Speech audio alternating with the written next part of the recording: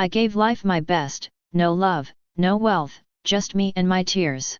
If money can't buy happiness, at least it can buy tissues. So give me super chat and like, subscribe and share fanfiction audiobook channel for next part. Chapter 74. He's nothing at all. 35. Tony Stark saw the silver-white figure coming out, completely intact, and even the cloak had no wrinkles, and couldn't help but curse in a low voice, "Shit, a man in his 70s is still so tough. Damn it. You must know that the bomb used in the bombing just now was developed and manufactured by him." He deeply knew how many tons of explosive power the bomb could exert. Enough to blow up a dozen blocks. Just like the apocalypse-like scene in front of you now, looking at the scorched land everywhere, the cracked and exploded land showed an indescribable tear. The sky was shrouded in black smoke, and the atmosphere was filled with haze. It reminds me of the horrific hell at a glance. However, under such terrifying power, the mutant in front seemed to be unaffected. Come out intact, bathed in dust and mist. Sorry, peace was announced a few days ago, but I can only do this for the sake of race. Immediately, Tony Stark's eyes flashed fiercely. He had seen news about Mutant before. He has thought about peacefully resolving the problems between the two races. But since seeing Alan Exxon's horrific slaughter at the Battle of Krakow, Tony has deeply realized that there can only be one powerful race on Earth, otherwise the planet will be like hell. Water and fire cannot be tolerated. So, without any hesitation, he activated the reactor in front of the steel battle chest. It contains energy from Tesseract. After seeing the power of Tesseract before, he discovered through research that these energies can cause devastating power. Moreover, this is just the tip of the iceberg of that Rubik's Cube. As Nick Fury said, that dark blue square represents a future of infinite possibilities, making the entire planet no longer worry about energy, and it is true. Tony draws a little energy into the reactor, maybe just dust in Tesseract. After all, he still hadn't figured out what that thing was. But just that little energy is enough to exert unpredictable power. And the concentrated beam released by the reactor will not cause extensive damage to the surrounding cities. As the reactor on the chest of steel Mark II gradually condensed energy, a humming sound followed, shaking the entire steel shell. The energy contained in the reactor roar was about to come out. When it condenses, the surrounding temperature suddenly rises, and the transpiring heat wave makes it distorted to the naked eye. The airflow is intensified and surging, forming a whirling motion in the chest. Magneto looked up at the steel figure in the sky. He was keenly aware of the subtle changes in the air, and suddenly raised his hand to pull down the steel mark in the air. However, when he felt the surging energy, his face suddenly changed and his fingers tightened. The blood in the body is boiling and surging, an endless purple light erupts from the body, wrapping around the body like a raging flame. The purple light instantly forms a huge amount of energy protection field. Although Magneto has not yet fully mastered the mutant ability, for him at this stage, it is easy to construct a powerful energy field in an instant. Roar, boom. The next second, when the energy protection field is just formed. High in the sky, the reactor on the chest of the steel Mark II suddenly shot out a terrifyingly hot beam. A dazzling beam of light rips through the dark sky and shoots straight down at Magneto. That turbulent, dazzling beam of light exudes terrifying power, and the hissing sound of tearing the air echoes. The heat wave generated by the terrifying light instantly distorts the space, and the air trembles visible to the naked eye wherever it goes. Boom! The beam hit the energy shield instantly. Magneto felt the violent impact, and his hands trembled slightly. He was immature in the use of mutant, so facing such a terrifying force, it was inevitable that it would be a little difficult. After all, this seemingly innocuous beam attack method. In fact, the power is concentrated at one point, and the beam of terrifying energy constantly scours the protective cover, and when it is resisted and bursts like a splashing water pool, it blooms, forming a dazzling white light. A tiny reactor contains such terrifying energy, which is really shocking. I have to admire Stark's advanced technical level. Just one reactor makes it difficult for countless people to enlighten. However, Magneto quickly adapted to the powerful impulse of the beam, and as soon as his blue-veined hands tightened, a magnetic field surged around his body. Countless cracks spread across the earth, and the fissures were intertwined to form a spider web. The surrounding building wreckage doped with metal substances floated up gently under the influence of the magnetic force, and the metal fragments seemed to be injected with magic power and trembled slightly. Next second, the fragments turned into sharp arrows and shot towards the steel Mark II in the sky. It makes a loud and harsh sound when it is swept out. The sharp fragments, as dense as the tide, are pressing towards the steel figure, covering the sky and the sun. Fake. Is he really 70? 35. Tony Stark cursed in a low voice, being distracted in the face of such a turbulent light beam. That 70-year-old man has such a skill.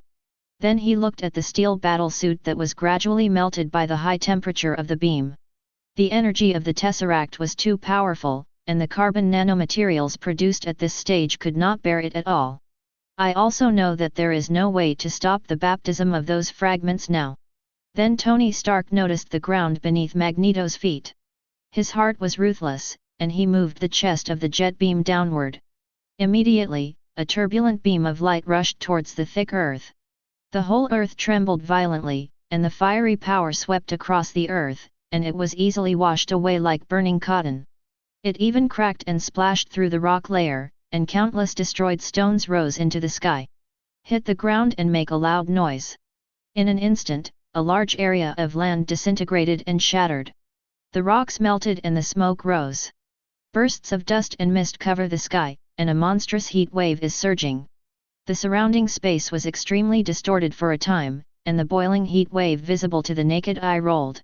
Magneto, who was standing on the ground, felt the ground tremble, and deep cracks spread toward them under his feet. Immediately afterwards, the ground collapsed rapidly, and the foot stepped on the air. See! He pushed down huge amounts of thrust with both hands, holding it up and shooting it into the sky. The turbulent light beams that followed from below almost swept past the soles of the feet. The scorching high temperature caused the special armor to soften. The old guy J.A.R.V.I.S is going to escape. Will the flight system still work? Sir, yes. I dare say that the interior of the Mark II is absolutely comparable to the Sahara Desert. When Tony manipulated the battlesuit, the screen in front of him cracked due to the high temperature, and the word high temperature warning popped up in front of him. However, he didn't care about this priceless battlesuit at all, and now he needs to get rid of this mutant as soon as possible before the steel battlesuit melts. Magneto's figure was pursued by that beam of intense power. The air was filled with unspeakable fiery temperature. An infinite terrifying scorching heat filled the sky and the earth, forcing the nearby temperature to rise sharply, and bursts of hot and ferocious aura erupted. Some buildings in the surrounding area that survived the big explosion were swept away by the beam in the blink of an eye and then collapsed. This is the energy extracted from the Tesseract. Destructive energy. To know that Tesseract has created an unparalleled Captain Marvel, with the power to freely traverse the universe. Now, on site, the energy ejected from the reactor even caused the remaining buildings and buildings around to set off a raging fire. It seems that the earth is covered with a sea of red flames in an instant, and the fire is still spreading outwards. One after another, the fire ignited, and the smoke shot into the sky. How long can that energy last? 33. Magneto was a little surprised, turning his head to look at the incoming beam, and the huge amounts of deep pits washed away from where he had stood before. With the collapse of countless clods, the groundwater system connected to the city's basement was destroyed. Row is that none of the previous explosions have been able to create such a terrifying power. However, it is now directly washed away by the beam of pulp. The whole area is devastated and dilapidated from a high altitude. As expected of Tony Stark, it's a pity you made a big mistake. Magneto's expression froze in the air, and the silver-white figure stagnated in mid-air, raising his hand to glow with purple light, rushing out like a purple light intertwined by a snake.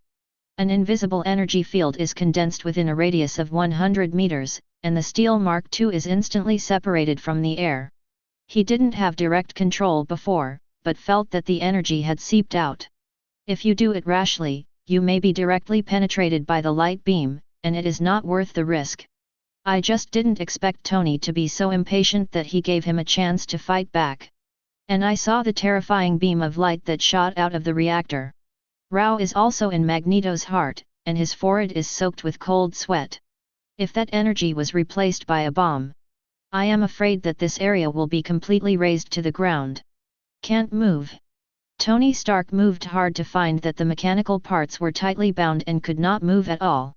The voice of J.A.R.V.I.S rang in my ears.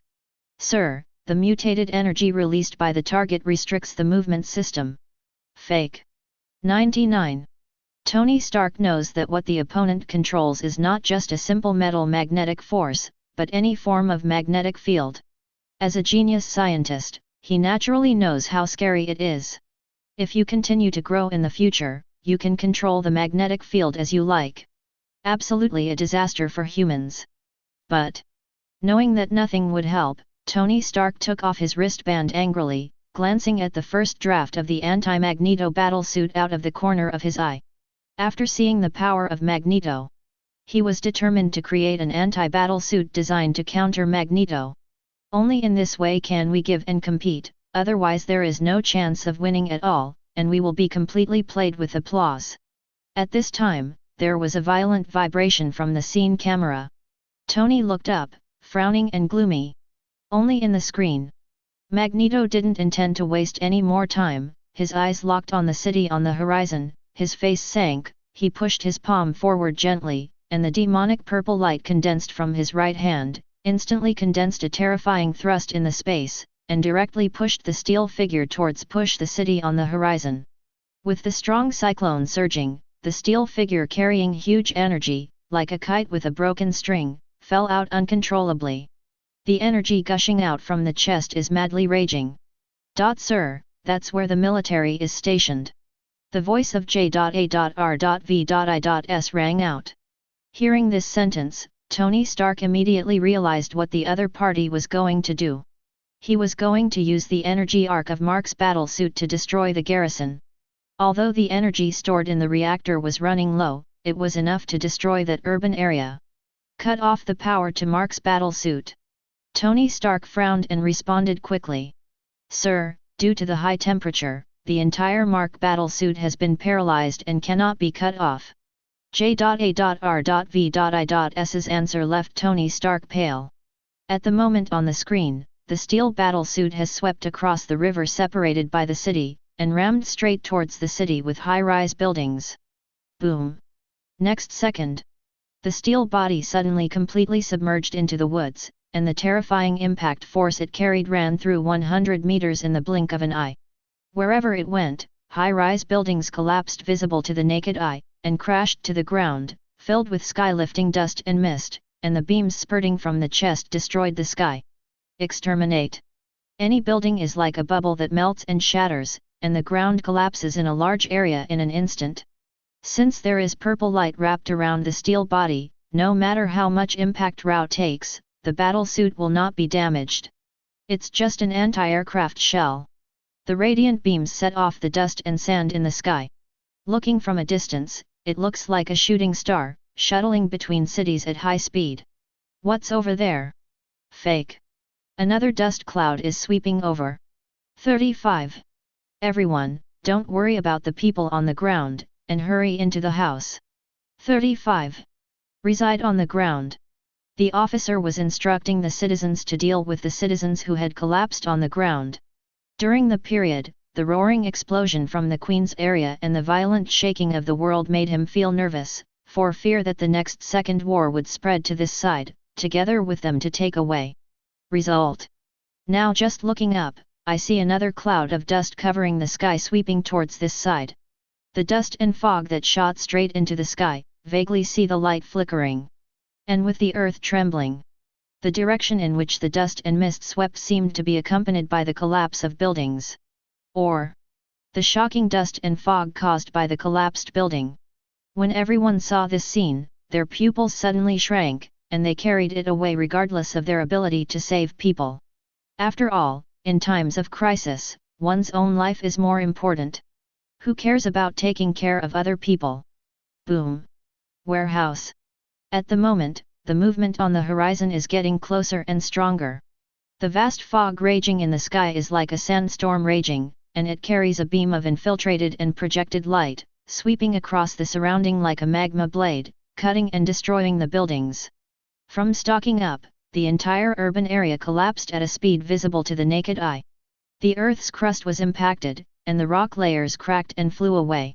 A large area of land is sinking. The once prosperous Big Apple City, after this battle, completely turned into doomsday ruins. Chapter 75. Boom! At the moment, the sky exploded and set off a vast fog of dust, and the thick and rolling fog was like a sandstorm raging.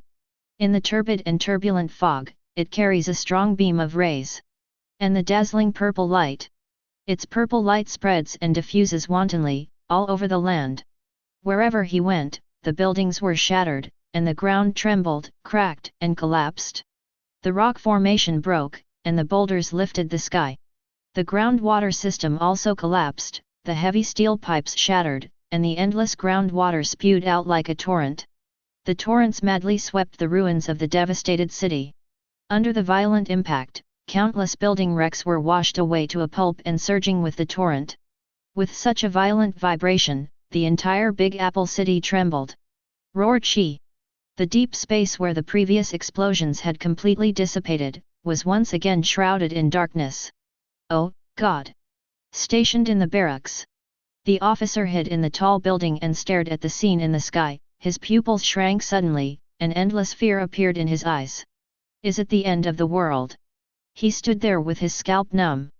The originally prosperous street in the distance turned into wreckage and collapsed like a piece of paper, causing waves of air waves visible to the naked eye to swell and spread. Huge amounts of wind and waves hit suddenly, washing over the glass windows. Then the glass window seemed to be beaten by a heavy object, and the trembling became more and more intense. Through the thick glass windows, you can also feel the strong raging wind. Crack, chuck. Next second, the glass windows were cracked and the cracks spread, and the atmosphere outside gradually became weird. Immediately afterwards, the building under his feet also began to tremble violently, with a feeling of being shaky as if it would collapse in the next second. A strong sense of crisis came over him. Quick! Everyone head to the nearest basement. The officer looked at the scene outside with fear in his eyes. This time it wasn't a dust storm at all. It was a massive explosion. The destructive force that swept up the dust and fog that covered the sky directly shattered everything it went to. Except for Queens, the entire city is being swallowed by terrifying forces. The surging purple light and the beams of light are destroying the prosperous buildings, and the places where it touches are turned into dilapidated ruins. Fake. If you don't want to die, hurry up. The officers were acutely aware that none of them could get away. After this idea 140 sprouted in his heart, his complexion suddenly paled and his forehead was covered in cold sweat, and beads of perspiration swept across the ground and fell to the ground. For a while, I don't know if it's a psychological effect, or the air is getting thinner. He felt as if a boulder was pressed against his chest, extremely dull, and a strong sense of unease made him run downstairs, venting his emotions while running. Fake. If you don't want to live, don't stand in the way, and let me rush down. Hurry up. The soldiers in the back room heard the movement and looked out the window. They didn't understand what the scene was, which made the commanders so panic. When everyone saw the sight of the wreckage of the building being thrown up by a missile bomb, a chill surged into their hearts, and endless panic appeared in their eyes. They ran downstairs without any hesitation, the fear of death prompting them to step up. Rush down all the time. During this period, even if he knocked down his teammates, there was no response. Immediately following the sound of rapid footsteps, the building trembled as thousands of people ran. The people in the other houses outside also ran out with grim looks and fled in the direction of the basement. All the people stationed in the camp poured out like a tide running through the messy streets. They didn't even understand why such a horrible thing happened. You must know that this place is more than 10 kilometers away from the battlefield in Queens District. What kind of person can actually destroy an entire city? However, they don't have the heart to think about it. At this moment, everyone's minds are full of masks swept by a turbulent storm containing energy. They just want to get out of this place quickly. Escape to a safe place away from the terrifying storm. All the people ran out of breath until their lungs were about to burst, their faces were red, their ears were red, their legs were weak, and they didn't dare to slow down, for fear that it will be smashed into pieces by the incoming storm 1 second later. Even the military doctor stationed in the medical and nursing department of the camp came out and saw the scene outside. Immediately he sucked in a breath of cold air, and a look of fear covered his face, and then he ignored the patient on the bed and ran along with the large group. They looked solemn and panted, swaying their steps frantically, and tens of thousands of people stepped on the ground at the same time, as if the whole earth was shaking. But soon someone realized that it was not the earth that was shaking, but the surrounding houses are shaking. Fake. Many people noticed that his face was bloodless. JB, the heart has realized that the danger has come. Sure enough, someone boldly turned their heads to look, and saw the sky-shading dust storm penetrating purple light was already close at hand. The dust storm produced bursts of violent winds, and with the wind, there were also small sand and gravel like sharp thorns scratching the skin, leaving tiny scratches behind. Just the sand and gravel carried by the wind carry such a great impact. Not to mention the dust storm that is so close at hand, the place where the magical purple light spreads instantly turns into powder and decomposes. Spin and fly. From a distance, it looks like a terrifying black tornado. Everywhere he went, all the buildings were swallowed up and smashed to pieces, and there were also huge amounts of roars, as if something was constantly washing away the earth, aggravating the movement of the earth's crust, and it became more and more intense. Just a few seconds. Originally a complete street has been turned into ruins, submerged in the dust and fog that covers the sky. The storm dust and fog that covered the sky quickly swept over the previously comatose people. Some people were swept up by the strong wind before they even touched it. In an instant, one by one was involved in a violent storm, and the dust storm infiltrated with purple light seemed to contain fierce beasts, forcibly tearing the bodies of those people into pieces of debris, which were quickly swallowed up. To see such a brutal and bloody scene, everyone had a feeling of vomiting caused by running wildly, and their hearts were beating wildly under strong fear. Some people could no longer bear it, and their throats became sore and vomited out. But even so, they didn't care so much, and continued to flee in the direction of the basement. Let the vomit spit on the body with the wind, exuding a stench. Boom! Obviously, what happened the next second was enough to make people forget about the disgusting vomit on their bodies. I saw the roar of the dust storm approaching, and a red shadow of steel entwined with purple light broke through the dust and appeared in front of me. The beam ray bursting out of the steel-red shadow's chest has completely integrated the chest shell to expose the internal mechanical parts. It swept through the surrounding buildings under the control of purple light, and the powerful heat ray instantly caused the high-rise buildings to be washed away and collapsed. Turn into pieces and get involved in a dust storm. The fleeing crowd saw the beam of surging destructive power, their expressions were terrified and their eyes showed deep despair, and they accelerated their pace and sprinted towards the safe area like crazy. The basement is just ahead. Just run to the basement and they're safe.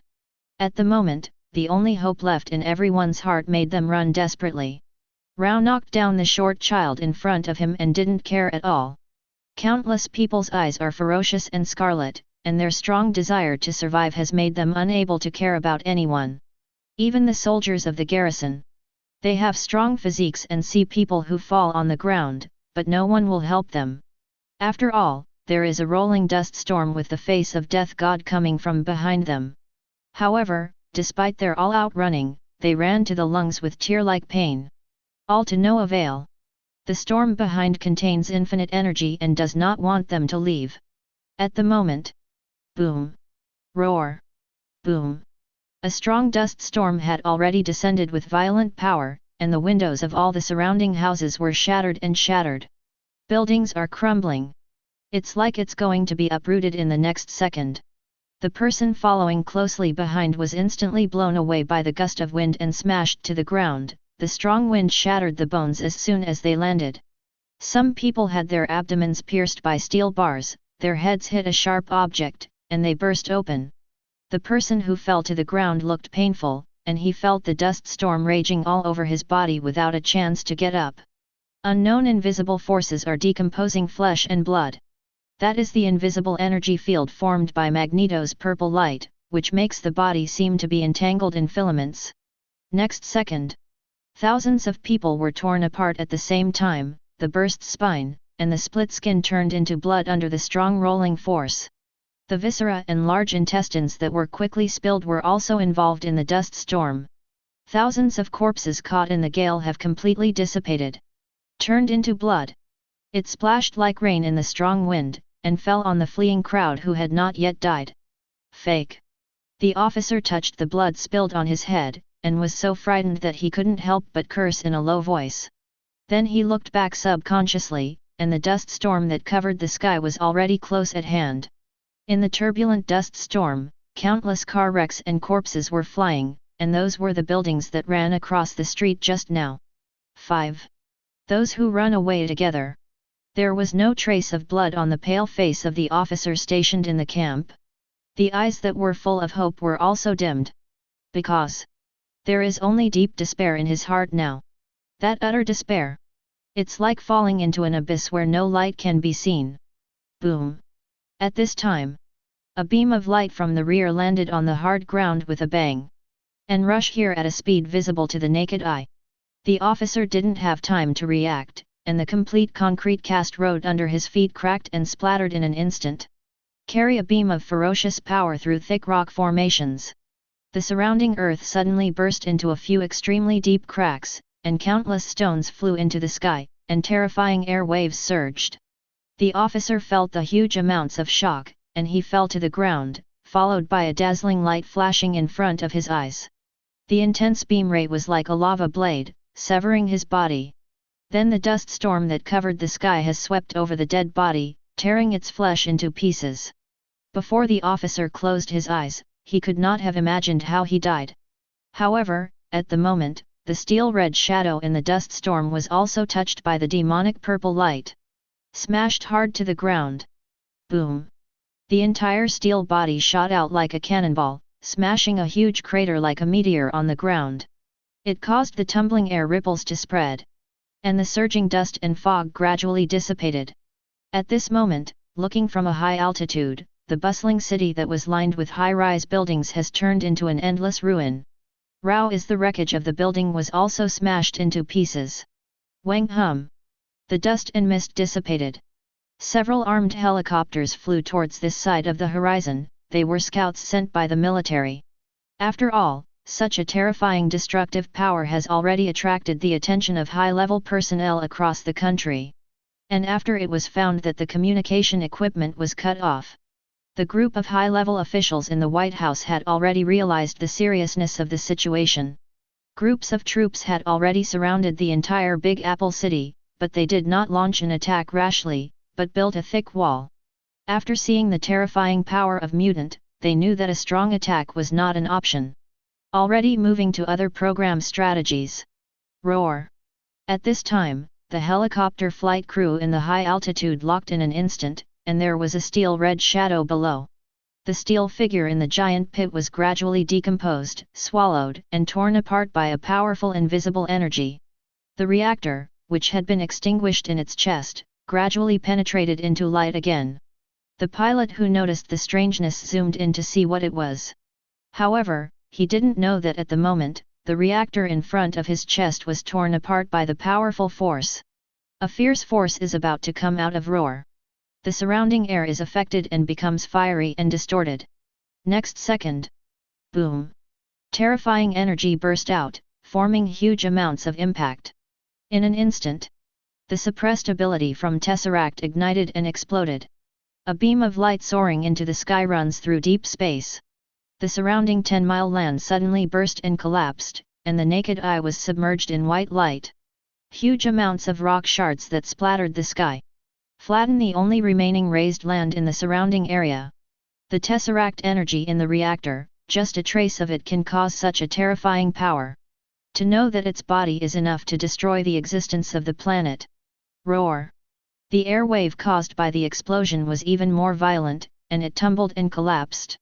The heavy crust of the entire city land collapsed, and the original horizon was directly cut down by half a meter. At the same time, high in the sky, seeing the circling helicopter, the pilot's pupils suddenly shrank, and he quickly unfastened his seat belt. Ready to skydive. Just made the first move. The helicopter was affected by the aftermath of the explosion, shaking violently, and the glass windows shattered. The helicopter that was closer to the explosion point was directly overturned by the rolling heat wave and fell straight to the ground. The pilots in the cockpit had no chance of skydiving and fell straight to the ground. Boom! Endless heat wave ups the sky. After the aftermath of the explosion gradually dissipated, a near-sonic plane flew through deep space at high speed. The black man in the pilot seat looked at the fading ruins of the war behind him, his eyes were filled with endless gloom, and he realized that he couldn't drag it any longer. The strength shown by Mutant has far exceeded human imagination. That's right. The man in the cockpit was Nick Fury, who escaped with what was left of the plane, but also lost a leg. At the moment, he took out a BB machine with a gloomy expression and pressed a special button. Then on the BB machine, the Captain Marvel logo appeared. Then Nick Fury collapsed on the chair with a sigh of relief. He firmly believed that the strongest human being must be the hope of human beings. But what he didn't know was, meanwhile, Alan Exxon in Microverse has also made huge amounts of progress. Chapter 76. At the moment, travel around the world microcosm. Looking at the boundless deep darkness, it is like the bright stars in the empty world. In the center of this constellation, a dazzling golden sun was shining. The intense light it emits reflects the vast darkness, and the surrounding stars that follow the trajectory appear in front of you. And at the moment, a figure is facing the scorching sun, as if not affected by the blazing light, spreading his arms and enjoying the power from fixed star. The flames that were billowing on the surface of the scorching sun exuded a surge of air visible to the naked eye. Just looking at it from a great distance, you can also see the space distorted by the scorching sun and high temperature, and the space that has been affected by the scorching air waves for many years presents a distorted and broken scene. However, under such a terrifying high temperature, the figure did not show any discomfort. The closed eyes even showed a look of great enjoyment, as if tasting the delicious food in the world. Let the clearly visible heat wave and the invisible radiation hit the face recklessly. If the Ancient One were here, they would definitely recognize it. The person floating in the burning day is Alan Exxon, who disappeared mysteriously. Although only 5 days have passed in the real world, Alan Exxon, who is traveling around the world, has been in the small universe for 50 days. And he has been staying in front of this scorching golden sun for more than 50 days. This round of golden blazing sun is many times bigger than the main world. The fixed star power radiated out is far more than what the main world gets.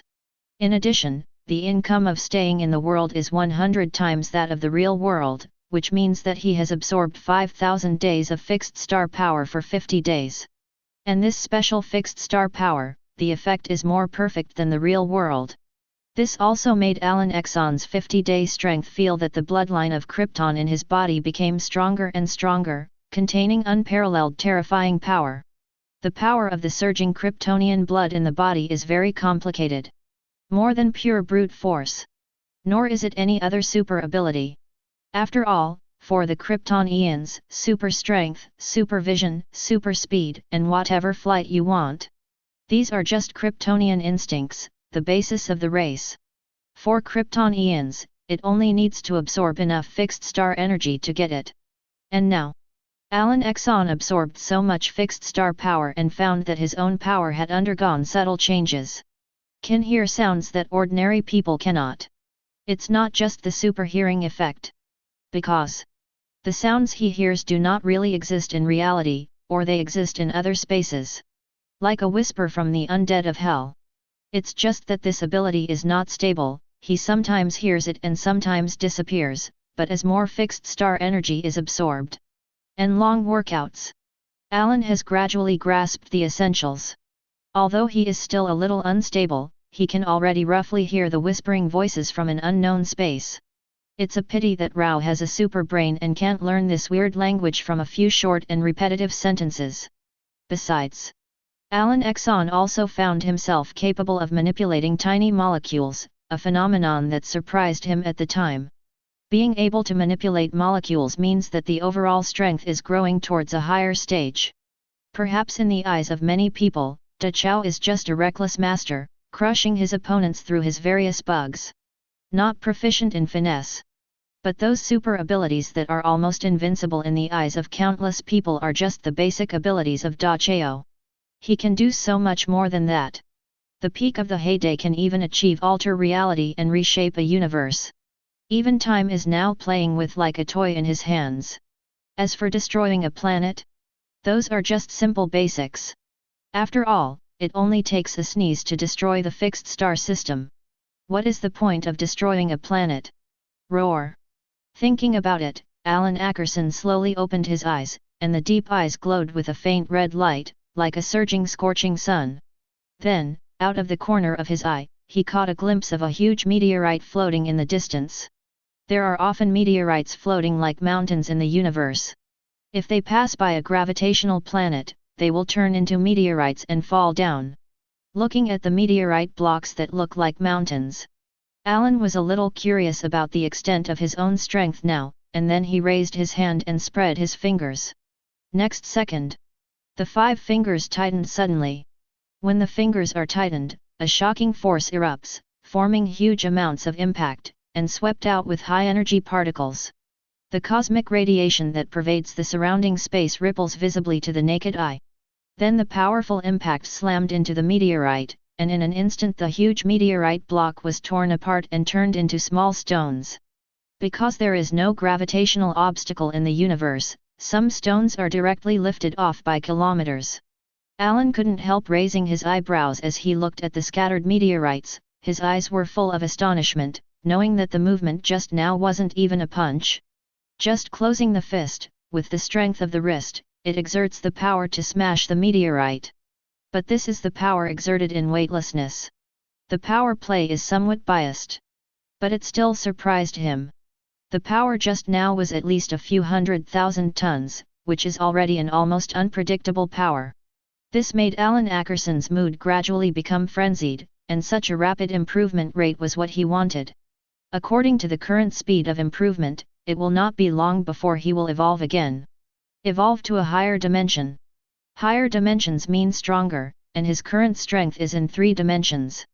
For example, if it is 4-dimensional strength at this stage, it is a dimensionality reduction attack, and almost no one in the single universe can match.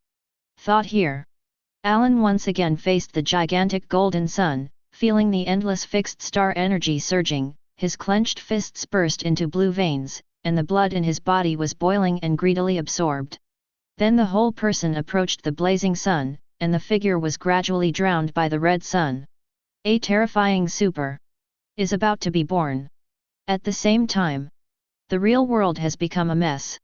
When the Lighthouse Army was defeated again and the news spread, the whole world was shocked, and everyone felt their scalps go numb when they heard the brutal killing of Mutant. The entire Lighthouse country was immersed in panic. The White House in Hawaii held its 5th emergency meeting this month. In the conference room, President Ellis, with his suit wrinkled and messy hair, with a pair of dark circles under his eyes and a haggard face, just sat there without saying a word. The president is now full of despair. He has been in officialdom for decades, and he has never been so powerless at a moment like now.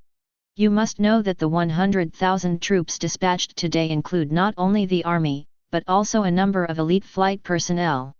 Equipped weapons and equipment are also leading the world. With such military strength, few countries in the world can match it.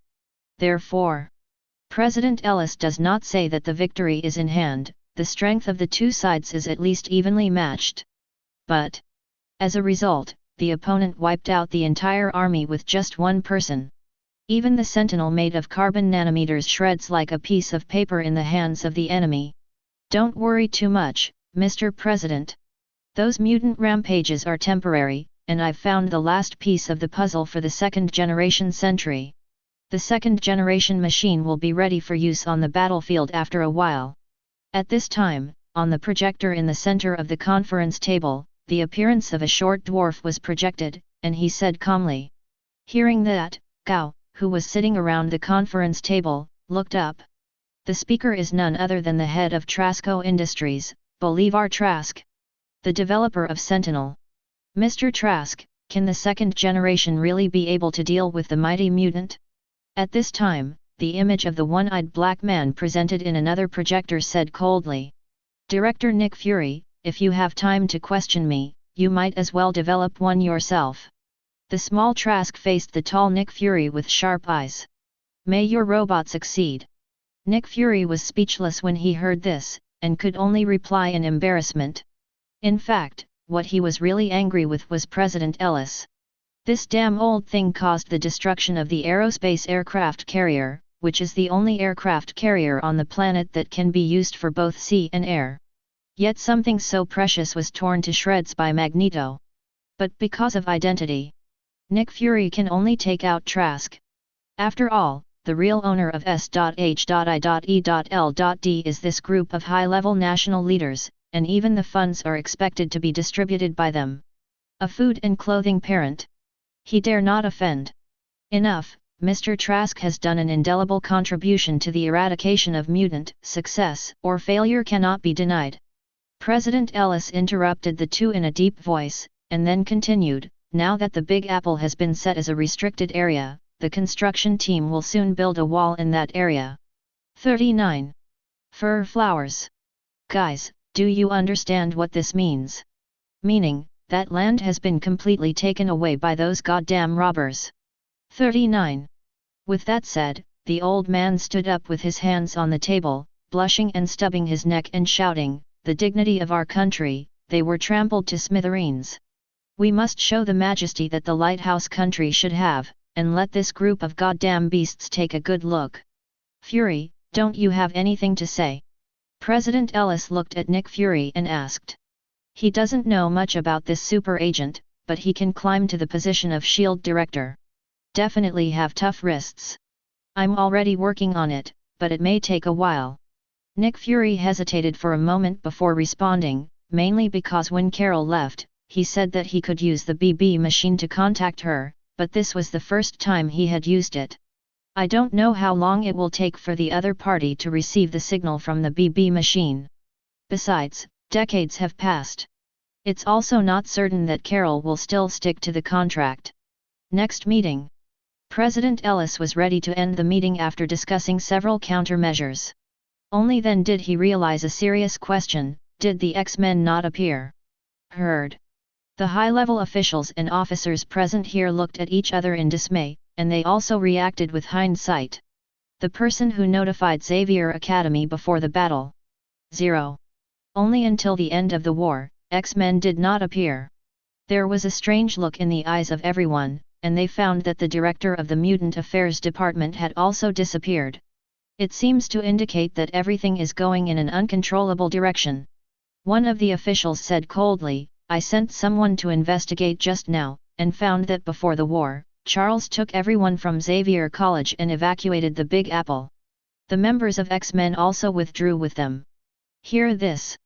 President Ellis looked gloomy and realized in his heart that the situation was not good. In the past, according to Charles's temperament, it was impossible to defy them. After all, he still needed the children in the government-sheltered academy. Say asylum. In fact, everyone with discernment knows that the government of the Lighthouse State seized Charles's weakness and asked him to obey obediently. As for Charles's idea of peaceful coexistence, no one took it seriously at all. Otherwise, there will be no secret development of projects against Mutant. 18. Now things seem to have turned. The peace, Charles, is slowly getting out of hand, and is likely to become a nuisance. This gave President Ellis a headache. Originally, X-Men was a weapon in their hands to deal with the Utopian Kingdom. Obviously, it is no longer. Mr. President, let me handle this matter. Nick Fury saw his brow wrinkled, and said slowly, S.H.I.E.L.D. has been dealing with Mutant all these years, and I have experience in this area. Hearing this, President Ellis nodded, yes, but take tough measures when necessary. No problem. Nick Fury knew what the so-called tough tactics were, and after he finished speaking, he closed the communication window and leaned back on the chair with a frown, holding a photo in his hand. The picture shows the ruins on the outskirts of the Big Apple, and a plaque that has fallen to the ground reads Xavier Academy. Since the suburbs are far from the urban area, the destructive force of the explosion only caused the houses to collapse. Therefore, the Xavier College is relatively intact, and there is no extensive damage. Nick Fury stared at the photo in his hand, dark light in his eyes. His eyes were focused on the white fork on the ruins, which the agent who took the photo had painted. And next to the white fork is the words Academy's basement. 0. Brainwave strengthening machine. Nick Fury said solemnly. Since the inception of the X-Men, he has been sending people to watch Charles's every move secretly. During this period, he naturally learned about Charles's secret weapon. That is the brainwave strengthening machine hidden in the secret room of the Academy. Charles has been monitoring anything on Earth that threatens mutant through the brainwave strengthening machine over the years. That's why Nick Fury reminds the military to be wary of the X-Men. He knew that Charles had always had a distrustful attitude towards human beings, and could not help human beings wholeheartedly at all. But brainwave strengthening machine seems to be a good thing. It is also one of the purposes of Nick Fury's trip. Chapter 77. When the Utopia campaign in the Big Apple ended, the once prosperous city was completely reduced to ruins. Black clouds piled up with endless gunpowder smoke shrouded the deep space like a desert. At this moment, looking around this urban area, the whole world is immersed in darkness. The terrifying explosion caused a deep crack in the earth. The surging water in the river also evaporated under the big explosion, showing an endless black wasteland. It's like the end of the world. Since then, this city, which is the nerve center and economic heart of the lighthouse country, is the city that never sleeps that people often talk about. It has been wiped off the map of the lighthouse nation. Forever in the history of the country. What came in its place was the Utopia mutant country, the floating island that was floating in the most prosperous area ever. You must know why the Big Apple can become the nerve center and economic heart of the lighthouse country. Because there is nothing but finance. All other fields are in a leading position, and it is also the largest export port in Daxia. Countless famous corporate headquarters are located in the city, and the most representative Stark industry is located in Manhattan. In addition, there are many Fortune 500 companies. So, today is a catastrophe for every entrepreneur, and the destruction of an entire city means that there is no place to take root. Huge amounts of shock to the lighthouse economy. Not only that, citizens who escaped from the city by chance also have no home to go back to, and many people in the West do not have the habit of saving money. In just a few hours, hundreds of thousands of 140 homeless people poured out of the lighthouse country's recording system. It once paralyzed welfare institutions in surrounding cities, keeping the governor of the Big Apple busy. Although the Big Apple is not a city under the direct administration of the governor, but according to the regulations, all the hundreds of thousands of homeless people will be under his control. The key is short time. Where can he find a way to solve these hundreds of thousands of citizens, if they directly let them sleep in the park and the street? Doing so will make his approval rate drop off a cliff. Unless he doesn't want to be governor anymore. For a moment, the governor imagined that the citizens who escaped from the Big Apple would all die in the Battle of Utopia. Really, what are you doing running so fast? But, in the end, under the circumstance of great risk, the local residents' hotels were directly and forcibly requisitioned to provide homeless living. This is just a slowdown. The governor knows that the destruction of the Big Apple will give the Big Apple state. Even the entire lighthouse country brings huge amounts of economic effects, plus hundreds of thousands of homeless people, and the economy of the surrounding cities will soon be overwhelmed. The economic heart is gone. The financial world of the lighthouse country will be in turmoil for a long time to come. But that's not what worries Lighthouse Nation the most. The utopian mutant country floating over Queens is what they need the most headaches for now. Now the mutant kingdom is a bomb that could be detonated at any time. As long as he exists one day, then the lighthouse country Even the whole world will not be at peace. Now the whole world is attaching great importance to this matter, and a delegation has been dispatched to prepare for contact with the beacon country. Discuss how to deal with Mutant. And the people of the Lighthouse government have also counted the list of casualties this time. In fact, the death toll is eye-catching, and it has exceeded 1 million people. Rao is also impossible to reach such a large number during the war. There is no way to describe such a terrifying number of dead people with corpses scattered all over the place. 1/7 of a city's population was slaughtered. It doesn't even include the death toll of the military, if it were to add the troops sent by the government. The death toll is going to rise by 100,000. And there are 10,000 soldiers in the army who are carefully selected soldiers, as well as many special flight personnel who have been trained for many years. These are the elite talents from the Lighthouse Army and Air Force. So many people lost their lives in the war. The military's high-level faces have already turned blue, and a loss of more than 100,000 people will be severely damaged by any country. Even the superdominant Lighthouse country is no exception. Besides, the most unacceptable thing for them is that under such a heavy casualty situation, they can't even encounter the Utopia Mutant country. This trip is simply to lose the wife and lose the army. Hundreds of thousands of people died in vain. The end result is nothing. After the government officials counted the death toll, their hands trembled while holding the report. Their backs were even soaked in cold sweat, and they couldn't calm down for a long time when reporting to their superiors. At this moment, they only have the fear of this battle in their hearts, the fear of suffocation from the bottom of their hearts. Every time they think about it, they are horrified. The people in the White House quickly received the report document, and when they first saw the striking number in the report, they were once again deeply aware of the power of Mutant. A mutant of rage can really do it, slaughter a city in one day. Just a mutant is comparable to a nuclear weapon. The higher UPS in these White Houses naturally also saw the pictures sent back before the aerospace carrier signal dropped. The strength shown by Magneto in the picture is still fresh in my memory. There are only worries and panic in the eyes of countless people. The only thing this group of officials can do at the moment is to pin their hopes on the military and other special departments. I thought that the troublesome officials of the Mutant Kingdom would be resolved soon. Also silent. However, as for the death statistics report, it is under the discussion of various departments. The final decision was made public. After all, the sensation brought by this battle could not be concealed at all. Imagine a bustling city destroyed in one fell swoop. Even if the people in the White House wanted to cover up the truth, it was impossible to do so. On the contrary, it will cause dissatisfaction among the people. After all, many people in the Lighthouse country like to seek truth from facts and pursue the truth. If it is not announced, it will not only fail to appease the hearts of the people, will only make things worse. So a few hours after the end of the war, news about the battle was published in major newspapers. But this time there was no sign of the Daily Bugle. Their company headquarters had been reduced to ruins in huge amounts of explosions. Fortunately, there are branches in other cities.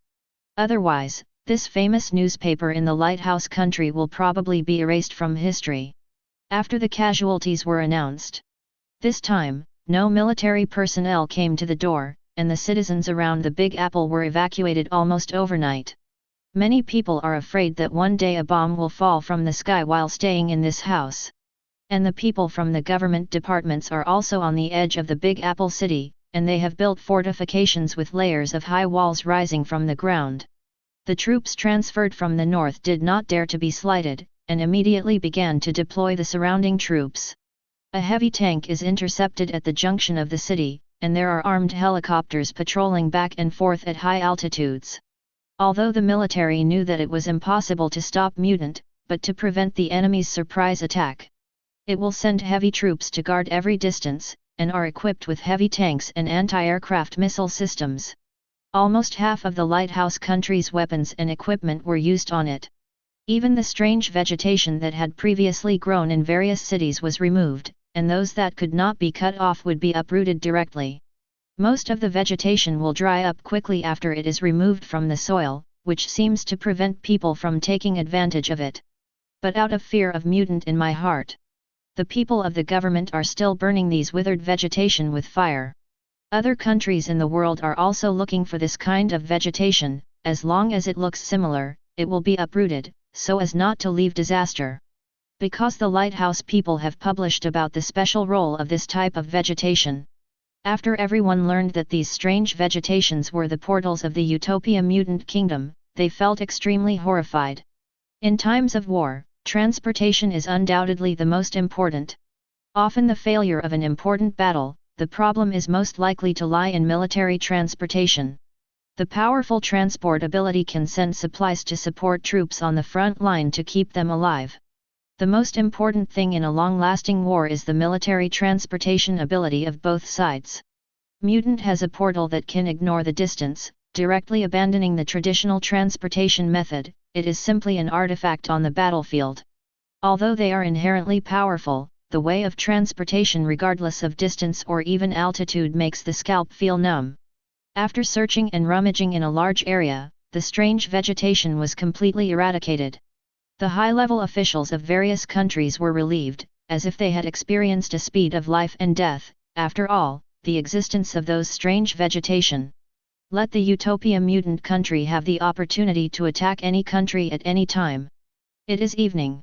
It is the dusk of sunset, and the warm sunshine of early autumn sprinkles all over the place. After a long day of fighting in the area around the Big Apple, a temporary wall was finally erected around the border as night fell. Countless soldiers walked back and forth near the fence with a solemn expression, looking at the boundless blackened land dozens of meters away. Their eyes were full of worry, and they swallowed their saliva from time to time and felt uneasy. Witnessed the brutal slaughter caused by Mutant. The soldiers of these lighthouse nations have long lost their previous ambitions. If it weren't for the military orders, they could not be disobeyed. There are many people who don't even want to come near this place, let alone stay here for long. FK, these damn mutants are like the plague. God, when will they die? 35. SHH, are you crazy? If they're listening, we're all screwed. A few soldiers were leaning against the wall smoking cigarettes, and when they heard someone complaining, their faces changed greatly, and they wanted to go up and slap him. After all, this place is so close to the realm of Mutant. If there is a guy with a special variant ability, he will kill him when he hears these words. Just a few of them, not to mention fully armed, even if they were hiding in an armored vehicle, it is estimated that they would be directly killed by the opponent. Fake. Don't let us go into the water if you want to die, those guys have pointy ears. I'm leaving, I've been in this place for a long time and I feel sick. 35. One of the soldiers said a few words, but he still felt dizzy. He threw down the cigarette butt and stomped it out, then turned and left. Roar, who? A cool breeze blows. The rest of the soldiers couldn't help but shiver a bit, swallowed their saliva and hurriedly followed. Hey! What are you doing here, little boy? Hurry up! However, the soldier in front of him saw a petite figure standing by the wall before taking a few steps. The sudden shout frightened the little boy, turned to face him and asked in doubt, Sir, can't we pass through the Big Apple? Going into this place is courting death, you hurry up and get out of here now. 35. The head of the soldier captain came over immediately, took the little boy's hand and walked out. Don't touch him. At this moment, a charming figure rushed out and knocked out the soldier's hand, leaning over to glance at the little boy and said softly, Peter, are you all right? It's okay, Aunt May, I just wanted to get closer and see what happened. Peter Parker shook his head, then looked at the boundless scorched land, wondering, Aunt May, is it really impossible to pass over there? He felt a little uncomfortable, and finally went on a trip with Aunt May. As soon as I came back, I found that the Big Apple had disappeared. I heard something terrible happened. Beautiful lady, you'd better tell this child what's in there and get out of here as soon as possible. The captain of the soldiers recognized Aunt May, who seemed to loosen a bunch of roasted meat patties in order to bring the children to see the situation inside the wall. Although the taste is not very good, but the officers are not ruthless people. Besides, Aunt May's appearance really attracted the officers deeply. So let them take a look at the watchtower. I know. 1.4 Aunt May rolled his eyes at him, took Peter Parker and walked to the safe area. It's been occupied by bad guys, and we can't go back to Queens for the time being. All right.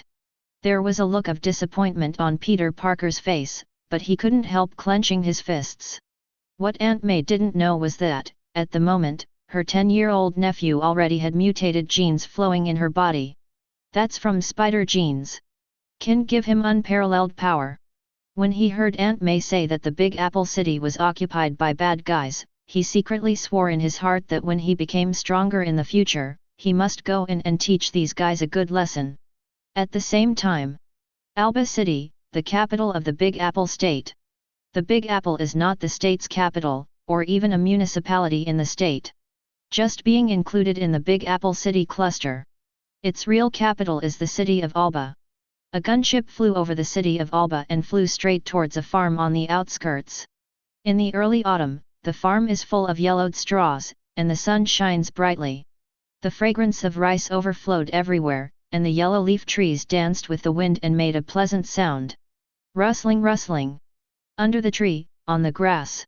Many children ran happily on the soft grass with happy smiles on their faces.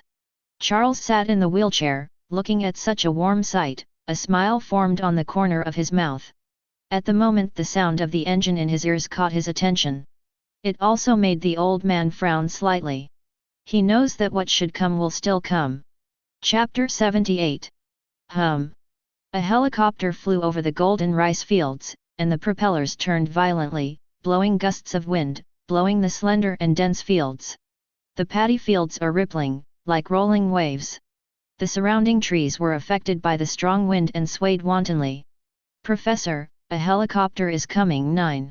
Cyclops Scott raised his head and looked back, his eyes suddenly full of vigilance. What should come will always come. Charles in the wheelchair looked indifferent, sighed and shook his head and muttered to himself. Then he looked up slightly. The violent sound of the engine from the rear approached, followed by a strong wind that swept across the sky. Over the farm. A helicopter swept over the heads of the two of them, and the strong wind emanating from them hit their faces. The yellow leaves piled up on the ground fluttered in the wind. Buzz! Then the helicopter landed slowly towards the open grass, and its propellers produced wind and waves visible to the naked eye. Crazy ravages the soft grass, making the soft grass keep surging. The harsh engine running sound became more intense for a while. Seeing the helicopter descending from the sky, the surrounding children turned pale and fled in panic. Children, get out of here! Quick, get into the house! Cyclops Scott saw the dark nervousness and rushed up immediately, spreading his hands to protect the children and running towards the house. His eyes were always on the helicopter, as if the people inside made any threatening actions. Those eyes with scarlet glasses will immediately shoot out rays. Smash the helicopter to pieces. What happened? Professor, what happened? This helicopter. The other X-Men in the building heard the sound and rushed out immediately, realizing there was danger. When they saw the helicopter parked on the grass, a vigilant look appeared on their faces.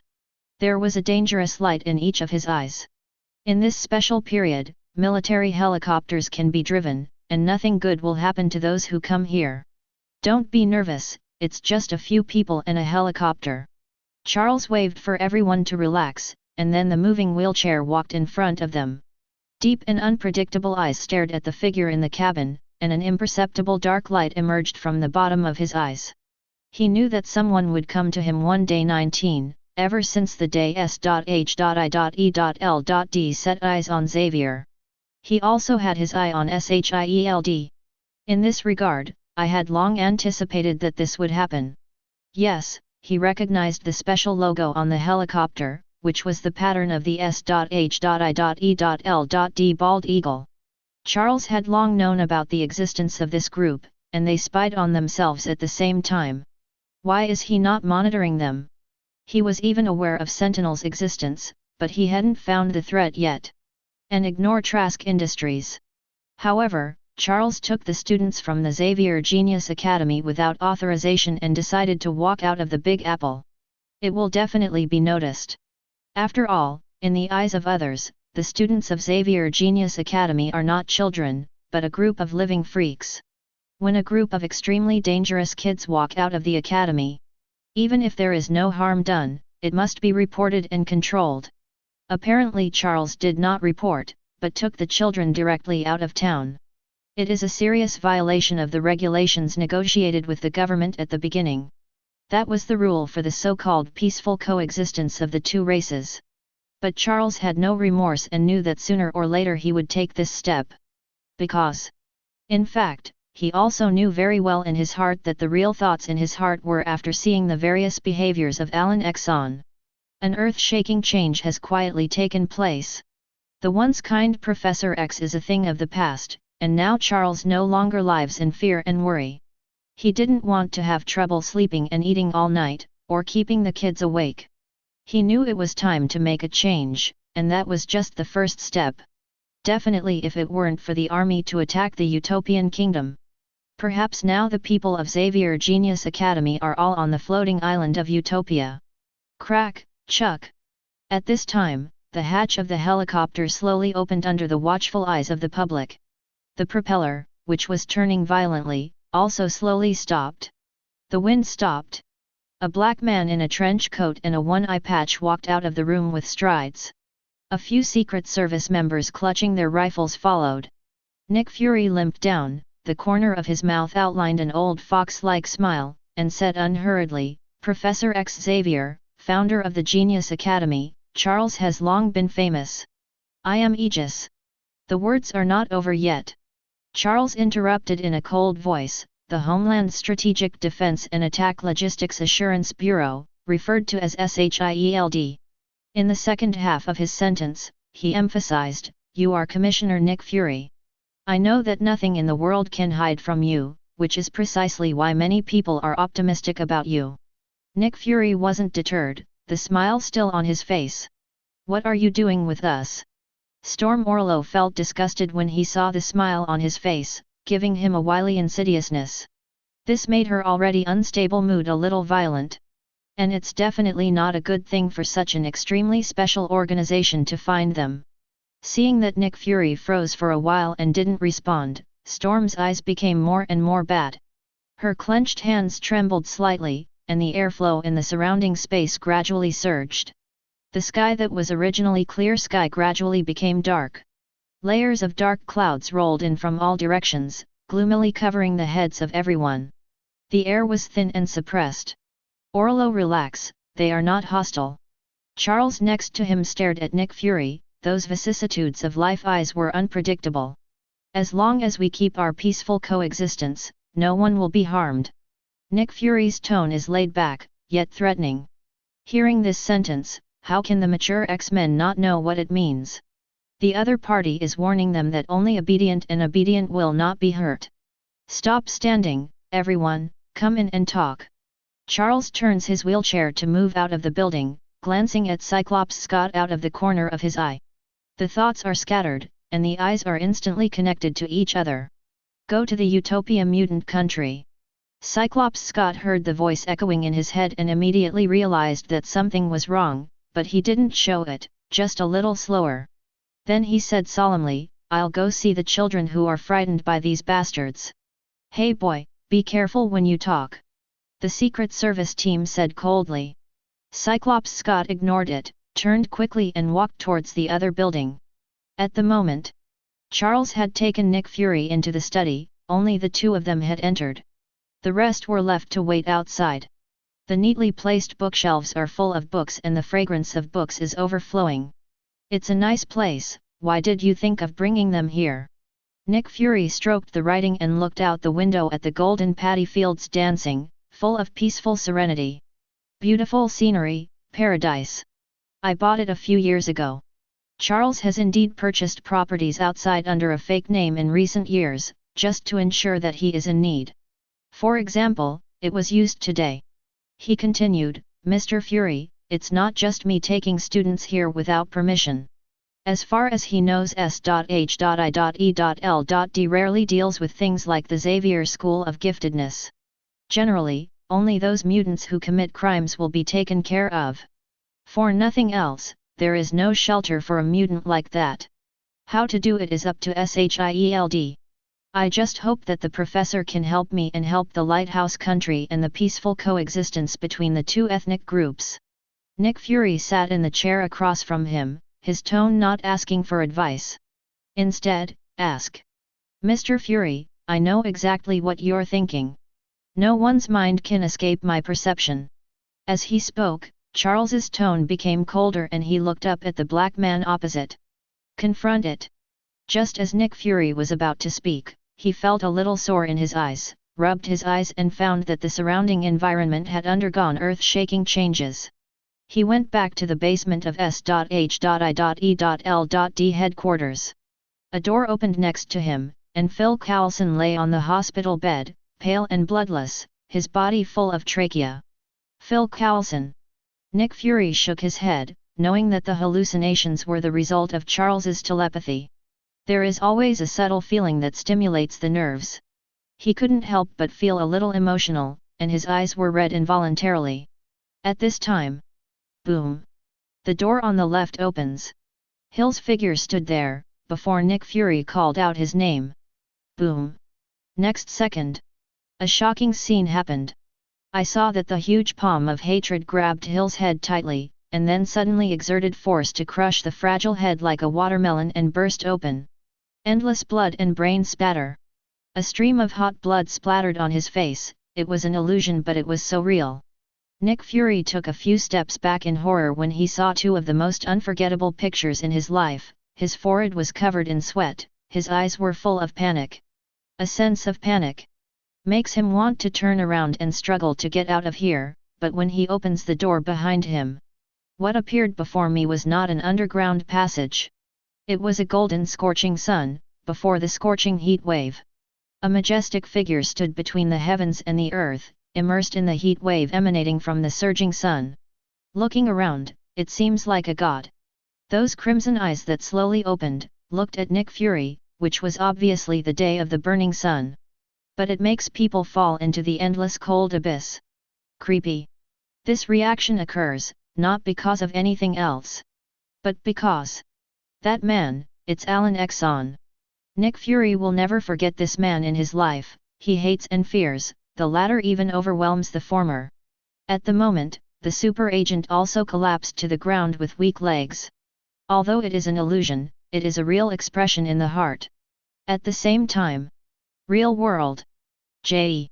Nick Fury didn't go anywhere and sat in the chair all the time, his eyes closed in pain, his face full of pain, and his forehead was full of sweat dripping down. Charles, who was sitting across from him, silently watched this scene. Next second, roar! Nick Fury opened his eyes suddenly, his chest heaving and greedy breathing, and he slumped back on the chair in a state of shock, as if the strength in his body had been drained. Showing a sense of powerlessness. Mr. Fury, I'm surprised you are so frightened of Mr. Exxon. You don't seem to have met? Charles looked at him indifferently. Didn't anyone tell you it was rude to do this? Nick Fury fumed. He knew it was Charles who did it, and he was angry that he was in a fantasy world and saw someone he had never met before. Feel so terrified. The other party is like his nightmare, and nightmares are often encountered these days. I don't know if it was some kind of prophecy. That's why he's so eager to get rid of Exxon. Although he has almost never appeared in front of the public, even the top officials of Baiwu have never seen him. But it will not stop people's fear of him. To be precise, he created a shrouded fear of people. Sorry, you are going to use my thoughts to be more rude. Please go away, you are not welcome here. Charles indifferently ordered the expulsion. Oh, some things are beyond your control. Nick Fury was ready. His voice just fell. There was a fight outside the door, followed by Storm's screams. Around the building, sentinels fell from the sky one by one, landed on the ground and re-entered the room, pulling all the children inside to the open grass outside. Boom! At the moment outside the door, Storm was knocked in by gravity, and fell to the ground in an embarrassment, extremely weak, with an anti-antibody drug stuck in his arm. You used an antidote on her. Seeing this, Charles's face changed greatly, and he looked out the window at the chaos and the crying from the 157 children. He suddenly realized that he had miscalculated, how did you escape telepathy? But as soon as he said this sentence, he learned of Nick Fury's thoughts. The sentinel outside was not sent by him. Damn Trask! What to do? Nick Fury looked at sentinel outside, and thought of the little dwarf, and couldn't help but curse in a low voice. He also wanted to use these children as a bargaining chip to make the professor obedient. The current situation is not going to let the plan go to waste. Don't worry, Director Nick Fury, I just need to take one and leave the rest at your disposal. Trask's voice came from one of the sentinels. Then the sentinel recognized the crowd and finally locked onto the X-Men who was fighting with other sentinels in the distance. The target has been locked, Anne-Marie, codenamed Raxhasa. After issuing the order, the surrounding sentinels immediately locked onto a figure in the X-Men, and immediately swarmed up. Bump the surrounding Colossus and Iceman Poppy. Drag the Raxhasa girl Anna and fly towards the sky at high speed. The Raxhasa woman has been captured. Iceman Poppy looked angry when he saw this, that's his girlfriend. Although you can't touch it, you can't let others move. However, just as his whole body was gradually melting, his neck suddenly hurt, and a needle carrying an inhibitory antibody was pierced into his neck. Bobby was stunned for a moment, and then his pupils contracted and he felt powerless. Rao is the future 5th level mutant who can't resist the suppression from the antidote. He fell to the ground helplessly. Bobby. Colossus is okay, his hard skin doesn't work for him. It's just that there are too many sentinels, and there is no way to deal with them. But after flipping a few sentinels, they all sprayed up and retreated to the sky, as did the rest of the robots, ignoring the X-Men. What happened? Colossus and Shadowcat looked up suspiciously, when the restarted helicopter next to them attracted attention. I saw that Charles was brought into the cabin. Nick Fury, who was following behind, slammed the hatch closed, glanced out the window and retracted his gaze.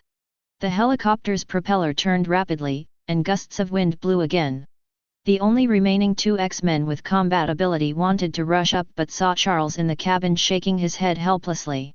Teleport to tell them not to worry and take care of the other students in the college. Then the professor looked at the direction where the Raxhasa girl Anna was taken away, with worry in his eyes. The thing he was most worried about still seemed to happen. Now we can only see if the Utopia mutant country is willing to help. Don't look at the professor, just do as I say and they'll be fine. 99. Nick Fury thought he was worried and smiled. But the other party did not speak. The black man didn't care either, but leaned back on the chair to relax his injured thigh. Everything seems to be going in the right direction. Chapter 79. A farm on the outskirts of Alba. At the moment, I looked at the originally neat and golden rice fields, which were damaged by Sentinel Group, showing uneven bend marks. It was as if a heavy truck was rolling over it. The previous warm and harmonious scene was also shattered, replaced by a piece of mess. The children of the Xavier Genius Academy stood on the grass in shock, staring at the black shadow of the helicopter gradually disappearing into the sky. Worry and fear appeared on his face. Their Charles was taken by the group. All the children realized this, coupled with the fact that they had experienced such a terrifying attack just now, their eyes were unconsciously reddened with grievances. In the eyes of these children, Charles has long been the equivalent of a father-like role. If it weren't for the professors, any of them might have been caught in the laboratory long ago, and subjected to human experiments and dissections. Most of the people were definitely rescued from the laboratory. It was the professor who helped them get out of the dark and inhumane research institute. Therefore, these children are grateful to Charles as a very special person. Perhaps as Charles had in mind. He regarded the students of Xavier College as his own children, and these children never regarded him as their father. Poppy, are you all right? Shadowcat Katie looked worriedly at Poppy Iceman, who was gasping next to her. After the formerly powerful X-Men was injected with mutant gene inhibitory antibodies, various bodily functions were weakened at a very rapid rate. The mutant genes flowing in the body are inhibited by the medicinal power. The power that originally allowed him to manipulate the ice material at will, also dissipated at a clear and perceptible speed. In just a few short minutes, Iceman Poppy almost couldn't feel its existence. With a strong sense of unease in his heart, He clenched his teeth and clenched his fists, unable to condense even a trace of snowflakes. This made him angrily beat the ground with his fists, raised his head and howled to vent his anger. What? Then Iceman Poppy looked decadent, stood up weakly, and said in a hoarse voice, "My strength, it's gone. Don't worry, Bobby, the professor will definitely find a way to solve this problem." Shadowcat Katie spoke comfortingly. "Yeah, Poppy, Professor, he can do anything." 99. Colossus Piet patted his shoulder and nodded in agreement. At this time, a 13 or 14-year-old girl ran out of the crowd, and said to Roar, "I just saw Mr. Scott leaving in a blackbird." The person who spoke was a delicate-looking Oriental girl with slightly purple hair. The faces of the children around hearing this were visibly surprised. The blackbird is a dedicated fighter for X-Men missions, and is generally only used in emergency missions. However, Mr. Scott left without permission. Could there be some secret in it? A cold voice interrupted the children's wild thoughts. "Clarice, did Mrs. Scott say anything before she left?" Storm came out weakly from the building. Although her ability has disappeared, she knows that she can't mess around to appease the remaining students of the college, otherwise it will only make things worse. "He took us into the room, said nothing, then went to the warehouse and drove the blackbird away." Clarice shook her head in response. "Well, Colossus, you and Katie bring the kids in and everything will be fine," Storm said and looked at the two people beside him. The two of them hurriedly comforted the frightened children and brought them back to the room. Now only Iceman Poppy and Storm Orlo are left outside. Both of them have been injected with inhibitory antibodies, and the mutant genes in their bodies have long since lost their effect. The power that could be unleashed at will has long since vanished. Scott went to Utopia. For a moment, the silent Iceman Poppy added, "The professor told him to go." 55. Hearing this, Storm Orlo was not surprised at all, when he learned that the professor refused to support the Utopia campaign. She had already guessed that the professor's philosophy had been subtly changed. In this regard, Storm Orlo did not feel inappropriate. After all, that group of people never thought of peaceful coexistence between the two groups, otherwise they would not have been on the cusp of the Exxon incident, openly backing the launch of Worthington's so-called antidote to Mutant. This is a naked declaration of war on Mutant.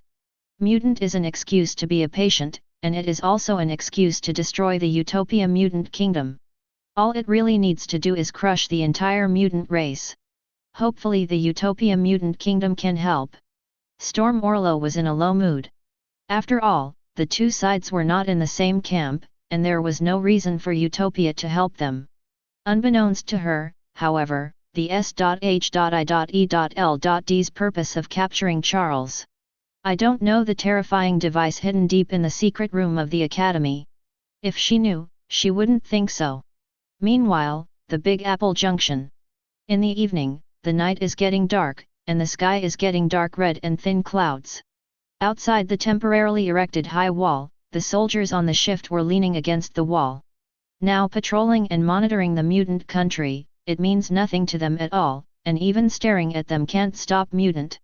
Moreover, the reason why the government sends troops to patrol is not to appease the panicked people. Otherwise it's not so much trouble. Fake, there's a ghost going to fly into the restricted area.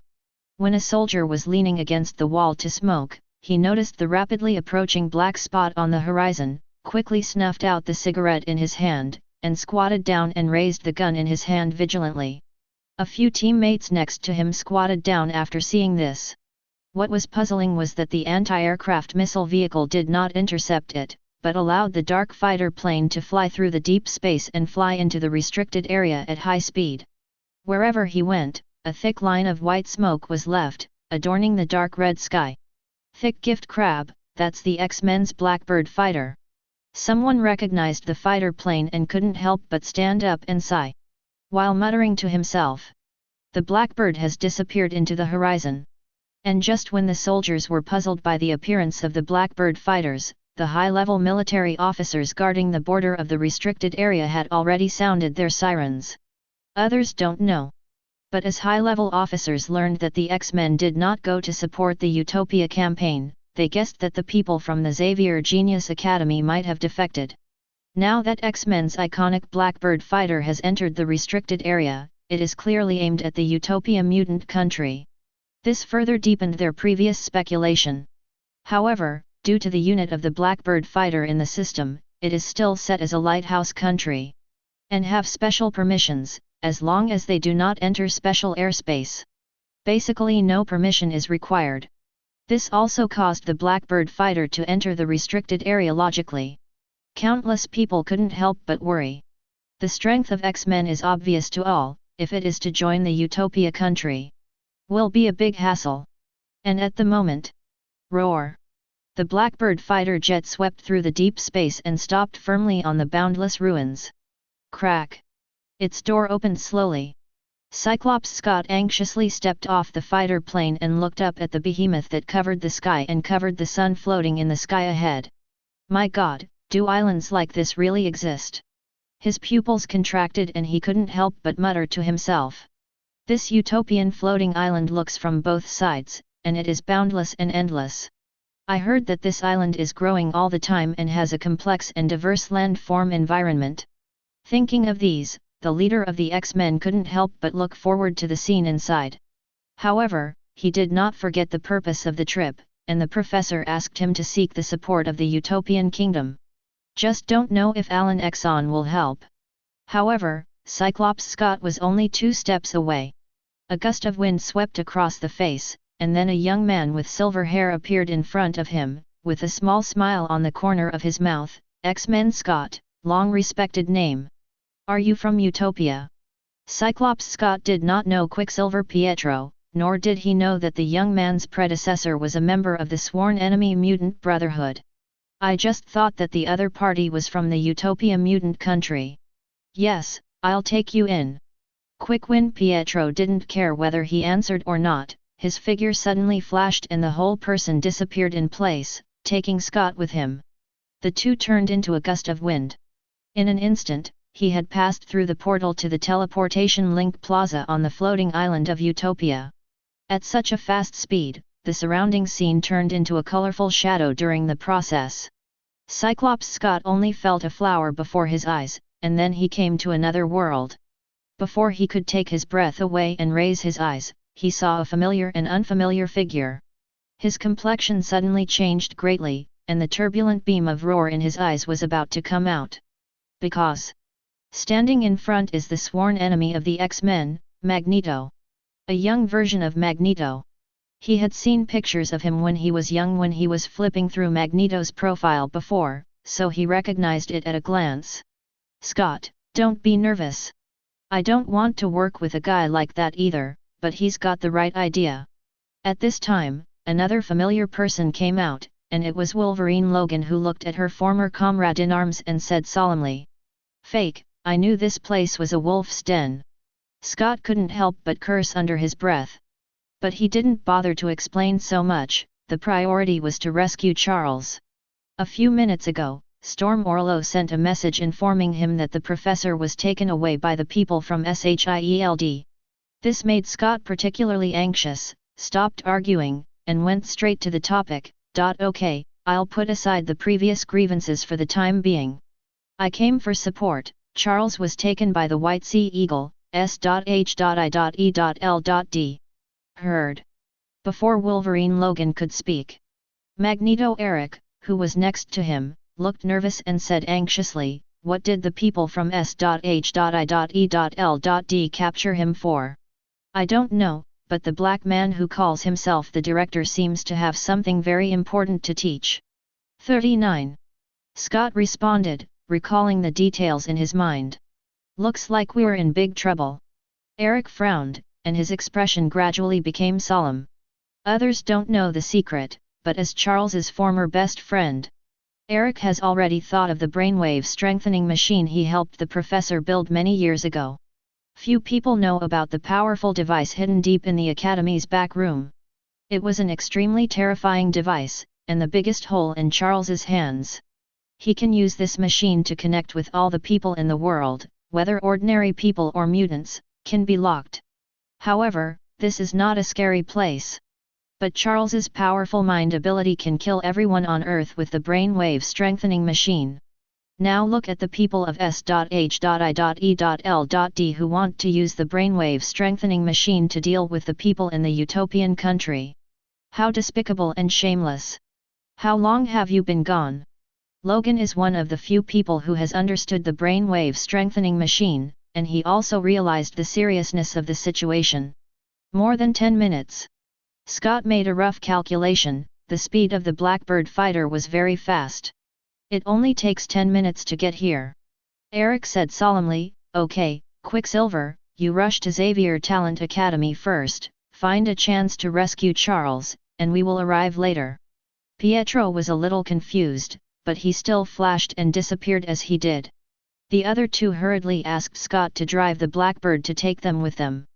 Queens was very close to Westchester, where the college was located. It only takes a few minutes, by Lijiao, to arrive. Then, everyone hurriedly boarded the Blackbird and flew towards Westchester. When passing over the border, the missile vehicle, which has already regarded the Blackbird as a dangerous unit, still did not launch a missile to intercept it, because its muzzle was directly crushed into pieces. Seeing this scene, the entire garrisoned army immediately entered a state of alert, and the officers in the camp also quickly called the headquarters to inform that Mutant had left the restricted area with a fighter jet. And, there's a good chance that person is Magneto. For a while, the tense and exhausted high-ranking officer who ended the war in the morning returned to his post without even eating dinner, always watching the Blackbird's every move. At the same time, in front of the ruined teaching building of the Xavier Gifted Academy on the outskirts of Westchester, a Quinjet flew high into the sky and landed next to the ruins. The side of the fuselage was painted with a pattern of white sea eagles. The hatch opens. Charles was slowly withdrawn from the slide under the watch of a few people. The suppression collar worn around his neck suppressed the effects of the mutant genes in his body. "This is the place, clear these wall tiles for me." Nick Fury looked at the white cross drawn by his subordinates and called for a few Secret Service members beside Roar. Soon, with the help of several people, a heavy circular iron gate appeared in front of him. The old round iron door is full of quaint atmosphere. The surface is damp and rusted. It looks like it has a long history. However, there is no accumulation of dust in the gap of the iron door, and it seems that it is often opened by people. Charles looked at the iron door with a strange look in his eyes.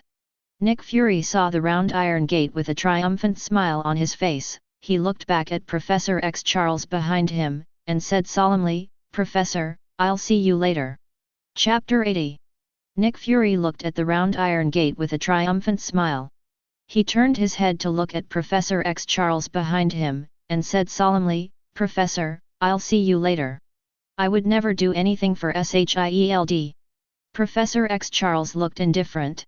Nick Fury heard his answer with a chuckle on his face, his unique local tone full of gloom. "You only have to do one thing and clear all the mutants from the utopia. From now on, S.H.I.E.L.D. will protect everyone at Xavier Academy of Giftedness. Say the word." In exchange, Professor X Charles sneered, a little self-deprecating chuckle, "Will you allow a race stronger than yourself to survive on Earth? 5. No, it won't. You will rack your brains behind your back to clear all threats, even if I have expressed such sincerity, even if I choose to trust you countless times. 39. In exchange, there are only countless disappointments. Whenever I search for those things that were born to deal with mutant, I will think about the peace between the two races. I am willing to give everything, but you are not willing to make any concessions." The old Charles put his hands on the sides of the wheelchair and tried to stand up. Those deep and sharp eyes stared at the person in front of him. "Fury, I know you're scared, that's for sure." 99. Now the professor no longer believes what anyone says, let alone listens to a lackey in the lighthouse state. His philosophy has long ceased to be about maintaining peaceful coexistence between the two races. Because he knows that doing this is all in vain, and that the race can't really develop at all. If a race is to survive, wars, bloodshed, and killings are bound to take place. Everyone says that violence is not the way to go. But often a civilization is built on killing, killing for killing. This sentence seemed to hit Nick Fury's sore spot, and a dark light flashed in his eyes. He strode up to grab Charles's collar, and said angrily, "Unfortunately, it's wrong to offend you 5. I won't do it unless you kill me." Professor X Charles looked at him with firm eyes, and said solemnly, "Do you really think you can use me to get rid of the nightmare in your heart, Alan Ackerson? I can only say that you are daydreaming. I can't even find his shadow, don't you think?" However, just as the professor spoke, a figure who was also sitting in a wheelchair was pushed over behind him. His face was haggard and his eyes were slack. 157 seemed to have lost his soul and looked extremely dull. Then the agent who pushed him lowered his head and said a word in his ear. The professor's pupils trembled slightly in front of him. He turned his head to look back, but was held down tightly, and then his eyes gradually lost their luster and became dull. Nick Fury looked at Charles with dull eyes, and then his eyes on the man behind him. "Thanks to Mr. Kuishik for this word, there is no need to bother the professor to take the initiative." The man in the wheelchair behind him stared blankly in front of him, as if he didn't hear him. If it were Wolverine Logan, he would have recognized the man as Master Illusion, the son of one of his mortal enemies, Treshka. A mutant capable of creating illusions. Let people fall into hallucinations, vision, touch, smell, etc. will be completely simulated for the surrounding environment, completely immersed in the real world. Row is that Wolverine Logan can't smell the authenticity of the smell in the fantasy. So visible. How powerful is the ability of Illusion Master Jason? However, this former member of Hellfire Club was constantly transformed by his father, Kuishike. It has been completely reduced to a puppet tool and almost lost its sense of autonomy. Jason, as previously scheduled. Nick Fury leaned over and crouched next to Jason, lowered his voice and said slowly. At this time, an agent stepped down from the Quinjet, holding a tablet in his hand, with a solemn expression on his eyebrows. "Boss, X-Men's Blackbird fighter is coming this way. Majafok, you damned assholes, you follow the professor and Jason, and the plan must never go wrong." 9. With that, Nick Fury turned and walked towards Quinjet. Among the few people who stayed in place, Jason said slowly, "Professor, when are we going to find other partners?" The words seemed to touch Charles's nerves. In front of him at the moment is not the ruined Xavier World Academy, but is in a European-style teaching building. Everything looks very real, but the style is many years ago. This is the mutant ability of the Illusion Master Jason. He reads the most easily deceived memory in the professor's heart and forms a new world in his mind. Fully immerse the bewitched professor in the illusion. However, his face was still sluggish, and his eyes were slack, and he replied, "Let's go, Jason, I'll take you to find more partners." 99. It is good. At the moment in the eyes of the professor, Jason is a lively little boy with long hair, and the two are going to use the brainwave strengthening machine to find mutants all over the world. So silent for a few seconds. Charles maneuvered his wheelchair forward and opened the round door that protruded to the back room. Upon seeing this, the agent pushed Jason and walked in together. Soon the figures of several people disappeared into the dark passage. The special intelligence team outside was waiting outside, slowly closing the round iron gate. Inside Quinjet. When Nick Fury saw a few people entering, he made a phone call, and when he was connected, he hurriedly said, "President Ellis, I'm Nick Fury, Mutant is going to attack the Xavier Genius Academy, I hope you can send reinforcements." "Nick? Did you provoke them?" President Ellis has been in the White Room since last night to deal with the many things that Mutant has brought. Originally, it was getting late, and things were almost finished, and it was hard to have a rest time. As a result, Mutant flew the Blackbird out of the restricted area. Got the news? He suddenly panicked, thinking that he could take a breather after the battle. Unexpectedly, Mutant came out directly, not giving them a chance to breathe at all. "You know, these mutants are walking killing machines. Nothing good will come out. Results now." President Ellis didn't realize it until he received the call, and said angrily, "God, why didn't you discuss with White House first? Who do you think you are? You know that if those damn mutants come out, they will give how much damage are we doing?" Fake. On the other end, Nick Fury listened to the constant abuse, with blue veins on his forehead. Have these damn White House executives forgot who made them rest easy? However, Nick turned his anger into his anger, but did not dare to refute, so he had to change the subject. Mr. President, I have no time to talk to you now, this matter is related to whether the utopian country can be eradicated. 99. Sheet, as you wish, the support will be here soon, but if something happens, you are responsible for paying for it. The angry voice of President Ellis came. Then the phone hangs up. Drop drop drop. Nick Fury breathed a sigh of relief and just put down the communicator in his hand, when he caught a glimpse of a tree outside swaying violently. How can the wind be concentrated in only one area? Take note. The super agent clenched the firearm in his hand, and in the next second, he turned around abruptly and pulled the trigger suddenly. Roar roar roar. Roar. It's empty, there's no one behind at all. Do not. Someone. Where are you hitting?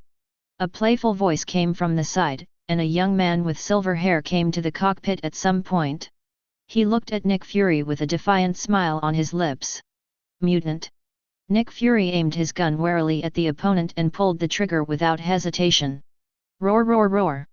However, Quicksilver Pietro, who was standing on the opposite side, dodged and disappeared, and the world in his eyes suddenly became extremely slow. The activating bullet that came from the rotation seemed to be enchanted and moved extremely slowly. Actually, it's not that the world is slowing down. But Quicksilver definitely arrives faster, more often than anything else around.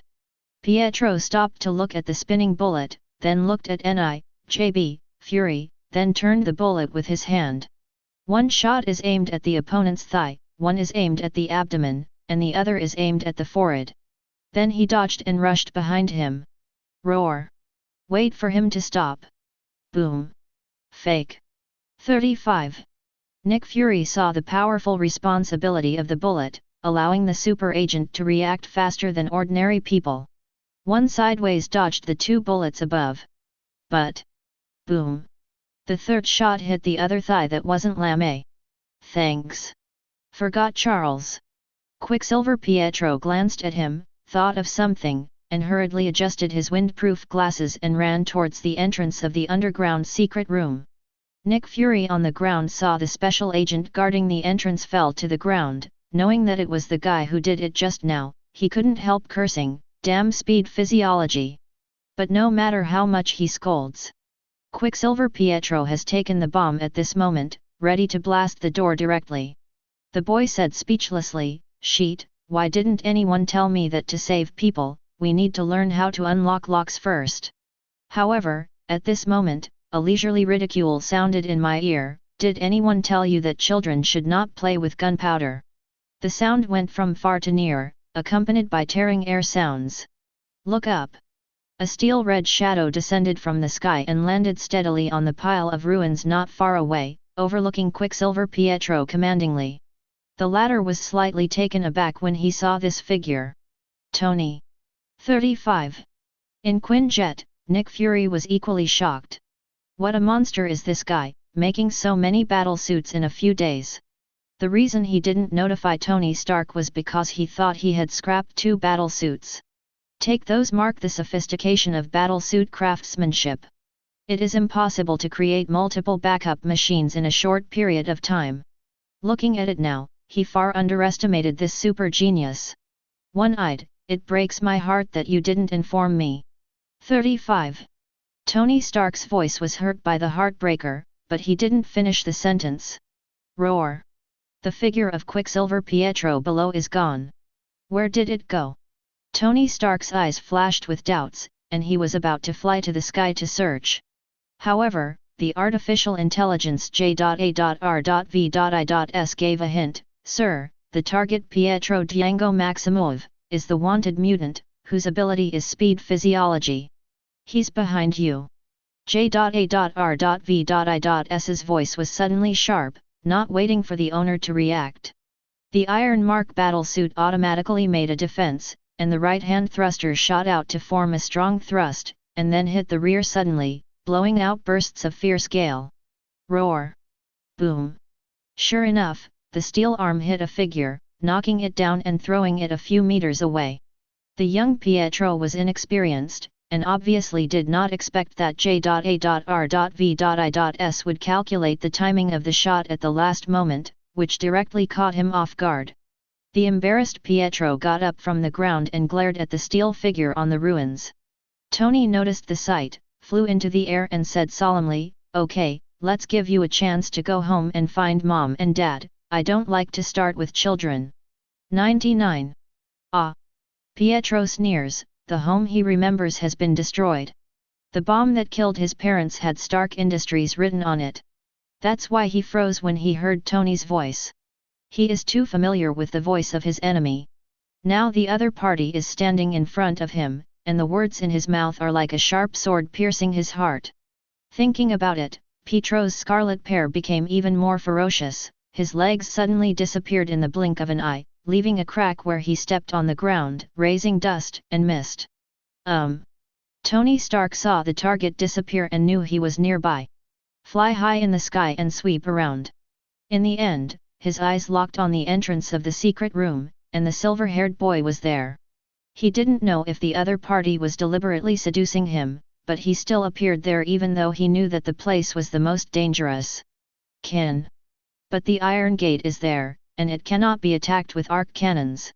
After all, if the door is broken, no one can stop this kid from slipping in. So Tony Stark could only swoosh down, hitting the silver-haired boy below.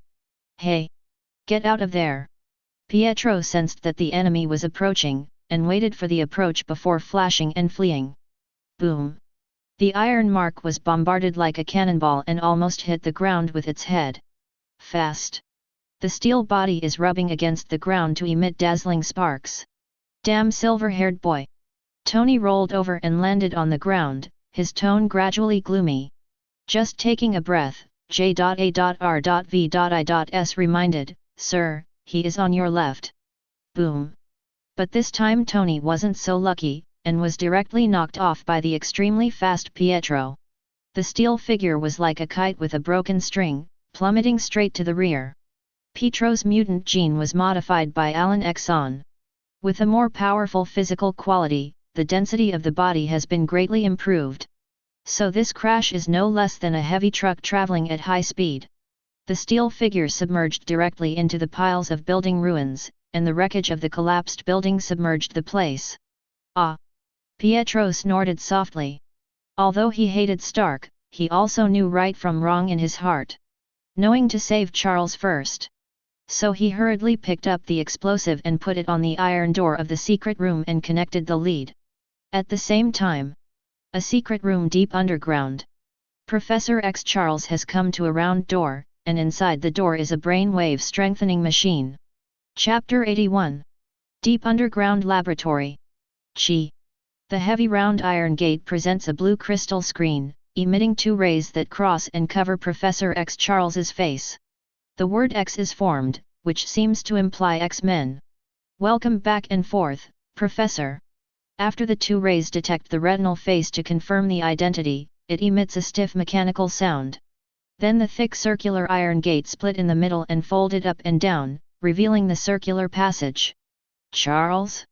Can it help us find other companions?" Jason, who turned into a little boy in Charles's fantasy, asked curiously. "It can." 35. Charles nodded in response. The fantasy scenes in the fantasy world were all decades ago, and the surrounding metal walls looked extremely shiny, reflecting pale blue shimmers. At the moment, the four walls of the real-world secret room are already rusted. The agent pushing the wheelchair lowered his head and said something in Jason's ear. The latter said dumbly, "Charles, let's start quickly." "Good." 35. Charles nodded and moved the wheelchair into the spacious brainwave room. The dim and spacious hall, surrounded by wall-mounted lamps, turned on. Reflected on the professor's aged face. Then, after twisting the power button on the console, he picked up the brainwave strengthening machine helmet on the stage. At this time, several agents behind him walked out one after another, and one of them leaned forward and lowered his voice in Jason's ear, "Find all the mutants in the world and erase them from this world." Erasing all mutants in the world is the true purpose of SHIELD. With such a good opportunity to eradicate all the mutants on Earth, how could S.H.I.E.L.D. ever let it go? There is only one purpose from beginning to end. Kill all mutants on Earth. After speaking, the agent turned around and walked out with a cold expression, waiting for the door to close and silently guarding both sides. Brainwave strengthening machine room. The sluggish Jason said slowly, "Charles, find all the partners in the world, we need them, you know what to do." The illusionary variation ability constantly affects Charles's mind. Even if the hand has taken off the restraint collar, he can't resist the influence that has already penetrated into his mind. Good. 35. With that said, Charles slowly brought the helmet to his head. Huge amounts of brainwave strengthening machine under the old mechanical system, turn on the electric current energy to gradually recover and start. At the same time, entrance to the underground chamber. Hurry up! Quicksilver Pietro looked anxious, hurriedly connected the bomb lead, and his face was slightly better. Then he quickly took out the lighter. But before he could ignite the lighter, the mountains of ruins on the side shattered, and rock fragments rose into the sky. A crimson steel-red shadow suddenly rushed out, causing a violent sonic boom when it swept out, and a violent wind agitated. In the next second, the steel-red shadow, under the action of a powerful thrust, like a high-speed heavy truck, slammed straight towards Quicksilver Pietro at a high speed. Boom! Pietro, who had been engrossed in dealing with the bomb at first, obviously did not expect that Tony Stark, who was being held down so tightly, would be fine, and he fought back again. This caught him off guard, and he was hugged and rushed out of the 100 meters. Period. It runs through the wreckage of a ruin, causing the dust and fog covering the sky to spread out. Finally, the steel-red shadow dragged him and slammed into the nearby rock mountain, and the rock surface was cracked by huge amounts of impact force, causing countless cracks. Soon Pietro felt a severe pain in his back swept his whole body, and his face was hideous. "Silver-haired boy, I won't teach you a good lesson. You really think the Tony Stark standing in front of you is a fake?" Beneath the mask, Tony Stark looked stern and punched Pietro's face with gravity. Under the thrust of the propeller, one punch slams tearing air sounds into huge amounts of force and slams down. Boom! The punch went straight to the temple. Rao is Quicksilver Pietro, no matter how good his physique is, no matter how strong his density is, he is also dizzy and mentally sluggish. FK.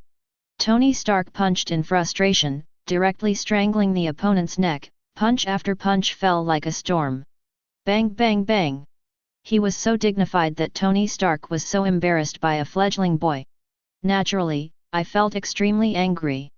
The strength of the punches is undiminished. It wasn't until the opponent's face was beaten to a bloody mess that he put down his fist and threw him to the ground. Although Pietro was beaten a little dizzy, his face was also a little horrible. But he suddenly exerted force the moment his feet landed, and the flash disappeared in place. Boom! However, the steel-red shadow above the sky constantly predicts his foothold, carrying a beam of fierce energy, and almost every time it passes him by. Thrilling! Definitely more because Pietro is in a very bad state right now, and the severe pain all over his body makes him unable to concentrate. Do you still want to save people? Tony Stark flew high in the sky, and the system panel always followed closely to capture the figure below. He will never let this silver-haired boy off easily this time. However, there was a fierce battle here. The other side. The jet-black Blackbird is rushing towards the Xavier Genius Academy in Westchester at an extremely fast speed. In the cabin, the three of them sat silently in their dignified faces. At this time, Cyclops Scott, who was flying the fighter, felt that the atmosphere was extremely heavy, and it seemed that something bad was about to happen at the academy. He couldn't help but wonder, what do the people from S.H.I.E.L.D. want the professor to do? Hearing the sound, Magneto Eric was silent for a moment, then said solemnly, "When I was an X-Men, I helped Charles develop a brainwave strengthening machine in the depths of the secret room of the Academy.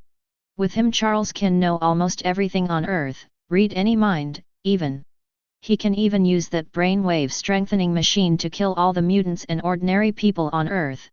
Hearing this, Cyclops Scott's face changed slightly, and he immediately realized the reason why S.H.I.E.L.D. wanted to arrest the professor. That is to use the brainwave strengthening machine to kill all the mutants. At this moment, Scott really realized that the seriousness of the matter was far beyond his previous expectations. As for why he didn't continue to ask the professor if he would obey SHIELD. This is an extremely stupid question. The professor has zero tolerance for harming innocent people, so there's no way he would be complicit in SHIELD. But that group of people must have a way to get the professor to use the brainwave strengthening machine.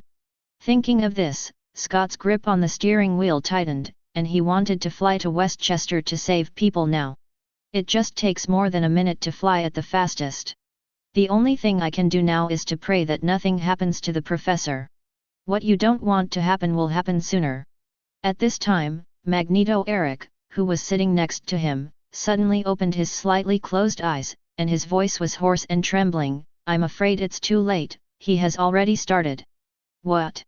Scott and Logan looked at him one after another, with slightly puzzled expressions. However, the next second they had doubts in their hearts. Immediately it disappeared. Just seeing Scott, who was manipulating the Blackbird fighter as usual, his pupils suddenly shrank, and a strong sense of shock descended from the sky, attacking his head. Then I felt a tearing pain in my head.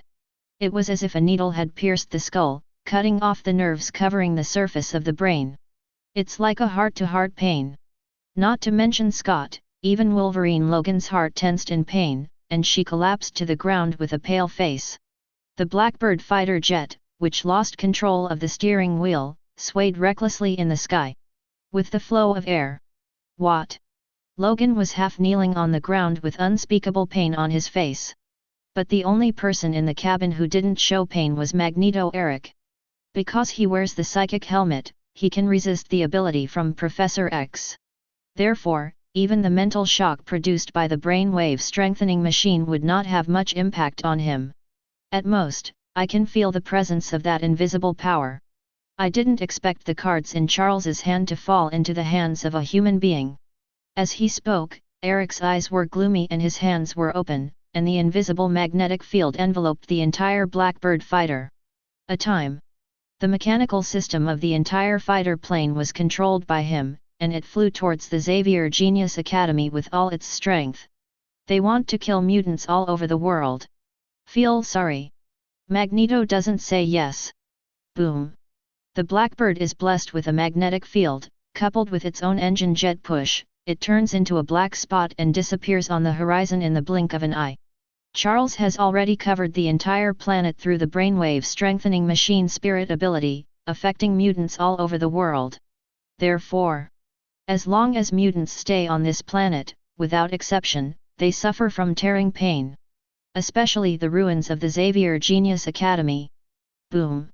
The Quicksilver Pietro, who was running at high speed, was like a truck with a flat tire, but suddenly lost control and fell to the ground, covering his head and lying on the ground, screaming in pain. 4 flowers. What? Sheet, what happened to the silver-haired boy? Tony Stark sensed something was wrong and landed next to him to scan with infrared. Sir, a powerful and mysterious energy wave has been detected around, which is affecting Pietro. J.A.R.V.I.S read out the test results. Hearing this, Tony Stark immediately thought of the Chamber of Secrets, which had previously been regarded as a protection point. It seemed that something was disturbing the silver-haired boy. Success. At this point Nick Fury came over in a wheelchair, crippled in both legs and unable to walk. What worked? Tony Stark was at a loss and had no idea what was going on. There will be no mutants in the world after today, and neither will Alan Exxon. Nick Fury looked at the entrance to the Chamber of Secrets in good spirits, with a long-lost smile on his face. Alan Exxon.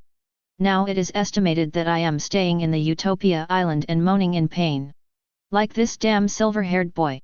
It's a pity that he couldn't witness the pained expression of that guy with his own eyes, otherwise the scene would have been wonderful. The other side. A farm on the outskirts of Alba. What? My head hurts? Sister Katie, what's the matter? My head hurts? 35. The screams of the children came from the room, and their expressions were extremely painful. And they don't know. Another room. What? Shadowcat Katie and Colossus Piet also knelt on the ground holding their heads in great pain, the severe tearing pain, no matter how to get rid of it, as if to tear their heads apart. What's the matter? What happened? Outside the house, Iceman Poppy and Storm Orlo rushed in, panic on their faces when they saw this scene. The two of them suppressed the mutant gene in the body because of mutant's inhibitory antibody. So it's not a mutant. No damage from Professor X's brainwave booster. But they looked at the piercing teammates and children who were screaming, and they were very anxious but didn't know the reason. You can only stand by and worry. No news from Scott yet? Iceman Poppy didn't care about the disappearance of ability, so he took out the phone and dialed Scott's number. In exchange, no one answered. A time. The two are deeply aware that this is a disaster for Mutant. Lighthouse Country, Hawaja White House. Office of the President. President Ellis has not calmed down since he received the call from Nick Fury and is always waiting for news from Nick Fury. But also afraid of calling. For fear of hearing some more tragic battles, he was worried that his body in his 70s could not bear it. Drop, drop, drop. Then the phone rang. It's a private call. Not Nick Fury's, but a call from the Federal Bureau. Hello. 35. President Ellis was stunned and answered the phone. Talk in seconds. Let his originally frowning frown stretch, from a heavy look to a excited full of hope. Are you sure it's true? 35. FK. Looks like Nick Fury, the damn guy, doesn't know what to do. It's actually working. 95. That's right. The Federal Bureau brought good news. For some unknown reason, all the mutants in the prison have had headaches and screams. Others don't know. And President Ellis immediately thought of Nick Fury's words, and after the excitement, he received an email from SHIELD. What it says above is that the plan was a success. These goddamn beasts are finally disappearing from this planet. 99. President Ellis glanced at the email, his long-suppressed emotions were released, and he couldn't help shouting loudly. Then he immediately asked people to connect with the real-time perspective of the volunteer army. Modern Lighthouse Special Forces are equipped with tiny cameras to fight. But since the enemy is mutant, it is extremely special. Therefore, even if it is not a special force, basically everyone wears a miniature camera on their helmet, in order to be able to know the real-time battle situation at the first time. Good to take countermeasures. What President Ellis didn't know was that, driven by the violent Magneto, the Blackbird has entered the territory of Westchester. Even faster than the support army. Coming soon to the Xavier Academy of Genius. The excited and frenzied hearts of the people of the Lighthouse Country will soon be extinguished. Bulletin. Chapter 82. Roar. At the moment, the Blackbird fighter jet over Westchester crossed deep space, causing a circle of clearly visible cyclones under the high-speed flight, causing bursts of sharp tearing air sounds. Wherever you go, thin clouds are scattered, leaving behind a new white smoke. The black steel outer layer of the Blackbird seems to be wrapped, a layer of invisible and powerful energy. Open up the oncoming airflow in front of it, allowing flight's fighter to reduce resistance. As the energy intensified, the surrounding space appeared twisted folds visible to the naked eye.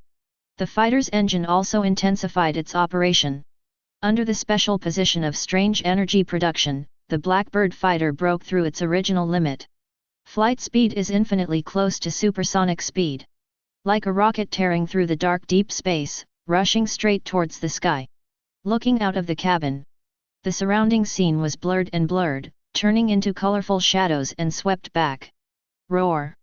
Magneto stood beside the driver's seat with a gloomy expression, looking at the ruins of the academy that gradually appeared in front of him. His 5 fingers suddenly tightened the energy emitted by the report, forming a more powerful magnetic field. The space trembles, the airflow surging. Meanwhile, the Xavier Genius Academy is in ruins. In the calm deep space, a gust of wind suddenly erupted, and a raging gust of wind raged and swept across. The previously dark and gloomy sky was instantly surrounded by black clouds. The setting sun shone on the reddish earth, sinking into the silent darkness. Below, Tony Stark and Nick Fury noticed the strangeness and looked up, their pupils constricting at the familiar sight. Above the sky, black clouds are surging with the wind. It is like a vortex formed on the turbulent sea surface, layer upon layer surging. The biting wind is getting stronger. Boom! A dazzling thunder and lightning tore through the dark cloud-covered deep space, and the rays of light reflected on the solemn face of Nicky Fury. "They're here." Nick Fury saw the scene like the eve of a storm, and immediately thought of the silver-white figure in his heart, and couldn't help but curse in a low voice, "These beasts came so fast." "They? Mutant?" Tony Stark next to him also reacted, looking around warily. Roar! Boom! At this time, as the dazzling thunder and lightning fell from the sky, a slight engine sound was heard in the ear, and it was constantly approaching them. Then a black spot came into view. The black spots are flying in this direction at super high speed, creating huge amounts of cyclones that wash back. It is the Blackbird fighter of X-Men. It's all too familiar to Nick Fury in particular. "Sir, a magnetic field matching Magneto has been detected." The voice of artificial intelligence J.A.R.V.I.S rang in my ears. Hearing the reminder, relevant data immediately appeared on Tony Stark's mask. The results of various data analysis are showing that Magneto Eric is on the Blackbird. Tony Stark said solemnly, "Magneto is there too, looks like we're in big trouble." "Motherfuck." Nick Fury next to him knew that Magneto was also there, but his face changed slightly when he heard the exact answer. After seeing the terrifying power displayed by Magneto with his own eyes, he naturally knew the appearance of the other party. It will undoubtedly have a great impact on the original plan. He looked at Quicksilver Pietro, who was having a splitting headache not far away, and there was an extremely unwilling emotion in his eyes. Although Professor X can use the brainwave strengthening machine to hunt down all the mutants, it also takes time to complete the entire hunting process. It is simply impossible to do it in tens of seconds. But apparently the enemy did not intend to give them extra time. At the moment, the Blackbird fighter plane has passed overhead, carrying a strange and dangerous purple light, descending over the Xavier Genius Academy. It produced a strong wind that madly ravaged the earth, setting off a sky-high dust and fog. The screeching sound of the engine running can be heard incessantly. Tony Stark and Nick Fury's eyes showed vigilance, and they raised their weapons and aimed at the jet-black steel fighter jets floating above the sky. Crack, chuck! I saw the door of the fighter plane slowly opened, and the familiar silver-white figure appeared in front of me. A dazzling thunder and lightning flashed above the sky, as if welcoming the arrival of a god. Boom! The dazzling thunder light reflected on the silver-white figure, setting off an incomparably dazzling light, which made the eyes hurt. Wait for the lightning flash to pass. Magneto Eric's face immersed in the darkness is full of monstrous murderous intent, and the anger contained in those eyes' roar is about to come out, as if to devour all living beings alive. Just looking at him makes me feel horrified. However, Magneto didn't even bother to look at them, his eyes locked on the entrance of the secret room, and then his open fingers slightly dragged Quinjet next to him, and his wrists pulled it slightly. Crack, bang! Fake! Tony Stark noticed the slight tremor of Quinjet beside him, his expression changed, and he quickly grabbed Nick Fury's wheelchair, ready to take it away with him. It can be too late. Boom! With the help of invisible force, the Kun-style battle weighing dozens of tons is as light as a piece of paper. Magneto in the sky just moved his fingers slightly, and he easily turned it into a cannonball that slammed straight into the two of them. Roar! The huge steel fighter moved close to the ground and rubbed dazzling sparks, causing the earth to vibrate violently. Even under the invisible magnetic field, the combat power created by this black technology showed slight dents. Boom! Rao was wearing a Mark battle suit. Tony reacted extremely quickly, but he couldn't resist the impact like a cannonball. He could only grit his teeth and activate the jet propellers all over his body. Both hands firmly supported the behemoth that collided, resisting the nightmare of not letting it approach. But in the end, driven by huge amounts of magnetic force, he was still smashed into piles of ruins together, rippling and spreading dust mist. Roar! High in the sky. Magneto ignored them, and soared into the air directly above the chamber. The most important thing at the moment is to stop Charles from continuing to use the brainwave strengthening machine. As one of the developers of this equipment, he knew that it wouldn't be long before mutants all over the world would die one after another, and maybe now in a certain corner of the world, some mutants who were vulnerable with ability had already fallen. Then, Magneto's eyes flickered, and his arms jerked open. Then the fingertips glowed with a faint purple light, and then he exuded strands of purple light wrapping around his body, scattered in the surrounding space. Next second, a powerful purple energy suddenly burst out from the body, like a surging air wave that swept out and spread out. Cover the entire ruins of the Xavier Academy of Geniuses at breakneck speed. A time. The dark environment that was originally shrouded in black clouds was instantly stained by the radiant purple light. The instant the purple light was covered, a terrifying magnetic field was formed in the space, filled with extremely strong pressure.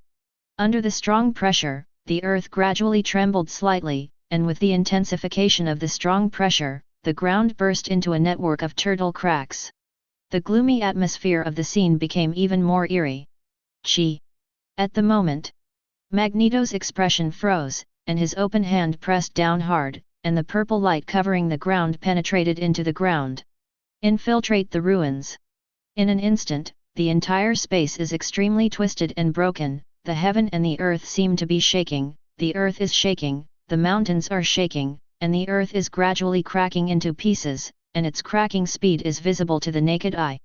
However, the fragmented and collapsed clods did not sink, but floated up gently under the strong energy field, swirling and drifting toward the sky. Layers of ground turned into powder and rotated like a column. Following the ruins of the building, they went straight to the sky. After the land disintegrates, shatters, and floats. Row is that the exposed rock blocks could not withstand the pressure and cracked into countless pieces. Together like a tornado, sweeping upwards. Roar! Soon the deep space shrouded in black clouds disappeared, replaced by a sky-covering vortex composed of countless fragments. The swirling vortex is like a ferocious azure face, staring directly at the Earth. And the Earth that has been disintegrated layer by layer. And finally revealed the true face hidden beneath the surface. A huge underground chamber made of steel. Fake. In the ruins not far away. Nick Fury didn't die under Tony's protection, it was just that the wound had festered and inflamed badly, but he wasn't in the mood to pay attention to the wound on his thigh. Instead, he stared blankly at the terrifying scene in front of him, and couldn't help but curse in a low voice. His eyes were filled with endless powerlessness and despair. In fact, the moment Nick Fury saw Magneto appear, he knew that this plan would end in failure.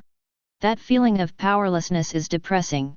In the face of such a powerful enemy, he simply had no choice. He seems to be stronger. 35. Tony Stark stood beside him, staring blankly at the figure in the air. The detected data showed that the energy produced by Magneto and the manipulation of the magnetic field were more arbitrary. He was angry, and Magneto's mutant ability stemmed from hatred for us in his heart. Nick Fury said solemnly. He has checked the information about Magneto before. This guy's mutant ability is related to the emotions in his heart. The more anger, the deeper the hatred, the stronger the power he exerts. This time, S.H.I.E.L.D's actions undoubtedly made Magneto angrier than ever. After all, this time S.H.I.E.L.D is going to completely exterminate all mutants. Wishful. Tony was a little confused when he heard that. Boom. At this time. Sudden. The pressure of the sky falling like mountains forced the earth to shake violently, shaking the earth and the mountains. Even the earth's crust was affected, and a very deep crack was suddenly torn apart, and the crack looked unfathomable. Can't see the end. Like a long river that suddenly opened up on the land. And it seems to constantly intensify the tearing. Changes in the magnetic field can be clearly felt. Obviously, the surrounding space fell into an extremely strange and distorted situation, and it seemed that there was a heat wave. Actually, it was not a heat wave, but a change brought about by the energy field. Boom! Crack! Chuck! The steel wrapped in the outer layer of the secret chamber was also dented under huge pressure, and huge amounts of dents appeared. The powerful force of invisible seemed to crush the secret chamber. Only a few seconds passed. The steel-cast secret room was already riddled with holes, and the extremely thick outer steel plate gradually cracked. Countless clearly visible cracks were torn out. Magneto looked indifferent in the sky. He had been manipulating metal for most of his life, and it could be said that he was able to handle it with ease. After his mutant genes have been improved, he can now even perceive everything that happens in the secret room through the permeation of energy, and no one's every move can escape his touch. Soon, he also found the place of his old friend Charles Xavier. There is the location of the brainwave strengthening machine. After Wansi found the position, he didn't have the slightest hesitation thought, and based on his understanding of the structure of the brainwave strengthening mechanism many years ago, he accurately found the position of the console. 100 meters apart. His slightly open hand waved. At the same time, the underground chamber was dozens of meters deep. Click. Boom. Brainwave strengthening beside the round iron door of the machine room. Several S.H.I.E.L.D. agents are waiting here, and there is a solemn expression between the eyebrows. Suddenly, the violent shaking of the secret room building almost caused several people to fall to the ground. They stumbled to their feet, raised their guns and looked around vigilantly, and even saw slight dents on the steel plates on the four walls. It seems that there are hands constantly pressing the steel plate, making it uneven. Be careful. At this time, an agent caught a glimpse of the steel bars falling from the ceiling, and rushed to push his teammates away. However, he never expected that the steel bar that fell down seemed to come alive, turning into a sharp arrow and piercing through his teammate's chest. Immediately afterwards, the steel bars stained with blood rushed towards him. Before he could react, the sharp steel bars had penetrated his chest, and he was able to shuttle between the crowds with ease. One figure after another fell into the pool of blood one after another, completely losing their breath. And at the moment, brainwave strengthening in the machine room. Roar! Professor X Charles, who was wearing a brainwave strengthening helmet on the wheelchair, suddenly opened his eyes wide, and then he saw a scarlet world and countless ghost-like figures. The figures knelt down and raised their heads and screamed, and some fell to the ground motionless. But as he woke up, the screams of those people seemed to have weakened a lot. What am I doing? Charles shook his head, and the picture of the matter in his memory became clearer. Yes, S.H.I.E.L.D. wants him to know everyone in Utopia 1.4. But he refused, and then lost consciousness. Check it out now. He was controlled by the other party, and not just unleashing a psychic attack on the Utopian kingdom, but the mutants all over the world are hurt. Just when he was angry. Bang! The scarlet world presented by the spirit ability in front of him disappeared. The line of sight returned to the dim brainwave fortification room, and the surrounding buildings were constantly disintegrating and cracking, crushing into pieces and flying into the sky. Charles also completely regained consciousness, freed from the shackles of the illusion master. It was just the aftermath that made him a little dizzy. But fortunately, there was no catastrophe, otherwise he would become the sinner of the entire race. Then when Charles looked up, he caught a glimpse of a familiar figure in the sky. His former best friend, Magneto. Although the light was dim, it was impossible to see his face clearly, but only he could have such a powerful power. At the moment, above the sky, Magneto looked at his old friend who had returned to normal and breathed a sigh of relief. It seemed that the biggest crisis at present had been lifted. After taking a breath, the powerful fifth-level mutant's eyes gradually became fierce, the blue veins on his forehead burst out, and the clenched fists were not expressing the anger in his heart. His hoarse and gloomy voice came out of his mouth. Since you haven't learned to be obedient, let me teach you. The old man vaguely remembered a sentence from the ancient East. Killing one person is a crime, one is a hero. It's time for a group of ignorant people to pay the corresponding price for their actions. Originally, Magneto just wanted to guard the Utopian kingdom and wait for the return of Exxon. But, start now. Some people have to pay for their actions. Chapter 83. Since you haven't learned to be obedient, let me teach you. The old man vaguely remembered a sentence from the ancient East. Killing one person is a crime, one is a hero. It's time for a group of ignorant people to pay the corresponding price for their actions. Originally, Magneto just wanted to guard the utopian kingdom and wait for the return of Alan Exxon. But, start now. Some people have to pay for their actions. Pay the price for your hypocrisy. Once upon a time, there have been endless killings on this fertile land of the West, but history will always repeat itself. It will repeat on the same day. It was thought that the battle this morning would alert some people. But now it doesn't.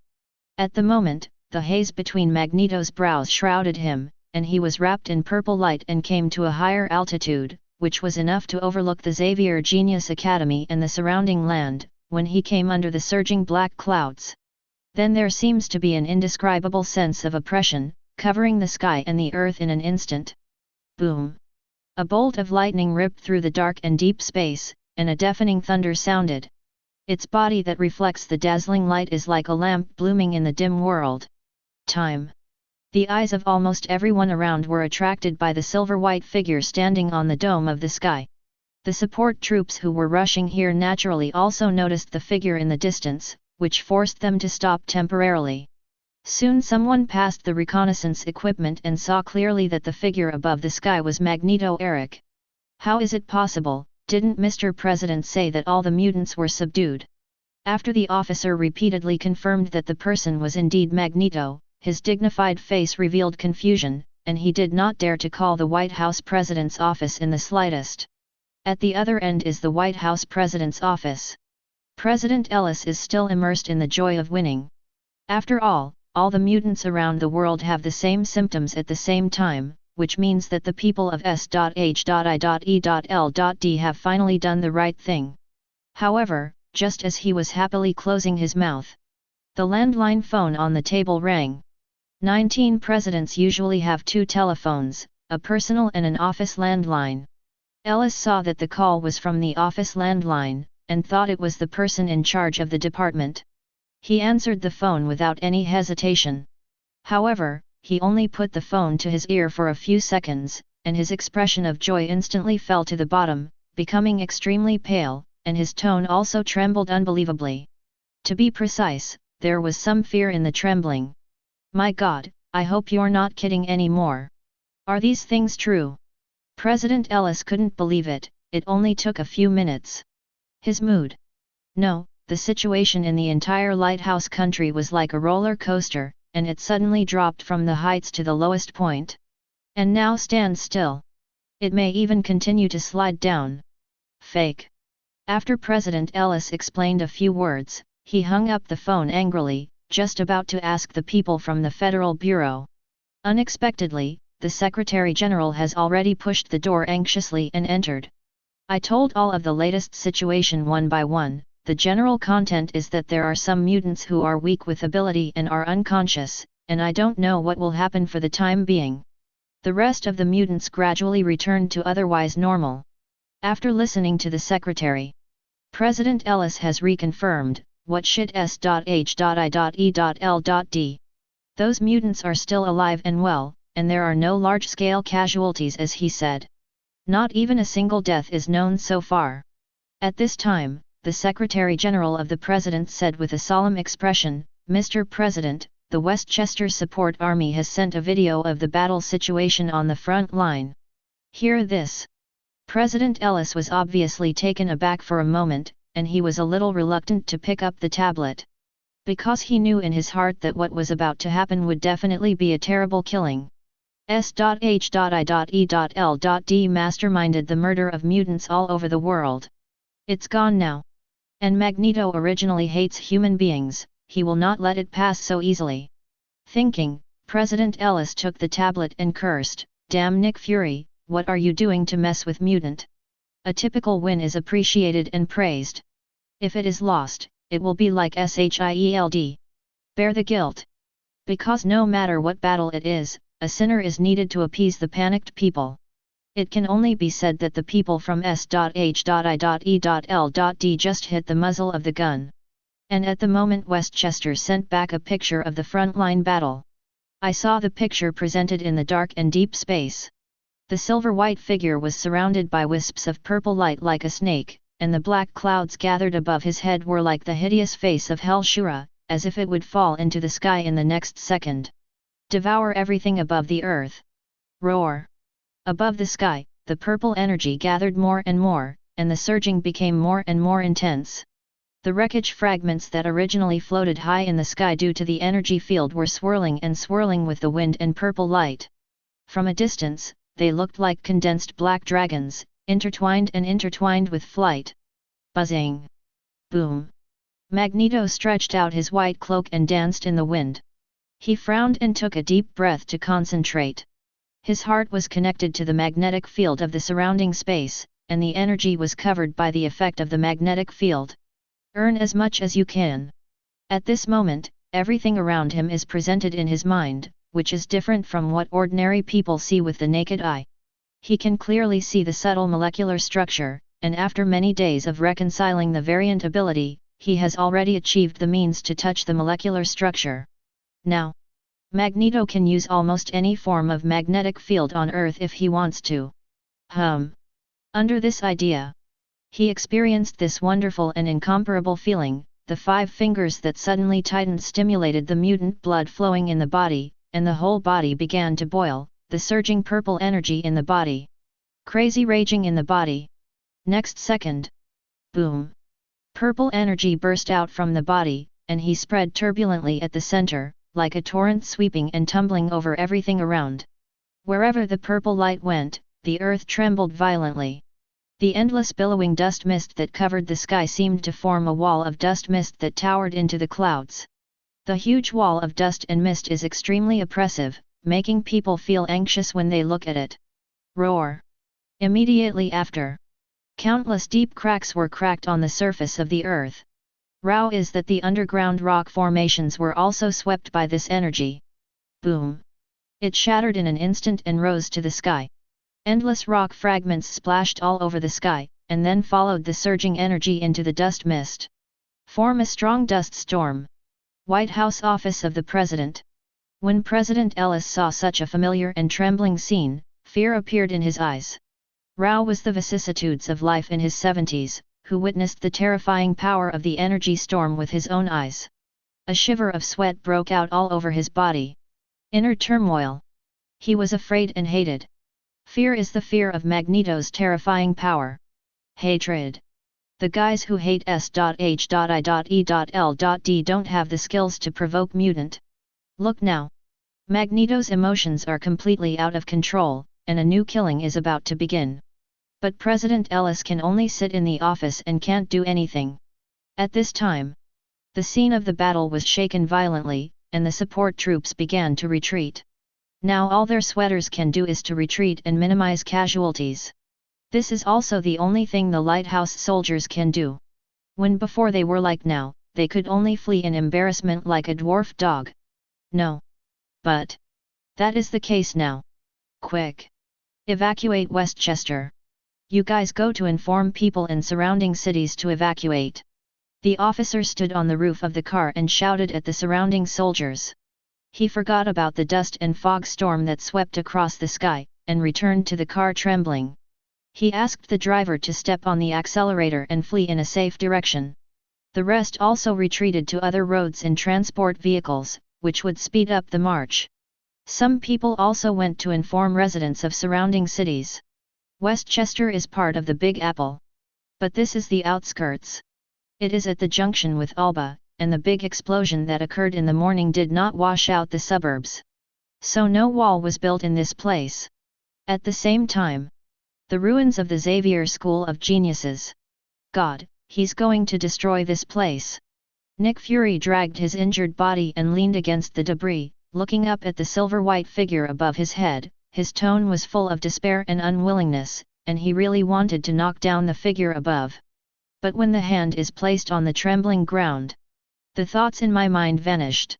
It is too easy for the other party to kill him, and Rao is a super agent and there is no way.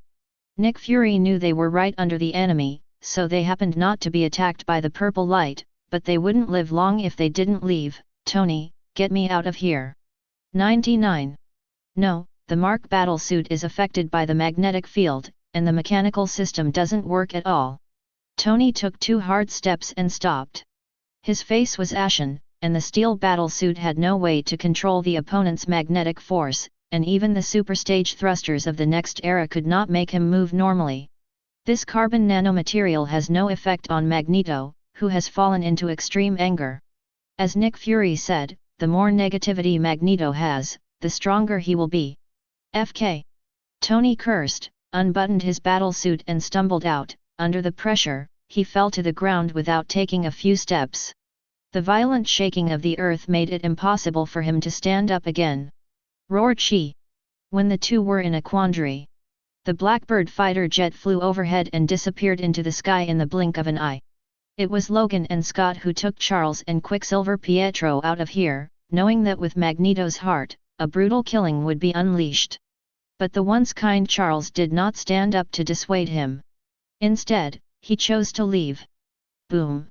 Westchester is very close to the city of Alba. And the city will become the target of Magneto's destruction, but the citizens of the city don't know yet. A disaster has quietly come, and soon the capital of the Big Apple. The prosperous and diverse city will be completely reduced to purgatory on Earth. Roar. Some people on the street looked up and saw the Blackbird fighter jet passing overhead, with puzzled expressions on their faces. Some people recognized it as an X-Men fighter jet, and their worried expressions faded away. In the eyes of everyone, X-Men will always choose to stand on the side of humans. Protect their safety. Therefore, the emergence of the Blackbird fighters did not feel the slightest vigilance.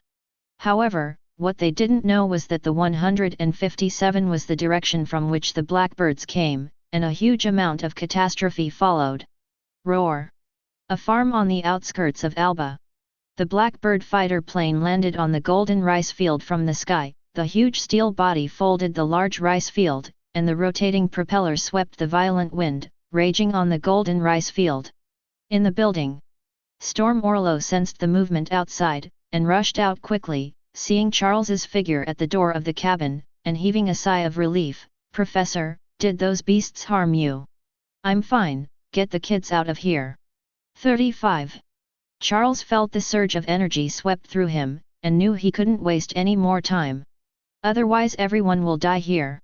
At the same time, he was also extremely surprised that his former best friend's vision had improved to such a terrifying level. In a short period of time, Eric suddenly became a level 5 mutant. In other words, anyone would feel emotional. Could it have something to do with Alan Exxon that gave him such terrifying power? Charles couldn't help but think of Beast Hank's hesitant look at Alan earlier. This made the aging professor more interested in Alan Exxon. "I want to see each other soon." Storm Orlo heard the professor's anxiety, and did not dare to have any questions, so he called Scott to go in and call someone. Scott, as captain of the X-Men, can soothe frightened children. After a while, the two and a few other X-Men led the children out, but a few children couldn't bear the psychic attack and fell into a deep coma. Charles remorseful to see this scene. If not for him, such a dangerous thing would not have happened.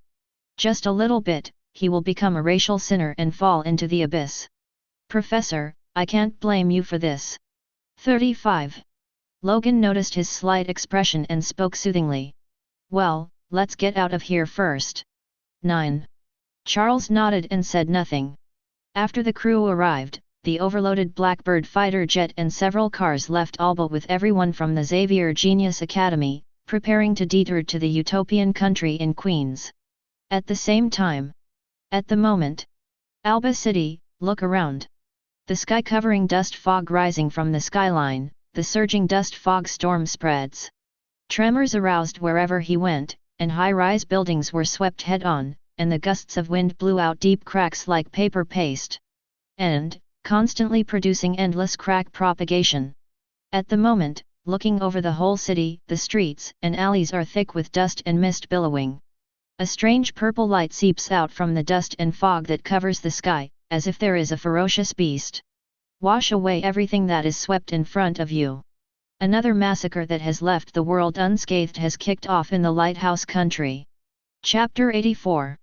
Roar. The sky-covering dust and fog storm swept across the skyline, frantically ravaged the urban buildings. The scattered glass windows of the building shattered and splashed when they touched the raging storm. Countless pieces of glass shattered and scattered. Along with the dust fog storm, there are also black clouds that are visible to the naked eye in the sky. Crazy black clouds shrouded the city in darkness. The terrifying astral wind raged wildly, and the wind and waves were clearly visible in the sky. Hum! The wind and waves beat on the crumbling buildings. The dust fog storm carrying intense purple energy rushed into the depths of the city like a tiger. The crumbling building was swept away by the storm, collapsed and was rolled into countless pieces. The long river running through the cities is affected by magnetic field changes. Set off a surging wave, crashing on the shore. On the street. The panicked figures did not have time to escape, and they were immediately smashed by the incoming storm, turning into corpses and flying in all directions, and the blood and internal organs fell like rain. Areas that have not yet been affected. Everyone raised their heads to look at the dust and mist covering the sky and the strange black clouds that quickly stained the deep space. When they saw this, they turned around and ran without any hesitation, but soon the huge amounts of pressure formed by the magnetic field had already descended on the area where everyone was. The surrounding buildings swayed violently, and the sewers cracked and the ground poured out countless sewage. The strong magnetic interference caused the square and even the street lights to flicker intermittently. Makes the atmosphere in the evening even more eerie. Next second. Roar, roar, roar. In an instant, the fragile crystalline material on the high-rise buildings on the street was the first to crack and shatter under the pressure. The glass slag that suddenly cracked and exploded splashed and scratched the cheeks of passers-by, leaving deep scars. They didn't care about anything else and continued to flee in panic towards safety.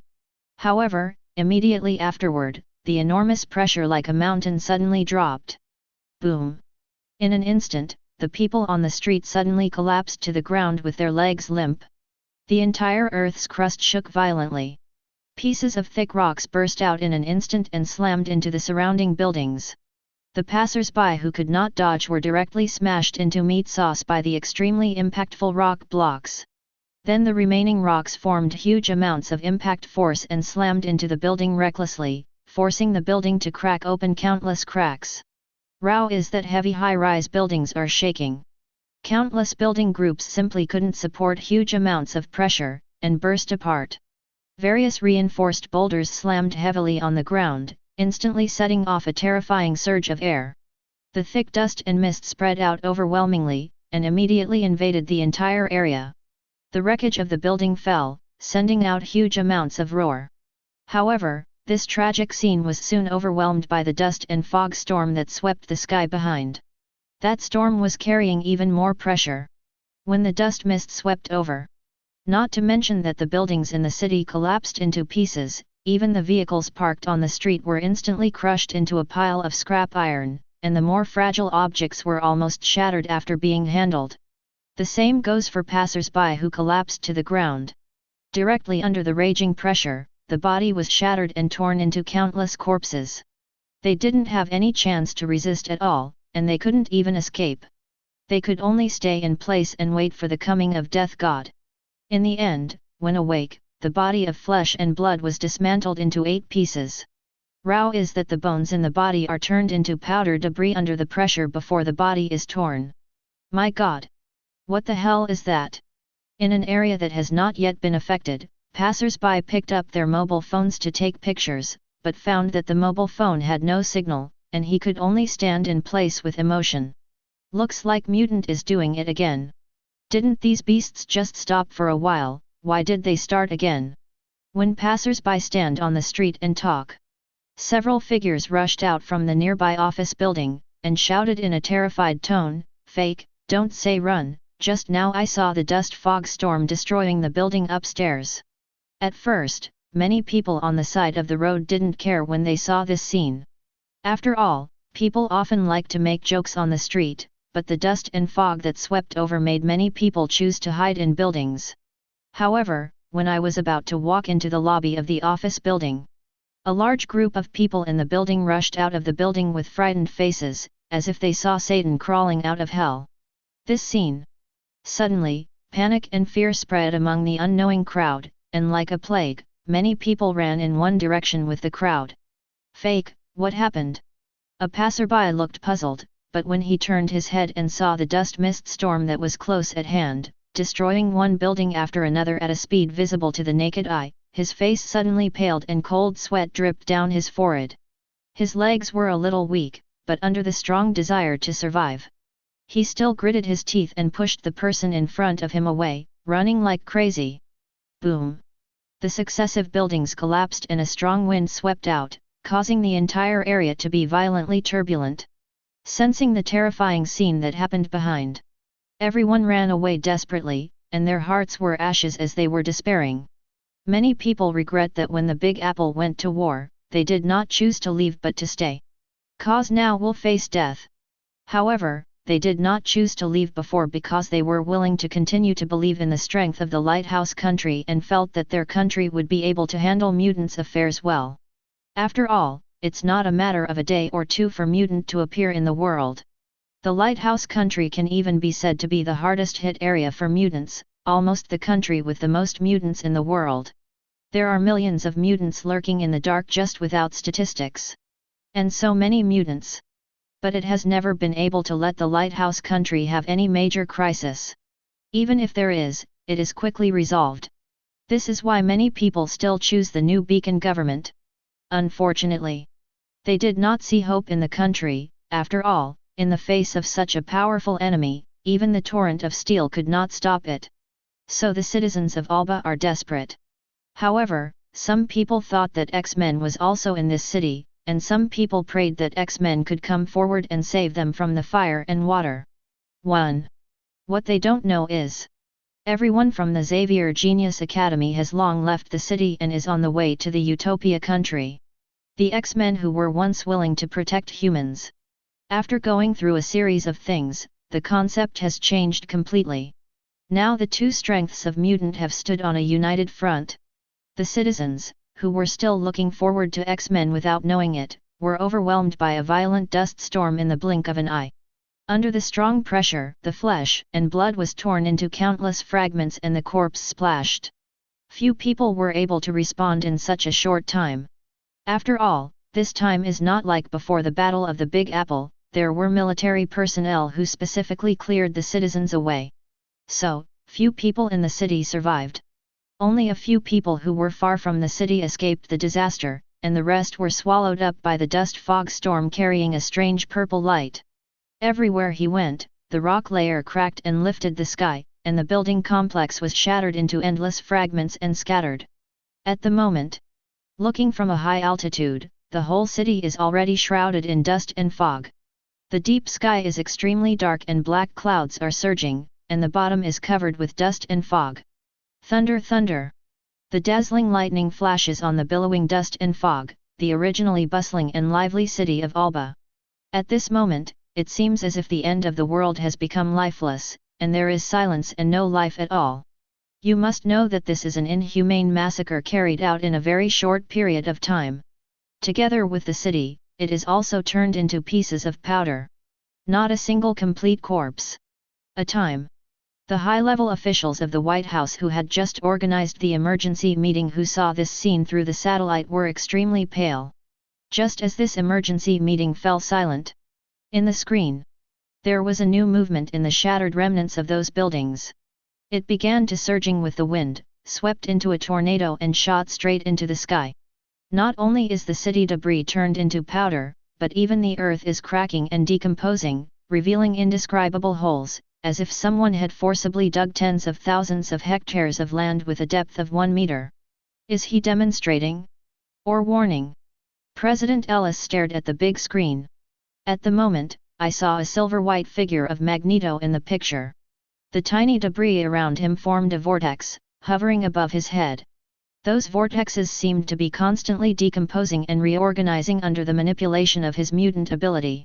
Squinting slightly, he couldn't see why. Yet at this time, Those hundreds of thousands of tons of powder floating in the sky turned into a straight line and fell steadily on the ground. Immediately. After all, those substances magically formed a high wall, and looked extremely strong. That high wall stretches around the entire Big Apple urban area. How did he do it? 39. President Ellis was stunned. He vaguely remembered Magneto's ability to manipulate metals. Why did he show such a strange ability? He can manipulate molecular structures. Mr. Worthington, who had been silent for a long time, suddenly shocked roar when he took a closer look.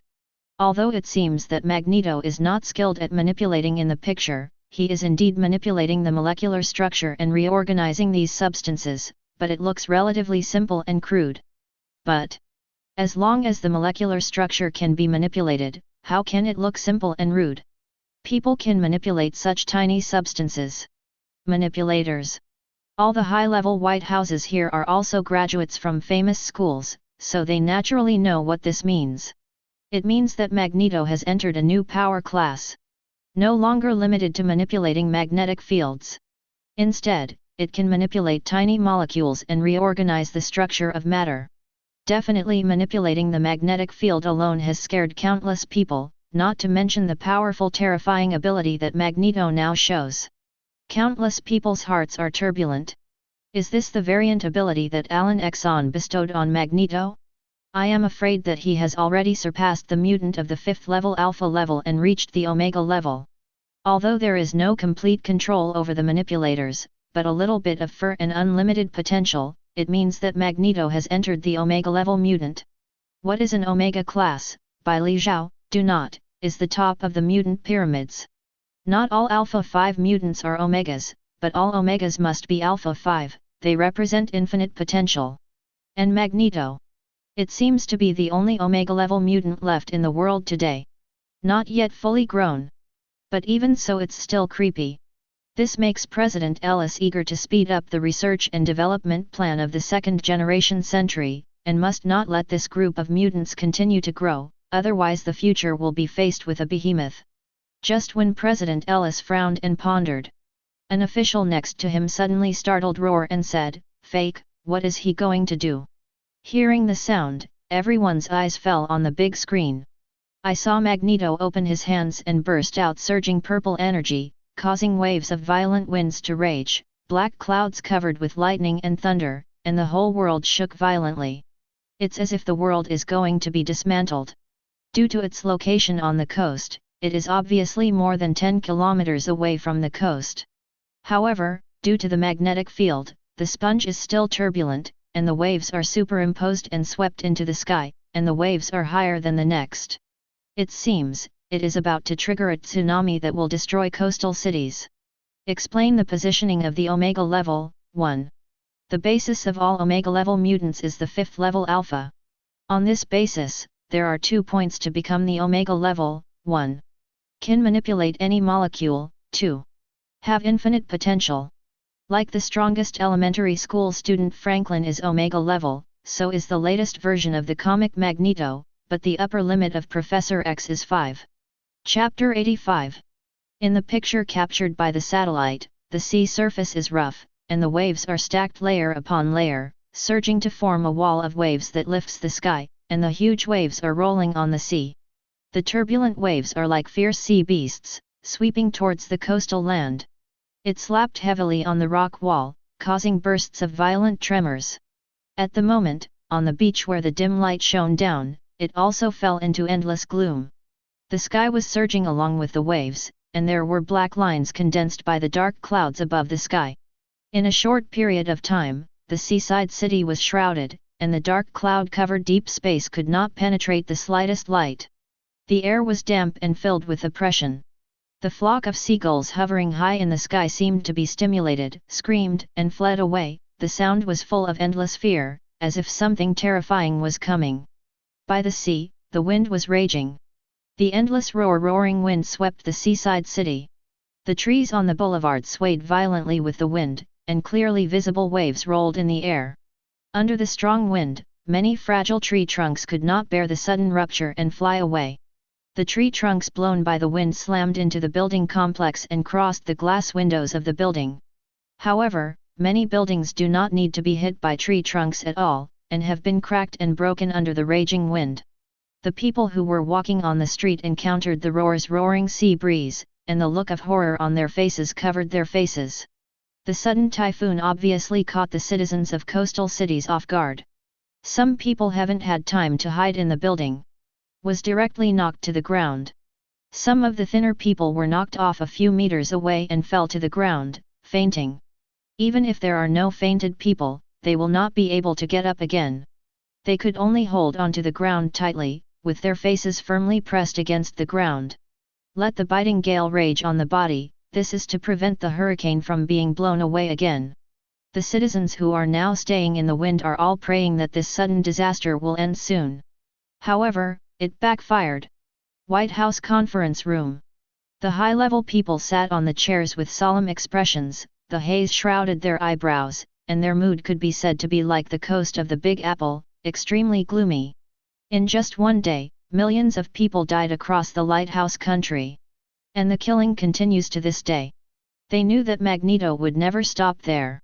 People from the Bureau of Meteorology immediately reported that there will be an unprecedented tsunami that will completely submerge the coastal city.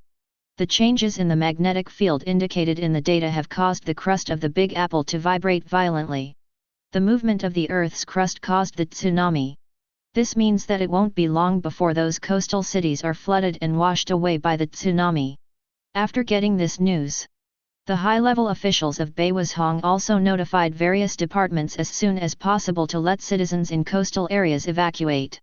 But according to the current situation, they could not evacuate everyone in a short period of time, and even the communication equipment could not be used due to the magnetic field problem, and many people could not receive the government's rescue notice at all. This also greatly increased the difficulty of rescue. But what if the government's information is received? The areas closer to the ocean are now all enveloped in the howling winds of the roar.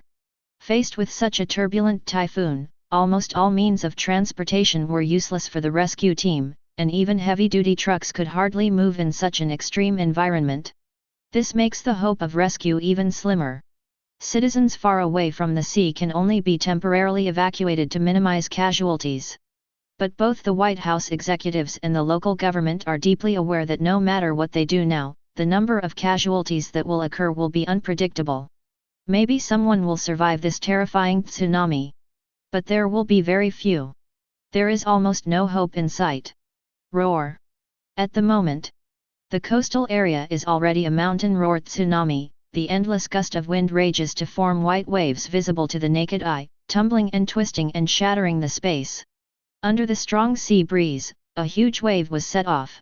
The terrifying waves are rolling, intensifying, and layer upon layer. In coastal cities, countless people hid in high-rise buildings and looked out the window solemnly.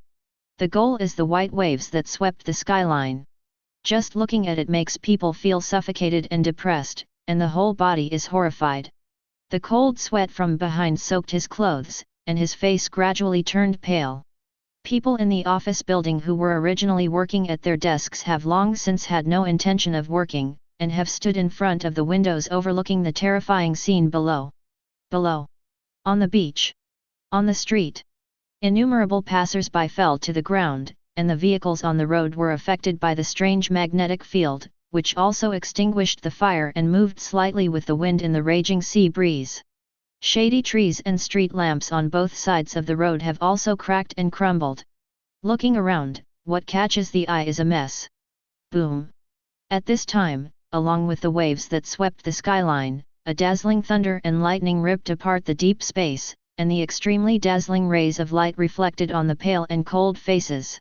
Deafening thunder makes many people tremble because the scene outside at the moment is like the end of the world. They subconsciously thought of calling for help, but only found out when they picked up the phone. Affected by the weather, communication equipment has long been disconnected. There is no signal whatsoever. The crowd fell into panic, and this emotion quickly spread among the crowd, and gradually the air that was already dull due to the weather became even more dull in the heavy atmosphere.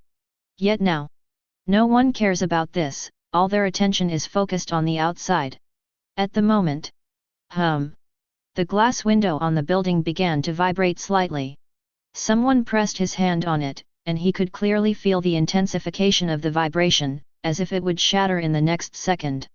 The man took a few steps back when he realized this. My God, we should get out of here quickly and go down to the basement, this building will be blown down 95.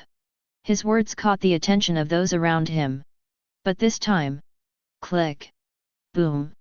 The windward glass in front of him suddenly shattered into countless cracks like spider webs. And under a gust of wind, continued to spread in strands. It soon took up almost the entire glass and looked crumbling. Had it not been wrapped in jelly, it might have been broken. Fuck, those glass are about to shatter. Let's get out of here. It's too late if you don't leave, hurry up. My God! Why is there no sign of this typhoon? Many office buildings and residential buildings. People started running downstairs in panic. How terrifying is the wind that can even shatter glass? This is not too much to elaborate at all. They only knew that if they continued to stay here, sooner or later they would be torn apart by the incoming sea breeze. Now, almost all buildings are shrouded in this hurricane. It's like a city to be destroyed. It can be destroyed at any time. However, just as they fled, someone in the crowd shouted, "Look out the window!" This sound is extremely unique in a noisy environment. The master, who could also hear the voice, trembled with endless fear. It was as if he had seen a terrifying sight. Heard. Everyone turned their heads to look, and their faces suddenly paled with a sigh. The bean-sized hands slipped off their foreheads, soaking the clothes on their bodies, as if they saw Satan crawling out. It can be said that they are only one step away from seeing Satan at this moment. Because, looking out to the sky, a huge wave and tsunami rose up that covered the sky. That giant wave seemed to run through the sky. It continued to climb to the deep space at a speed visible to the naked eye, and soon occupied the deep space on the horizon. Cover the sky. Roar. In the raging gust of wind, the huge waves that lifted the sky had condensed into a tsunami that covered the sky. Covered half of the sky. This made the already gloomy and prosperous city instantly gloomier, as if night fell in an instant, without the slightest light penetrating into it. Some are just lights that are constantly flickering by a magnetic field. The entire city fell into complete despair, and the tsunami that lifted the sky was like a celestial body falling from the sky. Let all the citizens in the city feel extremely suffocated. Boom! With the rolling up of the tsunami, the shaking of the earth's crust became more intense. The buildings in the coastal cities trembled and burst into countless cracks, and some of the more fragile buildings even collapsed directly. Such a terrifying phenomenon. It has completely lost people's eyes, and can't see any brilliance. Still, on the street, the wind stopped. But no one was happy. Because what blocks the wind is a tsunami that covers the sky. Many passers-by climbed up from the ground and looked up at the tsunami that hit the sky. My God! Drop, drop, drop! Self-talk. There was a slight light rain in the sky, but it was actually the sea water that fell from the tsunami. Immediately after. Boom! Look from afar. The tsunami that covered the sky swept under the black clouds, reaching the highest point, and almost all the urban areas near the coast were shrouded. It's like a boundless celestial body. Next second, the huge wave that reached the critical point came crashing down. The citizens of the city were bloodless when they saw this scene, but did not wait for them to make other actions. The tsunami had already smashed down. Boom! The sea water is like a meteorite carrying huge amounts of impact, rushing over the building complex. It directly washed away all the buildings that had been cracked by the Earth's crust, and countless building wrecks swept up with the wind and sea. Citizens in the building only felt that the sea water broke through the window and poured in. The whole person was submerged in the sea water. Lost consciousness. At this moment, even some of the best swimmers could not resist. Rao was directly knocked down on the solid building wreckage, and his head was bleeding. There is no chance, and it will be broken and torn. This disaster. There were no screams. There was no cry. Not even a breath. Some are just silent deaths. From a satellite point of view, all coastal idiots in the Big Apple have suffered tragic damage. Fragile buildings and millions of lives are simply not worth mentioning in the face of huge amounts of tsunamis. Only fall victim to the war between the two races. Although some people in the urban fringe escaped the disaster, the losses caused are unpredictable. In addition, the coastal cities were originally important economic areas, and now all of them have been washed away and become dead cities. Just in one day. Let the economy of the entire lighthouse country go backwards for more than 10 years, or even decades. The proud economic heart is gone, and an entire state is now directly lost. Now the exclusion zone isn't just in the Big Apple. Instead, the entire Big Apple state has been set as a no-go zone. The state's military had already begun to evacuate the state's residents when the tsunami hit, originally stationed on the border of the Big Apple. He also retreated apprehensively. Even the tents that were set up were not cleaned up.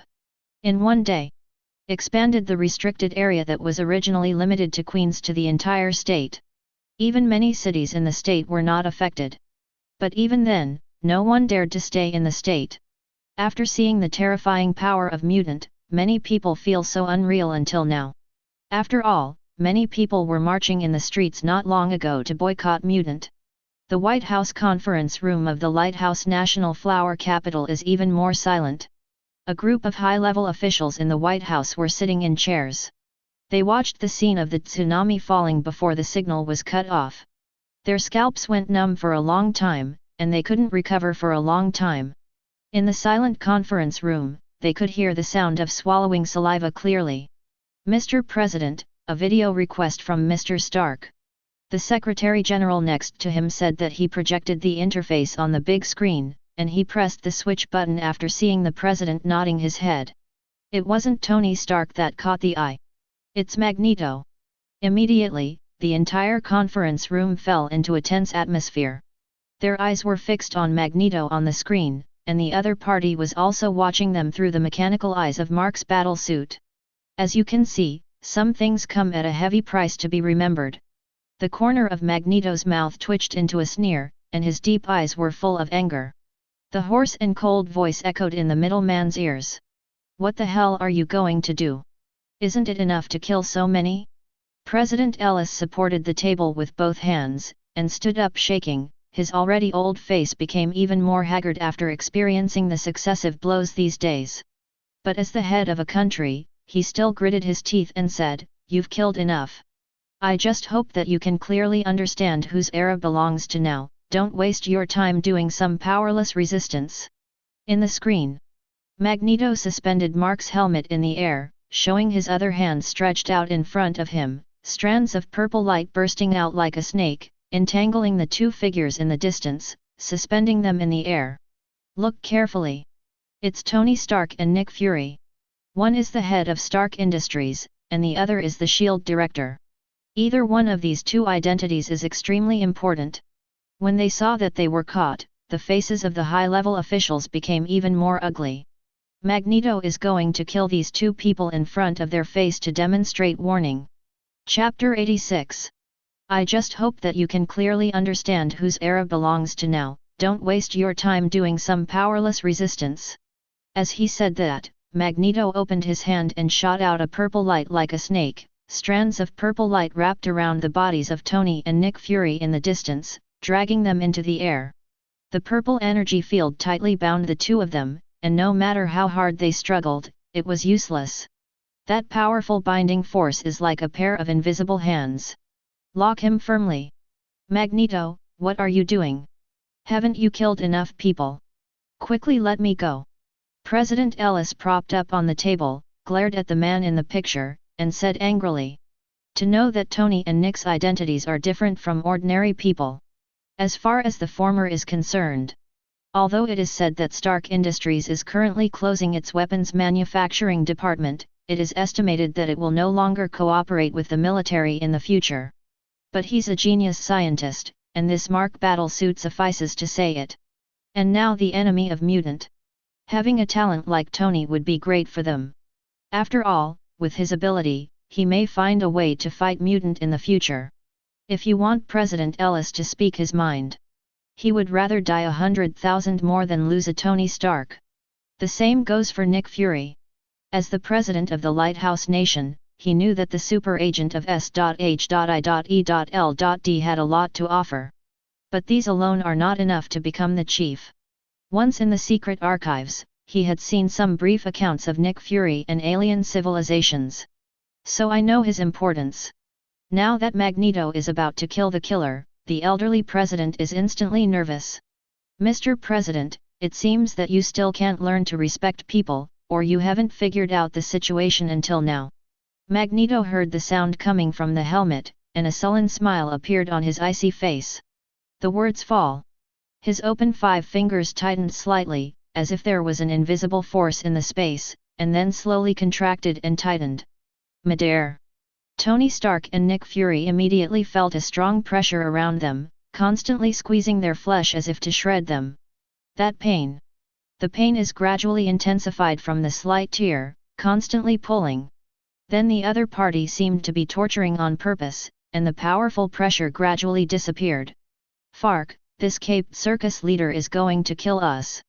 Tony Stark twisted his neck stiffly to Nick Fury's side, and said in a low voice, "Cyclops, think of a way." "Hey, I can hear you, you don't have to whisper." "Far away."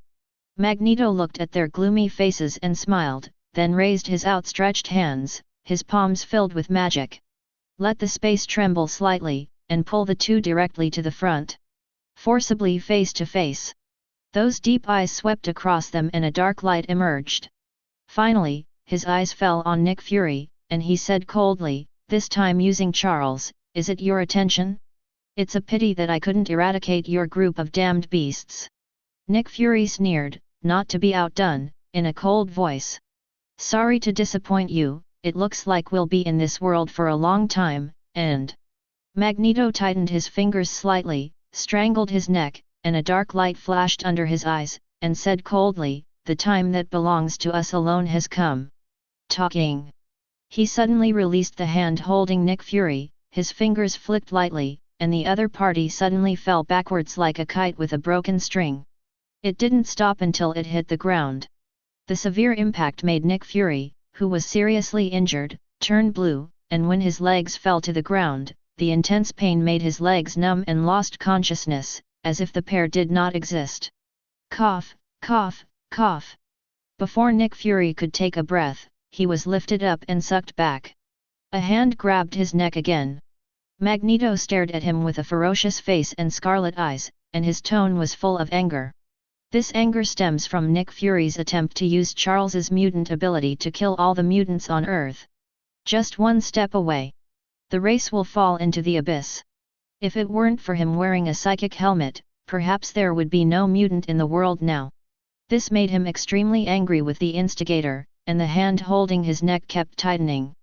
Nick Fury's neck was strangled and suffocation came to his mind, roar gradually became difficult to suck, and his face became blue, but his mouth still insisted, "Kill, if you don't kill me this time, there will be no chance in the future." "Hey! Something is coming at me." Tony Stark got nervous when he saw Chief One-Eyed getting worse and worse. Although he and Nick Fury have known each other for a while, the two are now in the same camp. Moreover, he couldn't let a living person die tragically in front of his eyes. "To shut up!" Magneto Eric flicked his finger, and a lump of iron on the ground flew up and sealed Tony's mouth. Then he opened his fingers slightly, suspended Nick Fury in midair, his eyes were full of icy bloodthirsty, and said solemnly, "Kill you? Yes, but I won't let you die so easily." Hearing these words in midair, Nick Fury caught a glimpse of a few sharp iron pieces floating on the ground just as he was about to speak. Those razor-sharp pieces of iron floated in front of him like blades and swayed. "See these things?" Nick Fury already knew what the mutant in front of him was going to do, just as he said. Never let him die so easily. At the moment Rao is the director who has experienced countless lives and deaths, and fear also emerges in the eyes of the director. After all, no one can truly face death. Humans have fear. It's just that some people still do things related to life and death even if they feel fear. The super agent of Nick Fury S.H.I.E.L.D, or the only super agent left in the world. I wish you could hold back the screams for a while. Previously, Charles told Magneto Nick's identity and many things hidden in the heart of this super agent through teleportation. That's why he's called Nick Fury. At the same time, Hwaja White House meeting room. Everyone's eyes were all focused on the big screen. They looked at the screen with anger in their gloomy faces. The other party completely ignored them now, which was equivalent to ignoring the entire Lighthouse country. The high-level officials here are all the top figures of the Lighthouse country. But they were ignored by the former Pentagon prisoners, and they naturally felt angry. Magneto. Seeing this scene, President Ellis had already guessed what was going to happen next. He took a deep breath and spoke again to dissuade him. Killing will not bring peace to the two clans. I apologize to you and your clan on behalf of the entire Lighthouse nation. We will restart negotiations soon to end this stupid farce in the best possible way. He said extremely hypocritical words, as if he had forgotten not long ago that he hoped that the second-generation sentry would be born sooner. Brutal sanctions against Mutant. He also forgot. Originally Magneto didn't want to go to war during the proxy period, otherwise would not let the delegation into Utopia, and just gave those people a verbal warning. But Ellis himself gave the order to attack Utopia. After a tragic defeat in the end, he again made false pretexts to negotiate to delay Mutant, waiting for the second-generation sentry to come out. But President Ellis didn't care what he said earlier, and continued, Magneto, you are a wise man, and killing only brings evil, not light. 35. Xavier was a genius at the scene of the ruins, and heard the sound of Mark's helmet. Magneto was stunned for a moment, as if he was really persuaded by him. He hesitated and did not continue to drag the iron. See this scene. President Ellis didn't know that it was because he was old and confused, and he had the illusion that Magneto had changed his mind. However, next second, roar! The shattered piece of iron pierced through Nick Fury's bullet hole thigh like an arrow. What? Fake squid. Row is that Nick Fury was mentally prepared in advance, but he couldn't hold back the severe pain from his thigh. Let out a piercing scream. That iron piece not only pierced the thigh, but also cut off a piece of bloody flesh. Eric! What are you doing? White House conference room. President Ellis clapped his hands on the table, stood up and roared. Shut up! Hypocritical dog stuff. 39. Magneto saw Ellis in the conference room through Mark's helmet. Those bloodthirsty eyes were very penetrating. Just looking at them, they shocked a president of a country. Others felt this bloodthirsty gaze, and their scalps couldn't help tingling. Killing only brings evil, not light? It's ridiculous. When I heard what you said, I couldn't help but think of the flames and death and the piles of corpses. It was the innocent compatriots who were killed, and there were people who were innocently killed by the Lighthouse country. But whenever you are faced with such commonplace things, your words turn into just words.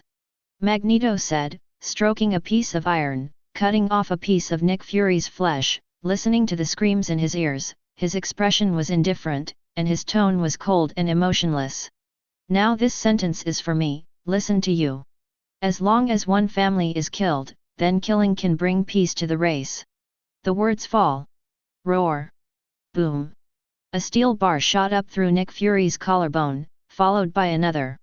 The same brutality pierced his collarbone. The bloody white bones were exposed. Nick Fury's face was pale and there were Han beads all over his forehead. The tear-like pain spread from his shoulders and spread all over his body. The severe pain stimulated his nerves and made him dizzy. But this time, he gritted his teeth and endured the excruciating pain. Tisk tisk, worthy of being the only super agent on Earth, but unfortunately, with your strength, you are not even qualified to meet Mr. Exxon. Seeking flowers. Magneto sneered and said the person he was most afraid of. Alan Exxon. When Nick Fury heard this name, Roar's breathing became more unstable, and the pain was so blurry that he saw a demon-like figure standing not far away. It was the figure I had seen in the illusion before, standing under the golden sun. That's Alan Exxon. But the figure disappeared in the next second. Nick Fury shook his head vigorously, a strong desire to survive in his heart. Do not. He hasn't killed Alan Ackerson, he can't just die. He wants to live and kill Alan Ackerson himself. Kin. No matter how hard Nick Fury struggled, it was useless. The strength that was bound to him, he could not break free after exhausting all his strength, realizing that a sense of despair welled up in his heart. Powerless despair. Thinking of Magneto's words, he couldn't even subdue one of Alan's followers. What about subduing Alan? Just then he felt a tingling pain in his neck. Looking down, the two steel bars inserted on the shoulders bent and gradually plunged into his neck. Blood seeps visible to the naked eye. Have you seen it? The gap between the two races is destined to be eliminated, and the strong eat the weak is the true portrayal of this world. 39. Magneto's 5 fingers are slightly bent, and the steel bar is deliberately inserted slowly, making the pain multiplied. Woo! Tony Stark struggled to break free as he watched the rebar go through Nick's neck. But always to no avail. At this time, he glanced at the paralyzed steel battlesuit not far away, and thought of something. The control ring on the wrist glowed slightly. The paralyzed Mark's steel battlesuit arm broke and flew towards his arm. Immediately put it on. Magneto noticed this, turned his head and waved it casually. I want to shred that steel arm. However, at the moment, Tony's open steel palm revealed a dazzling deep sapphire, radiating an extremely dazzling light, and the energy temperature it radiated made the surrounding space violently distorted and shattered. Boom! Haven't waited to find out the situation. The gem burst out with a powerful force, sweeping out all around. The dust and mist are filled, and the earth is cracked with countless cracks. The 3 of them were directly lifted several meters away by this powerful force, and the huge amounts of air shock made people dizzy. Fake. Magneto felt the energy from that gem, the burst of energy from that morning's Mark battlesuit. Only. This time the gems are pure and infinite. The moment Tony Stark landed, he immediately reached out to catch the steel arm that was back in his hand. This steel arm uses the energy that the gem explodes. Has appeared blackened. That's really good stuff. Tony looked at the infinite gems in his hand, his eyes were full of amazement. This thing was taken out by smashing the Tesseract, and it was originally carried on him to deal with Magneto. I just forgot about the existence of gems. Thinking about it now, he hurriedly manipulated the steel arm to use the gem. Tony didn't know that this gem was one of the infinite gems, the space gem. If it was placed in the universe, it would cause competition for overlords from all sides. But that doesn't prevent him from using gems. It's just that the side effects of using it are very large, and the damage of gems is not divided into primary and secondary, and it is affected after being affected. Tony could clearly feel his body becoming extremely weak, and his whole body was in bursts of tearing pain. This is also normal. He has not figured out the correct use of the gemstone, so he did not take into account other factors. It even hurts itself. But it really shocked Magneto. But it also made Magneto interested in the gem, staring at the bright gem. It turns out that you extracted the previous energy from this gem, but it will soon belong to me. 99. Mr. Exxon, it will be of great interest. Slide. The steel arm that was on Tony's hand was sucked and twitched slightly. It's obviously going to fly into Magneto's hands. Seeing this, the dying Nick Fury's pupils suddenly shrank, knowing that this thing must never fall into the hands of the enemy. He shouted vigorously, Tony, use the arc to live it. 99. Quick. 35. Hearing the sound, Tony tightened his palm to activate the arc cannon, and the energy of the reactor burst into the infinite gems. In an instant, the dark blue gemstone was activated to become more dazzling. Followed. The surrounding space appeared torn and twisted and folded, and the entire space was shaking and shattering. The earth also trembled, constantly agitating the bumpy space. As if there was something in there that was about to break through the space and rush out. And it was this move that also attracted the attention of some people in the vast universe. Chapter 87. In an instant, the deep sapphire was stimulated by the arc cannon, radiating a dazzling light. Tony Stark clenched the trembling gem in his palm tightly, and the radiant light penetrated from his fingertips and reflected all around him. Even through a layer of steel, you can feel the scorching heat from the gem. The terrifying high temperature seemed to melt the robotic arm. Diffuse constantly. Where the light it radiates touches, it seems like a heat wave spreads, and the surrounding space is twisted and folded like a tear. The whole space is shaking and shattering, and the earth is shaking. The space is constantly stirring up and down, as if something in there is going to break through the space and rush out. Boom!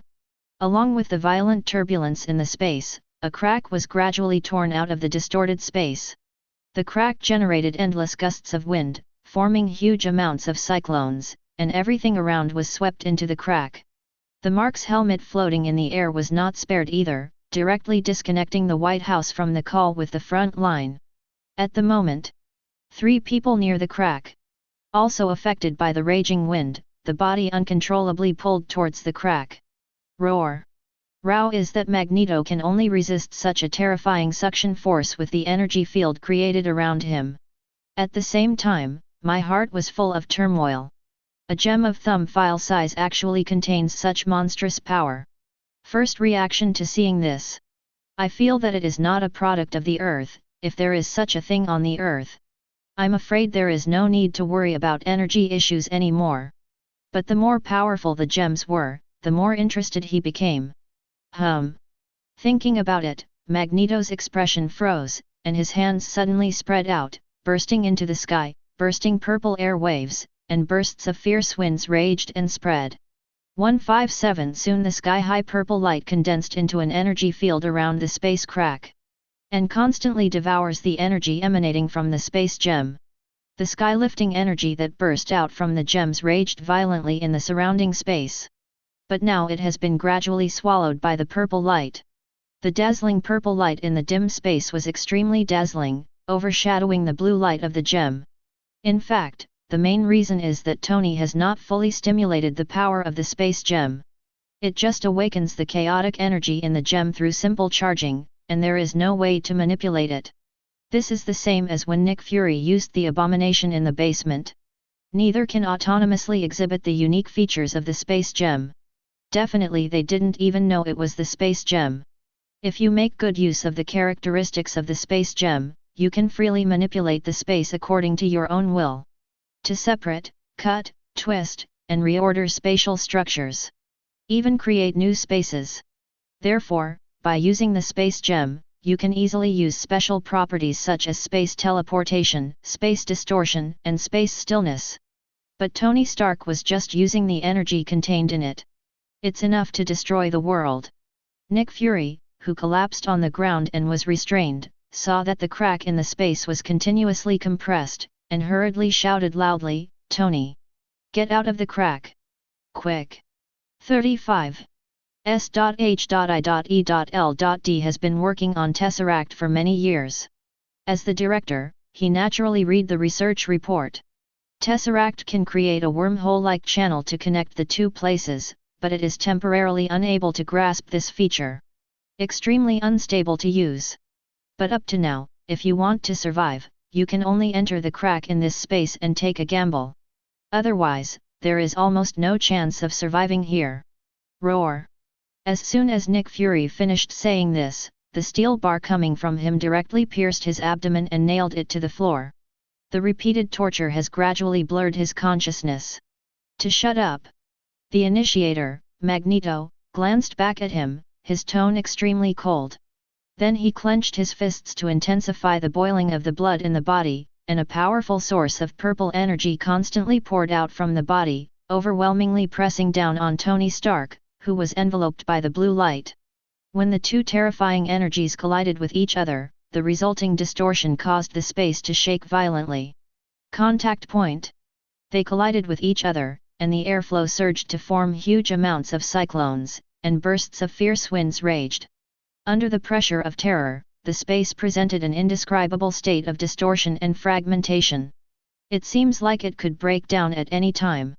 The huge power generated by the collision swept the surrounding Earth with terrifying power. The scoured Earth burst into countless fissures, constantly spreading in all directions. The sky is like a black cloud shrouded in a vortex. It has also gradually disintegrated, revealing the dark deep sky full of stars. At the moment, the warm sun has fallen into the sky, and night has fallen quietly. The two dazzling energies collided and radiated a more dazzling scorching light, filling the boundless blackened land. And no one noticed. In the distance where a few black and thin clouds were floating, a ghostly figure appeared above the sky unknowingly, without any protective measures. Rather than floating, it was better to say that she was standing in the air. Those deep eyes in the dark night were looking at the two sides entangled in the distance. If Alan was here, he would definitely recognize it. The thin figure standing in the air is the Sorcerer Supreme Ancient One of Midgard. After she sensed the energy released by infinite gems, she came to Westchester through the portal as soon as possible. After all, as the Sorcerer Supreme, she has guarded the Earth for hundreds of years, and her knowledge of the universe has long exceeded that of almost everyone on the Earth. Naturally, she knows the importance of infinite gems, so Tony inspired infinite gems. She rushed over to make sure the gems didn't fall into the hands of the wicked. As for why it was not determined by checking the timeline events in advance, the final destination of this space gem. Because the Ancient One has completely disappeared from the timeline since the last time it saw Alan. She had a little doubt about herself, thinking that someone had deliberately concealed her, so that she didn't see the future she wanted to see. So she has to personally ensure that infinite gems follows the future timeline. Definitely except when necessary. Ancient One will never interfere, as the Sorcerer Supreme is well aware of this taboo. Heaven's secret can't be changed by a human being. Boom! At the moment, there was a loud roar in the distance, and the earth shook and the rock layer cracked. Endless surging energy suddenly burst out from there. It swept outwards at a speed visible to the naked eye, and everywhere it went, there were rock fragments that lifted the sky. The scene is flying sand and rocks, and the fog is full. Ancient One stayed where he was and let the strong wind rage, and the indifference on his face seemed to be unaffected. When the wind stops, her yellow robe has no folds or dust at all, and her eyes have been watching the situation over there from beginning to end. Boom! Fake. 35. Here, Tony Stark looked at the space crack with some hesitation in his heart, not knowing what would happen from entering this place. As a scientific genius, he also understands wormholes. Now the cracks in front of you can be recognized at a glance and have nothing to do with wormholes. Can the human body really withstand it after entering? But only hesitation for a few seconds. Tony Stark fell to the ground with his eyes paralyzed, and the dying Nick Fury's heart beat hard. He directly grabbed the space gem, wearing Mark's breastplate, which was almost paralyzed on the ground, and jumped into the crack with strong suction. As soon as he approached the whole person, he was immediately sucked in, and the whole body seemed to have a strong energy, constantly tearing his body. Immediately, it seemed as if he had fallen into the abyss, and he lost consciousness in front of him. Roar! With Tony and the space gem gone, the original surging blue energy also suddenly collapsed, and the torn space crack closed in the blink of an eye and recovered as before. If not for the cracked earth around it. All this is like the environment, so unreal. Escape. Magneto's tone was angry. The enemy actually escaped right under his nose. This made the purple energy that he had not put away suddenly tore the earth under the fluctuation of emotions, tearing out a very deep crack. It looks like a canyon at a glance. Cough cough cough. 95. At this time, the black man in the taxi who kept coughing caught his attention. Fake. Magneto saw Nick Fury on the ground, his eyes were full of bloodthirsty, and he opened his hands and tore the super agent's body alive. That invisible force wrapped around him, constantly tearing at his body. Abdomen, back, limbs. They were all torn apart under huge amounts of pulling force, and endless blood spattered and the bones were exposed. What? The excruciating pain made Nick Fury's head clear, and after feeling his body constantly being ripped apart, he knew his life was coming to an end, until the excruciating pain gradually blurred his consciousness. Gradually lost consciousness. The breath in his chest was exhaled, and the breath of life disappeared completely when his head tilted. Bang, chi! Even so, Magneto didn't let him go, he directly tore off his head and threw it dozens of meters away, tightening his 5 fingers and squeezing it like a watermelon, splattering his brain plasma on the ground. The super agents of yesteryear lived for almost a century. At this moment, it has completely disappeared from history, and the so-called strongest agent on Earth no longer exists. Magneto looked at the corpses on the ground, his icy eyes showed no emotion at all, and he turned around to prepare to return to the Utopia, but out of the corner of his eye he was keenly aware of a ghostly figure in the sky. "Huh? Who's there?" Immediately, the purple light wrapped around his body and he stepped on the ground, and endless cracks cracked where he stepped on the ground, raising endless dust and mist that spread. The whole person was like a cannonball that was ejected, rushing straight towards the ghostly figure in the sky. During this period, he raised his hand and created a powerful energy field, trying to intercept the figure on the horizon. But it seemed he was overthinking it. The man had been standing in the air without moving, and even once made him feel that it was just a floating black cloud. Available in the next second.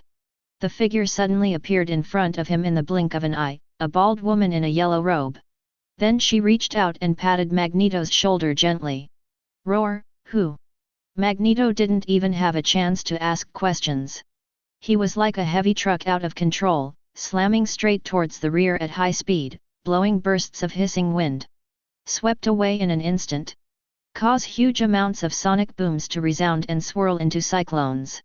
The opponent's seemingly soft push, but it can exert such a powerful force. Magneto only felt that the scene before him turned into an afterimage, and then he found something even more terrifying. He seemed to see his body that was plummeting backwards. FK. At the moment, it was no wonder that he couldn't control his body. It turned out that his soul was all captured, and he didn't notice anything unusual at the same frequency as he just fell, but now his soul is falling faster than his body. Magneto just realized it later. That bald woman is a necromancer. Just when he was shocked, the soul was sucked into the body by itself, and then the body ran straight through the high wall, and the endless rock blocks collapsed and fell on him. If not make an energy stand in time, I'm afraid I'll be seriously injured. Damn witch! Magneto cursed under his breath, but he was miles away now. The previously thin figure has long disappeared. At the same time, over the ruins of the Xavier School of Geniuses, Ancient One looked at the direction where Magneto disappeared, and then looked at Nick Fury, who was dismembered on the ground, sighed deeply, shook his head, and said solemnly, "It's fate." She could have rescued Nick Fury, but she didn't want to break the course. Can only witness the other party being dismembered. Then she shook her head and retracted her gaze, turned around to draw a golden circle, and a scene of snow-capped mountains appeared in the circle, and then she stepped inside. Before any door is closed, Ancient One glanced in the direction of Utopia again, and the ominous premonition in her heart became stronger. Always feel that something bad is going to happen. Beyond the 9 realms. In a vast star field in the universe, on a pale yellow planet full of strange inhabitants, a grand 1.4 event is being held to celebrate the lifting of another major crisis. The focus of the event was a woman on the stage dressed in red and blue and decorated with stars on her chest. She had a brighter face and showed perseverance between her brows, which made people feel full of justice at a glance. The host stood beside him and shouted loudly, "Roar, let's Captain Marvel Carol cheer, roar, she brought us peace and peace, everyone cheer for Captain Carol, roar." 99. Captain Marvel Carol next to him smiled at the crowd below. Just when she was about to take the host's microphone, she did not wrinkle slightly and took out the communication device she was carrying. An intersecting voice came, "Carol, Nick Fury sent a distress signal." Hearing this, Carol was slightly taken aback, remembering that after he met Nick many years ago and became close friends, he left a BB machine to call for help in times of crisis. With Nick Fury's character, he will only press the distress button in extremely critical situations. It seems he is really in danger. Carol hurriedly bid farewell to the event banquet and left the planet to fly to Midgard in the 9 realms. And at the same time, Alan Exxon in the travel universe also has a new movement. He had previously left the vicinity of the Sun and went to some galaxies to explore and learn advanced knowledge in this universe. With his super brain, he has learned countless languages and tens of thousands of knowledge points from different planets in a short period of time. Constantly enrich themselves. Today, however, when Alan came to another unfamiliar planet, the system's long-lost prompt sounded in his mind. The travel time has entered the countdown, and after the end, it will return to the real world. Chapter 88. The travel time has entered the countdown, and after the end, it will return to the real world. Countdown to host travel time, 10 days, 23 hours, 59 minutes. The vast expanse of thin clouds drifted away, and the cold wind swept the raging sky. As soon as Alan entered the airspace of the planet from outer space, a system prompt sounded in his mind. Hearing the voice that kept echoing in his mind, he was slightly taken aback, feeling a little regretful in his heart. I didn't expect the tour time to end so quickly. Although staying in this world can sometimes feel a little boring, the power in the body is really growing. After all, the harvest obtained from traveling the world is 100 times more than the real world. And this time, with the super strong learning ability endowed by his super brain, he has learned a lot of knowledge from different civilizations in different universes and different planets. And during the period Alan learned a lot of fighting skills, his close combat technique has reached its peak. Integrate countless fighting skills that have been passed down for thousands of years. He is almost at the pinnacle of this aspect, and is terrific. In the face of the enemy, it can accurately predict the number of ways the opponent will make moves.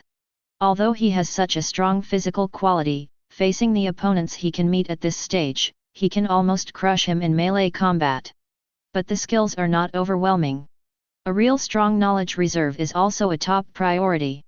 What's more, Alan is now in the Marvel Universe, and his future enemies may even be beyond the multi-universe level. Not to mention the multi-universe level, just the existence of the level single universe.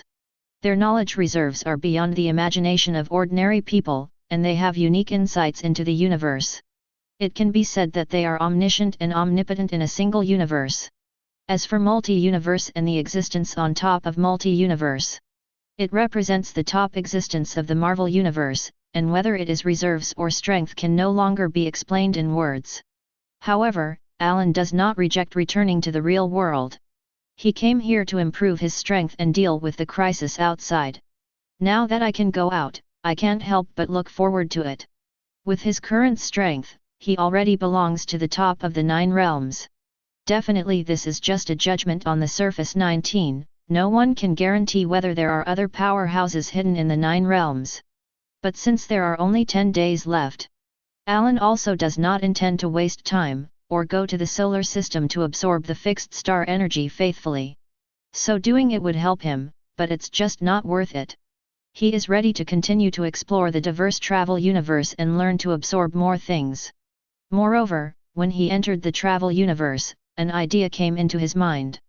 Hope to be able to travel the universe to learn magic. Because in the future, he will definitely face enemies who master magic elements, and it is rumored that the blood of Kryptonians can be called zero magic resistance. But it's not magic that can hurt Kryptonians.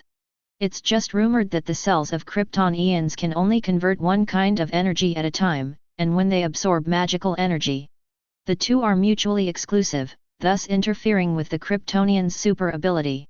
As a result, its super ability has not been fully exerted. This will make the Kryptonian appear weaker, and definitely if the opponent's magic ability is negligible, it will not be able to hurt the Kryptonian. After all, the magic resistance is almost zero, which does not mean that any magician can come to find trouble. But so far, Alan has yet to encounter an enemy that casts magical elements. Therefore, this rumor has not been confirmed yet. But this has to be taken seriously. Prevention is better than no prevention. This is also the reason why Alan wanted to learn magic. As the saying goes, using magic to fight magic will definitely work wonders. Besides, his magic resistance is a little lower. But with super brain, it is also easy to learn good magic. It's just that after exploring multiple planets, I haven't been able to find a civilization with magical elements. Alan is a little sorry about that. I don't know if there is a magical civilization on the planet under my feet. Roar. Thinking room. Alan fell from the sky and came to the land in the blink of an eye. The powerful self-control ability did not crack the ground, nor did it cause much movement. Just sonic boom tearing air sounds inevitable. After landing, he habitually looked around at the scene, and just looked down at the earth and found that the location he was in was a coastal highland. But it could be the climate. The surrounding environment can see the snow-capped wind roar whistling, and the woods growing on the highlands are immersed in the whiteness. Looking from the side of the highland is the sea covered with thick ice, and the endless cold wind on the surface of the boundless ocean roar. Alan explored such planets, but he couldn't get tired of seeing similar sights. The snow was getting heavier and the wind was blowing more violently. A biting cold wind, constantly raging on the face. His eyes flickered through the vast snow, and he saw a village in the distance, and then he was about to fly over to take a look, but at the moment there was a cheerful singing in his ears. The melodious and majestic singing reverberated in the swirling snow, adding a touch of vitality to the desolate and cold white forest around. Look in the direction the song came from. Alan's eyes passed through the dense forest, and at a glance, he saw the team walking on the forest path not far away. It looked like they were going to the village over there.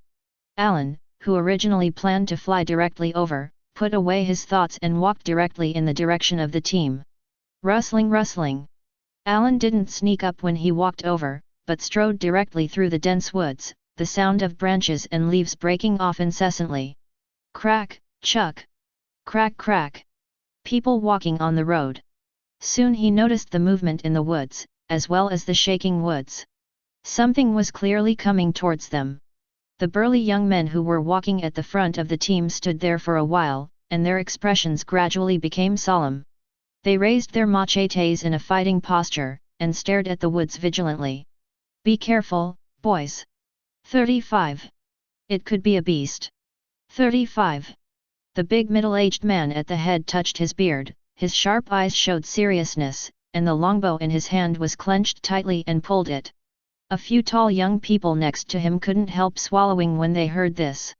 There are often beasts in this nearby area. Some time ago, someone in the village was traveling alone, and a beast in the forest bit off a hand on the way. One arm is missing. For a hunter, it is undoubtedly fatal, and a healthy body is the basis for their lazy survival. However, as the forest was uncovered layer by layer and the snow on the treetops fell, it was not beast who appeared in the sight of everyone. It was a young man with yellow skin. He was wearing a thin black dress, and he couldn't tell which country it was from. It's a false alarm, everyone, relax, not beast, but alone. The middle-aged bearded man put down the longbow in his hand and waved at the back. The people behind the team let out a sigh of relief and put down their weapons.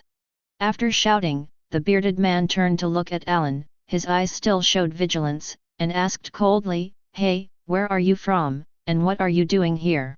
"I got lost with the team, can I join you temporarily? I think it might be safer in a crowded place." Alan patted the falling snow on his head and said calmly. "Sorry, we're going to the place soon and can't take you with me." 99. The bearded man was more cautious when he heard this, and he refused without thinking. Hearing this, Alan wasn't angry either.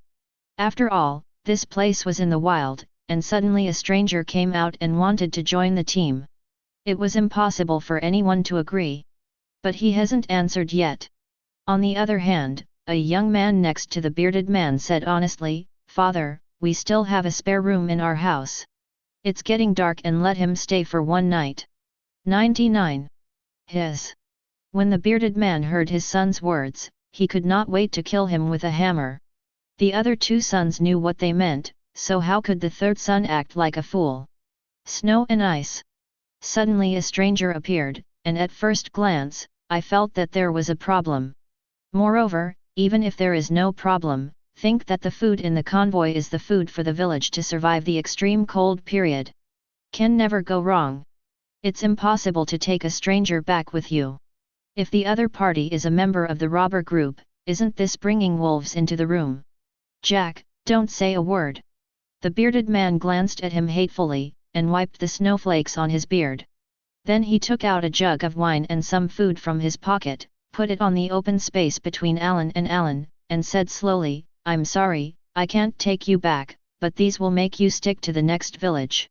It's all right." 35. Alan didn't go to get the food, but looked at the team in front of him. It was found that they were all wearing medieval costumes and did not see any modern elements. It seems that this time he has come to a planet that looks like the Middle Ages. It is also that he has seen a living person again after so many days. The planets that have been reached before, let alone people, some cannot even be seen as living things. The bearded man noticed that Alan's eyes swept across the cargo behind the convoy, mistakenly thinking that the other party was paying attention to the cargo, and subconsciously clenched the weapon in his hand. The rest of the people also raised their machetes in tacit understanding. The eyes that were born in the savage jungle were full of blood, as if Alan would swarm him to shreds if he made any threatening actions or showed obvious intentions. In extreme cold, food is life. Even if you don't think about yourself, you will work hard for the people in the village. Don't be nervous, I'm not a robber. Alan looked away and reached out for them to relax. However, when the atmosphere is like the weather, it gradually becomes stiff and cold. The woods swayed violently, and there was a deafening roar, and the cold wind that drowned roars whistling echoed in everyone's ears. A time.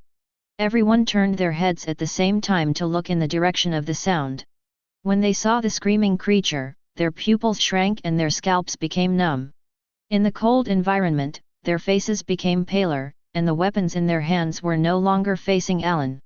Instead, turned to the direction from which the sound came. I saw a pair of scarlet eyes emerging from the white forest, and the owner of the eyes was slowly walking towards this side. When fully in front of everyone. Recognized. That's a wolf. And it's a pack of more than 20 wolves. Their blood-red eyes revealed hunger, their slightly open mouths revealed fangs, and saliva dripped from the corners of their mouths. They are hungry. The murky low gasp of the jungle beast once overshadowed the cold wind of roars whistling. A dozen people in the team saw the blue veins burst out on their foreheads.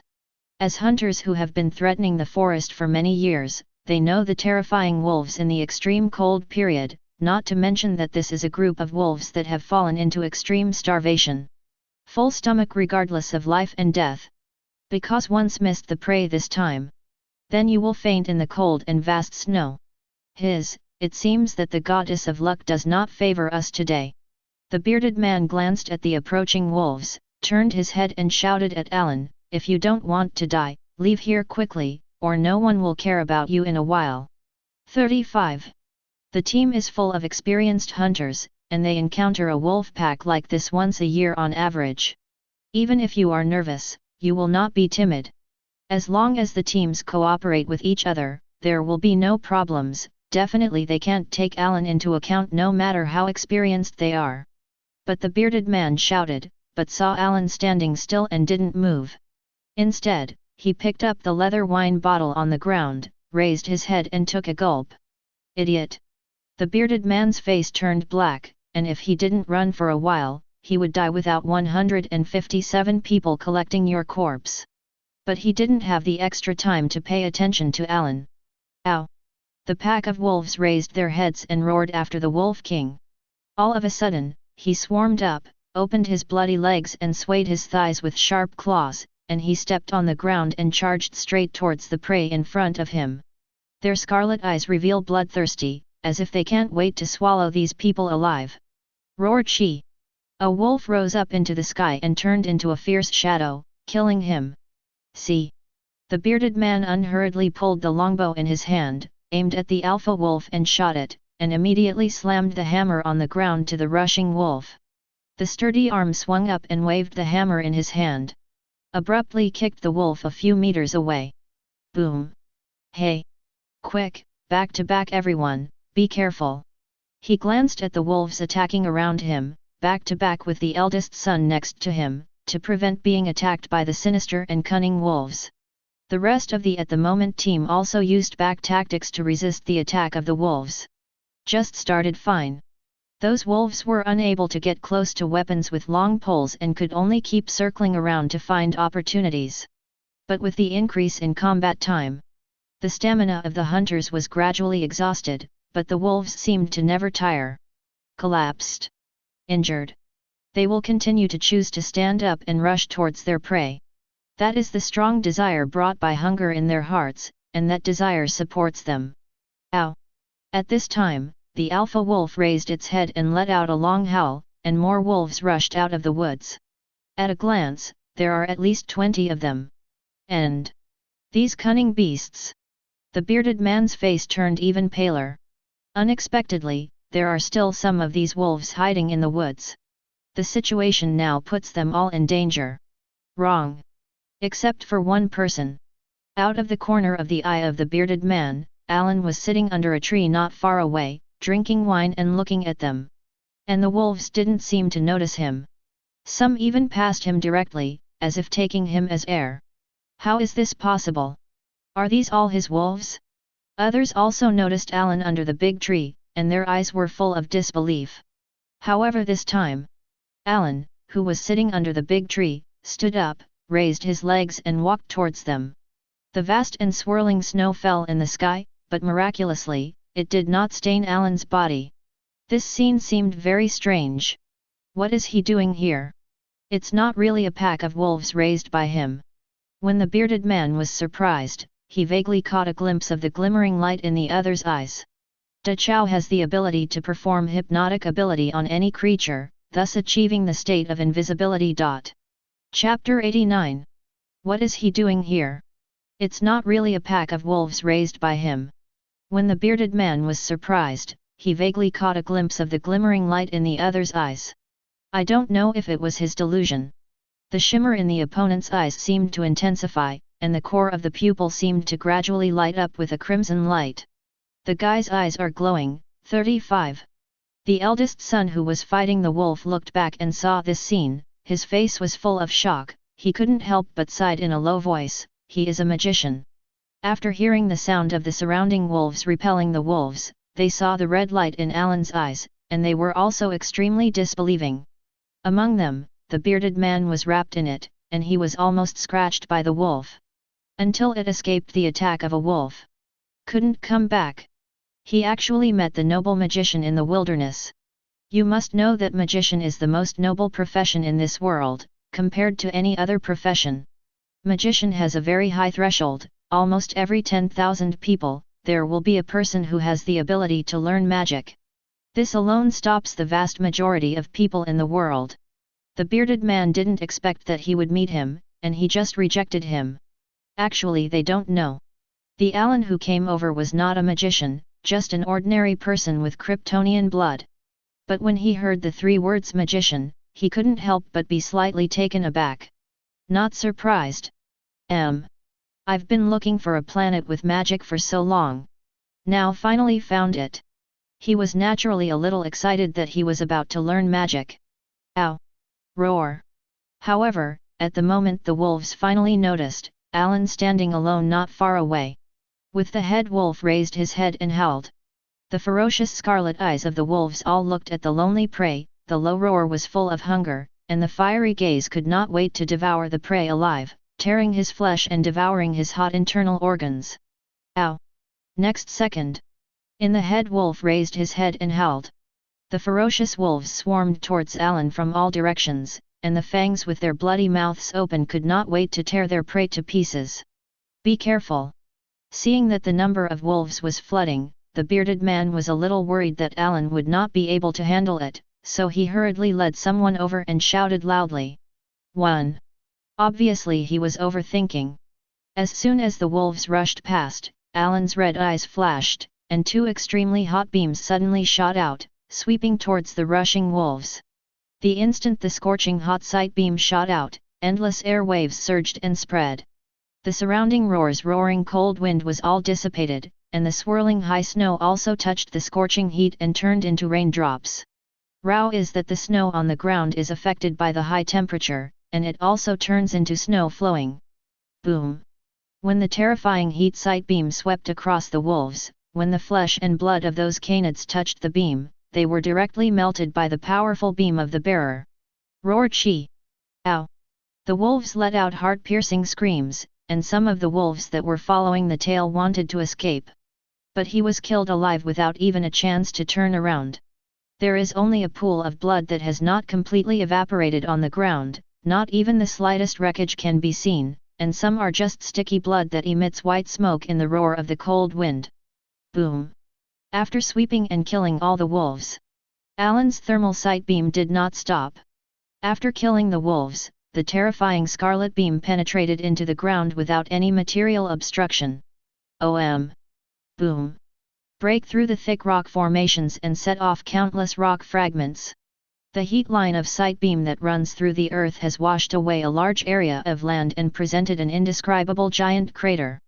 Under the impact of the strong beam, Rao Shi's entire forest's crust shook violently. The bearded man and others were standing dozens of meters away. Feeling the violent shaking of the earth, he was almost overturned to the ground. It's no wonder that their legs are weak. Anyone who sees this scene will feel their legs are weak. Not to mention under the influence of such a terrifying beam. All the snow on the nearby trees was shaken off. Roar! Finally, everyone waited tremblingly for a few seconds, but it was like centuries later. Alan in front put away his hot sight, and the eyes of the hot sight beam shot out from the cold wind, and white smoke rolled out. Roar! He let out a long sigh, looking at the giant pit that was nearly 10 meters in size and tens of meters deep, and raised his eyebrows. Some surprises. Alan felt that he had seldom restrained himself just now, but he did not expect to still be able to exert such a powerful power. It was somewhat beyond his expectations. It seemed to be 1% of the power just now, right? At this time, the bearded man came over and said in a very respectful tone, "The great magician, I, Crush, on behalf of the people in the village, would like to express my sincere thanks to you, and I also apologize for the behavior just now, which was rude just now." 5. The few hunters who followed behind also lowered their heads, and none of them dared to say a word. Just now, the image of the hot sight beam destroying the earth has been lingering in my mind for a long time. They remembered that they had rejected the magician's request earlier. Now that he was rescued by others, he suddenly felt hot on his face. And to reject a righteous and great magician is a very sinful thing. Thinking of this, they didn't dare to make a sound, and lowered their heads stubbornly.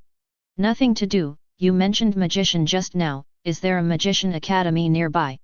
Alan wasn't sure if this planet was called the Magic Academy, so he asked tentatively. "You mean the Magic Church? There's a magic church in the city dozens of mountains away from here." 35. The bearded Croche pointed to the way he came and responded. The way he was referring came into view, the boundless mountains shrouded in the vast snow. Alan's pupils shrunk and the scene in front of him was instantly enlarged. He also saw through the vast white snow and saw the scene outside dozens of mountains. There is indeed a building that looks like a medieval church. However, the youngest son of Klaus, who had spoken to him before, said weakly at this time, "Mr. Great, you'd better go again tomorrow, at this time the magic church is closed. I used to wait outside the church for a while when I wanted to learn magic." 39. Magicians like you like to go home at this point. The bearded Krush saw the young son Bala a lot, and glanced back at him, signaling that he should not talk casually. After all, standing in front of him is a noble magician. If the dissatisfaction of the other party is aroused, the people of their entire village will be sheltered by the goddess of unlucky. Just like before. It was because he rejected Alan that he was unlucky and almost fell on this pack of wolves. Hearing that, the youngest son GK touched his head aggrievedly. He was just telling the truth. Then the bearded Krush said quickly, "The great magician, if you don't suggest it, you can go back to the village with us." 35. Alan glanced at the gradually darkening sky.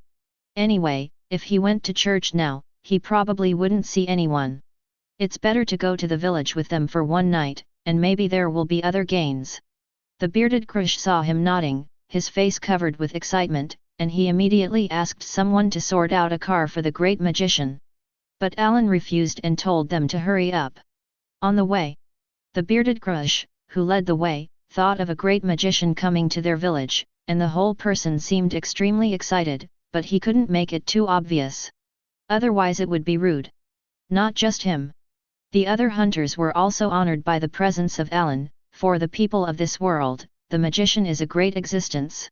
As long as the magician goes anywhere, he will be treated as a guest. Because the appearance of magician usually means luck, no matter how many years have passed, some people still believe that. Not to mention a magician who is willing to go to their small village is simply delighted. Once back to the village. Not long after the bearded Croche took Alan home, the door was already crowded with people standing outside the door with reverence on their faces. Even the pastor of the village heard the arrival of the magician, so he didn't even care about eating and threw down his bowl, and came to worship with his Bible. And very devoutly read a poem in praise of Alan.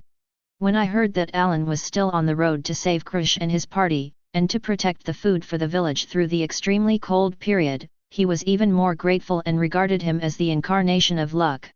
The village chief made today a special holiday to show his sincerity. This is a tribute to Alan Exxon. This enthusiasm and degree of forgiveness made Alan a little uncomfortable, and when he went out to meet people, the other party bowed devoutly. This experience allowed him to see the magician's place in this world. I also realized the power of magician in this world. The more powerful, the more in line with Alan's ideas. Only powerful magic is worthy of him. After all, the real world after he goes out is Marvel. Those powerful magicians in the universe are all destructive existences. The Sorcerer Supreme Ancient One on Earth alone has decent strength, but Alan doesn't know whether there is an Ancient One in this universe for the time being. It would be more interesting if there was. He could try magic against this guy. Soon it was dark and night fell. The swirling snow also stopped, and the icy world outside fell into silence. The houses in the village form a circle, leaving a spacious open space in the middle. The snow on the open space was swept clean, and pots of lit wood were placed around, and the blazing fire warmed the surroundings. The slightly orange light looks warm and comfortable. Bang bang bang!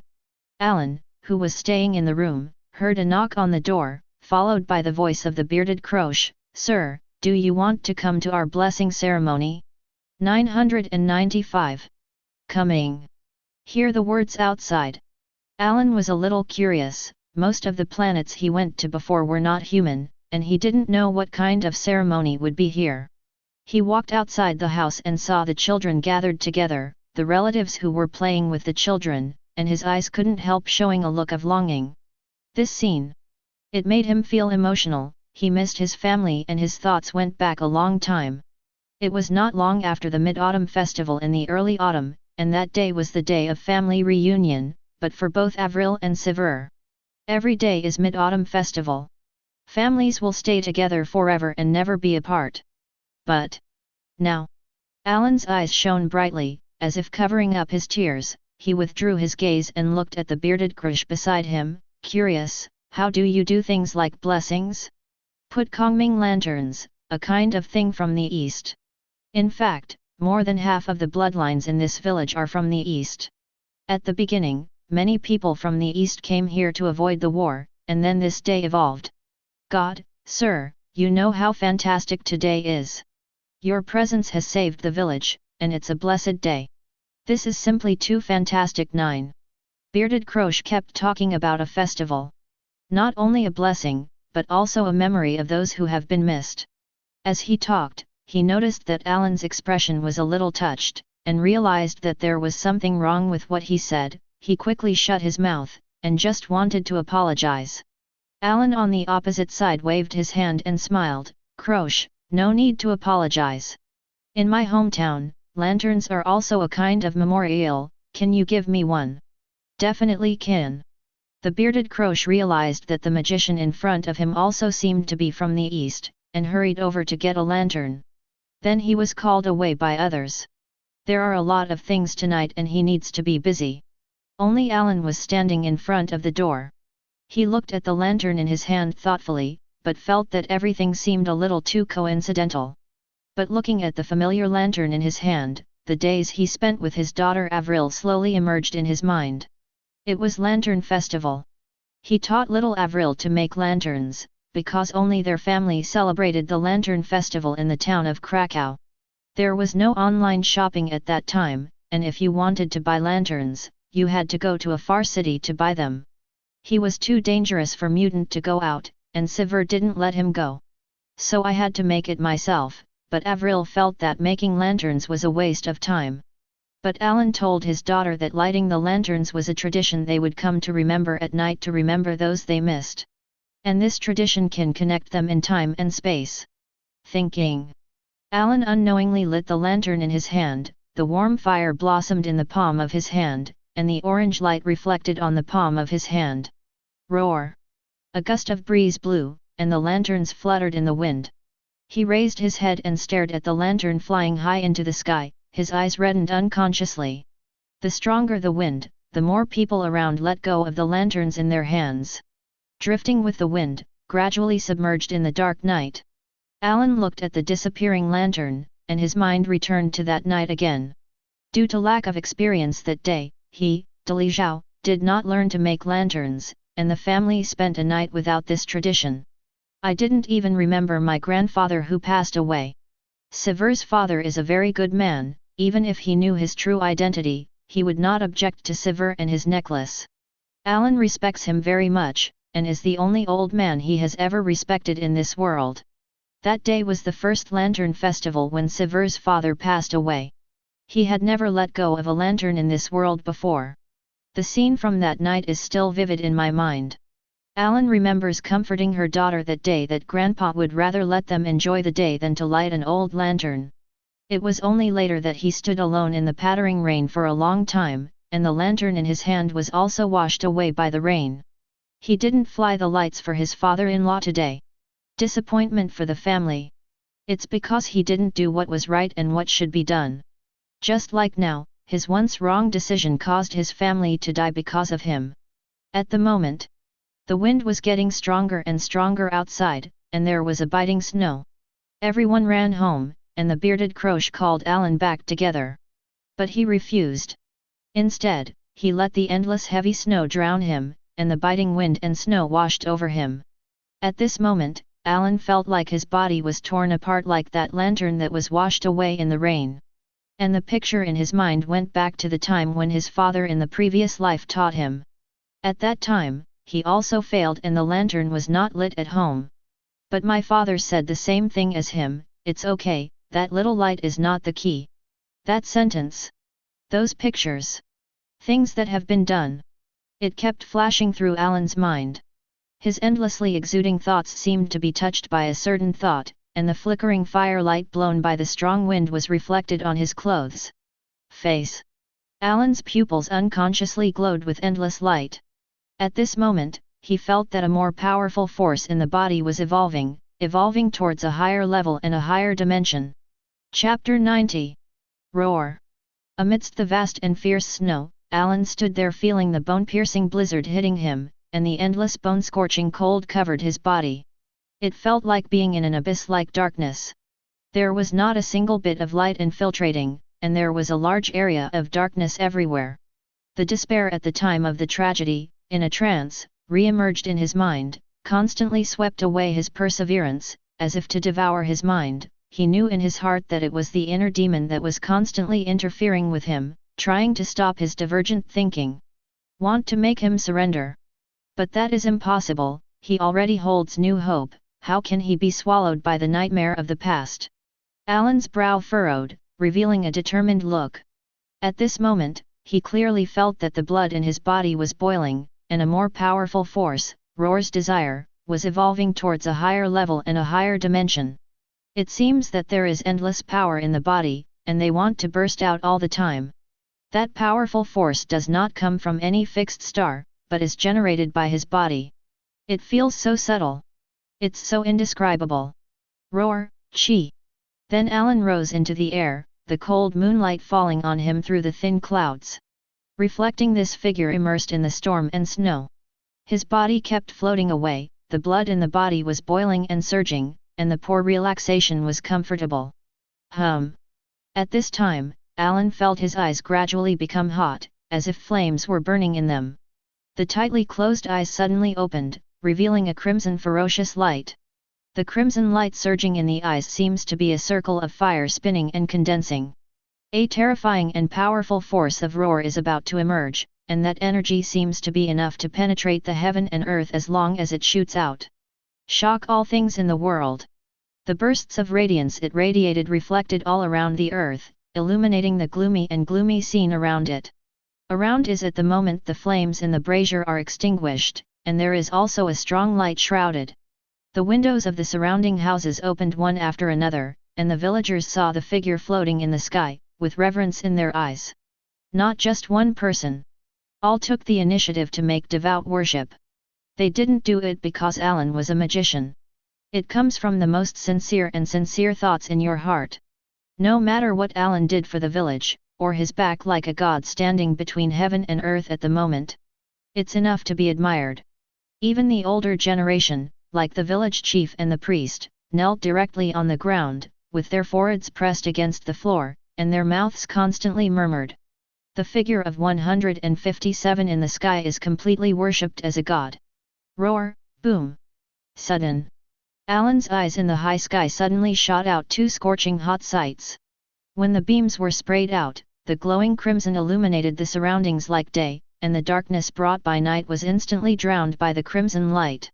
Under the shroud of red light, the sky was washed away in an instant, and the thin clouds dissipated, and the sky was like a wash. The heavy snow flying in the air was touched by the light beam, and some evaporated and turned into snow water in the blink of an eye. Countless snowdrops fell from the sky like raindrops. Clap, clap, clap. Falling on the house, some snow water evaporates and turns into white mist. That terrifying fiery beam seems to have gathered the most terrifying energy in the world, carrying the power of destroying the world, constantly bursting into the deep space. The intense high temperature generated by its beam creates a boiling heat wave visible to the naked eye. As if the waves are superimposed layer upon layer, there is a shattered distortion. Village names tens of meters apart could feel the high temperature swept across. The high temperature once melted the snow that was closer, and as more and more snow melted, a torrent that swooped down the mountain was formed. The snow on the road was washed away, and some of the more fragile tree trunks were washed away. However, the thermal line of sight beam is constantly projecting from the source, and its light and power make the space tremble. Those two straight terrifying beams penetrated the sky and rushed into the deep space dotted with stars. Like two torrents carrying the power of the wild, rushing into the dark and dim outer space with the irresistible trend of destroying the world. B. The light beam still means that there is no medicine to stop, and it happens that there is a meteorite floating like a mountain. Finally, this beam spanned an unknown number of thousands of miles and burst into the extraterrestrial meteorites. All of a sudden, the meteorite was directly broken into fragments, and the meteorite fragments were melted into powder under the strong high temperature. Seen from a distance, it was like a dazzling light that penetrated the sky from the surface of the planet, forming a huge cyclone and shattering meteorites thousands of miles away. This light is dazzling, and the dim outer space like nothingness is also illuminated. On the surface of the planet, seeing the scene where the beam of light penetrates the sky, there are not only people from the village. Small towns far away from dozens of big mountains also saw the horizon. Amidst the raging storm and snow, a dazzling red pillar of light like an Optimus Prime appeared. As if the sky and the earth were abruptly opened, the fluctuations caused by it caused ripples in the thin clouds in the deep space. At the moment, in the residential area of the central circle of the town, several figures hurried out of the luxurious fortress, looking up at the dazzling and shocking scene in the sky. Their pupils shrank suddenly, and their faces were full of shock. My God, what's over there? Is it some powerful magician? His strength has reached the level of a great magician, right? This is simply incredible. How can someone shoot such a powerful magic beam? The three old men with white beards and black robes clasped the magic wand in their hands and looked at the horizon, murmuring in disbelief, and their shriveled pupils did not relax for a long time. If outsiders see this scene, they will be shocked. Because the three of them are the most powerful magicians in the area, they have been learning and practicing magic for decades. Revered wherever you go. Countless people want to learn magic from them, but unfortunately they have extremely high requirements for abilities.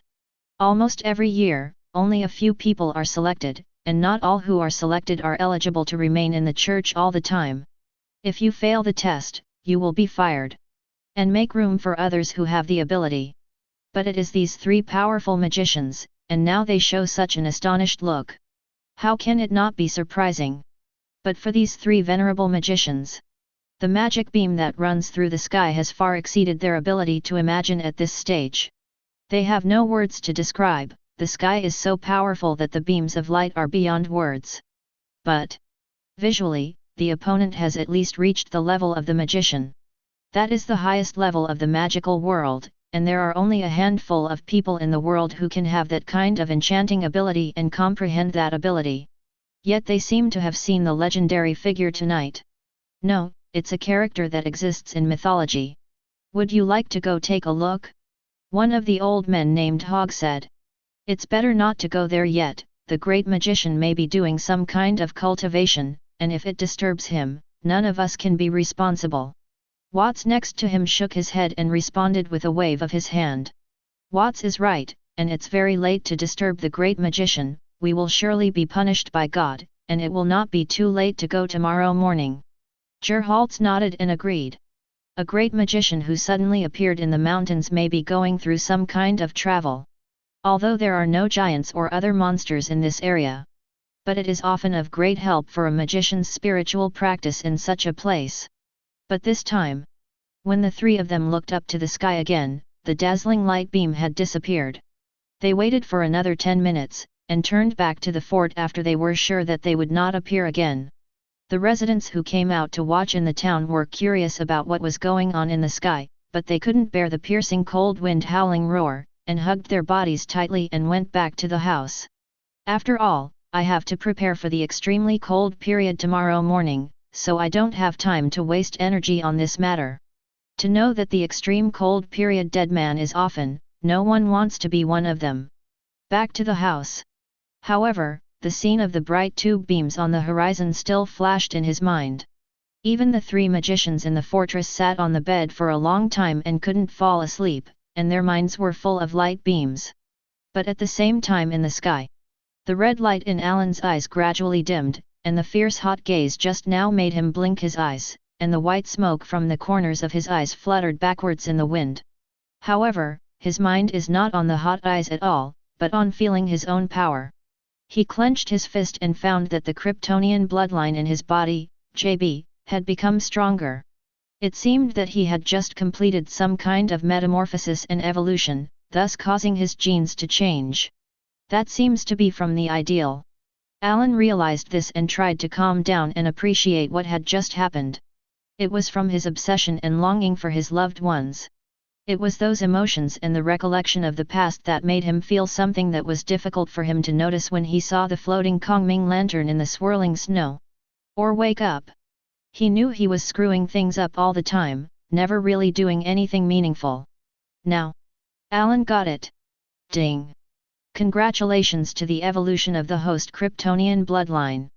The current host has evolved to the Silver Age, and will continue to evolve in the future to reach a higher dimension. Hear the voice echoing in his head.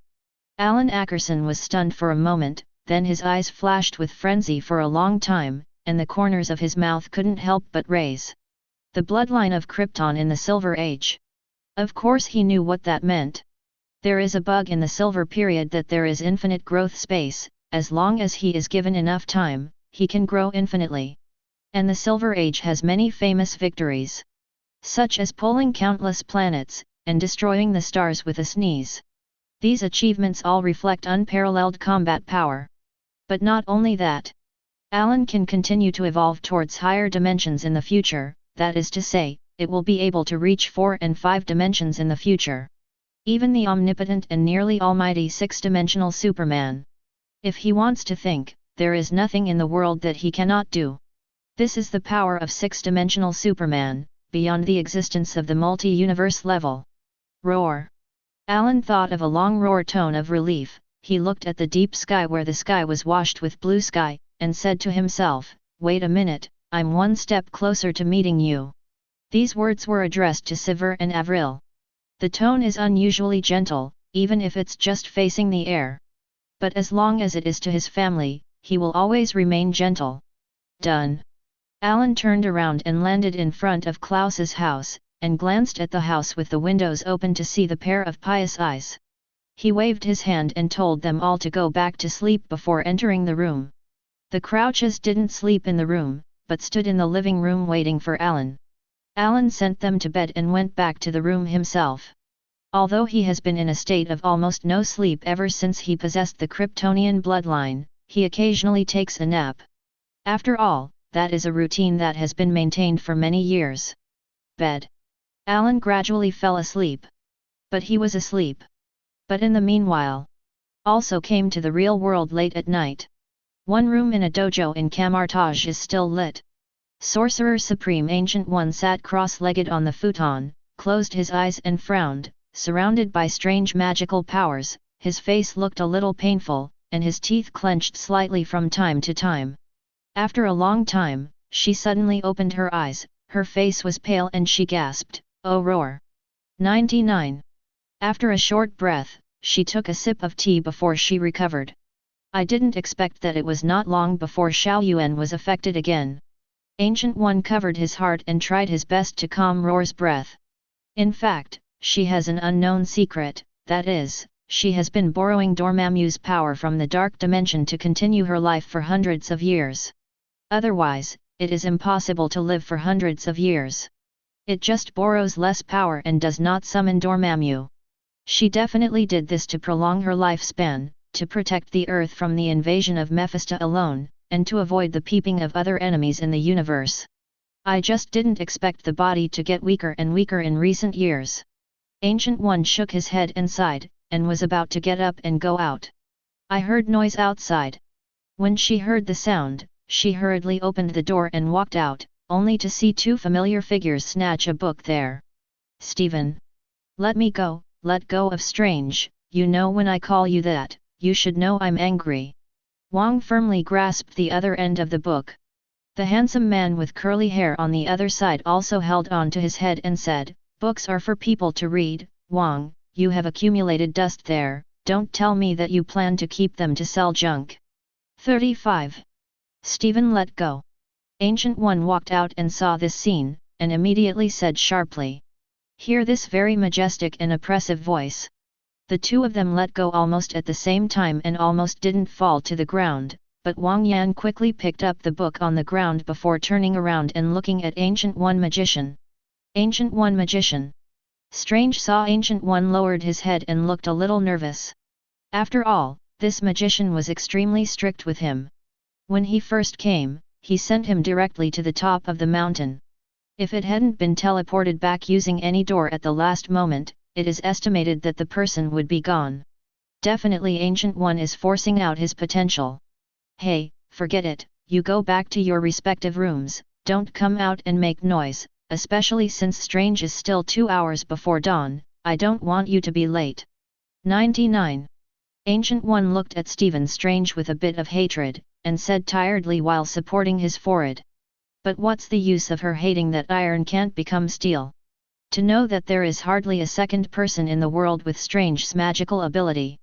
He will definitely become the most powerful magician in the world from now on. But not now.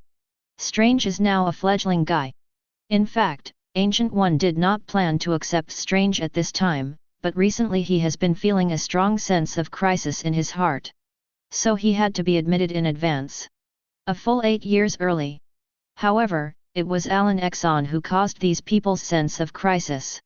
Ancient One searched again just now, and it is estimated that they did not find any clues and whereabouts about Alan. That's what made her even more uneasy.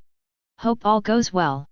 Explain the setting of the magician of the 9 worlds of Marvel. All magicians' magic comes from Mephisto, and magician can be understood as a user of Mephisto. While Ancient One and Doctor Strange are users of Visenti, the former draws magic from the latter, and can also draw magic from other Mephistos. This is also the reason for the need for spells, which can be abstractly understood as instructions and the like. Chapter 91. At the moment, Asgard, also in the 9 realms, this splendid sanctuary floating in the dark universe, is where the king of God Odin lives. It is admired and admired by countless people here, and it is called the Sacred Realm.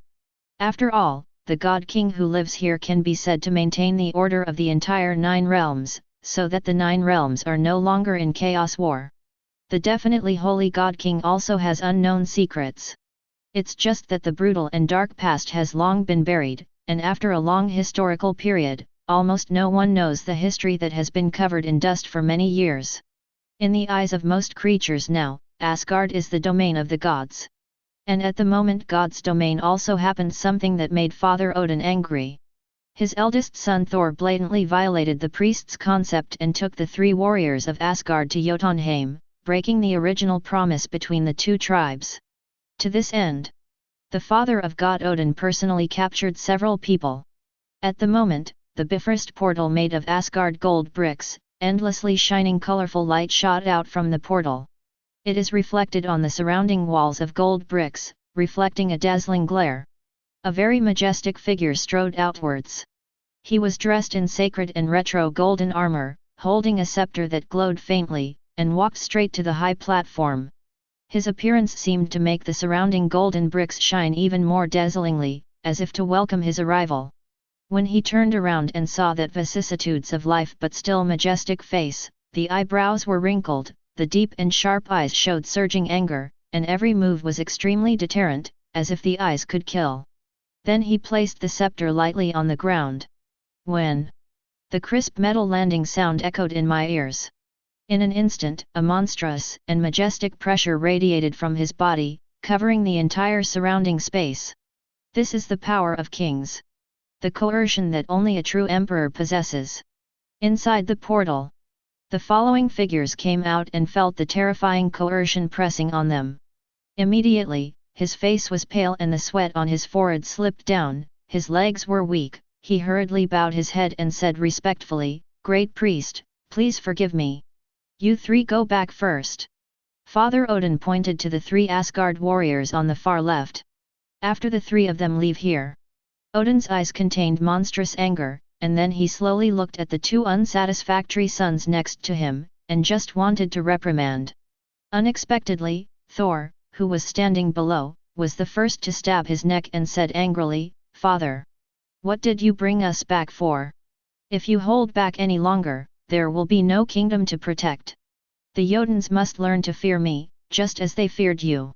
Thor was angry and didn't understand. The Jotuns all invaded on the day of his enthronement, destroying his sacred enthronement ceremony. It even hurt the people of God's domain. However, the father turned a blind eye, not even the slightest reply. He felt that doing so was an act of cowardice, and his father would be looked down upon by the entire 9 realms.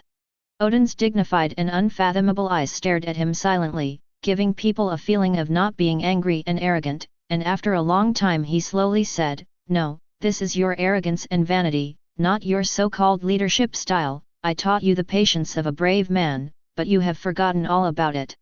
After speaking, this elderly man who is both the god king of the 9 realms and his father sighed with disappointment between his brows. He spent years trying to raise Thor into a true emperor, rather than a brutal and faint-hearted monarch who only knows how to fight.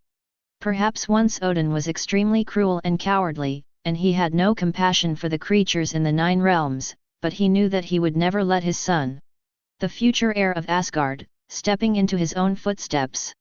It's just that Thor didn't have any repentance after hearing these words, and still said relentlessly, "While you wait patiently, the various races of the 9 realms are laughing at us loudly.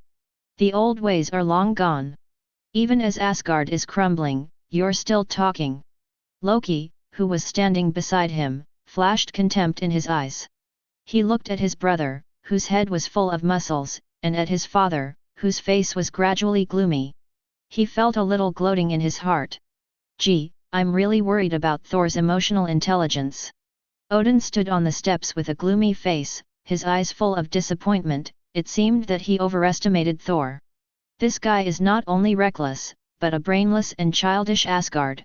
After living for thousands of years, the pattern in my heart is always self-centered. Thinking of this, Odin snapped, "Thor, you are such a vain, greedy, ruthless child. You are a selfish fellow." Down the steps. Thor was not afraid to look at his father, and also roared, "Then you are a stupid old thing." Those words resounded through the surrounding space in a rough voice. It also made Odin fall into silence again. He sighed and his expression trembled slightly, and said in a lost tone, "Yes, I am indeed stupid, I thought you were qualified." "Father!" Loki, who was on the side, keenly captured the change in his father's expression, realized that something big had happened, and pretended to go up to persuade him to shut up. However, before he took a step, Odin shouted sharply, and then said in a deep voice, "Thor Odinson, you disobeyed the king's will, your arrogance and ignorance brought the fear of war to the innocent people of the peaceful country, and destruction." 5. Saying that, Odin inserted the heavy scepter in his hand into the activation port of the central portal, and then walked up to Thor with bleak eyes, looked at him with a majestic face, and said coldly, "You are not worthy of your country." Hearing that Thor's mind was sluggish, he realized what was about to happen, and he couldn't help but take a half step back. But the father's hand has reached out to take off his armor and cape, and continued, "You are not worthy of your title. You are not worthy of the relatives you have betrayed." Odin's tone was low and complicated, and he read out the final expulsion ceremony with a low expression, "I deprive you of your divine power at the moment. In the name of my father's family and ancestors, I, the father of God Odin, will take you away. Get out of the house." "No, father." Thor was terrified to resist, but after the expulsion ceremony was finished, the armor symbolizing honor fell off layer by layer. Finally, with the sound of metal falling, the armor fell to the ground. And the portal activated behind him exuded a strong suction force, engulfing him in the colorful light tunnel, and finally completely submerged and disappeared. Whoever holds this hammer, and deserves it, will have the power of Thor. 39. Odin looked at the disappearing figure, opened his hand and sucked Mjolnir in for a while, then threw it into the space tunnel. Roar! The transmission tunnel formed by Bifrost is closed. As soon as he took off the scepter, he collapsed to the ground feebly, pale and gasping for breath. "Father!" Loki was thinking about how to damage Thor, but he saw his father collapsed on the ground, and rushed to help him up. "Cough cough cough. I'm fine." Odin slumped to the ground with a complicated expression on his face, staring at the closed portal, and his unease became stronger. A long time recently. He had a hunch that a big event was about to happen, but the crows Fujin and Muni he raised had searched the entire 9 realms, and they could not find the crisis. Things that are out of control make the Lord of the 9 realms vaguely uneasy. And Odin had a premonition that the magnitude of the impending catastrophe could be far greater than that of Ragnarok. It may even destroy the 9 realms. This makes Odin decide to find out the truth for himself after the slumber is over. But he always felt that things were far from that simple. But as the God King of the 9 realms, Odin thinks he has entered his twilight years, and no one can shake his status. On the other side of the universe, the time has come to the next morning. The cold wind raging outside stopped roar from whistling. The bright sunlight penetrated the thin clouds and scattered, reflecting on the thick snow everywhere. The snow that was melted by the high temperature of the heat site last night. After a night of accumulation, a thick layer of snow appeared again. Early in the morning when the sun was shining, the villagers in the village came out to clean the snow on the ground, otherwise it would be difficult to walk in this environment. Crouch's room. Does Alan sit in a chair and read books, learning the words of the planet? Then I heard a soft knock on the door, and roar from the bearded Croach shouted, "Sir, are you awake?" Hearing that, Alan put down the book in his hand and opened the door. "Croach, I want to ask if the church is open at this point." "Sir, I came to you just for this matter. When some villagers were going out just now, I met 3 old people on the way. It's amazing to meet 3 old people in the cold field, but the magic is that they are magicians in the town church. My God, there are 4 great magicians in our village, it's amazing." The bearded Croach was so excited that he was not allowed to speak. In less than a day, 4 great magicians came to this remote small village. As villagers, it was impossible for them to interact with magicians in this life. Flowers. Now that fantastic and inconceivable thing is indeed happening. This all seems to happen after Alan shows up. Magician actually came by himself. Alan couldn't help raising his eyebrows when he heard this sentence. It seemed that the beam of hot sight attracted them yesterday. Now he calmed down and listened carefully. He did hear a few strange voices at the entrance of the village, walking towards this side. It seemed that those people were the magicians that Crouch spoke of. Sure enough, Klaus's door was knocked, and a voice of extreme vicissitudes sounded outside. "The great magician, the teacher of our Gospel Magician Church, your great miracle shocked us last night, and we are devout want to communicate with you. Come in." Alan inside responded, and then asked Klaus to take a few people out for a walk first. After all, he is not a real magician, and coupled with the super intuition brought by the blood of Krypton, he had a hunch that there would be something in the future. Bad things happen.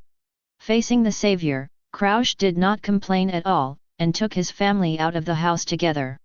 At this moment, 3 old magicians in black robes walked in.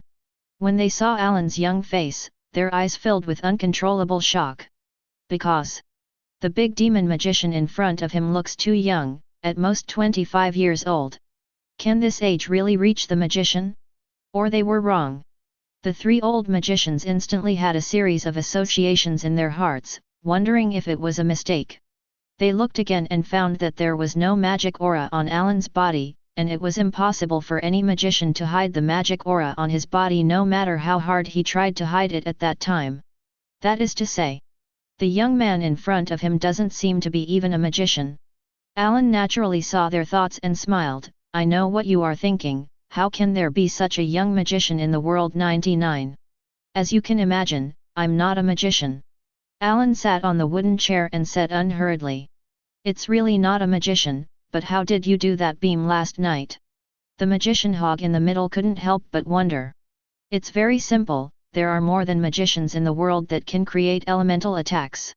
As he spoke, Alan's eyes glowed with a faint red light, and his eyes looked like bloodthirsty beasts in the jungle. This scene made the 3 magicians subconsciously take a few steps back, and then they looked at each other in dismay and a name came to mind. Alien. It is not only magicians who possess elemental powers on this planet, but also powerful inhumans. They have the ability to control the elements from birth and get stronger as they get older. An extremely terrifying race on the planet. It's just that inhumans have been nearly extinct in the last 100 years. Therefore, not many people in the world know of their existence, and it is the Magician Church that makes the aliens wiped out from this world. After all, the powerful genes displayed by aliens are many times stronger than ordinary people.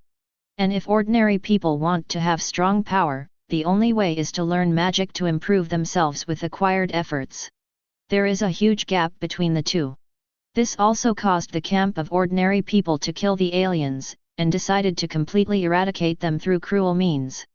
Yet now, a foreigner was sitting in front of the 3 magicians, which instantly made them tense. I thought that the joy of seeing the great magician had also vanished, and all I had in my heart was tension and a sense of huge amounts of crisis. Fortunately, this alien doesn't seem to have any hostility to magician, and his expression looks very dull. The 3 inadvertently looked at each other. Send messages to each other with magician's unique mind communication. After a few seconds, they decided to take it outside, trap it with a magic circle, and then go to the great magician to solve this matter. Then Hog tried his best to say in a calm tone, "Sir, I heard that you are going to the Magician Church, so are you going to go together now? I don't recommend traveling with 3 old guys." Alan was keenly aware of the 3 people's micro-expressions, and also sensed the changes in their minds, and then his fists were slightly clenched and he said with a smile, "Please. I don't know if it's an illusion." The 3 old magicians felt a chill all over their bodies, as if they were being targeted by ancient giants. But they were wrong. Those who are staring at them are far more terrifying than the ancient beasts. Down. Chapter 92. When the 3 old magicians at the door saw Alan approaching, they felt that some hairs on their backs were cold, and the others' unfathomable eyes were like an ancient giant beast. "Forgot to introduce myself, I'm Alan Exxon." However, Alan who came over did not expose them, but politely extended his hand and smiled. "Mr. Exxon, I'm Hog, and they are Watts and Gerholtz." The eldest Hog was the first to react, and responded with a naturally kind smile on his face. "I think we should hurry back to church, or the naughty kids in the church will get into trouble again." Next to him, Watts looked at Alan as he spoke, worried that the inhuman in front of him would make a dangerous move. Unexpectedly, Alan did not have any abnormality from beginning to end, but he always had a smile on his face. "Well, I can't wait to see what the church looks like. After observing for a long time, there was no problem. The three old magicians exchanged glances, as if they had reached some kind of agreement. Then take Alan out of the village. When walking outside the village during the period, countless villagers came to see him off. When they saw that Alan was really about to leave, they all had extremely reluctant expressions on their faces. Although I only met Alan yesterday, he is remembered. If it weren't for Alan's help, the food for the village to survive the extreme cold period would have been thrown into the wilderness long ago. Even the hunters in the villages become food for the wolves. That's why the villagers feel reluctant. And there is an extremely pious look in his eyes. Alan looks very young to them, but his status in the hearts of everyone has already surpassed that of any magician. Even the village chiefs and priests of the older generation 157 couldn't help but choked with red eyes.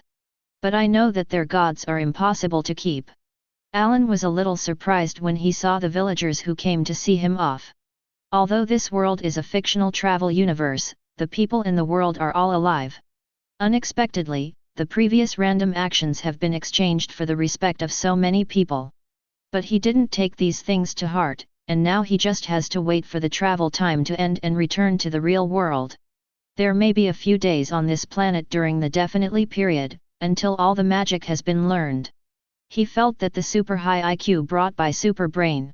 It shouldn't be too difficult to learn any knowledge, like the planets he had passed through before. It only takes 10 seconds to master a language every time. As well as the learned fighting technique, I will continue to improve it and strengthen it in my mind. While thinking. Only 10 seconds. Almost the whole village came, and they stood there without speaking as if waiting for something. The three hogs, who were slightly ahead, saw the surrounding villagers and mistakenly thought they were respecting them. He couldn't help but raise his chest, enjoying the pious eyes of the people around him. Every time at this moment, the three magicians feel incomparably superior. In their worldview, magician's status is superior and nobler than anyone else's. When the outside world creates the image of magician, it will also constantly develop in this direction. Think of self-noble status. The three of Hog's chins were almost upturned, and when he accidentally glanced at Alan from the corner of his eye, he felt somewhat uncomfortable. A stranger, if not for their light. How could he be treated so religiously by so many people? Thinking that Hog wanted Alan to slow down and not get too close, but he was afraid of the opponent's strength and didn't want to lose his gentleman's demeanor, so he had to give up. After all, the image of magician in the eyes of outsiders is an extremely graceful gentleman. What's more, he is a church president, and he must not lose his demeanor for a stranger. Just then there was a noise from the side. Then he saw the bearded Krush walking out of the crowd, holding a gift box in his hand and walking straight towards them.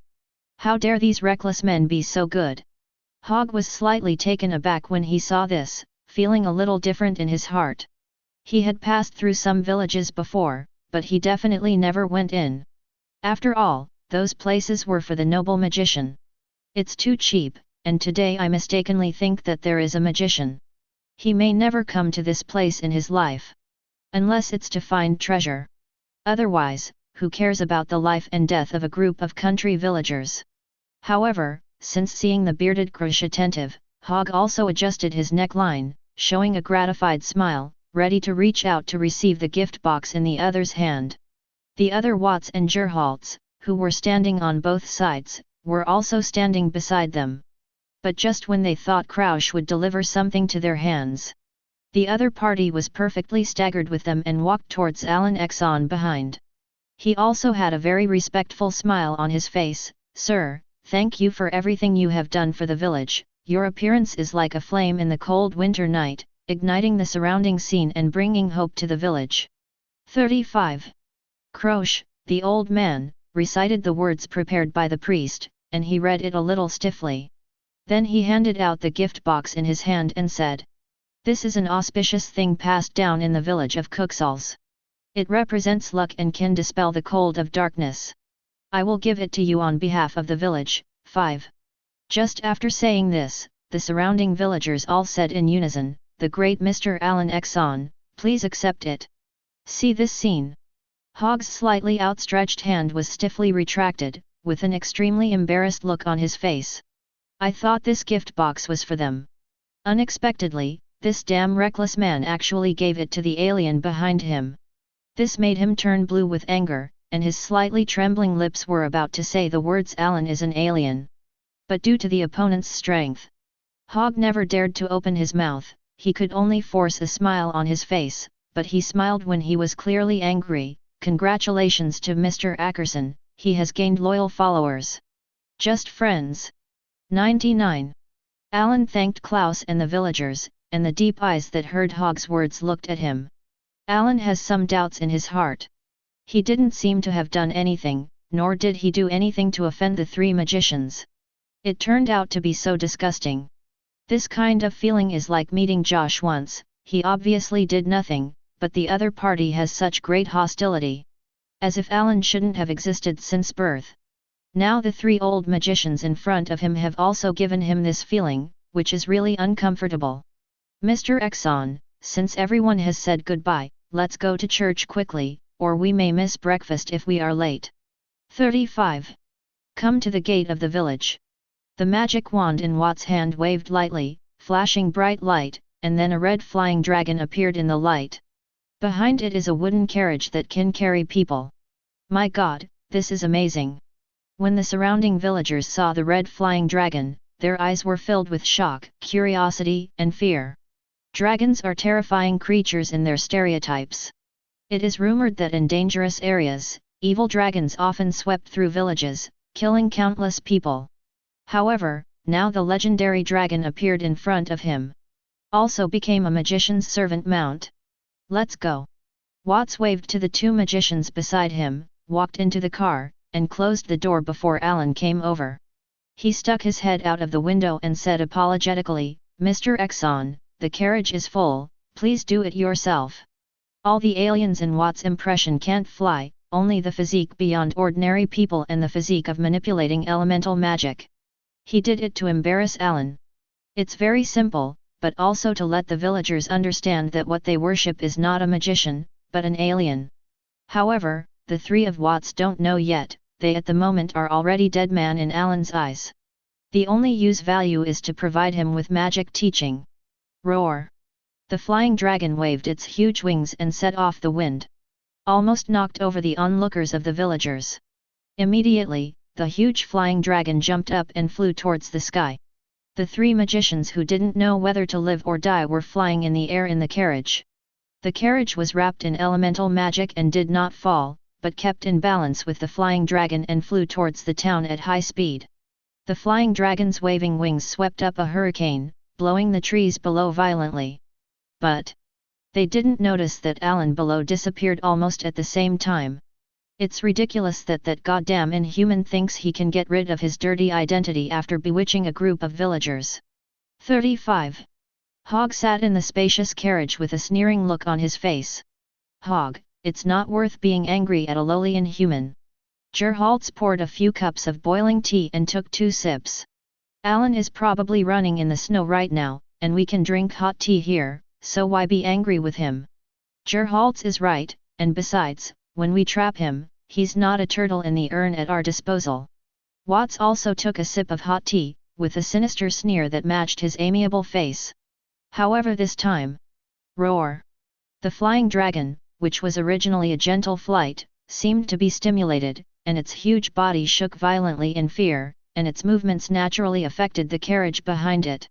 Roar roar roar! The carriage also swayed violently with the frame of the flying dragon, which caught the 3 people in the carriage off guard, and the hot tea in their hands splashed their faces. What? What's the matter? Watts, what's going on with your dragon? Hogg wiped his aching face, furious. It seemed to sense that danger was approaching, so it was frightened. Watts sensed Filong's mind, and at the same time his face turned pale, and the dragon's emotional feelings also affected his heart. Now he clearly felt that Filong was very scared. You must know that this is an evil dragon that has eaten an unknown number of people, and how many things in the world can make it afraid. Could it be that alien? Hogg uttered something insane. It's impossible that this place is 1,000 meters high. No matter how strong his beam is, he himself can't keep up with the flying speed of the flying dragon. But Watts just finished saying this, and the next second was speechless. Because he saw a figure floating in the sky outside through the window, and the endless cold wind of roar couldn't drown him. This is the figure's eyes glowing with a slight red light, as if there is a terrifying energy roar about to come out. Want to burst out? It's Alan. Watts pointed out the window and just shouted this sentence. Boom, chi! Two incomparably hot terrifying beams suddenly swept across. The three people in the carriage reacted extremely quickly, and immediately waved the magic wand body translucently through the wooden planks of the carriage, and flew out. Roar! The beam carrying the terrifying power passed them by, and swept across the carriage, smashing its broken wreckage. And after the beam destroyed the carriage, it was shot at the back of the dragon. The impact of destroying the sky and destroying the earth touched the rough back of the flying dragon, and immediately pierced its body out of the hideous blood hole. Under high temperature, the flesh and blood of this flying dragon was quickly melted and turned into blood and sprinkled towards the ground. However, after the beam passed through the flying dragon, there was no obstruction. In the blink of an eye, it destroyed a huge mountain below, and countless rock fragments rose into the sky. The entire earth trembled violently, which was visible to the naked eye, and also burst into countless deep cracks that spread and spread. Then there was a boiling heat wave in the air. Gosh, my God! Hogg's scalp was numb for a while, and cold sweat flowed on his forehead. He couldn't believe what would happen if the terrifying beam hit them. But the tragic death of Filong is the best proof. Run! A strong sense of fear rose in Watt's heart. He turned and flew backwards without any hesitation. Although there is no flying dragon mount, his own flight speed is still not slow. Flight at a speed of 1.4 in 100 meters and 5 seconds. Unfortunately, a hand instantly appeared beside him and grabbed his shoulder. No matter how hard he tried, he couldn't break free. That hand was like iron pliers and locked him firmly, giving him no chance at all. Where are you going? Great Magician! A hoarse, demon-like voice sounded in his ears, making Roar gasp for breath. His face turned pale with fear, and his stiff neck did not dare to turn back. Alan, let him go! Hogg saw that Alan grabbed Watts, the fastest among them. In an instant, his heart was full of waves, and he raised the magic wand in his hand and shouted. You should be glad that you still have a little use value, otherwise you would have already died in the carriage just now. Alan turned his head to look at him, squinting slightly, and a cold sneer formed on the corner of his mouth. Otherwise, with their strength, how could they escape the impact of the overheated sight?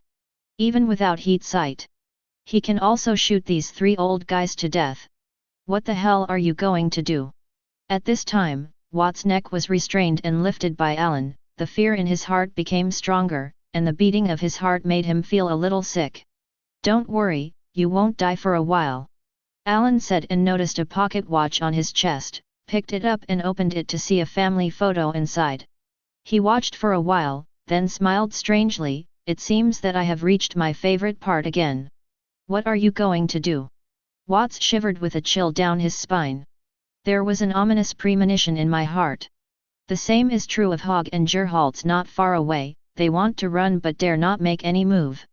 For fear of moving, the next second will be torn to pieces by the demon in front of you. Chapter 93. Gazkal is an ancient city with a long history. Its structure is divided into an inner city and an outer city. The city wall is inlaid with huge stones. Due to its remote location in the vicinity of the rolling mountains, whenever it enters the extremely cold period, the white snow shrouds. What is the extreme cold period?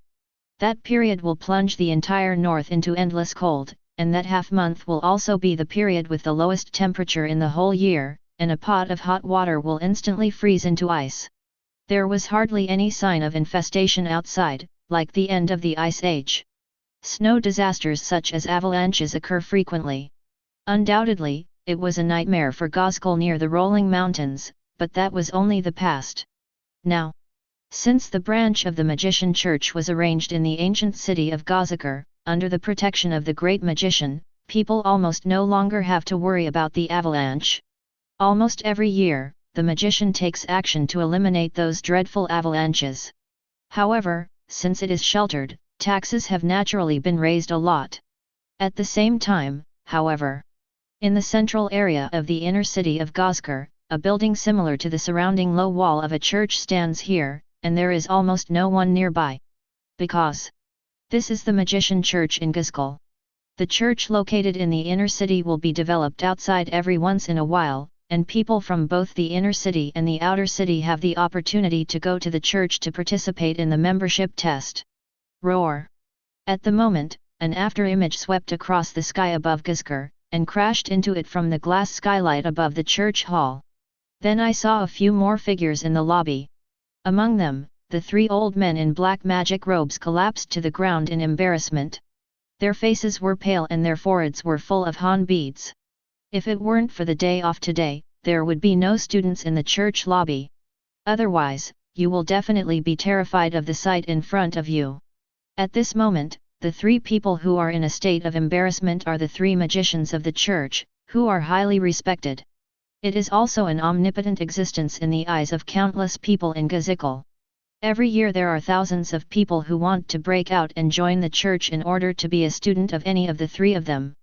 But now they are 19 in front of a young man, looking so lonely and embarrassed. What did you bring us here for? Hogg gathered his courage and finally asked the doubts in his heart. Where are your magic books? 35. Alan didn't bother to betray them, and said that the purpose of coming here this time was to get the magic book.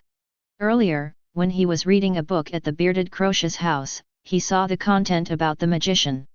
Every magician with profound aptitude basically has a unique magic book in his hand. The magic they have learned in their lives will be collected into the magic book, which can better teach the next generation of magicians. It can be said that magic books are the lifeblood of almost all magicians. After all, the content inside is a lifelong learning. I don't know what you're talking about, there's no magic book you want here. Hear this. Hogg immediately understood that the purpose of this alien was to get the magic book. An alien wants to learn magic? He clearly remembered that Inhumans had extremely poor magical abilities, and almost no Inhumans could learn magic. Not even a simple spell can cast it. You sure? Alan grabbed his neck with one hand and slammed it into the air, with a voice as cold as frost roared, you have no choice, either hand over the magic book or die. Impossible. The magic book will never be taught to an irrelevant person, let alone in the hands of an alien. Hornan's unyielding death had already been strangled to the point of blushing, and he refused to let go. For him, the magic book is more important than his own life, and it is impossible to hand it over. Even more impossible to hand over to a dirty alien. How do you know that I'm not an alien? Alan laughed when he heard his words. No wonder the 3 magicians were so hostile to him, it turned out that he was regarded as an alien. He had previously seen records of Inhumans, a race similar to the mutants, possessing extraordinary physical qualities. Inhumans on this planet are also due to powerful genes. It made many people feel threatened, which led the Magician Church to hunt and kill aliens. However, he did not know the characteristics of Inhumans, only that Inhumans had super physical qualities. Do you think you are hiding deep? There is no other race in this world except magicians and aliens that can manipulate elemental magic. Hogg said with aggravated tone, gritted his teeth and said, all aliens should die. 99. Really familiar. Alan couldn't help grinning when he heard this sentence, and then his tone gradually became gloomy, even if there is no wrong Inhuman, it will be put to death. 99. The world of the strong eats the weak, it should be like this, you kill me, the magic book will never be handed over to an alien. Hogg fears death. But compared to death, he still has the bottom line to stick to after living for nearly 100 years. Even death will not let the magic book fall into the hands of aliens. What about you? Alan let go of his hand and threw him on the ground, sweeping over the 2 magicians next to him condescendingly. The behavior of the 2 people bowing their heads silently represents the true thoughts in the heart of at the moment. I hope you can stick to the bottom line for a while. 9. Alan just finished speaking. There was a sound of footsteps outside the church, followed by the sound of the wooden door on the low wall being pushed open. Door opening. And the familiar footsteps. The three old magicians kneeling on the ground trembled slightly, their faces gradually turned pale, and the voices outside were too familiar to them. It was the family who came to church to deliver meals. Whenever this time period happens to be when family members come to deliver meals, when they were in the village just now, they were still teasing that they couldn't catch up with breakfast. But now how much they want the family outside the door to leave quickly. The guy standing in the lobby now will kill everyone. Jesse! Don't come in, run! Go as fast as you can! Watts grabbed the carpet with both hands, took a deep breath, raised his head and shouted loudly outside. The other two magicians were about to shout when they saw this.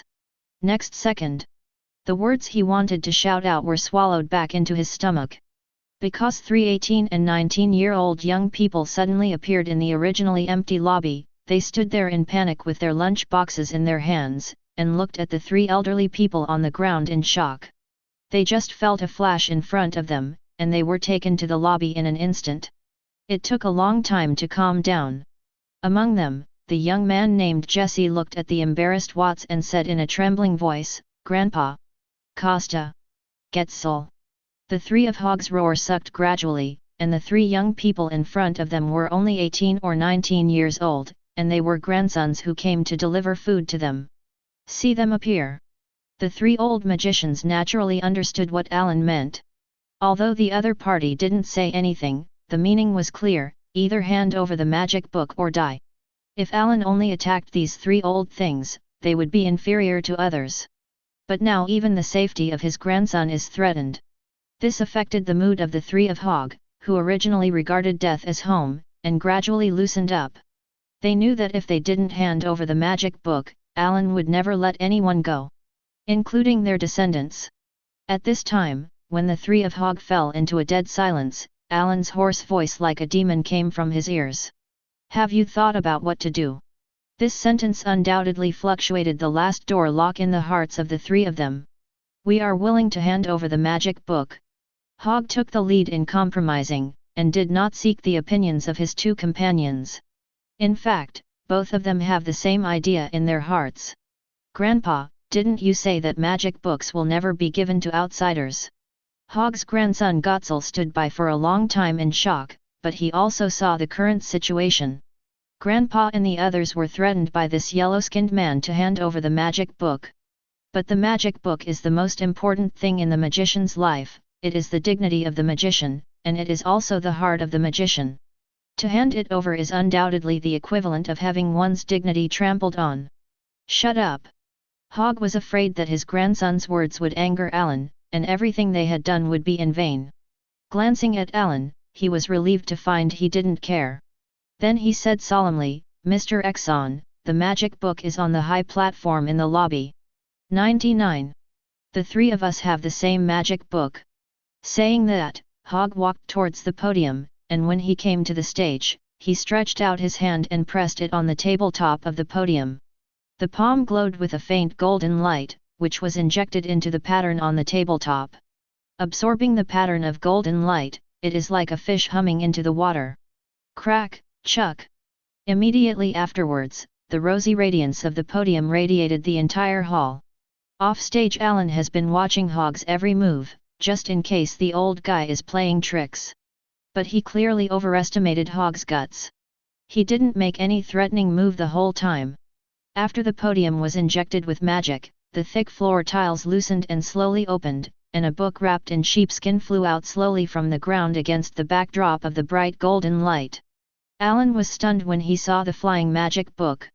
It turned out that the magic book was always under his feet, but a unique mark was placed on it, so he never noticed it. "Mr. Exxon, this is the magic book of the Church of Xker." Hog took the book from the air and handed it to Alan. In fact, he had thought of fighting back, but after seeing the grandson next to him, he dismissed the idea.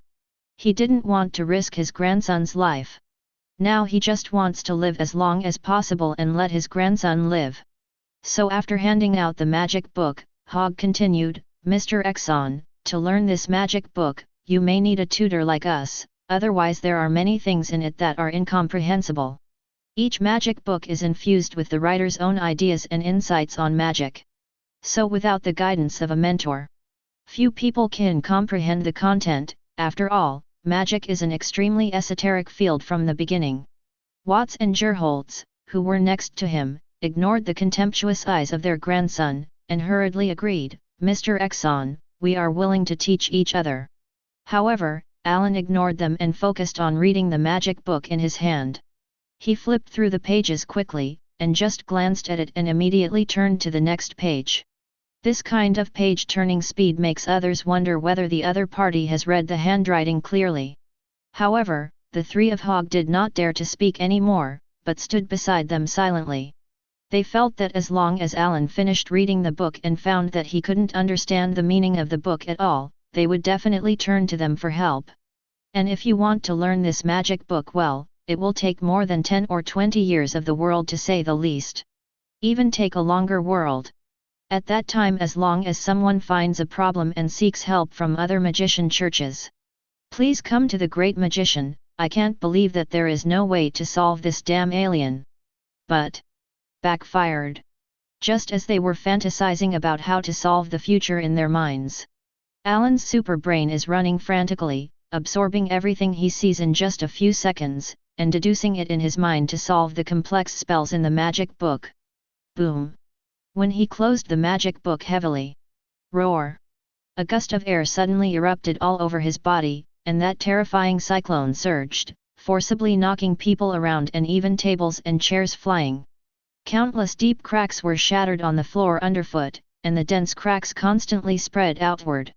Then Alan's body radiated a fierce golden light, and the dim environment in the lobby was instantly illuminated brightly. How is this possible? The overturned Hogg fell to the ground, looking at the golden light of Alan's eyes, trembling in disbelief. He actually understood. Watts was also shocked by 157 points and spit out this sentence in shock. He felt a magical aura that was no weaker than himself in Alan, and could vaguely feel that the opponent's magic power was still rising, constantly rising to a stronger level. How long has it been? In less than a minute, the other party actually passed the magician's entry level directly.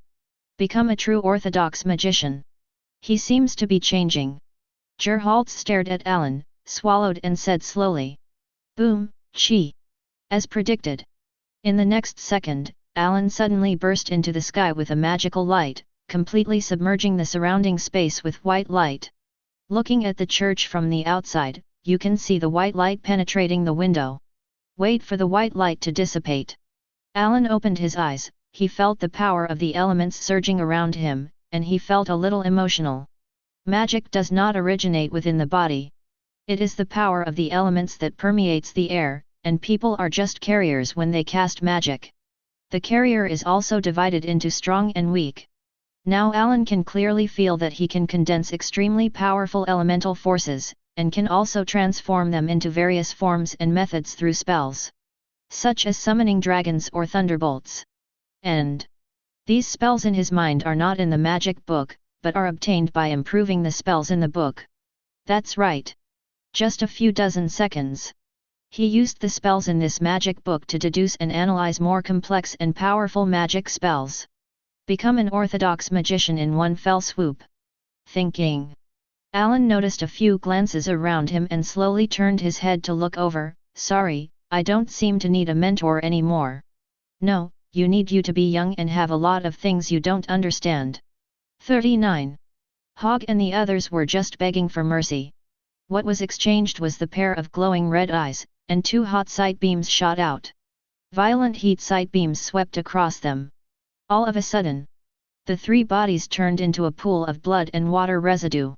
Even the three young people who came to deliver the meal were not spared. They didn't even have the chance to resist. They were pierced by the beam of light through their chests in fear, and finally stumbled to the ground. Done with this. Alan didn't stay too long. He was going to other magician churches to learn more magic book content. Learn more magic, or improve more powerful magic spells. Otherwise, with the level of magic on this planet, it can't be compared to the old monsters in Marvel at all. However, the magic of this planet has an advantage, that is, it does not need to rely on the magic of Mephisto, but directly uses the power of the elements. Then, in the next few days, Alan was looking to learn more magic books, and learned countless magic with his super brain. In just a few days, he almost visited the magic church of the entire planet. Finally, Alan's journey has finally come to an end. Chapter 94. At the moment. Real world. It has been nearly 2 months since the days when Magneto started the massacre, and this is because the time flow of traveling the world and the real world are different. Obviously the time flow of the latter is faster. However, the impact of the Magneto massacre has seriously affected the Lighthouse country, and even the whole world has received huge amounts of sensation. Now the entire Big Apple state has been evacuated, which has resulted in the emergence of tens of thousands of homeless people out of thin air. For a time, welfare institutions in surrounding cities were paralyzed. Add to that the fact that the Big Apple was originally an important economic region, and now it's a no-brainer that no one wants to stay in an entire state. Even in many surrounding areas, a large number of citizens migrated out. Everyone now sees the Big Apple as a plague-like region. It seems that as long as you are closer, the closer you are to Death God. You don't know when you stay at home, you will be submerged by a force, or a tsunami that shoots down into the sky. Those are all real examples. Human beings are too unworthy to be mentioned in front of Mutant. If Mutant wanted to kill them, it would only be a matter of seconds. Once people hoped to remove all mutants, but now people are praying in their hearts. Hopefully Mutant doesn't go on a killing spree. In fact, that's exactly what the Mutant of Utopia has hardly seen since Magneto's last massacre. They don't seem to be interested in the outside world at the moment, and Alan Exxon as the true master of Utopia. But it has never appeared since the founding of the People's Republic of Daxia, as if it evaporated out of thin air. All affairs in the kingdom are basically handled by Magneto Eric and the newly joined Professor X Charles. However, while the people of the Lighthouse shun the Big Apple area, there are often mutants from all over the world, constantly joining the Utopia. It is estimated that mutants all over the world are now fantasizing about joining the Utopia. Only after seeing the terrifying power of Mutant. Now people all over the world have begun to vigorously hunt mutants, no matter good or bad, as long as there are mutant genes flowing in their bodies, they will become the target of being hunted. This also intensifies the determination of more mutants to go to Utopia. But the attention of various departments around the world also makes traveling to Utopia a difficult thing. Fortunately, plants with the ability to teleport are growing in all corners of the world. The seeds of these plants are sown by mutants with the ability to teleport. It only takes a few days to grow plant seeds. Some lucky mutants took the opportunity to teleport into Utopia before the plants were cut down. The re-emergence of teleportation plants.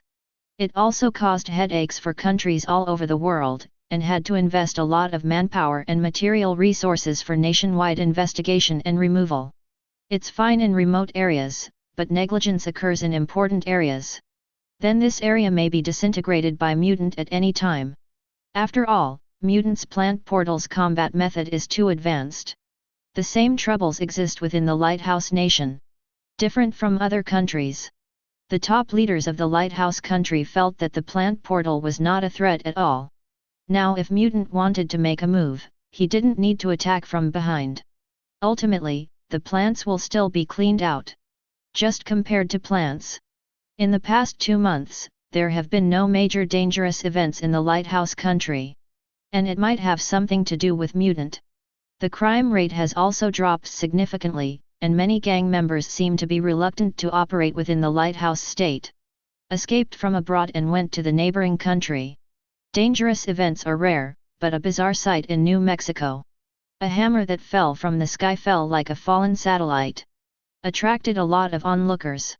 The top brass of the Lighthouse country is now very busy with mutants' affairs. As for the sudden satellite hammer, they were definitely curious when the guys at S.H.I.E.L.D.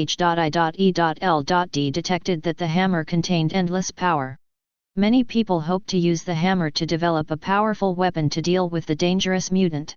Until the end, he couldn't move the hammer, but a guy who claimed to be from Asgard, the realm of the gods, appeared. There is a rebirth from ashes to gain divine power. Back to the so-called God's domain. Even Tony Stark, who was temporarily in charge of S.H.I.E.L.D's technical consultant, was shocked to learn that the matter on Earth had not been resolved, and as a result, several aliens came. For the existence of aliens. Tony had heard from Nick Fury that those mutants had a very high level of technology. And some have super physical fitness, as well as special abilities similar to Mutant. Unfortunately, Nick Fury seemed to have expected an accident that day before he set out on the mission. When Tony returned to S.H.I.E.L.D hoping to find information about the super agent, those materials were automatically burned. As expected of a super agent, all his life's materials are kept on paper. And it uses special paper, which cannot be restored after being burned. However, before leaving, the alien who claimed to be from God's domain said that Midgard had been sheltered by God's domain for millions of years, and that God's domain would not harm Earth people, and promised to protect the safety of the Earth in times of crisis in the future. Tony Stark and the top brass in the Lighthouse Nation were relieved to hear about it. Although it is not certain whether the other party really chooses to stand on the side of mankind, it is better than no promise. After what happened to the people of the gods, the next long period of time was uneventful and nothing too noteworthy happened. Even that was not enough to calm the hearts of the people of the Lighthouse country. As long as the mutants have been around, they have lived in fear, and many fear that one day they will die. Many wealthy businessmen have begun to find ways to move their domestic assets and relocate them abroad. There are also many people who cannot be manipulated. Now the economy of the Lighthouse country is like a crumbling ship, and investors have chosen to withdraw their capital after seeing the emergence of the mutant country. So how can it be possible to let domestic investors leave? Let them go. Wouldn't it just be waiting to be hollowed out? In fact, the calmness of the Lighthouse country is only limited to the surface, and it can be said that there are undercurrents surging in the background. No moment has ever been peaceful. The business world alone is changing. There are definitely some groups that are calm at the moment, and don't worry too much about mutants' crisis. This company is Trask Industries. And at the same time, in the vast universe far above the surface, today's human technology can reach the interstellar region closest to the Sun. There is a huge steel floating city that glows dazzlingly under the radiance of the rolling sun. It, so lonely ups and downs in the dark universe. However, it sank alone in the dark. It is the only hope left for mankind. Because this is the Sentry manufacturing facility of Trask Industries. When Trask considered Professor X Charles's psychic ability, he must have discovered the Sentry manufacturing factory. So he arranged the second-generation Sentry factory to outer space, thus solving the problem. And the closer it is to the Sun, the factory can also use the light radiation from fixed star to convert it into energy. Greatly reduces the cost of building Sentinel. At the moment, a Falcon-like fighter jet is flying towards the Iron City. The shape of the fighter looks extremely technological, and the thrust brought by the powerful thrusters. Let it fly as you want in a weightless environment. In the cockpit of a fighter jet. In the main driver's seat, Colonel Havoc looked at the scene in front of him, and his expression gradually became amazed. He was here for the first time and couldn't help but sigh. The furnace built on the skeleton of a star destroyer is our greatest hope to save the future. How did you do it, Doctor? Secret, but as long as it can help us, why bother with its origin? The little Trask looked at his destination and stepped down as he donned a special helmet and walked to the rear hatch. Well, what the wise men say makes sense. Colonel Havoc shrugged as he watched the fighter planes have come to the huge steel city that covered the sky. In front of it is the entrance to the steel giant city. He relaxed his wrists, pushed the joystick hard to slow down, turned the hatch to face the entrance of the giant city, and joked to the driver's assistant next to him, "I am extending the butt ring, she is the Hail Mary of all mankind passing the ball, Mendel probes, so please be gentle when you kiss her." Received, sir, and connected. Light is green, locked. Pressure normal. Ms. Mendel shrugged and pushed down the joystick. Click. Boom. The fighter successfully docked with the access port, and the hatch was unlocked and opened only after the normal air pressure was detected. "Okay, Dr. Trask, you can board the space station." But remember that the first frigate at Hungland is still 22 hours away. Colonel Havoc turned back to Dr. Trask and said, "So, if it's not too much trouble, we'll start with a diagnosis and make sure this place really has the ability to support human existence before everyone arrives." 99. The Red Orchid is the code name for this Sentry factory. Now that the production of the second-generation Sentry has come to an end, more people have been sent by the top leaders of the Lighthouse country and other countries. Prepare for the upcoming battle. After all, this factory is too far away from the Earth. Usually artificial intelligence is working, and few people will come. Before the battle, it is natural to send people to familiarize themselves with Sentry's manipulation, as well as deploying a strike plan against Mutant. The Beacon Nation and the International call the campaign Strategic Plan Hope and Oblivion. The race is on the line, live or die. I fully understand, and who set this test index? Why is it required to have a meal before entering? I think most researchers rarely eat on time. I've had breakfast though, but I'd still like to rant about wasting all morning succumbing to vile instincts. It's pathetic. There's something about the mutants who are better than us, and that's in terms of fitness. Dr. Trask walked into the passage with several of his subordinates, and there were echoes when speaking in the spacious passage. He kept complaining. When talking about Mutant, his tone was somewhat emotional. In fact, Dr. Trask admires Mutant because he is a scientist and he knows in his heart what the evolution of Mutant means. As Alan Exxon said, Mutant is an inevitable evolution. Dr. Trask appreciates such evolution, which is the true law of nature. At the same time, he also knew the horror of it, and spent time calculating that if Mutant continues to develop, in the next 20 years, mankind will be ruled by Mutant. It also brings people together to see the Mutant as an enemy that must be eliminated. And he also started the Sentry project. The plan is too boring, I should be brave if I say it. When Colonel Havoc heard his words, he nodded deeply. By the way, you didn't write these programs. At this time, the deputy raised his eyebrows and reminded, Dr. Trask is activating the security command override on his uniform, sir. Don't be nervous, this place is much better than I thought. The technology provided by S.H.I.E.L.D. has actually written all these ecological environments, and it can allow all members to survive safely. 99. Dr. Trask took off his helmet and found that there was no weightlessness around, and even in such a huge space, the air pressure was as normal as the surface of the Earth. Air is also suitable for human survival. I made a mistake in designing a building of this magnitude and took more than 6 months longer than originally planned, but it did not affect our plans. 35. It's just that the furnace could have been built earlier, but the machine miscalculated the helium and water indices, which previously made it impossible for creatures to survive here. It seems that the closer you get to the sun, the more flexibility doomsday planning requires. Dr. Trask took the people to the depths of the Red Orchid. The Sentry factory has been built since a long time ago. And it was put into use a year ago. Among them, S.H.I.E.L.D. provided a lot of technical support. Definitely Nick Fury also knows this. That's why he dared to ignore Trask. It's a pity that Nick Fury is no longer a super agent in the world. The voice of Colonel Havoc, too bored, could be heard every now and then. I'm not surprised, Doctor. It's easy to make this mistake when people are too aggressive. Actually, the end result is a success, and that's good. Conversation room. Trask has passed through the dim passage, the front window is shining with the dazzling fixed starlight, he strode towards it, and the short body is soon enveloped by the strong light shining through the glass. Looking up and looking out of the glass passage, what catches my eye is a giant robot like a star. It floats in the middle of the ring and is connected by lines to prevent it from breaking out. Many first-generation Sentinels work on this behemoth.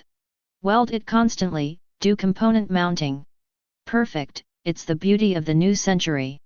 Trask looked up at the huge robot shrouded in blazing light outside, his eyes filled with joy. What lies ahead is the hope of mankind. It is the master mold of the second-generation Sentinel. After it is built, it can constantly produce the second-generation Sentinel in the internal source anytime, anywhere. This is the big killer prepared by Trask. If it is to transport the manufactured second-generation Sentinel to the battlefield, it is too slow. If there is a master model, everything will be easier. It's going to be a mutant's nightmare. At the same time, outside the Earth, a dazzling figure like a meteor descended from the sky and penetrated the atmosphere, forming a huge cyclone that exploded. The S.H.I.E.L.D. three-winged building locked in Hwaja swooped away, attracted the eyes of many people in amazement. But the look of amazement soon disappeared from his eyes. Because the ghost knows if it's a mutant, won't the city suffer? Roar! Boom! The figure, which glowed like a meteor, smashed through the wall of S.H.I.E.L.D. and swept to the logo of the director's office. Step over! The Secret Service and agents of the entire building were alerted and rushed upstairs. Qian Ying, whose whole body was glowing with golden light, heard the footsteps coming from downstairs, and opened the door of the director's office without caring. Crack, Chuck! Hey! Don't tell me, you're Phil Coulson. A steel-red shadow stood there in the room, raised the hand carrying the arc cannon to aim at the woman who walked in, and said coldly, "I'm looking for Nick Fury."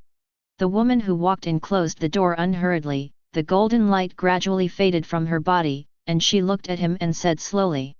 Tony took off his mask and asked, "Who are you?" "Captain Marvel, Carol." Double. Chapter 95. Captain Marvel. The golden light in Carol's eyes faded, and her unique voice was slightly magnetic. "Captain Marvel, Carol Danvers." "Wait a minute, you said your name was Carol Danvers?" 35. Tony Stark put down his hand when he heard the words, looked at the majestic woman in front of him, and the closed mask showed information about Carol. Nick Fury mentioned Carol Danvers before.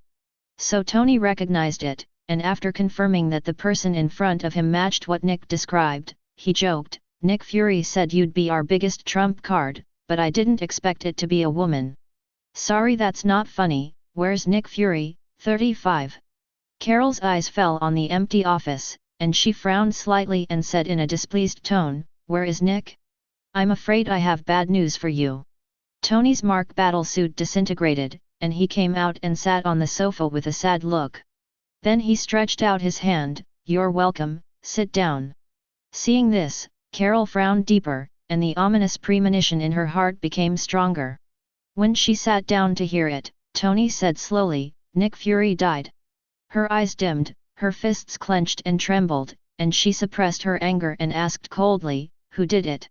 "Almost 2 months ago, Mutant's agent of Utopia, Magneto Eric tore his body to pieces." Tony Stark's tone grew colder as he thought of the scene. At that time, if he hadn't used the gems in Tesseract to escape his life, he would have been dismembered by 5 horses. However, he was not lucky that day, and he crossed directly to the desert on the other side of the hemisphere. If it wasn't for a caravan passing by and meeting him on the verge of death. Tony is not expected to be killed by Magneto, but also dried by the hot sun. Roar, who? Carol Danvers next to her heard that her former best friend was so abused. She took a deep breath and said coldly, "Take me to him." "Not now, you can't deal with them alone, those guys' mutant abilities have been transformed by Exxon, even missiles can't hurt them." Tony shook it off. Who is Exxon? Carol believes that there is nothing on Earth that she can't deal with, and missiles are also useless to her. The agent of Mutants' Utopia Kingdom, but we haven't seen him for more than 2 months, and no one knows any news about him. He is like disappearing from the world. No one knows what that guy is doing, but he definitely didn't just disappear, he must be planning something behind his back. Tony Stark frowned, knowing that Alan would never hide for no reason. There must be a secret in it. But he couldn't find the slightest problem. A rat hiding in the sewer? Then let me go and get him out. Carol said and stood up impatiently, ready to use the computer on the desktop to search. She couldn't invade the internet without spiritual ability, so she naturally needed to use the internet. "Hey, I said you can't deal with them alone, and the government is working on a plan to deal with Mutant right now, and if you're going to go your own way, it's only going to make things worse." Tony rushed up and closed the laptop, when he saw the other person's unhappy eyes flashing with gold. He hurriedly took a few steps back, spread out his hands in a friendly manner. Don't do this, Nick Fury has already preset a plan in advance, you may be able to work around it, we will follow the plan. What plan? When Carol heard the name of her best friend, her mood eased a little. Super Pajama Boys, I mean Project Avengers actually. Tony hurriedly changed his words and opened the document on the computer. Carol next to him interrupted, actually, I can be regarded as the first Avenger. You are the first Avenger, so what am I? Tony was a little surprised. Don't waste your time, have you found a good candidate? Carol said impatiently. Don't be in such a hurry, Nick Fury said before that you are a calm, dignified and confident person, but I didn't expect you to act a little bit like he said all the antonyms. Tony also wanted to avenge Nick, but knew that Mutant was not so easy to deal with. Everything has to be considered in the long run, and a little carelessness will pay a heavy price. Just like the one almost 2 months ago, the government military's decision to incapacitate led to the death of millions of people, premature paralysis of the entire Big Apple, and the displacement of countless people with nowhere to go. This is utterly stupid, and attacking the utopian realm of Mutant without certainty is courting death. Then Tony shut his mouth, because he saw the golden light in Carol's eyes, so he shrugged and walked towards the basement with her belt. JB, in fact, Nick Fury was planning all this more than 2 months ago. So now the Avengers plan has basically taken shape. Those members have also been found one after another. These people are all people in Nick Fury's list, and each one's qualifications and experience are qualified, and it is also ensured that no undercover agent will join. Elevator entrance. The two stood at the door waiting for the elevator, and the Secret Service members who had run up earlier all withdrew. Ding! Then the elevator door next door opened. A figure was supported and walked out. When he saw the broken glass wall, he couldn't help but complain, this is what a rude guy did. 35. Hey, good agent over there, are you Phil Coulson? Next door, Tony stuck his head out to see a familiar face, took out the photo in his pocket, and compared it. Mr. Stark, it's a pleasure to meet you, I'm Phil Coulson, agent, and acting director. The person who came out was Phil Coulson, who had just come back to life a few days ago. The Tower Hill plan brought him back to life, but his body became so weak that he was temporarily unable to make strenuous movements. Originally, he had to rest for a few more days before coming back, but after hearing Nick Fury's sacrifice, he was like a thunderclap. Pierce then made him acting chief. As for why Tony Stark appeared in the director's office, he just happened to be waiting for Phil Coulson, who just took office today. Didn't expect to meet Captain Marvel. I'm sorry about Nick Fury, it was me but I didn't save him. Tony Stark said heavily. Don't blame yourself, Mr. Stark, it's all the mutants' fault. Phil Coulson turned pale when he thought of Alan's appearance that night. He covered his chest, took a deep breath and tried to calm down. Now Mutant is his worst enemy. Not only his own hatred, but also the hatred of his best friend. It made him deeply hate those mutants in Utopia. Then he paused for a while, noticed Carol behind him, and said in surprise, Carol. It's me, we're going to prepare the Avengers plan, do you want to join us? Carol said. The Avengers project. Phil Coulson was slightly taken aback, he remembered that he had read the relevant documents 2 days before this project. One of his favorite characters is Captain Steve Rogers, the most famous superhero in Lighthouse history. The most righteous superhero in the eyes of countless people. Finally he went too. It's definitely not just to see Captain Rogers, but he is now the acting director of SHIELD. Naturally responsible for the Avengers plan. So the three quickly came to the basement, and the car that was in charge of picking up the Avengers just happened to arrive in the basement. The door opened slowly.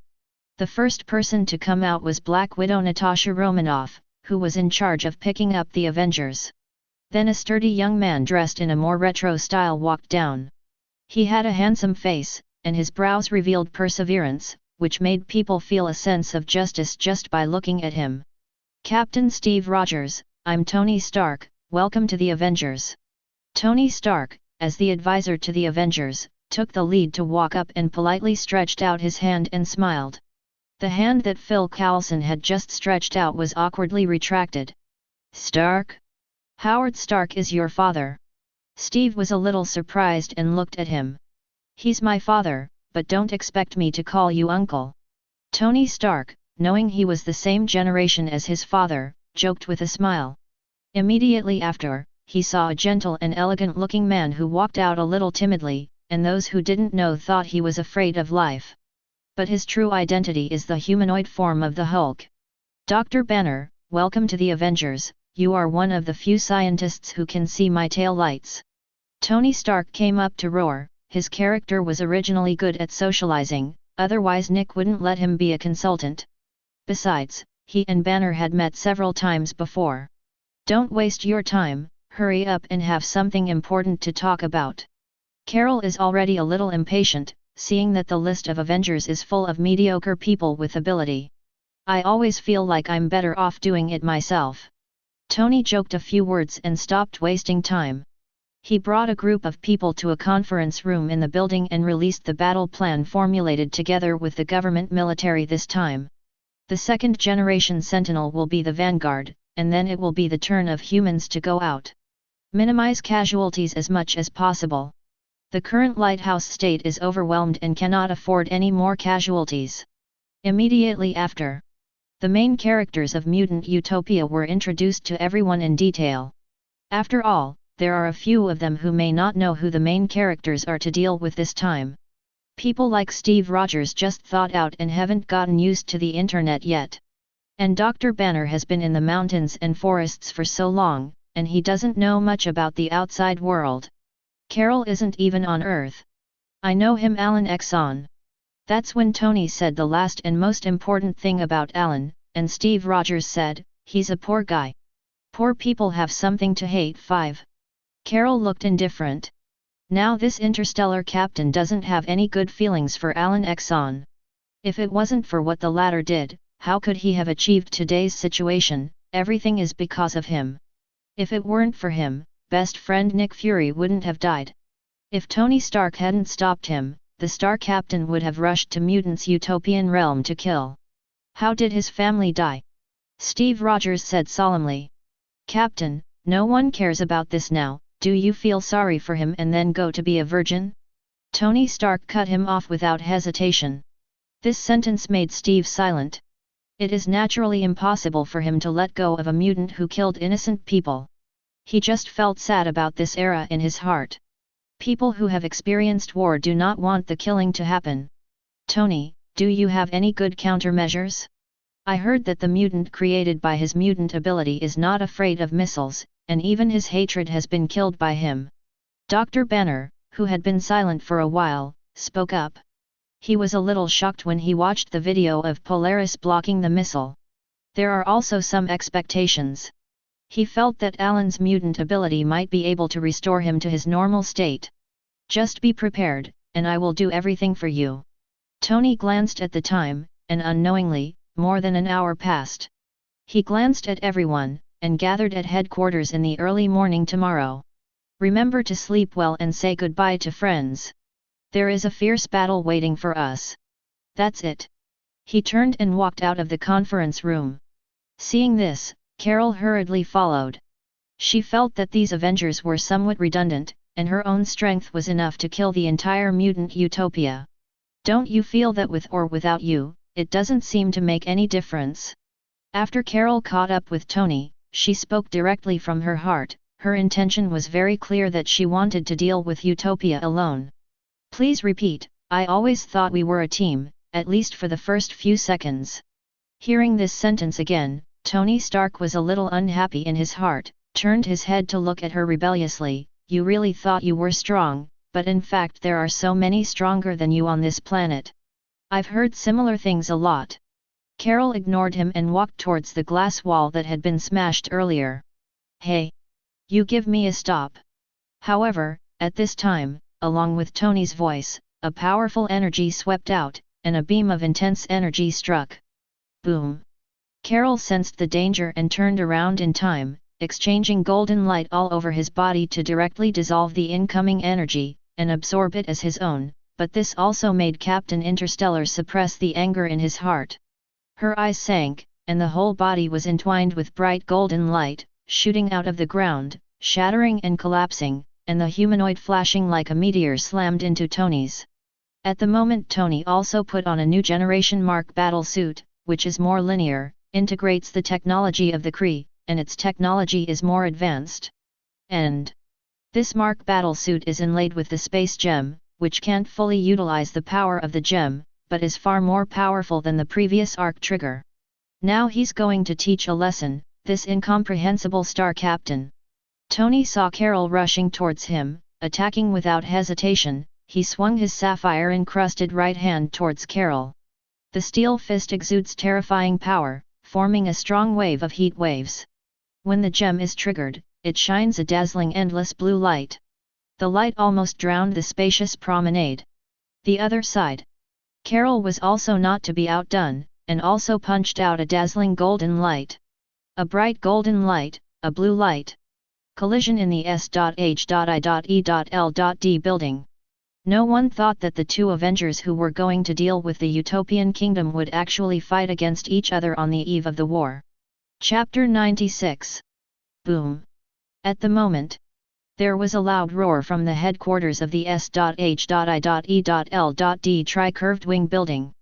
I saw that in the tall building, two dazzling rays of light carrying terrifying power, collided and swept away, causing bursts of hissing noises. Because of the appearance of these two energies, the entire building began to vibrate violently. The surrounding space is indescribably distorted and broken due to the high temperature. In just an instant, the visible heat wave filled the space, and the surface of the object became extremely hot wherever the violent high temperature caused by it. Boom! The ceiling lamps on the top of the ceiling were broken one after another by the fluctuations of the heat wave. In an instant, the originally bright promenade fell into darkness. Only two figures with bright rays of light reflected all around, and at the moment the walls around them also had turtle cracks. Threads of constantly spreading around. Boom! Next second. When the two splendid figures suddenly collided, the harsh sonic boom spread instantly. And under the violent impact, the sound waves and air waves raged wildly. Roar! Boom! The strong wind spread like a monstrous wave, causing violent ripples, and the surrounding walls were washed away. The floor under my feet was also under huge amounts of pressure, and more deep cracks gradually emerged. Now, looking from the sky outside the building, the glass wall of the floor where the two fought was suddenly destroyed. The towering buildings trembled and looked crumbling. Countless wreckage fragments, accompanied by a terrifying impact, rushed outwards and filled with billowing dust mist. On the floor of the building, a thick mist of dust filled the air. But it was soon overwhelmed by the light that penetrated from the dust mist. Cough cough cough. In the mist, Carol, who radiated golden light all over her body, walked out in the dust mist, and the thick dust made her cough. However, she still locked on the steel-red shadow who was forced to retreat a few steps. Her fists condensed dazzling golden light, her legs were slightly lowered, and she was about to step on the ground. In the dilapidated conference room, Steve Rogers, who was hiding behind a thick stone pillar, waved away the dust that obscured his vision. Look at the dilapidated conference room in the blink of an eye, and the crumbling ceiling. He was a little confused when he saw Carol who was about to make a move. He reacted immediately and hurriedly dissuaded, "Hey, are you two going to demolish this place?" As soon as he finished speaking, he thought that the two would listen to his dissuasion. As a result, in the next second, I saw the steel-red shadow staggering and standing firmly, and the mechanical feet flickered with soaring flames, dissipating the monstrous dust and fog behind. The whole person shot out of the spot and slammed straight into Captain Marvel.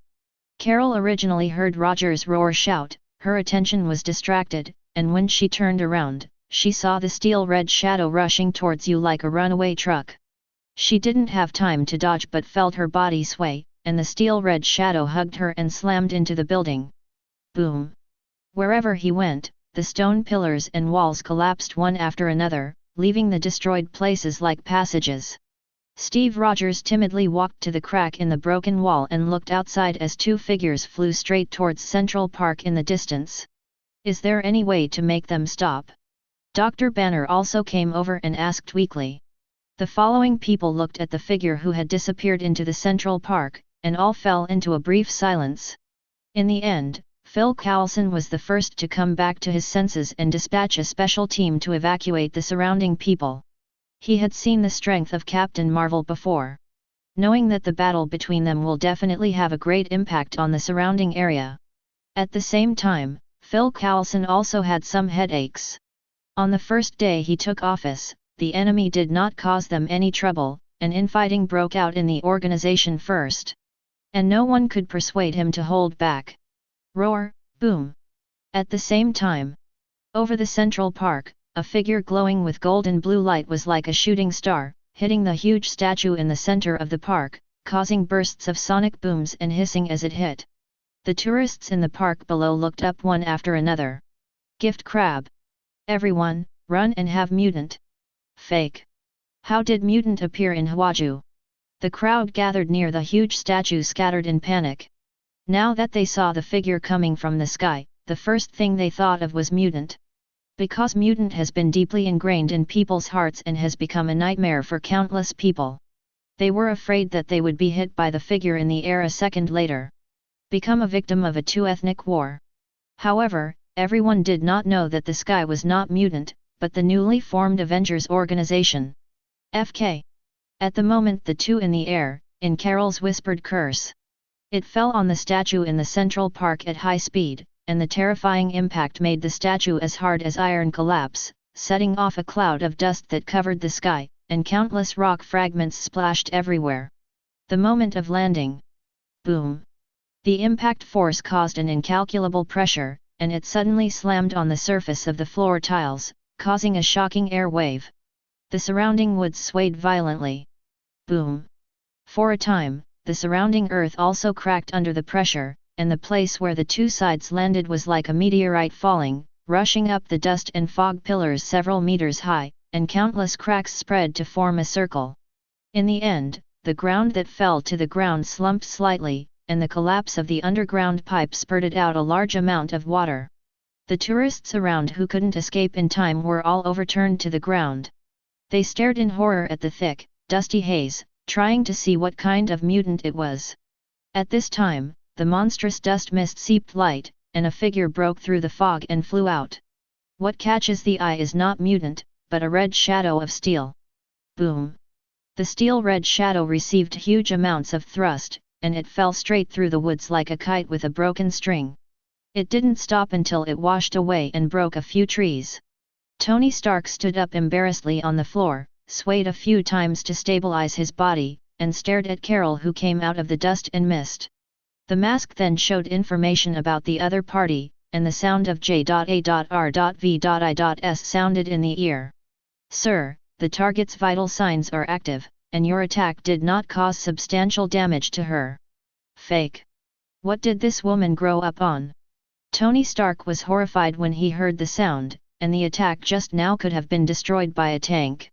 There's nothing wrong with this woman. No substantial damage was caused, which meant that he just scratched the other party's itch just now. J.A.R.V.I.S's voice sounded again, Sir, detected energy in Carol's body, consistent with Tesseract's. The words fall.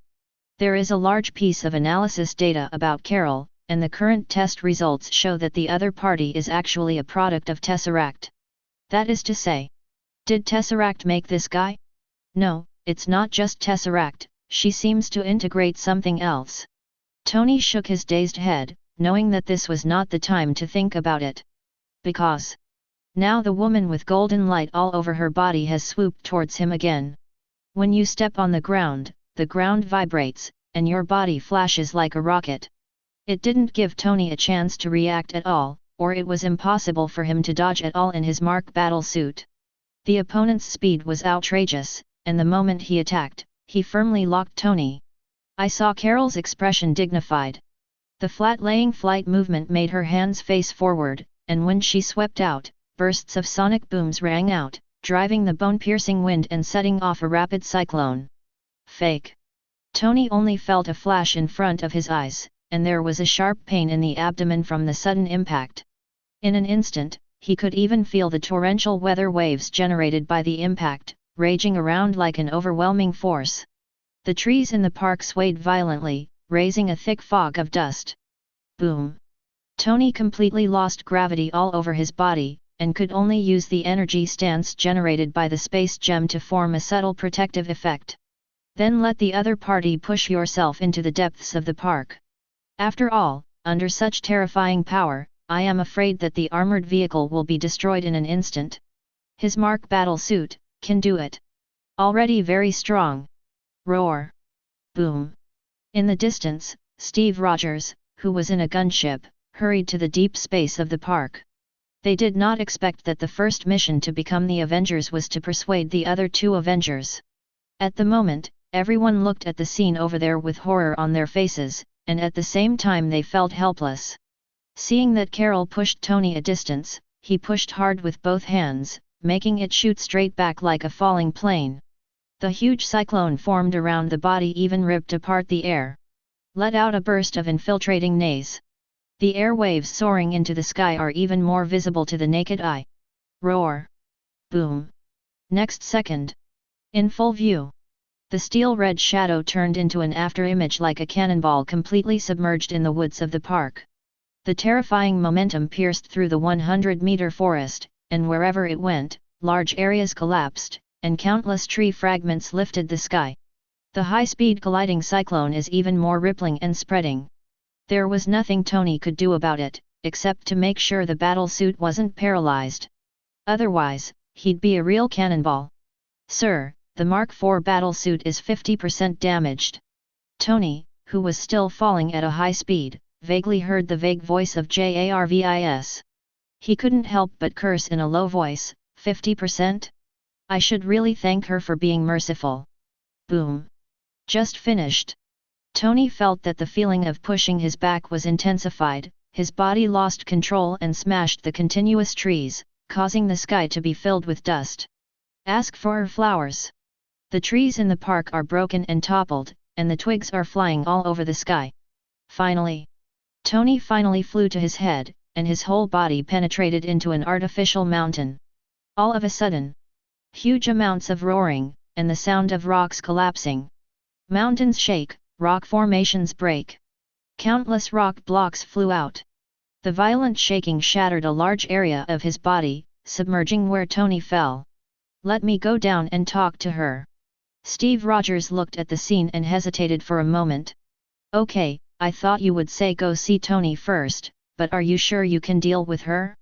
Definitely I would prefer a friendly exchange between you, after all, she is one of the hopes of mankind. Phil Coulson sat in the chair, looking frail and babbling. I could spend the whole day with her.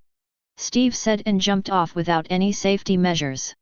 Just pick up the shield buffer in your hand, put on the superhero's classic landing posture, and land firmly on the ground. Although he is not wearing a special combat uniform, the shield can always be carried on him. Are you here to dissuade me too?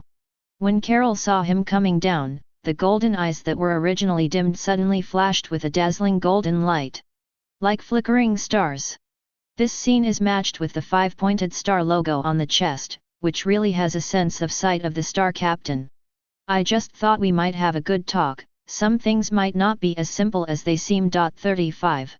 Steve Rogers slowly lowered the shield in his hands, put his hands on both sides and said in a calm tone, I apologize to you on Tony's behalf, he was reckless. Boom! Just after he finished speaking, a hand stretched out from the pile of wreckage in the distance, followed by a steel-red shadow rising from the ground. Old antique, I don't need you to teach me yet. 99. Captain Star, let's come again. Tony manipulated the broken Mark battle suit, swayed slightly and flew into the air, raising his hand to reveal the palm cannon. Aim at Carol below. Hey Tony, calm down.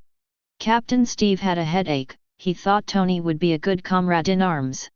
It's Howard Stark's son after all. The results of it?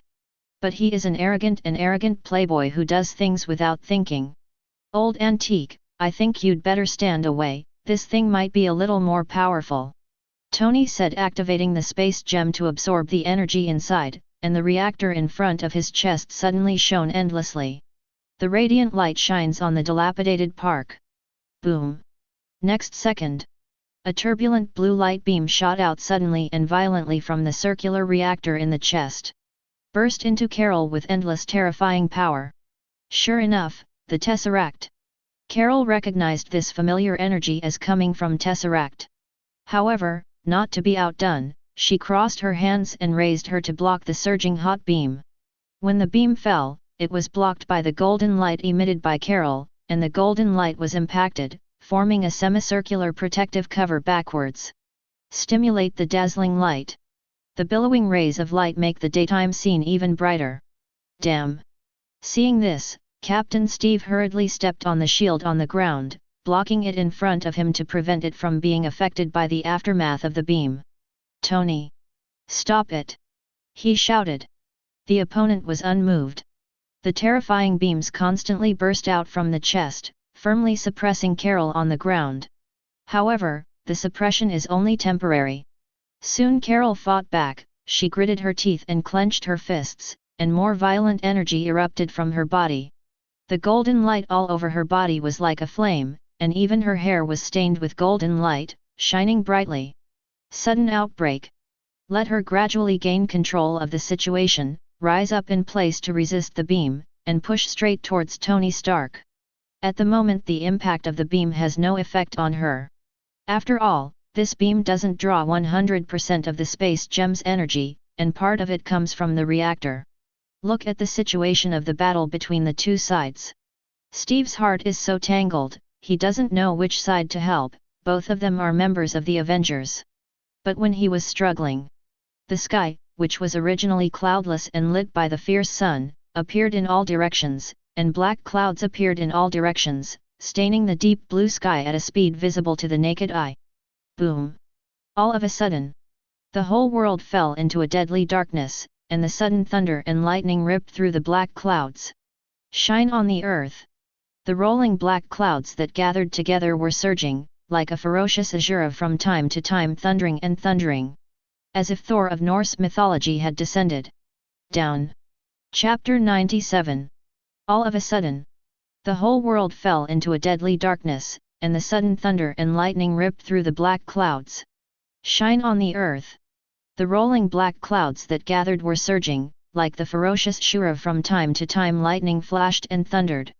Thick moisture permeated the air, further adding to the eerie atmosphere. The wind roared, the thunder and lightning flashed, and the rain started. The streets in the nearby area were deserted, and passers-by had long since been scared away by the fighting in the park. This also makes the scene even more gloomy, and sometimes there are wisps of thunder and lightning, reminiscent of the arrival of the Norse mythology Thor. The weather forecast doesn't say it's going to rain. 35. In the gunship, Phil Coulson looked up into the deep space. The intensifying winds and torrential rain made him worry, and he always felt that among the dark clouds, a figure might appear at any time. I don't know if it was his delusion. He seemed to really see a sharp figure swooping down towards the ground above the layers of black clouds. Gradually, the figure smashed through the dark clouds, and the clouds collapsed wherever they went. His arrival made the sky gather more gloomy black clouds, completely shrouding the entire earth in darkness. For a time, there were dark clouds and no light penetrated, and the environment became abnormally depressing and suffocating. The gusts of wind became more and more violent, and the violent gust sounded a miserable neigh.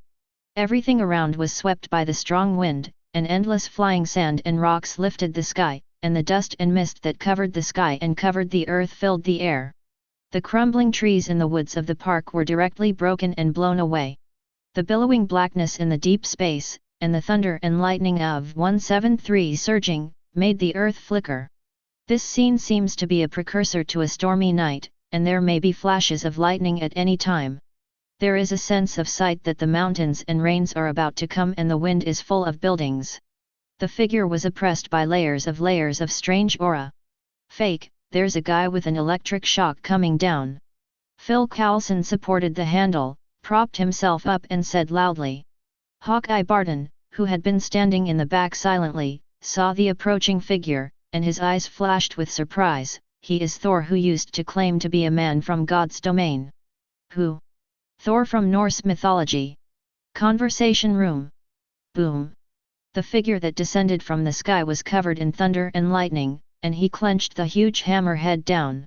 The thunder and lightning gathered from all directions, and the body absorbed and condensed the sharp and bright lightning. It caused the thunder light to emerge from his opened eyes, and when he fell down, the corners of his eyes appeared wisps of thunder and lightning wafting in the wind. OM. Boom. Next second. The man in the sky seemed to be thrust by huge amounts of force all over his body. Huge amounts of cyclones swept out, sending out a resounding sonic boom. As the man held the hammer closer and closer to the ground, the thunder and lightning entwined all over his body became more and more intense, radiating a dazzling and incomparably bright light. The earth below was shrouded in lightning.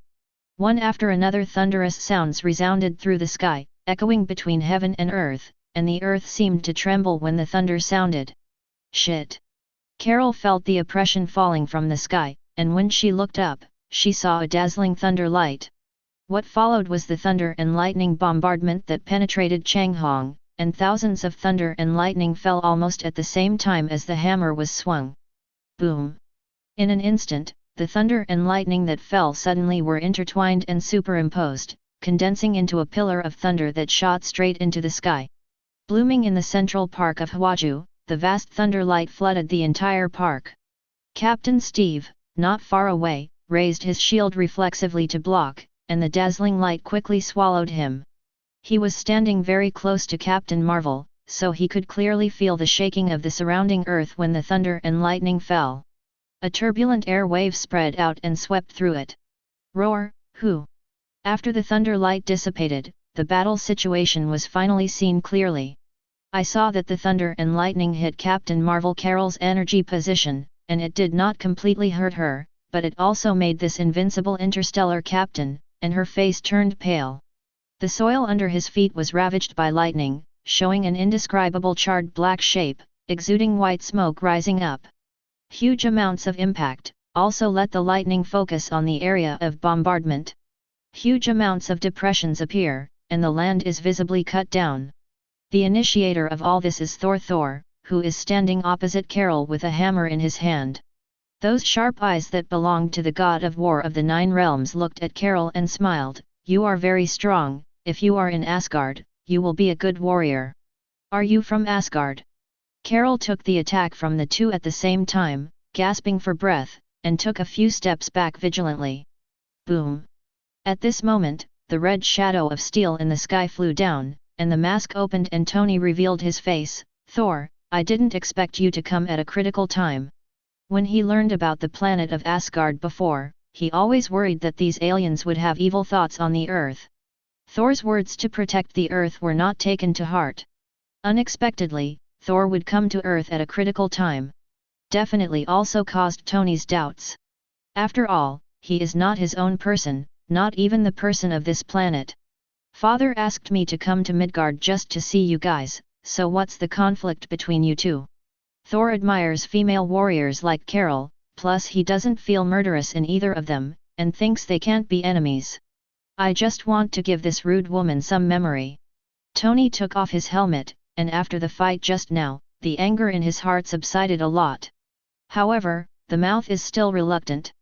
So I'm the villain who made the sneak attack, then I'm really sorry. I'll give you a sincere apology first. Carol couldn't help laughing when she heard this. The corner of her mouth was sarcastic. Then I should thank you for this $10 million mark battle suit, which only damaged 67.8%. 359. Tony knew that he was wrong, and he also retorted by looking at the data on his wrist. Enough, our enemy is the mutant, not the house in the park. Steve, who came by, snarled sharply. He attaches great importance to the unity of a team, and the Avengers are still a newly formed team. If you fall just after taking the first step, what else can you achieve in the future? Tony put on his helmet again and said speechlessly, Old Antique can play the role of generation, now you are the oldest here. 99. Can the Midgard live to be 5,000 years old? Thor was a little surprised. Don't be surprised, it won't be a problem if you give him more time to sleep until 5,000 years, everyone, we will go to S.H.I.E.L.D. headquarters. Tony Stark didn't care about Carol anymore. He started his battlesuit and took off towards the Tri-Wing building. The remaining 3 people, Thor and Carol, also flew up one after another to keep up with the steel-red shadow in the sky. Only Steve waited for the gunship to come and pick him up. Afterwards, the cleaning of the battlefield was handed over to the S.H.I.E.L.D. logistics department. They would process and detect the area that had been subjected to the war as soon as possible to see if there was any radiation that people could not adapt to. Fortunately, there are no exceptions. As for this war, S.H.I.E.L.D. does not intend to hide it. Now the news about Mutant is flying all over the world. Everyone has seen Mutant who destroyed the world. There will not be much damage to this small-scale damage in Hwaju. People care. Besides, it wasn't Mutant who caused all this, but the Avengers superhero. At that time, you only need to use the superhero as an excuse to test the weapon, and then modify it, and no one will hold on to things. But under the Mutant fear, no one will resist the weapons test situation, but the stronger the destructive power displayed, the more reassuring the people of the Lighthouse country will be. Except for the citizens who live near Hwaju Central Park, almost no one is disgusted by this matter. S.H.I.E.L.D. isn't that much of a hassle to deal with either. However, the external affairs were dealt with quickly, but troubles occurred within the organization. First, the Hwaju headquarters Sonqui building was bombed. Although only one floor was destroyed, the foundation of the entire building was affected. Even the rendezvous of the Avengers was forced to be in Stark's new industrial building. The Big Apple was destroyed before, along with the Stark Group building. Tony had to establish a new company headquarters in Hwaju. Fortunately, he transferred the property and equipment of the Big Apple City to Hwaju in advance, thus avoiding huge amounts of losses. But the real question is of course not where the Avengers go. But they have to face 2 problems. At the moment the top floor of Stark Industrial Building, the top floor is luxuriously decorated. The Avengers sat on the sofa with wine glasses in their hands and looked solemn. Dr. Banner, who was sitting next to him for a moment, said slowly, "You mean, we not only have to deal with Mutant, but also guard against your brother Loki?" "Well, the father said that he is on Earth now and asked me to take him back." Thor paused and continued, "And the father said that someone was helping Loki behind his back, which seems to have been premeditated." Hearing this, Tony responded, "I don't think your brother may pose a threat, but now the real threat is the group of mutants in the utopian country. 35. Speaking of which, he thought of Magneto, and said in a gloomy tone, "Those guys will constantly evolve, and if they are allowed to grow, it will only become more trouble." So the official plan to start a war against the Utopian Kingdom tomorrow is a matter of life and death. Phil Coulson, as acting chief, was naturally involved, with a frown and a serious look on his face. The importance of this war is self-evident. If they lose, they will usher in a devastating blow. The mutants of those utopian kingdoms will certainly not back down. After speaking, Phil Coulson seemed to think of something, looked at Tony and asked, "Is there any news about Alan Exxon?" "No, he should still be in the Utopia floating island." Tony was worried too, and he'd been keeping an eye on Alan Ackerson all this time. With such an arrogant temperament, it is impossible for him to always cower on the island and refuse to show his face even once. Sadly, Alan never showed up again. There is no news about him anywhere in the world, and other countries have also checked one by one. There was no sign of his escape. In theory, Alan will not abandon the Utopian Kingdom. Therefore, Tony Stark will infer that Alan has always been on the floating island of Utopia, and may not be able to come out due to some reasons. Alan Exxon is just a mouse hiding in the sewers. If he is really powerful, why hasn't he expanded outwards? Carol repeated hearing Alan's name in Tony and Phil Coulson's mouth, feeling that they seemed a little too obsessive. It is not written in the information that he has a tough attack, the only thing that makes him have so many followers is the mutant ability. So the Star Captain didn't take Alan to heart. The person she really has to deal with is Magneto, the murderer of her best friend. You better not take it lightly, Alan is the most terrifying person I've ever seen in my life. Phil Coulson recalls. However, the dignified and confident Carol obviously did not listen to the sentence 1.4. In her worldview, there are only a handful of people on Earth who can truly threaten her, and there are countless terrifying existences in the vast universe. No matter how a mutant on Earth is, after all, it is only a mortal body. Even in the face of Thor, she is not afraid. How could he possibly be afraid of Alan? In the end, the meeting of the Avengers ended as night fell, and everyone returned to the temporarily arranged room. Tomorrow they will engage in a battle for the survival of the race. No one dares to neglect. Both on Earth in Midgard and at the Red Orchid Sentry Factory, everyone is on the lookout. The Sentry Mother model floating in the dark universe has already started. With the help of several spaceships, it flew towards the blue planet. The constantly flashing mechanical eyes mean that it is running all the time.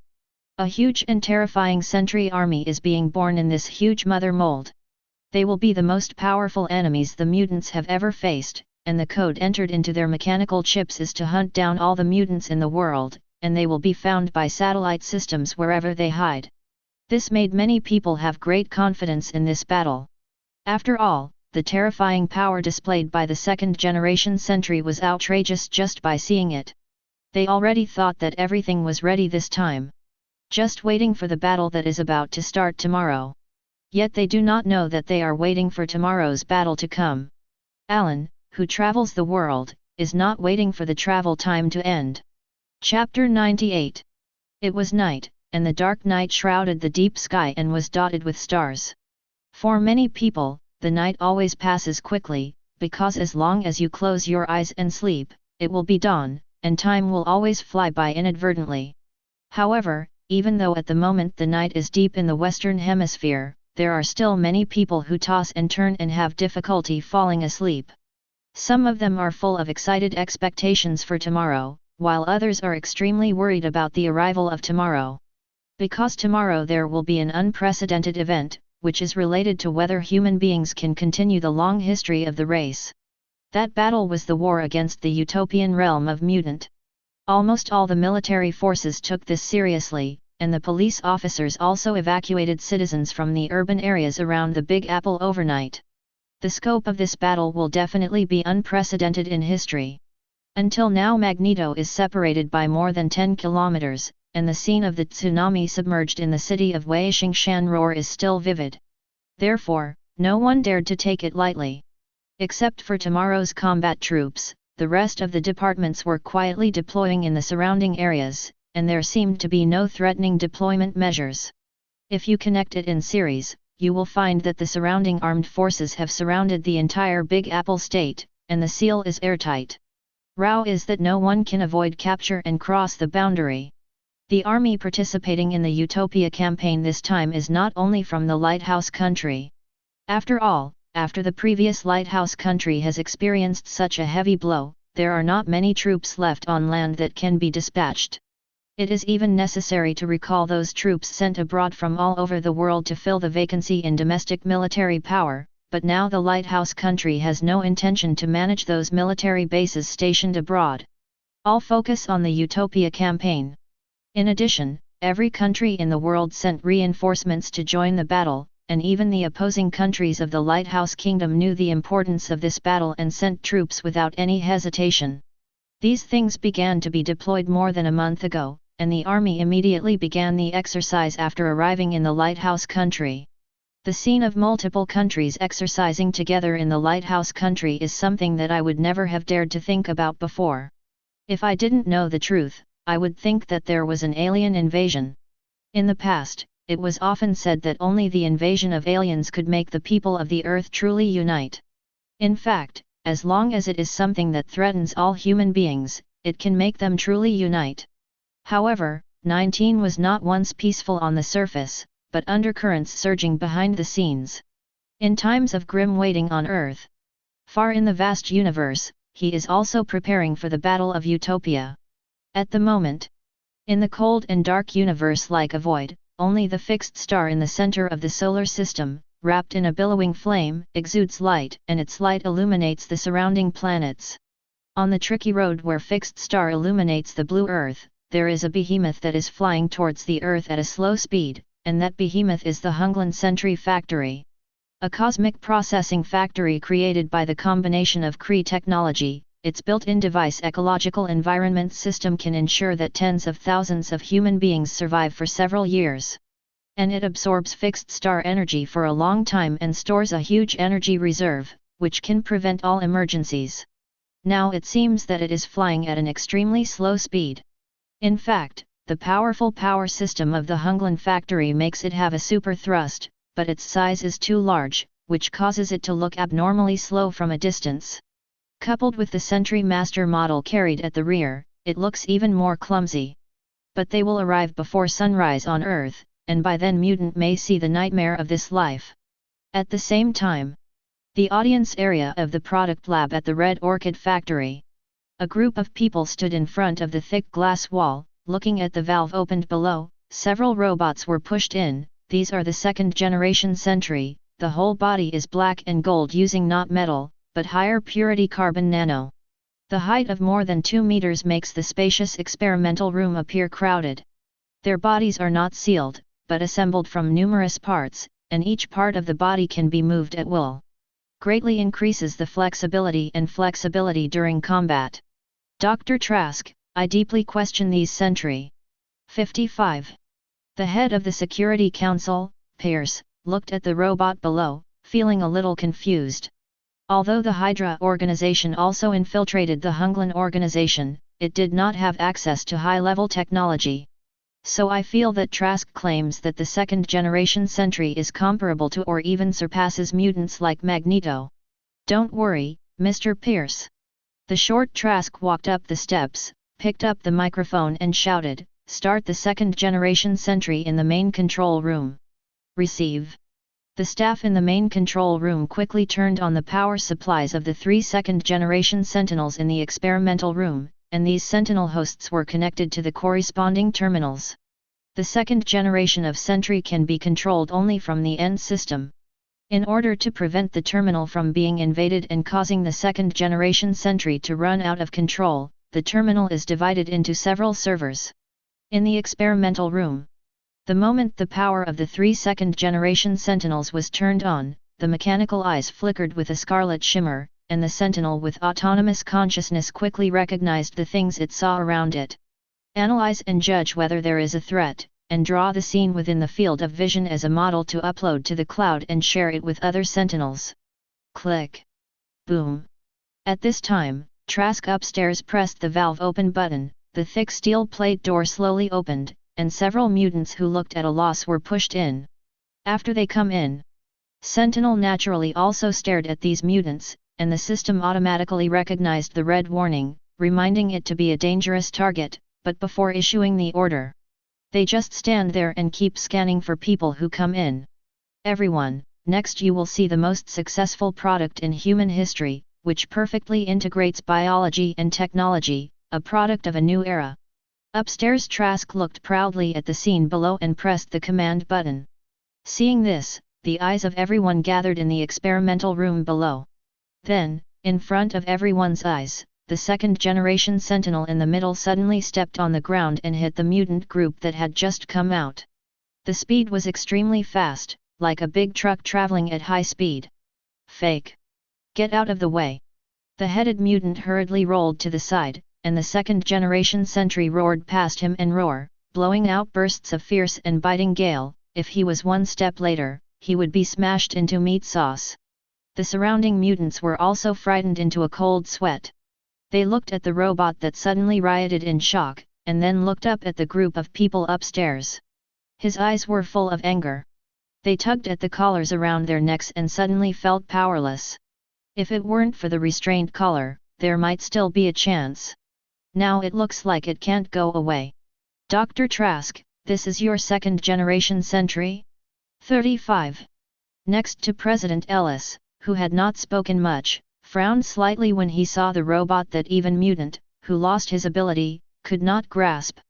But he knew that the doctor would definitely not take this as a joke, and said solemnly, "Doctor, stop beating around the bush, let us see the strength of these guys."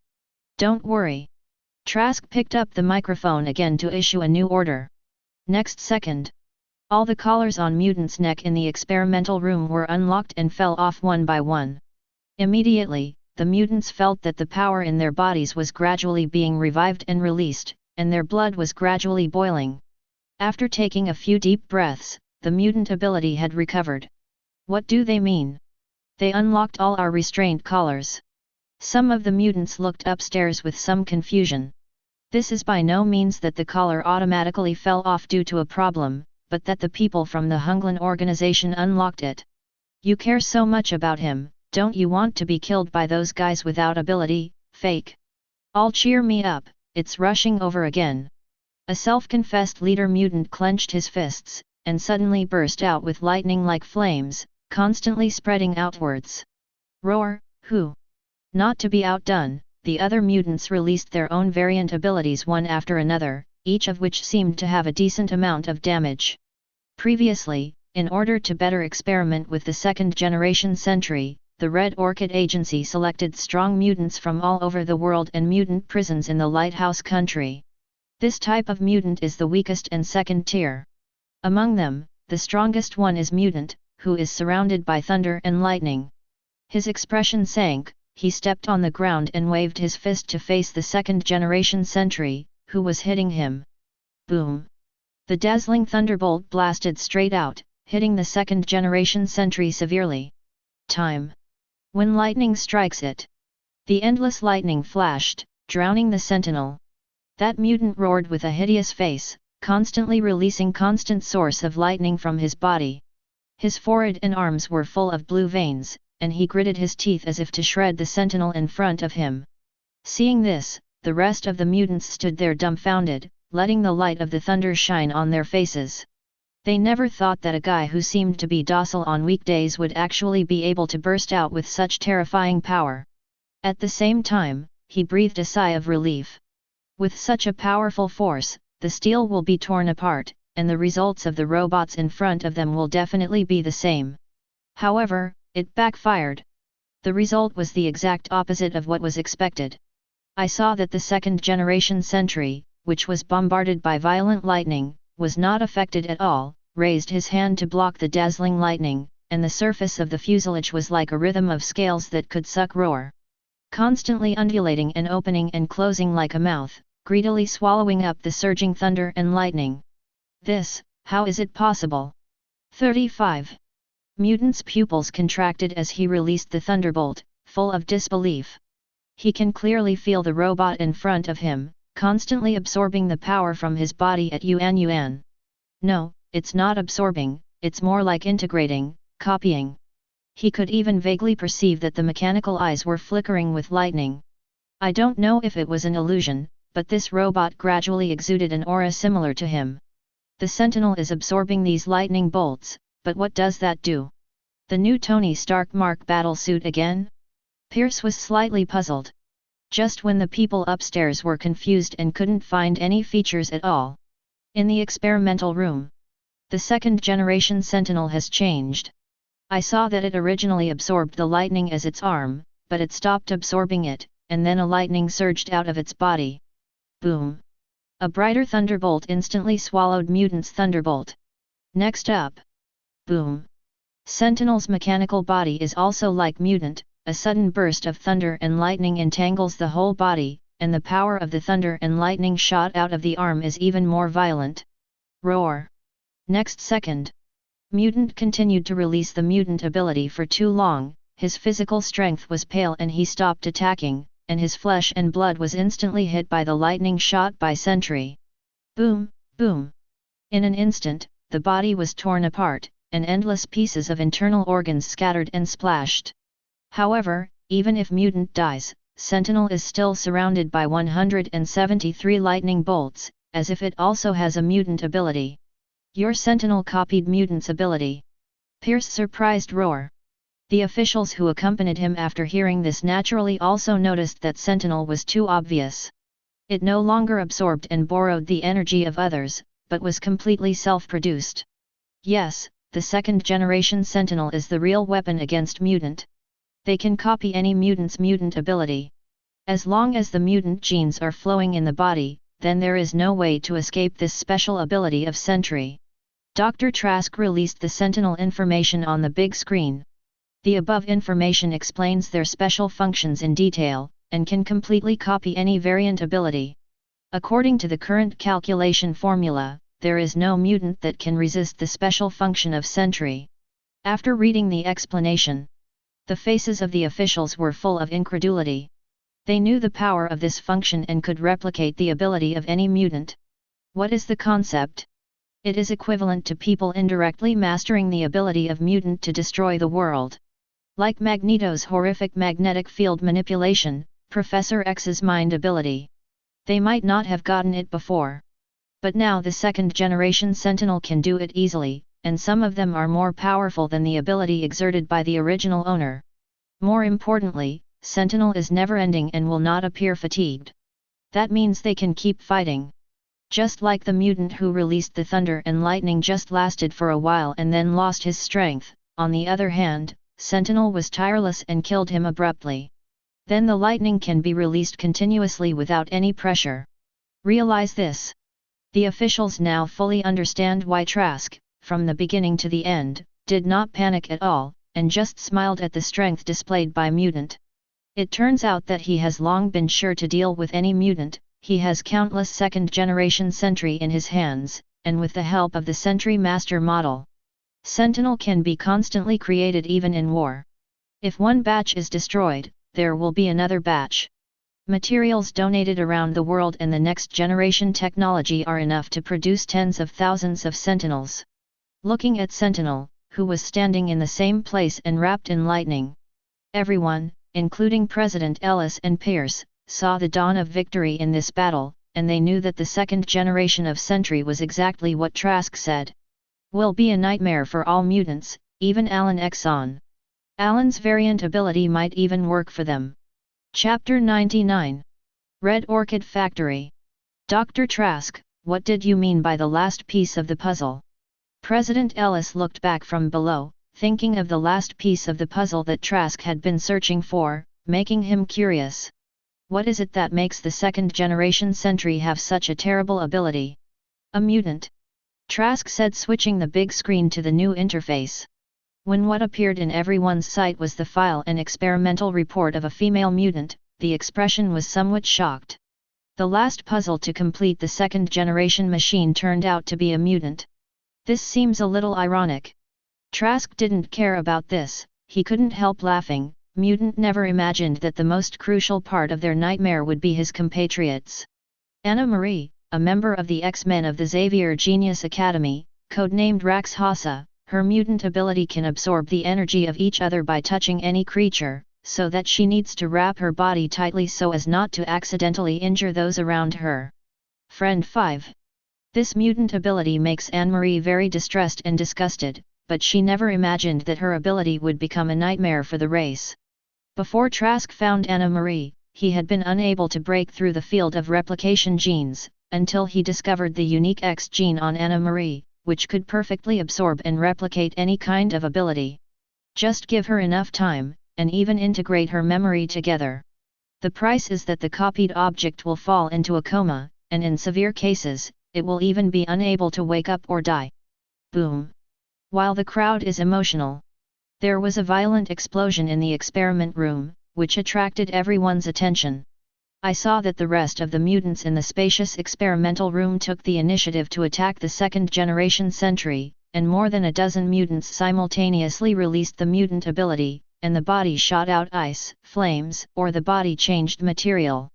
Their strength is average among ordinary mutants.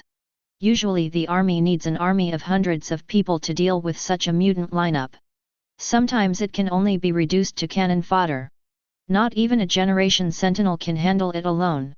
However, the second-generation Sentinel didn't struggle at all. Facing Feng Yang's dozen or so people, it exploded with lightning-like flames, suddenly raised its huge and hard arm, and swung it towards a materialized mutant. However, the opponent's super-physical quality resisted this attack, and he held his huge arm, gritted his teeth and tried to break it. But the second-generation Sentry obviously won't let him succeed easily. The program set by the host automatically recognizes the identity of the enemy, and then the mechanical device in the body is activated. Then a horrific scene happened. The body of this second-generation Sentinel also began to undergo material changes, from the original carbon nanomaterial to the material unique to the opponent mutant, and the power on the wrist was also strengthened under the material change. Click. Boom. Next second. The second-generation sentry directly broke the mutant's wrist, then grabbed the opponent's neck with one hand, and grabbed it with a huge palm, and immediately strangled him to death, his head tilted. Lost breath. Fake. No matter how stupid the surrounding mutants were, they could see the weirdness of the second-generation sentry. They thought that Sentinel only had the characteristics of energy-absorbing body, but the result was that the other party could copy their variant ability. For a while, all the mutants present sent chills down his spine and tingling in his scalp. Mutant ability has always been their biggest reliance, and it is a unique natural advantage in almost all races. Now, instead, they saw a cold robot that perfectly replicated the mutant ability. The power exerted is not weaker than the body. T1xt. They can feel each other's ability being vaguely enhanced. What the hell is this? A mutant, whose hands were constantly spewing flames, felt his heart pounding when he noticed Sentinel's original half-material incarnation. At the moment suddenly the same flames as him came out again. That fire is even more exuberant than his. Roar, who? Then, in full view of the public, the second-generation sentry completely turned into a fireman, raised his arm and suddenly burst into a raging flame, streaked through the air like a meteor, and rushed towards the mutant group. See. A water-type mutant opened his mouth and spat out water, trying to resist the Sentinel's flames. But then a more desperate scene appeared. The two second-generation Sentinels that were standing motionless at the back started simultaneously, and the carbon nano-specialized body instantly burst into flames, and then raised their arms to spray billowing columns of fire, almost swept away by the second-generation Sentinels. Be careful! Facing the raging flames sweeping from both sides, the mutants were caught off guard. Soon, the dazzling and fierce flames drowned them in an instant. The hot flames devoured everyone, and even the fire-type mutant was burned. He wanted to escape, but Sentry broke his head alive. The flesh and blood without the slightest breath of life turned to ashes under the fire of the fire. Seeing this, Mutant, who was further back, turned around and ran away. The second-generation Sentry, who can be surrounded, will be surrounded and killed by their exquisite cooperation. During the period, the other two Sentinels, which were just launched, also showed the Thunderbolt ability. See this scene. The eyes of the officials upstairs were full of shock and a bit of doubt.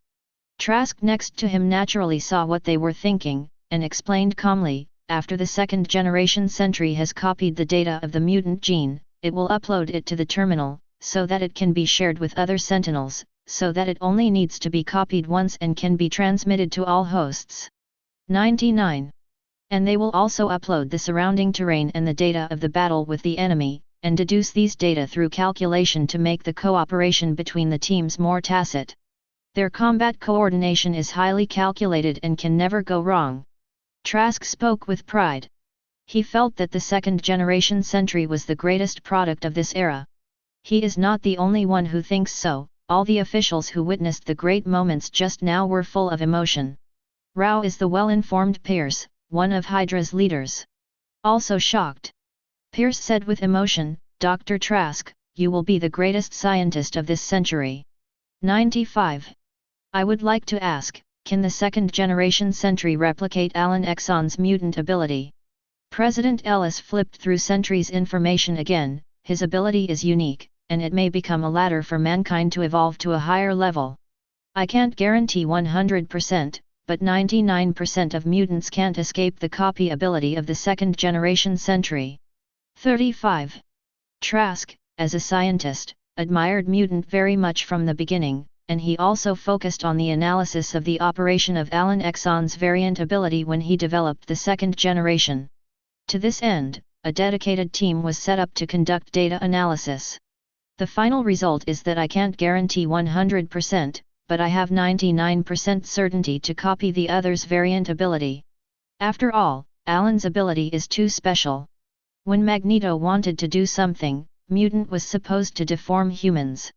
It took a lot of work and couldn't do it.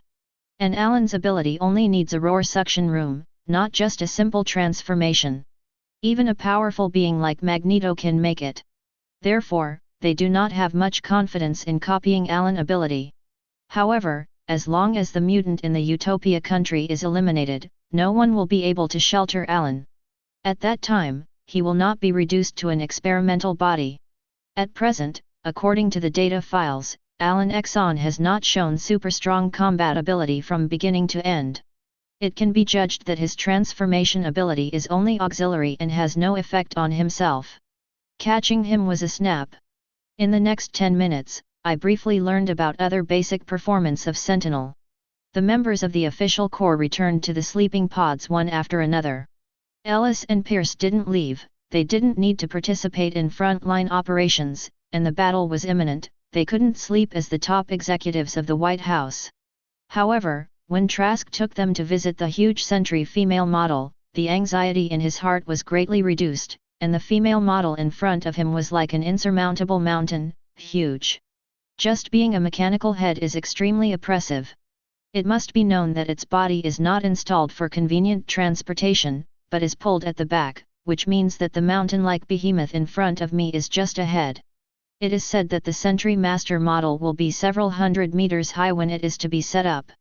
And there is a powerful flow production system inside, as well as a powerful attack system attached. Just a glance gives people an indescribable sense of security. President Rao Ellis couldn't help but ask the secretary beside him, "How long will it take to get to Earth? I can't wait to go to war." 55. Mr. President, there are 5 hours and 32 minutes. Because it is far away from the Earth, the time required for the journey is a bit long. Come on. 35. President Ellis looked at the huge amounts of Sentinel through the glass wall, took a deep breath, and exhaled it comfortably. It has been a long time since he felt so relaxed, looking at the greatest technological product of this era. What he saw was the dawn of victory, a relief. Since Alan Exxon appeared and created so many troubles, President Ellis has almost tossed and turned, and it was inevitable that he would keep an eye on the situation all night, even when he was eating and drinking. Hwaja White House will also be destroyed. But now, everything will come to an end. Soon Alan Exxon will understand that he is not facing a new era of mutant, but an era of human beings. Roar! Time flies, the thin clouds on the horizon are reddish, and the blazing sun rises slowly. The endless reddish sunlight is like blood, swaying on the earth, and the ground is full of red. Inside the Stark Industrial Building, the Avengers did not neglect at all, they all gathered in the hall, everyone looked solemn and silent, and there was still 1 hour before the stipulated time for the battle. Although the vanguard is Sentinel, they still have to be fully prepared. Thor was also present. He considered himself the god of war in the 9 realms, and he did not reject participating in this war to defend the Midgars. Moreover, Odin once promised to shelter the Midgars. As the son of the king of gods, he naturally would not turn a blind eye. So, how are we going to get there in a while? Not everyone here can fly. Steve saw that his anger was a little low, thinking of the embarrassing scene yesterday, he wanted to say it to liven up the atmosphere. Don't worry, Captain, S.H.I.E.L.D. will come to pick you up and Dr. Banner specially in a while. Tony Stark walked in through the back door with a glass of wine in his hand. His face was reddish and he had obviously had a few drinks, but his sanity was not affected by the alcohol, and everyone looked at the wine glass in their hands with strange eyes. He picked up the glass and smiled, "I was a little nervous in the first battle. Would you like a drink? If there's beer, I don't recommend the big one." Thor licked his lips, remembering the beer he drank last time he came to Earth. "Sorry for no beer, but I did prepare some gear," except Thor and Captain Star, and Dr. Banner. "Well, I mean the weak have equipment, and I am no exception." Tony walked to a seemingly simple table, pulled out a password button on it, and then skillfully entered a string of codes. Crack, chuck. Immediately afterwards, the middle of the table split and opened, and several specially made battle costumes rose up. There were 3 in total. The highlighted features corresponded to their masters, and it only took a glance to see who it belonged to. They can better protect you on the battlefield, and although Natasha Romanoff and Barton are basically not going to fight, I have kindly created a battle suit for you. Tony Stark looked at the battle suits slowly. Although these battle suits are not as good as the Mark battle suits, after all, there is not so much time to build when the time is tight. But they are enough to make the wearer have stronger defense and the ability to improve various indicators of the body. Thank you.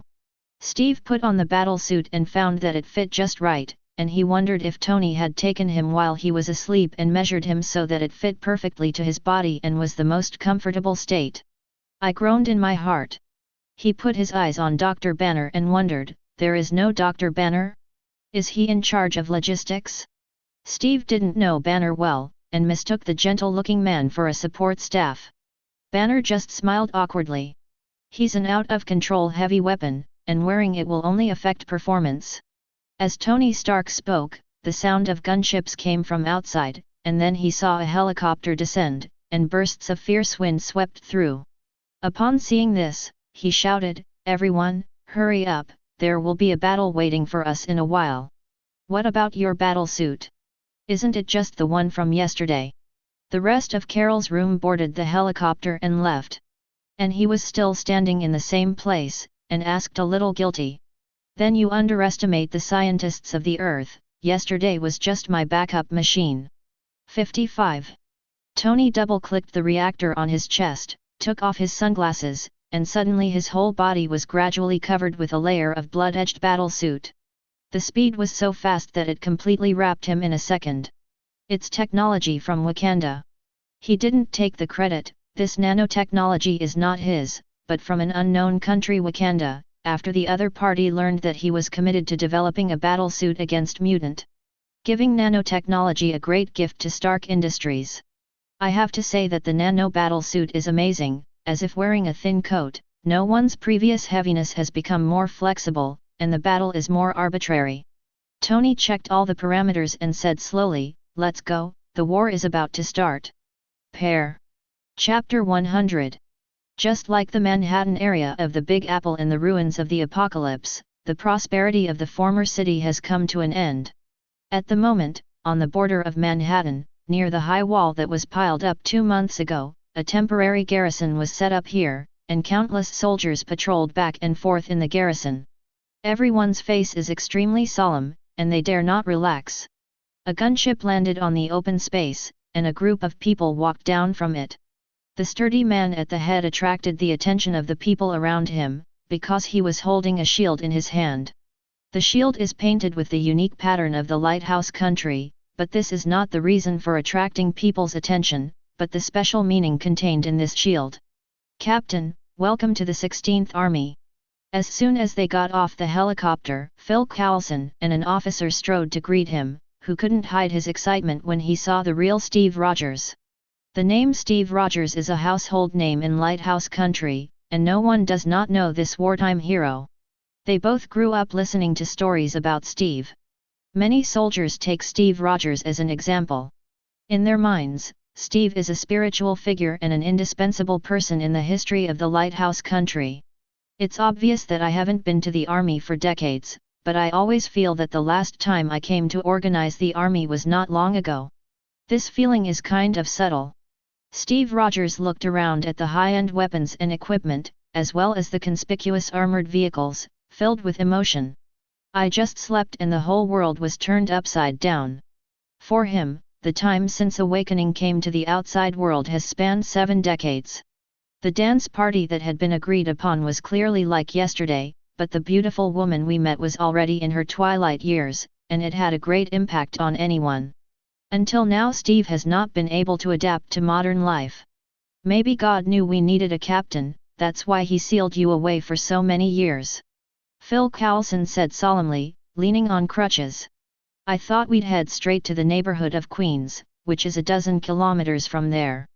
Steve followed Phil Coulson into the camp and saw the map on the wall and found that the battle site was still a long way away. "Old antique, Mutant is not the little trash fish you used to deal with. If they were closer, they could even hear us." Tony, who had just landed, faded away from the nano battle, strode into the tent and said with a smile, "But don't worry, I have blocked all the signals around, even Charles is hard to detect." Is Mutant really powerful? Captain Steve stood in front of the screen, looking at Brooklyn, which had been completely destroyed, and his emotions were somewhat complicated. That place is his hometown and has many fond memories. "Don't worry, Captain, when a different group of people come together and see what we can achieve, when people need us, we can win battles they can't." Tony Stark was slightly taken aback when he heard the words, but quickly responded with optimism. After the sacrifice of Nick Fury, the Playboy has grown up, and he realizes that death is not terrible. "We may have to wait until the Sentry Vanguard's attack is over, but the Superior thinks maybe this battle can be solved with just those droids 5. Phil Coulson is responsible for connecting with the high-level Lighthouse country and conveying real-time news to everyone. I hope so." Carol is indifferent. She could have launched the attack on Utopia alone. But in the end, she didn't go alone, because she had an ominous premonition in her heart. This is the floating island of Utopia Mutant. Dr. Banner first saw a recent photo of the floating island, which was taken a month ago. The utopian floating island presented inside has far exceeded the size of Queens. As discussed on the web, it is growing all the time.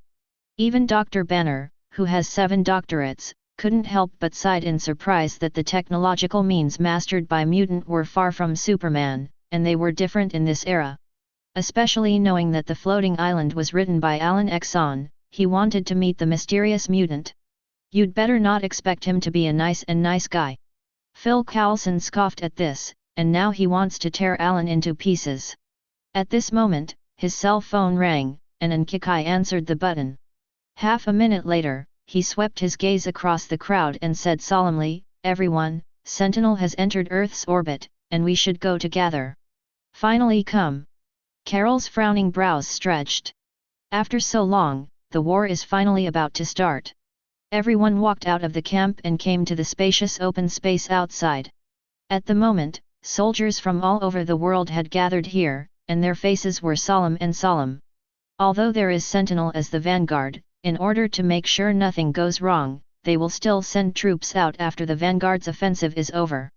Can't deal with a mutant as powerful as Magneto. However, it is still more than enough to solve other mutants in Utopia. After all, not all mutants have the potential of Magneto. Otherwise, the utopian state will not shrink back in the Big Apple and slow to expand to the outside world. Most people think that Alan Exxon also has fears in his heart, otherwise he would have started a war against the surrounding states with his temperament, instead of staying on the floating island all the time. Not even the island dared to go out. The country is completely controlled by Magneto agents. After the army assembled, the officers of the Lighthouse State and representatives of other countries came up to deliver a passionate and generous speech, which boosted everyone's morale. Probably because of the fear of Mutant, the speech did not have much effect.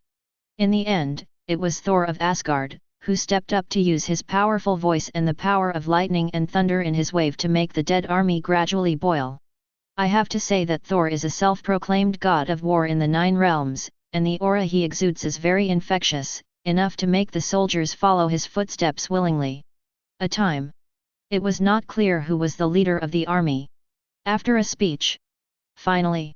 Phil Coulson had seen the Red Orchid Agency through the radar system, and had reached the satellite channel. And the Sentry Master model has been freed from the bondage and flew to the surface. As for the Hunglan organization, it is naturally impossible to return to the surface. If its too large volume is handled carelessly, it is not a lucky star, but a proper celestial body. At the moment. In the vast universe.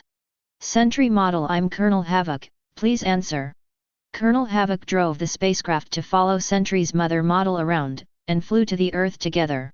Here is the Sentry Master model, all operating systems are working properly, please reply when received. 35.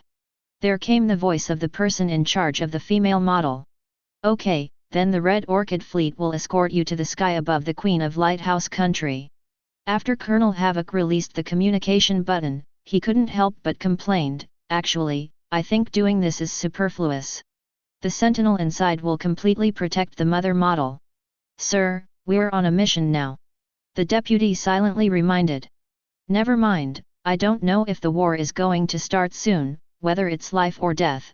Havoc's eyes looked at the Sentry Master model who was 100 meters away from the side, and his expression was a little blurred. He looked at the huge fully assembled Master model from such a close distance. Deeply shocked. The behemoth of flight in the dark void is like an ancient giant roaming in space, the head alone is like a mountain, as if the body is enough to overlook a city. That's what will be used against mutants. The Colonel has a bottom line, maybe Dr. Trask can really use Sentinel to create miracles. At the same time, the main control room of the Red Orchid organization. President Ellis and other officials sat in the chairs, holding Roar's breath and waiting for the Sentry Master model to enter the atmosphere, watching the flames of its outer shell burning, as if the mood was anxious at the moment. Fortunately, the outer shell of the Sentry Master mold worked, and it automatically detached after entering the atmosphere, thus avoiding internal damage. The second generation of Sentry can be started. Trask directs. The Sentry Master model is just the mobile factory of the second generation Sentry. The real command room and control room are in the Hunglan organization, so there is no need to worry about being targeted by the enemy. After the order is given, tens of thousands of sentinels that have been made in the master mold are activated at the same time, and swept out in batches. Arranged in a net formation to dive down. All of their hosts have written an order to destroy the mutants in the Utopia mutant country. There is also a hidden order to capture Alan Exxon. However, the premise is that Alan is not dangerous, otherwise it will be preferentially hunted if necessary. Soon tens of thousands of sentinels were submerged in the clouds and fell down at high speed. Disappeared in the field of vision of the master model. At the same time, Utopia mutant country, a prosperous floating island. After 2 months, the area of the floating island expanded by nearly 100 meters of land and began to derive a new landform environment by itself. Population also crossed the million mark. During this period of time, the kingdom has been hosting mutants from all over the world. Definitely not all mutants can join the kingdom, only those mutants who have no problems with Professor X's telepathy check can join. After all, no matter what race you are, there are good and bad. With more people joining, the mutant kingdom becomes very lively. No longer as lackluster as it used to be. At the moment, there is silence in the cool country, only the autumn breeze gently caresses the treetops, and the rhythm of the leaves makes a pleasant rustling sound. All the mutants are still sleeping. Only some mutants wake up early for work, and living in the country is not free. Everyone has a corresponding job. Basically, except for the children who are still in school, the rest of the people need to work, and those who defy the benefits will be deducted from the benefits, or will be expelled from the country. No country will keep idle people in vain. If you want to live a comfortable life, you must pay for it. No one complains about it, compared to living in fear all the time. They will naturally cherish the eyes more. No one wants to return to the dark life in the past, not to mention that most of them have escaped from prison or the brink of life and death. I care more about cherishing the current situation in my heart. Same. The central building of the Utopia mutant kingdom is lit before dawn. High-level officials of the state meet every morning. Half of the participants were from Mutant Brotherhood and half were from X-Men. This also made the atmosphere very strange when the meeting was just held. After all, sitting in the same room with the former enemy, and discussing and imagining a better future together, no one could imagine such a thing happening in reality. However, after 2 months of running in, the gap between the people gradually blurred. Charles hasn't come yet? Magneto glanced at the empty space, wondering if his best friends were the first to arrive. Why haven't he seen him today? The professor looked preoccupied last night before going to bed. Cyclops Scott said slowly, the professor has been like this recently. I asked him a few times. He just felt vaguely uneasy, but he couldn't search without a brainwave strengthening machine 5. I thought that once the professor felt uneasy, he would use the brainwave intensifier to search around the world. Almost no danger escapes his telepathy. Magneto frowned slightly when he heard this, and Charles has often brought this up to him recently. Out of the knowledge of a close friend. He took this matter very seriously, and Charles's sixth sense had never gone wrong before. Click. Cha. Charles finally appeared at the door in a wheelchair, his face haggard and obviously not sleeping well, but that couldn't hide his anxious look. It's Sentinel. They have come. Charles, who was still in the bedroom just now, meditated and released telepathy again.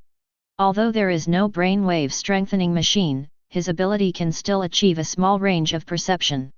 He soon noticed that something familiar fell from the sky not far away, and after a careful inspection, he found that it was the second-generation Sentry blueprint he had previously discovered in Trask Industries. Some time ago, he used the brainwave intensifier, and he did not find any second-generation Sentry manufacturers. And the launch of the project. But now the second-generation Sentinel has indeed appeared. And there are many more. Sentry?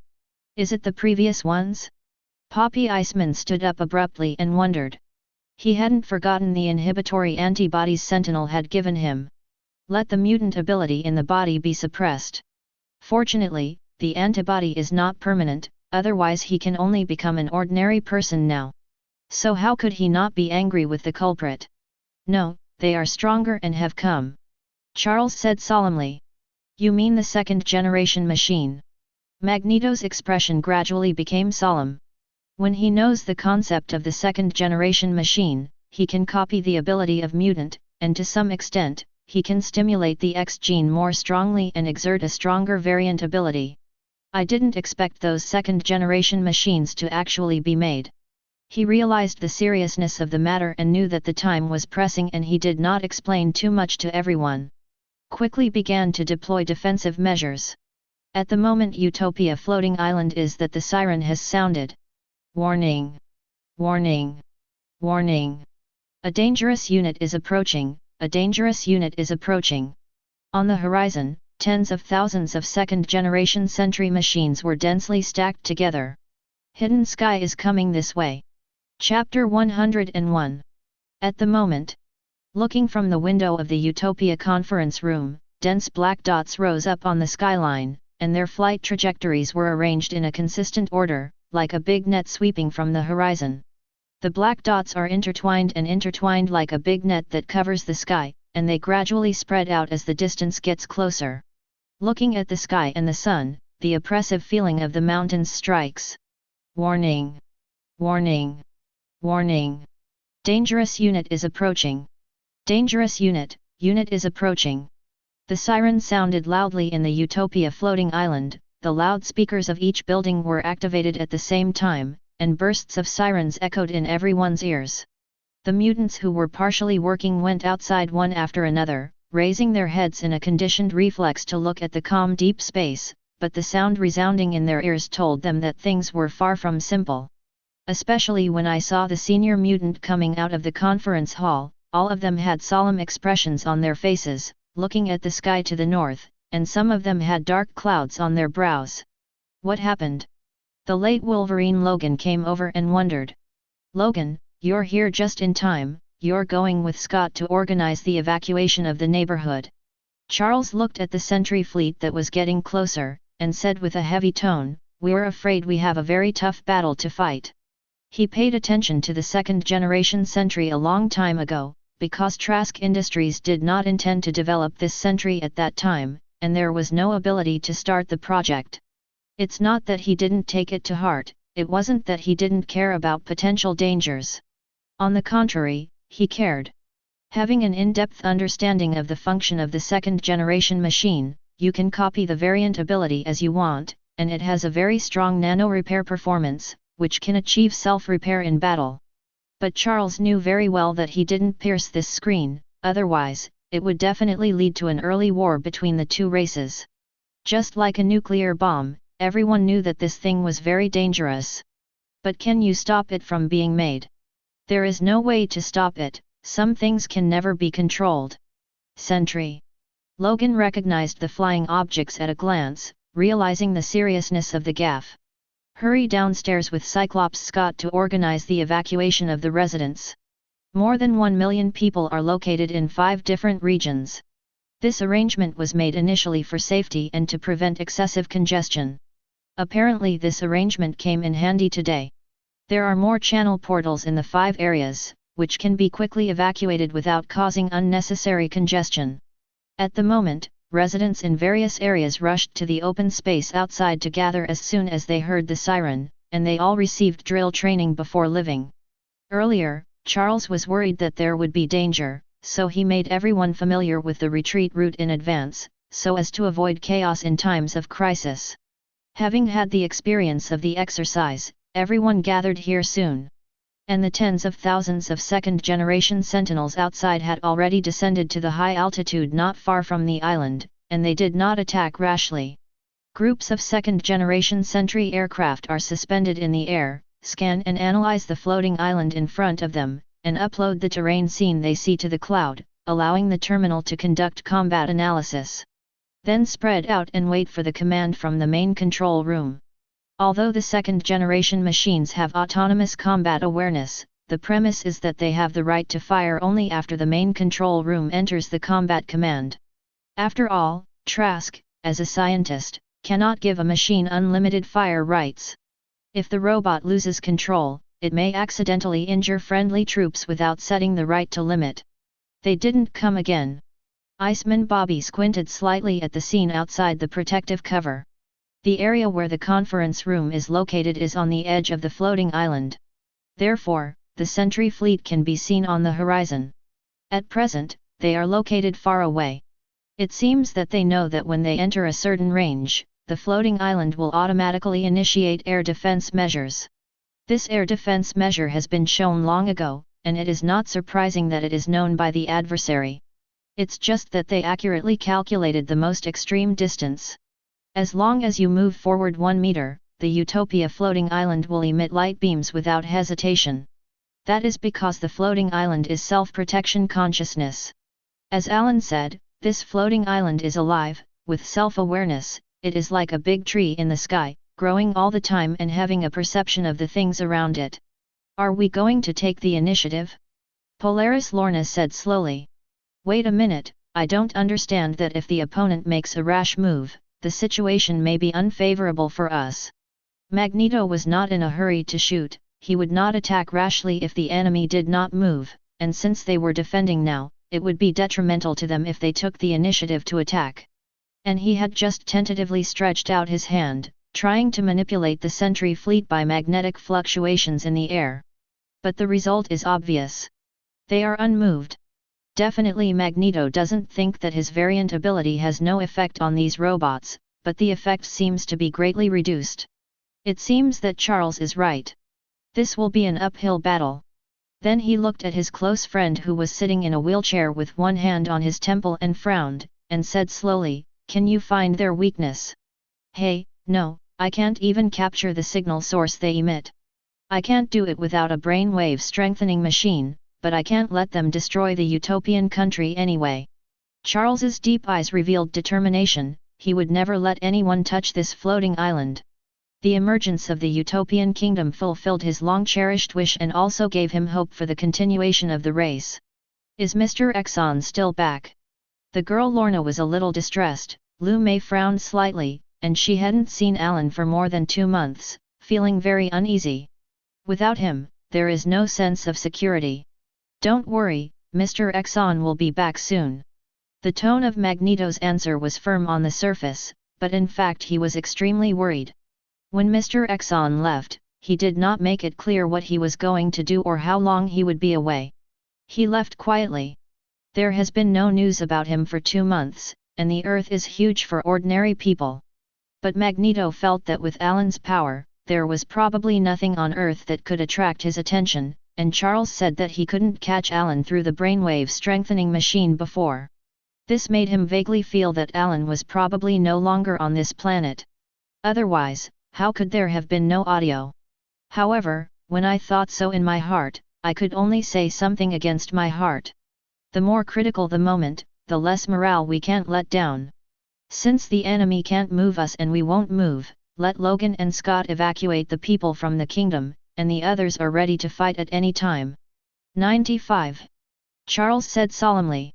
Till this moment, he still has confidence in Mutant's kingdom against Sentry 2. After all, except for X-Men, almost everyone else here has been transformed by Alan, and most of them are above level 4, like the main members of Mutant Brotherhood are level 4. And Lorna is level 5. Magneto is more Omega level.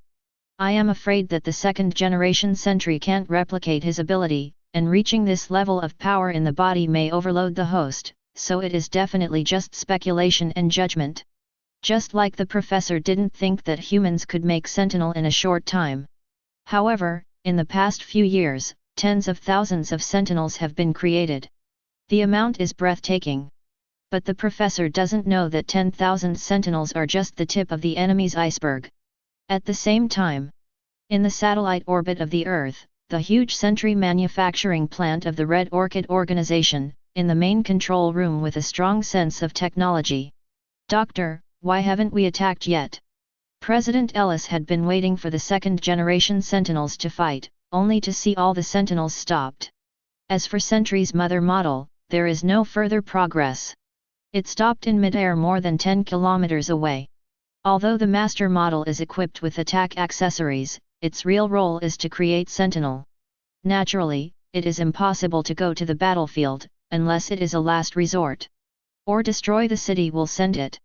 Pierce also said impatiently, Dr. Trask, you are waiting to get off the island and all the mutants have escaped. 35. Don't worry. Trask is not in a hurry, he needs Sentinel to read the laws of the floating island and the data information on the surface, so that he can quickly break through the protective cover. Otherwise, there will be a protective cover. Might make Sentinel a cannon fodder.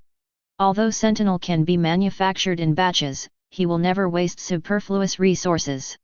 The cost of a Sentinel is too high. The first-generation machine alone is worth millions of dollars, not to mention the second-generation machine that is hundreds of times stronger than the former. They can't escape. Before the war, Trask searched for teleportation plants growing around the world through the satellite system.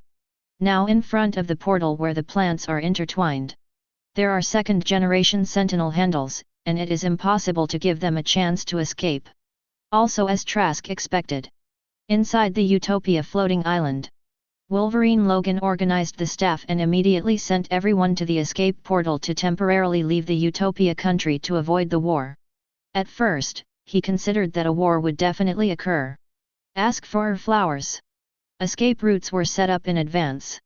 Everyone follow the route of the previous exercise and don't push and shove.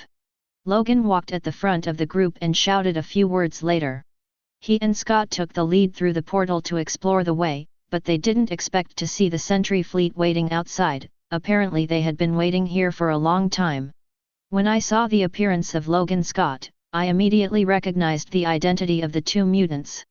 At the same time, they attacked them, and their bodies transformed into steel, and they slammed into them like a bull. Fake, how did these guys discover the portal? Seeing that, Cyclops Scott's eyes were hot, and then he suddenly took off his sunglasses, and a fiery beam shot out from his eyes, and the turbulent hot sight beam violently bombarded Sentinel. The attacked Sentinel is a bit slower. Just the next second. After Sentinel, headed by him, absorbed a trace of Cyclops' energy, the mechanical eye began to split and glow red, and then a violent beam burst out. The beam that was sprayed out immediately was evenly matched with Cyclops, and even the breath of energy emitted was exactly the same as himself. It was a replica of Cyclops. Sheet, it duplicates your ability. 9. Just after Logan said this, he saw the rest of the Sentinels, their eyes glowing red, and when he saw this, he couldn't help but curse in a low voice, they all copied your ability. 35. Boom. The beams emitted by several Sentinels at the same time shoot at Cyclops at the same time.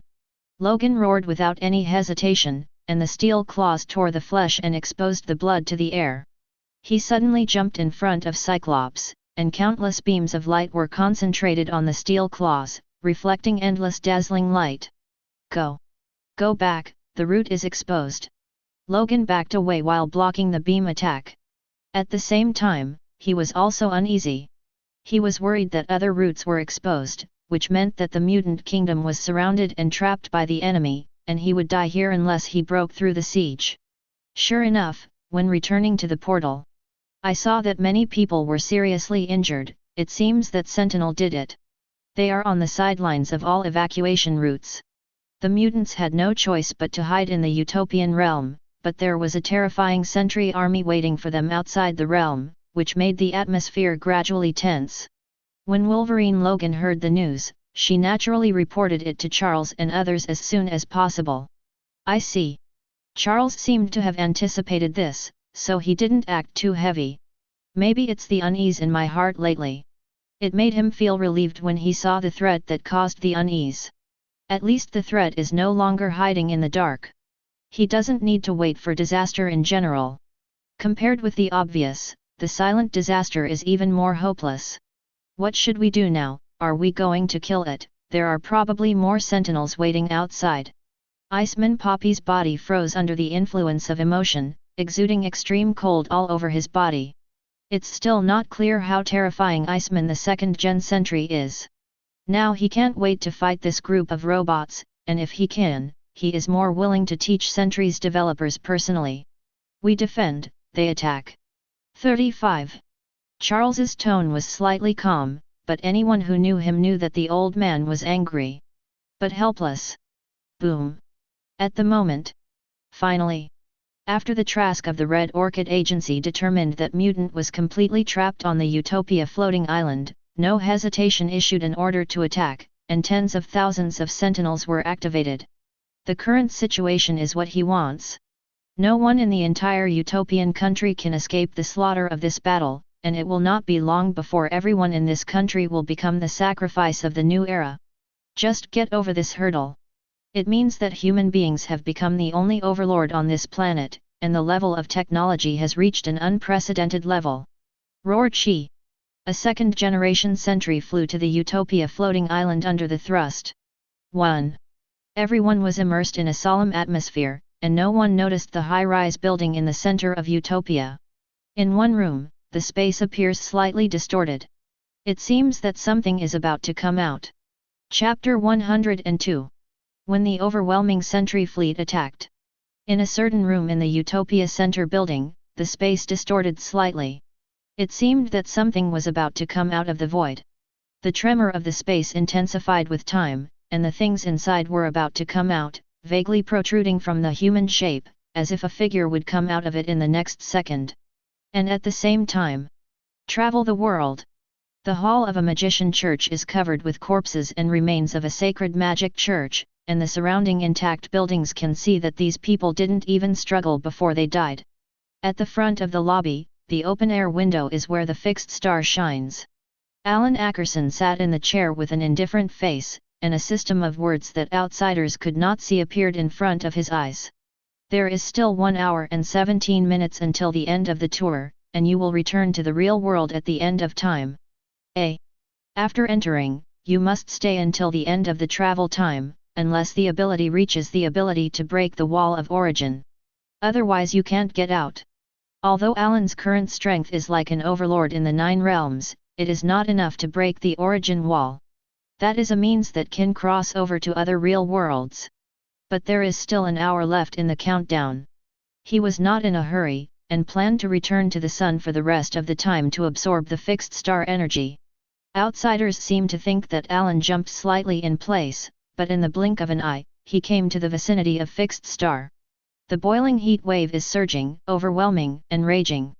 At a place so close to fixed star, it can be clearly seen that the high temperature makes the surrounding space appear twisted and broken, like a surging wave swept through. If the hardest metal on Earth was put here, it would be instantly melted into molten iron. But Alan was not affected by 173 in the slightest. Now his physical strength has already reached an extremely terrifying level. Even if he enters the center of the sun, he will not be hurt. The temperature of the fixed star will not hurt him. He couldn't even destroy his biological stance, let alone hurt his physical body. Then, the next second, Alan flew into the fixed star wrapped in fire without hesitation. The terrifying flame completely drowned him. While Alan is immersed in the heat of fixed star, the real-world utopia of Mutant is facing a major crisis. The aircraft group composed of tens of thousands of sentry intertwined with each other to form a large net that covered the sky and the sun, and rushed to the Utopia floating island at an alarming speed. Their arrival instantly obscured the sunlight in the deep space. Parts of the floating island are shrouded in darkness. The man who steered the Sentry fleet was very clever.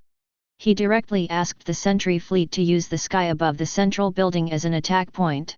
Looking up from the balcony of the conference room for a few seconds, he saw the diving Sentry fleet. Since the location of the central building is very sensitive to the realm, the rest of the Utopia residents naturally noticed the Sentry fleet, and they didn't know much about these robots. But judging from the reaction of Utopia's top executives, they realized that these robots are definitely not simple, and their faces could not help but look worried.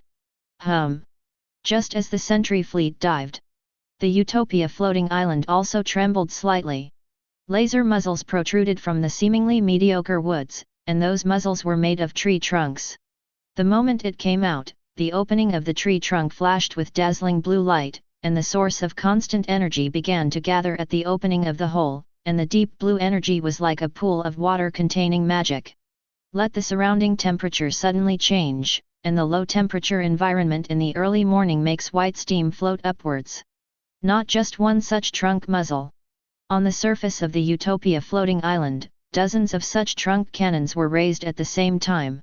That is when the floating island detects that an extremely dangerous unit is approaching, and it automatically enters such an emergency state. Boom. As the energy converged to the extreme, the trunk muzzle suddenly burst out with dazzling rays of light. Then a beam of terrifying power pierced through the sky, causing bursts of cyclone when it swept out, and the strong wind caused the surrounding trees to sway violently. Similar beams are also lit in the remaining areas. Several beams penetrating the sky rushed straight into the deep space, and the target was an aircraft group consisting of tens of thousands of Sentry. Boom! The protective cover wrapped around the Utopia floating island has a very strong recognition function, and it will not block the light beam emitted by itself, and the light beam can easily pass through the protective cover. Booming above the Sentry aircraft group, the densely packed Sentry aircraft group was blocked by such a violent force, and the extremely hot beam carried powerful power. The Sentry fleet was immediately stopped, and although they were spread out, they couldn't escape the sweep of the beam. The previously high-speed Sentry fleet slowed down. Dr. Trask, send more sentinels. President Ellis had been looking forward to the performance of the second-generation Sentry, but as a result, tens of thousands of Sentry were restricted as soon as they entered each other's airspace, which made him a little disappointed. After all, almost everyone put their hopes on the second-generation Sentry. If they can't deal with Mutant, they really don't see any hope. Don't worry, the war has just begun, and they can't go anywhere in the Utopia floating island. Trask looked at the status of the second-generation Sentry displayed on the screen. After being bombarded by the beam, these sentinels that did not use the variant ability did not appear damaged as imagined. The beam's attacks so far haven't had much of an impact on Sentinel. It seems that Sentinel's defense in its basic form is still extremely strong. Trask then lifted the restrictions on Sentinels, allowing them to fully enter a state of autonomous combat. Sentinel in this state does not require human manipulation at all. Not even Sentry Masters need to be managed. The super powerful chips built into the master mold and the robot host give them super computing ability for combat. Strength in combat. Nature is much more powerful than human command. Perhaps when artificial intelligence technology is advanced enough, it can replace humans in many fields, like the artificial intelligence steward of the Stark Group, and even assist Tony in combat. At the moment when the permission of the second-generation Sentry fleet is unlocked, all the robots analyze the scene in front of them for the first time to determine what the current situation is, and then the carbon nanoshells on their surfaces open up like a roar and begin to absorb the incoming beam. The technology developed by the Raxhasa girl Anna Marie's genes allows Sentinel to have the ability to absorb any form of energy. Soon all Sentinels absorbed all the beams emitted by the floating island. The beam bombarded the Sentry fleet with a dazzling white light. Lasted half a minute. It was not until the floating island stopped emitting the blessing beams that people could see the situation above the sky. I saw that the Sentry aircraft group after being baptized by the beam was floating in the deep space intact. What are these guys made of? those beams can't destroy them. Logan, who was responsible for evacuating the crowd below, looked up to see this scene, and his face became more solemn. Rao is that he will be seriously injured in the face of these beams. Definitely powerful healing ability, which will make his body get self-healing quickly. However, these sentinels do not have the self-healing ability. It still remains intact. When everyone was a little surprised, the mechanical head of the sentry machine group shrouded in the floating island slowly tore open the opening, and a dazzling light gradually condensed on the head, and the radiant light reflected on the surface of the protective cover. It made countless people feel extremely dazzling, and that energy intensified. Contains far more turbulent power than the previous floating island beam. The moment the energy is condensed, a heat wave visible to the naked eye is suddenly filled, and the air is once distorted. It's Anna. Charles muttered to himself. Not much sound. However, the people around could hear it clearly, and when they heard the name, they immediately understood why Sentinel could replicate and absorb any form of energy. You can even copy the variant ability to your body and use it as you like. It turns out that all this has to do with the Rakshasa girl Anne-Marie. Especially when I think of the fact that she was arrested 2 months ago, during which time the kingdom also sent people to look for her, but she was like disappearing from the world, and she couldn't find any traces of her at all. Damn! These damn beasts, I don't know what they will use to abuse Anna. Iceman Poppy's face flashes with anger when he hears his girlfriend's name. Especially knowing that his girlfriend was taken as an experimental question, his mood became more gloomy, the cold air exuded from his body became more biting, and his body became more ice-hardened. For a while, absolutely don't let them in. Luo. Charles's face was solemn, and he could sense that there was more sentinel. That's why he chose to defend rather than take the initiative to attack. If it is an active attack, the sentry fleet hidden in the dark will never let them go, it will only make the situation more dangerous. Boom! At this time, tens of thousands of sentinels had condensed terrifying energy, accompanied by bursts of nays in the space, and tens of thousands of light spots lit up in the sky suddenly bloomed. The dazzling white light instantly drowned the protective cover, as if there was a beam of light rising into the sky. Wait for the light to dissipate. Boom! Tens of thousands of beams suddenly bombarded the protective cover, and the place attacked by the beams rippled like sea water, and the entire protective cover shrouded in the sky trembled. The surging light beams continuously impact the barrier, the heat waves generated distort the space, and the space trembles visible to the naked eye wherever it goes. Roar, who? As the light beam continued to scour the protective barrier, a splash of flame was aroused on it, constantly tearing the barrier, and the original complete barrier structure was gradually split, showing clearly visible cracks spreading. And the crack marks intensified, and the gaps and cracks became bigger and bigger. Appears to be broken. Quick, everyone, hurry up and hide in the basement. Wolverine Logan wanted Nightcrawler and Shadowcat, as well as the other mutants with the ability to teleport to 2 places, to escort everyone out of Utopia safely. But I didn't expect that the hard barrier could not stop Sentinel's offensive. You can only let everyone hide in the basement first, and then use the teleportation ability to escort them out.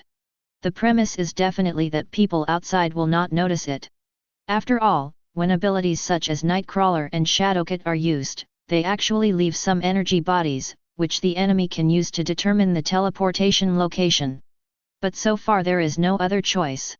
Only a dead horse can be used as a living horse doctor. Unless they're keeping nearly 300,000 kids here to fight the Sentry fleet. Obviously impossible. Eric, can you manipulate them? Charles looked at Magneto next to him and asked. Let me try. Hearing the sound, Magneto raised the Sentry aircraft group towards the sky with one hand.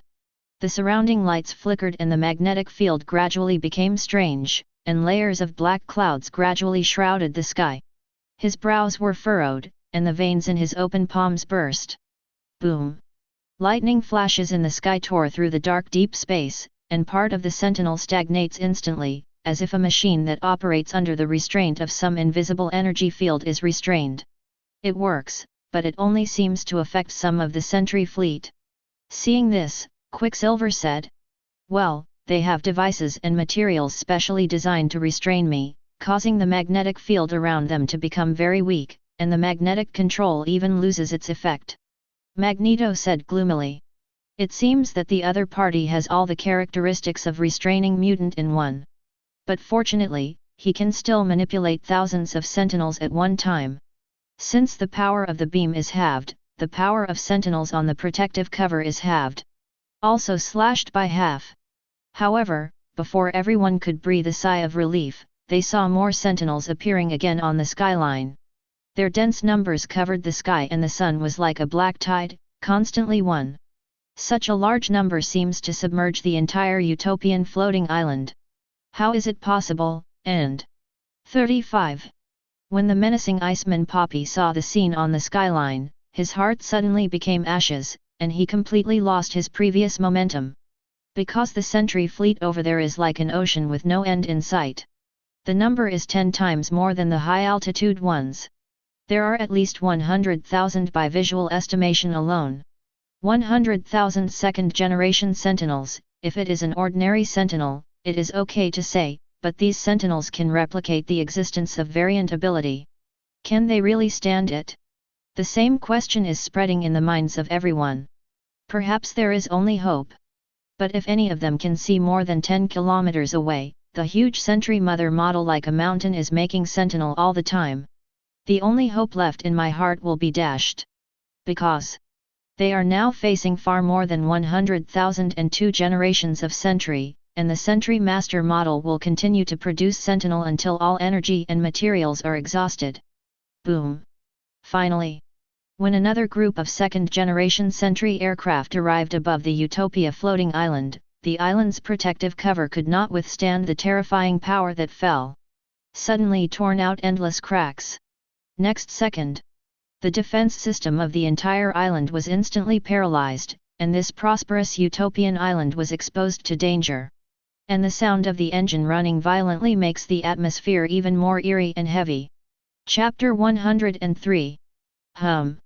At the moment when the protective cover of the Utopia floating island broke, the fleet of tens of thousands of sentries swept down like a black tsunami, and the super propulsion system made them fly extremely fast. Even the beams emitted by Rao's recharge could not stop the advance of the sentry fleet. As far as the eye can see, the beam is overwhelmed by the sentry fleet. Quicksilver, take the professor to the basement. Magneto looked solemn and knew that war was inevitable, and today was probably a life-and-death battle between two races. If either side wins, then the other party will be doomed in the end, but only in this way can the planet be balanced. Since ancient times, there can only be one true master of the earth. 35.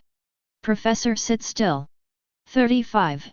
Quicksilver nodded and held the professor's wheelchair, his body flashed into a gust of wind, and he disappeared in place with the professor in an instant.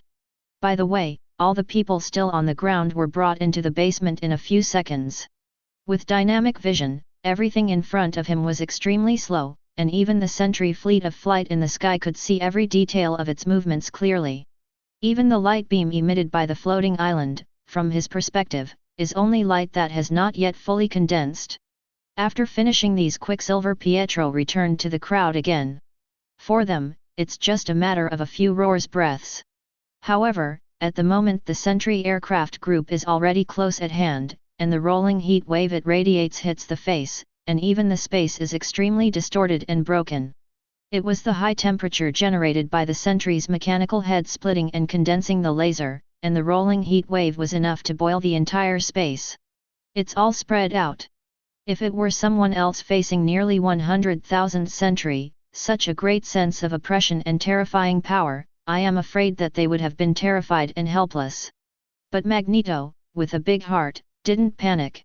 I saw that he let the people around him spread his palms to the sky, took a deep breath and straightened his 5 fingers, and suddenly a monstrous purple light erupted from the whole body, like a spiritual snake, intertwined into the deep space and swept away.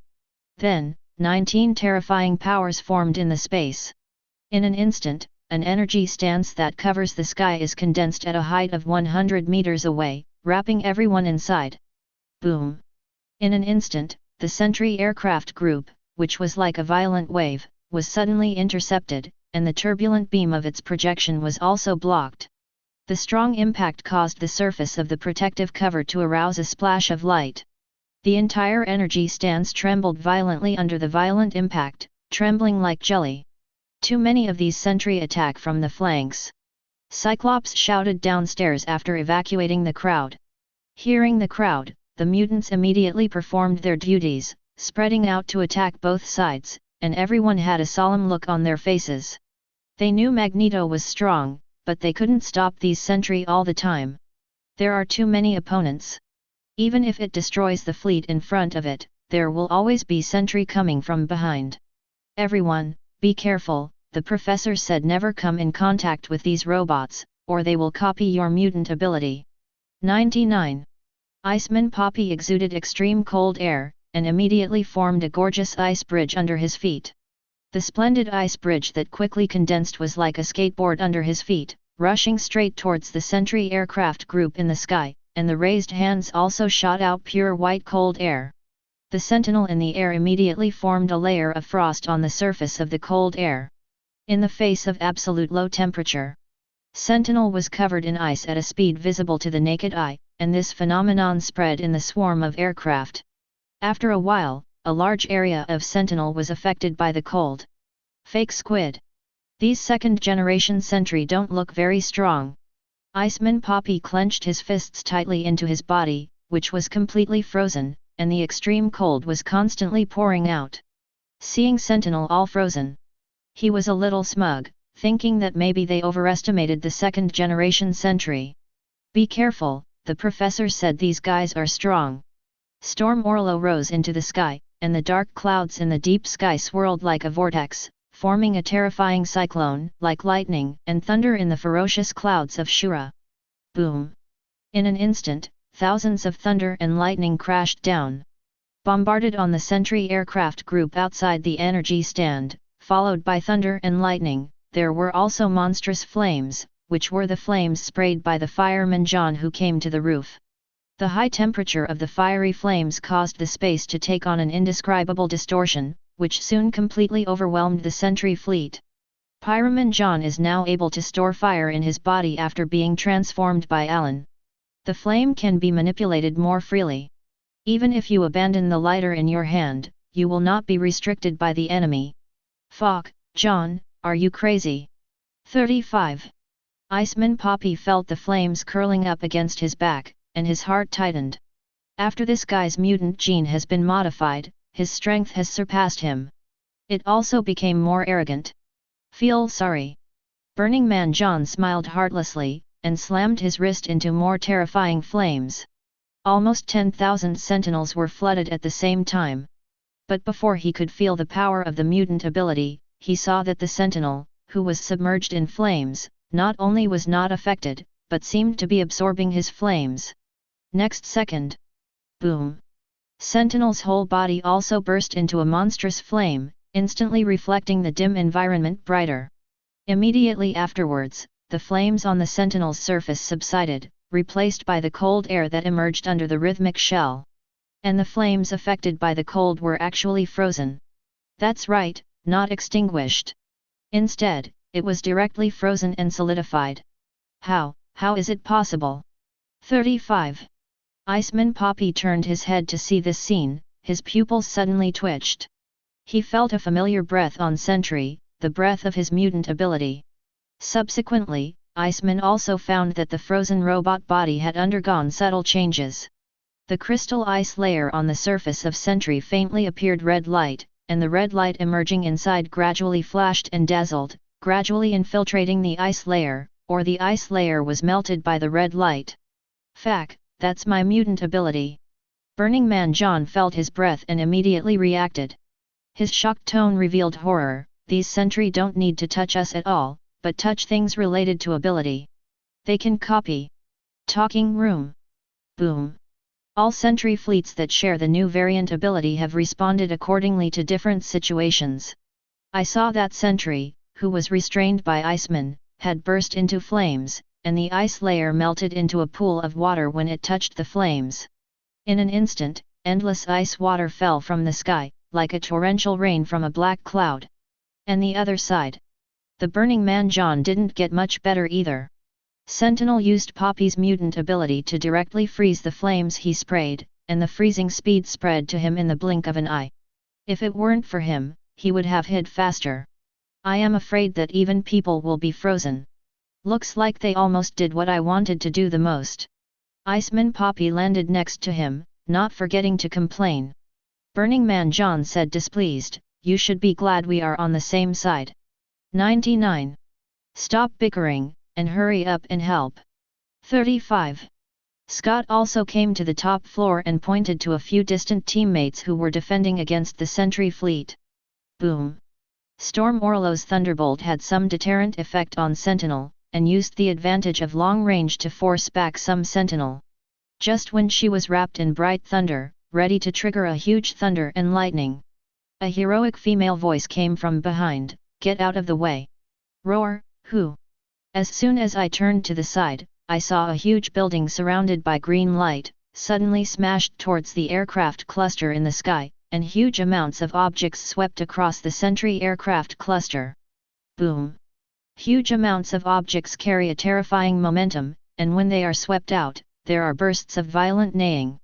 Abruptly, tens of thousands of sentry flew 100 meters away, and the originally neatly arranged aircraft group was smashed by the sudden object. Hush crab, magnetic control? You won't be Eric's daughter, will you? Storm Orlo looked at Lorna, who was exuding a strange green glow all over his body, with shock in his tone. This girl who looked only 17 or 18 years old was able to display such terrifying strength. It really surprised her. Don't be distracted, Magneto won't last long. Polaris Lorna ignored her teasing, waved another object and swept away from the energy stand. At the moment after copying the two powerful mutant ability of Iceman and Burning Man, the strength of the sentry fleet was instantly elevated by a level. Nearly 100,000 sentries shot out ice and flames intertwined on the energy stand. Let Magneto below feel unprecedented pressure, and now he is facing tens of thousands of 4th-level mutants at one time. If put before, not to mention finding 100 Tier 4 mutants in the world, even 50 are rare.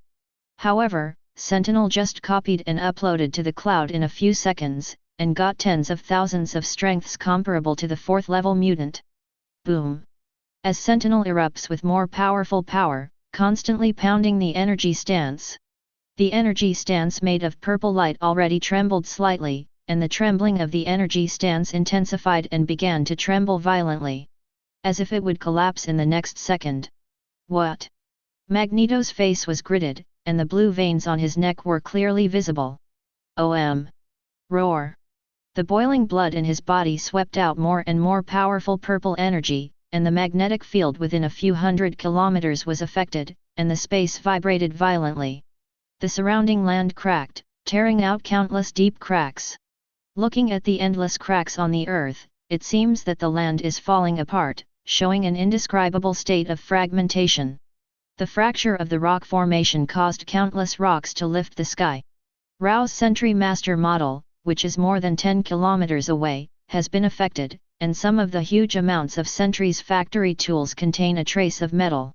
There was a slight jump and floating, and some even flew directly to the ceiling. The signal is also gradually blurred. The main control room of the Hunglin Agency in outer space. There was also a slight blurred flickering on the big screen. Obviously, Magneto's ability on the Earth affected the magnetic field of the Earth, which caused such a scene.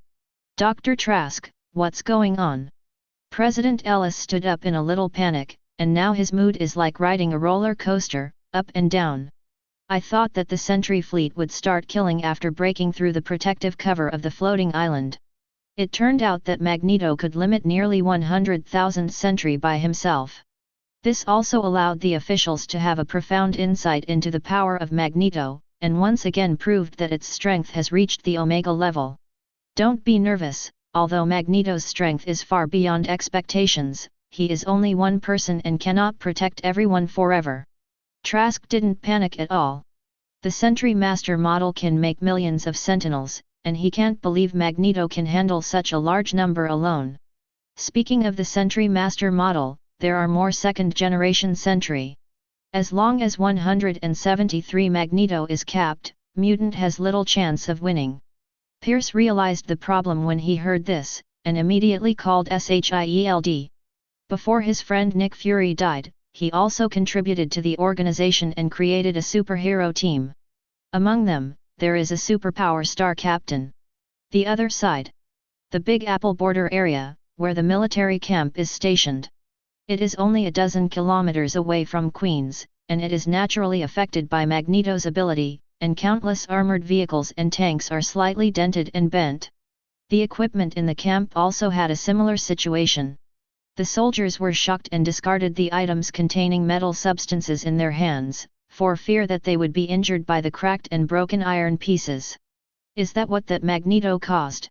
Steve Rogers gripped the shield tightly in his hand and asked Tony.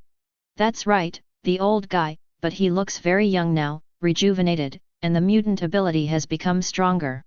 In the past, he could only manipulate metal substances, but now he can manipulate any form of magnetic field on the Earth, so powerful, outrageous.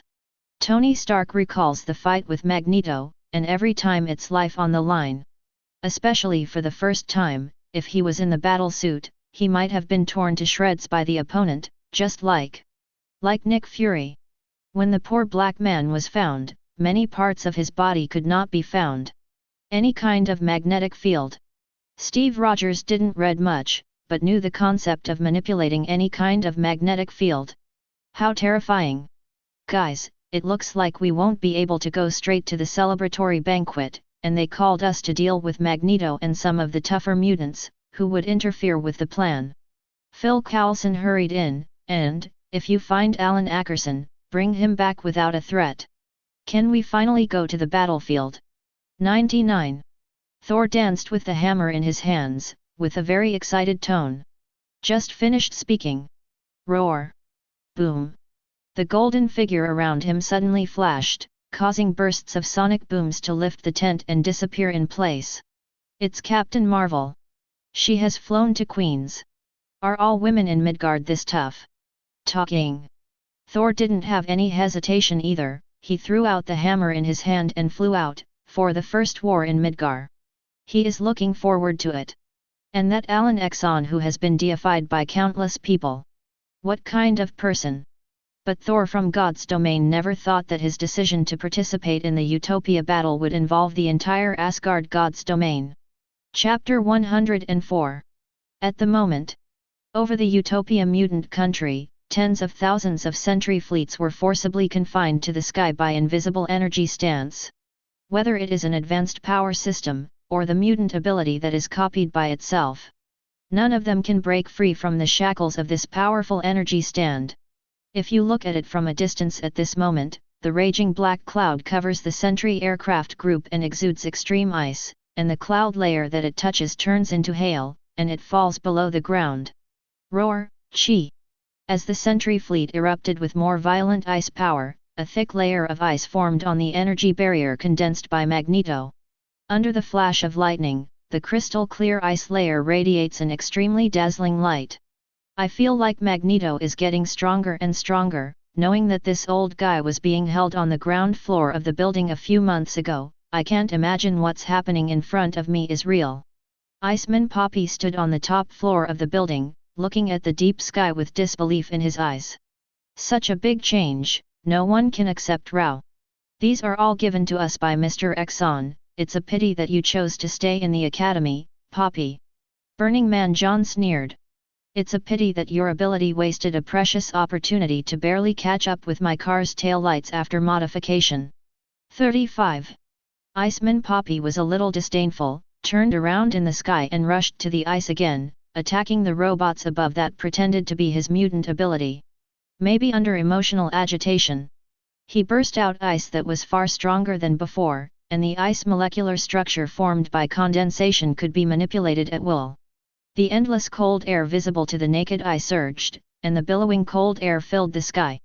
In an instant, the surrounding space instantly turned into ice and snow, and the endless cold wind roared raging. Idiot, your mutant ability can't hurt them at all. The Burning Man John below was wrapped in flames with both hands, and his palms suddenly spurted turbulent flames, and the dazzling blazing sun cut through the sky. The roar of a fire dragon swept through the sentry fleet. However, when the two were fighting, click! Cha! A crisp sound resounded in the sky, like a hard object breaking suddenly. The sentry fleet that ejected ice also stopped, and the layers of ice above the energy barrier shattered. Look carefully. The original offensive sentinel was torn apart one by invisible power, and countless parts scattered all over the sky. Those sentinels were torn off. 95. Iceman Bobby put down his hands numbly when he saw this scene, and his ice body gradually faded away. Looking at the silver-white figure below, his eyes were full of shock and disbelief.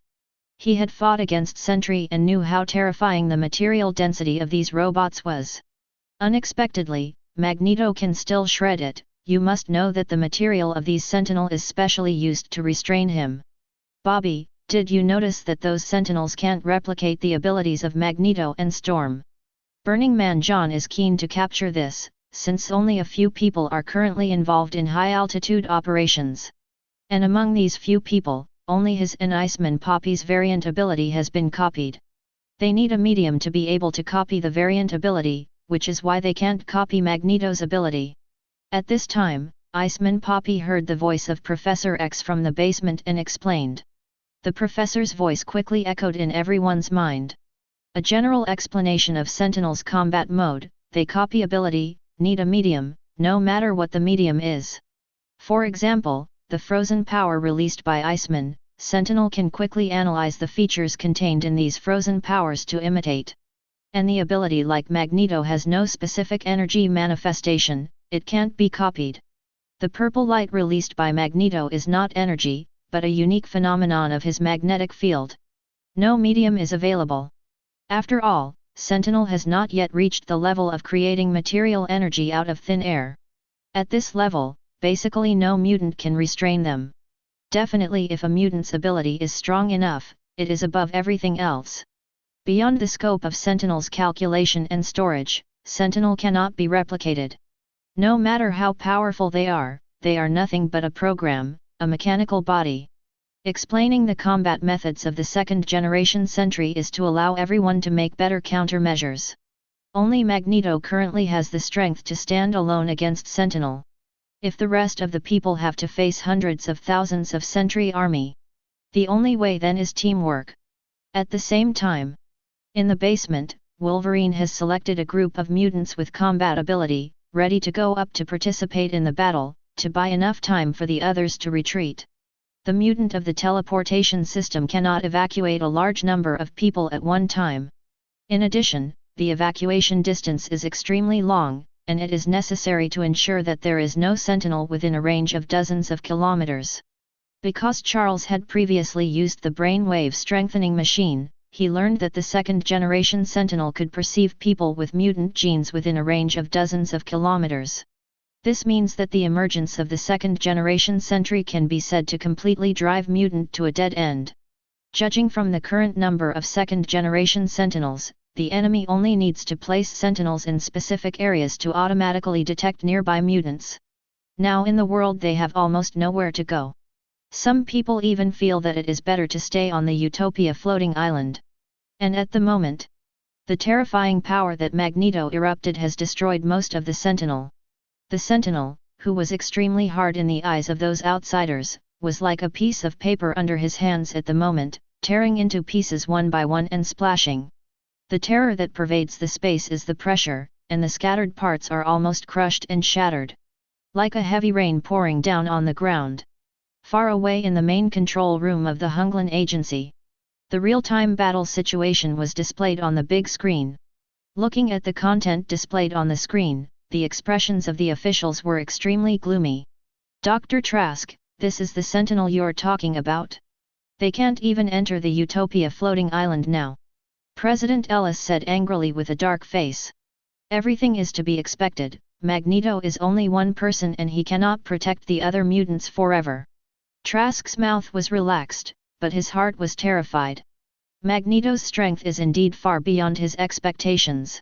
He didn't expect that when redesigning Sentinel, almost half of his mind was studying how to restrain Magneto, and even metal was specially made for him. As a result, the nearly 100,000 sentinels were still so vulnerable in front of him. This may be the strength of the Omega-level mutant. A level that represents infinite potential. It is the top being of the pyramids among all mutant races. Doctor, think about how to deal with the other mutants. Magneto will have someone to deal with in a while. 5. Pierce put away the communication device in his hand and sat leisurely in his chair. It seems that it will not be long before the war will end, and all we have to do now is to wait for the dawn of victory. Hearing the words of the President of the Security Council, President Ellis was also slightly relieved. In fact, compared to Dr. Trask, he was more willing to trust Pierce as his own person. Trask ignored the group of lip-smacking officials and picked up the microphone to continue commanding Sentinel's operations. At the moment the Sentry Master was instructed to proceed and start making a lot of Sentinel. The second-generation Sentry in production, including stock, is 200,000. That's right. The Sentry Master model dispatched 200,000 Sentry at one time, and the number has exceeded 1/10 of the population of Utopia. And, the variant ability that has been copied and uploaded to the cloud so far.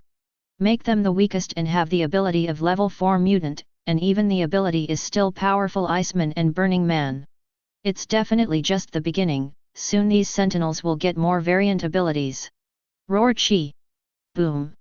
Under the shroud of endless black clouds, in the thunderstorm. In such a depressing atmosphere, countless Sentinels were bathed in the sudden downpour, pouring out one after another from the multiple hatches of the Sentry Master. It was as if piles of wasps were coming out of the nest. Row is how much torrential rain the sky blows, and there is no way to stop them. Boom. The other side. On the floating island of Utopia, Magneto has already eliminated the sentry fleet above his head, but he looks up to see more sentinels coming from the sky. Densely packed. Shapes are reflected in the occasional flash of lightning. It's like a tsunami is coming. How many such guys are there? Fake, and these humans are really hypocritical. With the gloomy face of Magneto shrouded in haze, it is impossible for such a large number of Sentry to be a project opened in recent years. Maybe a long time ago. When Charles talked to him about Sentinel, they were already working behind the scenes. But I don't know what means they have to avoid the telepathy of their close friend. Definitely recalling the past now is not important anymore. The thing to solve now is to fend off these bots. Looking at the robot in the sky at the moment, how much Magneto hopes Alan Exxon can come back in the crisis. However, the reality is impossible. Perhaps Mr. Exxon has left the planet in search of greater power. During silence, the Utopia floating island has repaired its defense system, and the protective cover once again enveloped the entire island. I don't know how long this protective cover can hold back. Magneto vacated and got up under the protective cover. Naturally, he could not sit still and wait for the Sentry fleet to break through the protective cover. With such a large number this time, I am afraid that even he can't stop it at one time. But apart from him, there seems to be no other person in the kingdom. Yet at this time, Magneto sensed something strange, turned his head to look in the direction of Manhattan, and squinted his eyes to see faintly in the layers of black clouds, wisps of golden light penetrated, and there were also more and more violent thunder and lightning, constantly sweeping towards this side. Come. Here we go again. Immediately he noticed something familiar, the energy that Tony Stark had exuded from using the gems earlier. But it wasn't Tony Stark. Roar, chi. But a woman with golden light all over her body.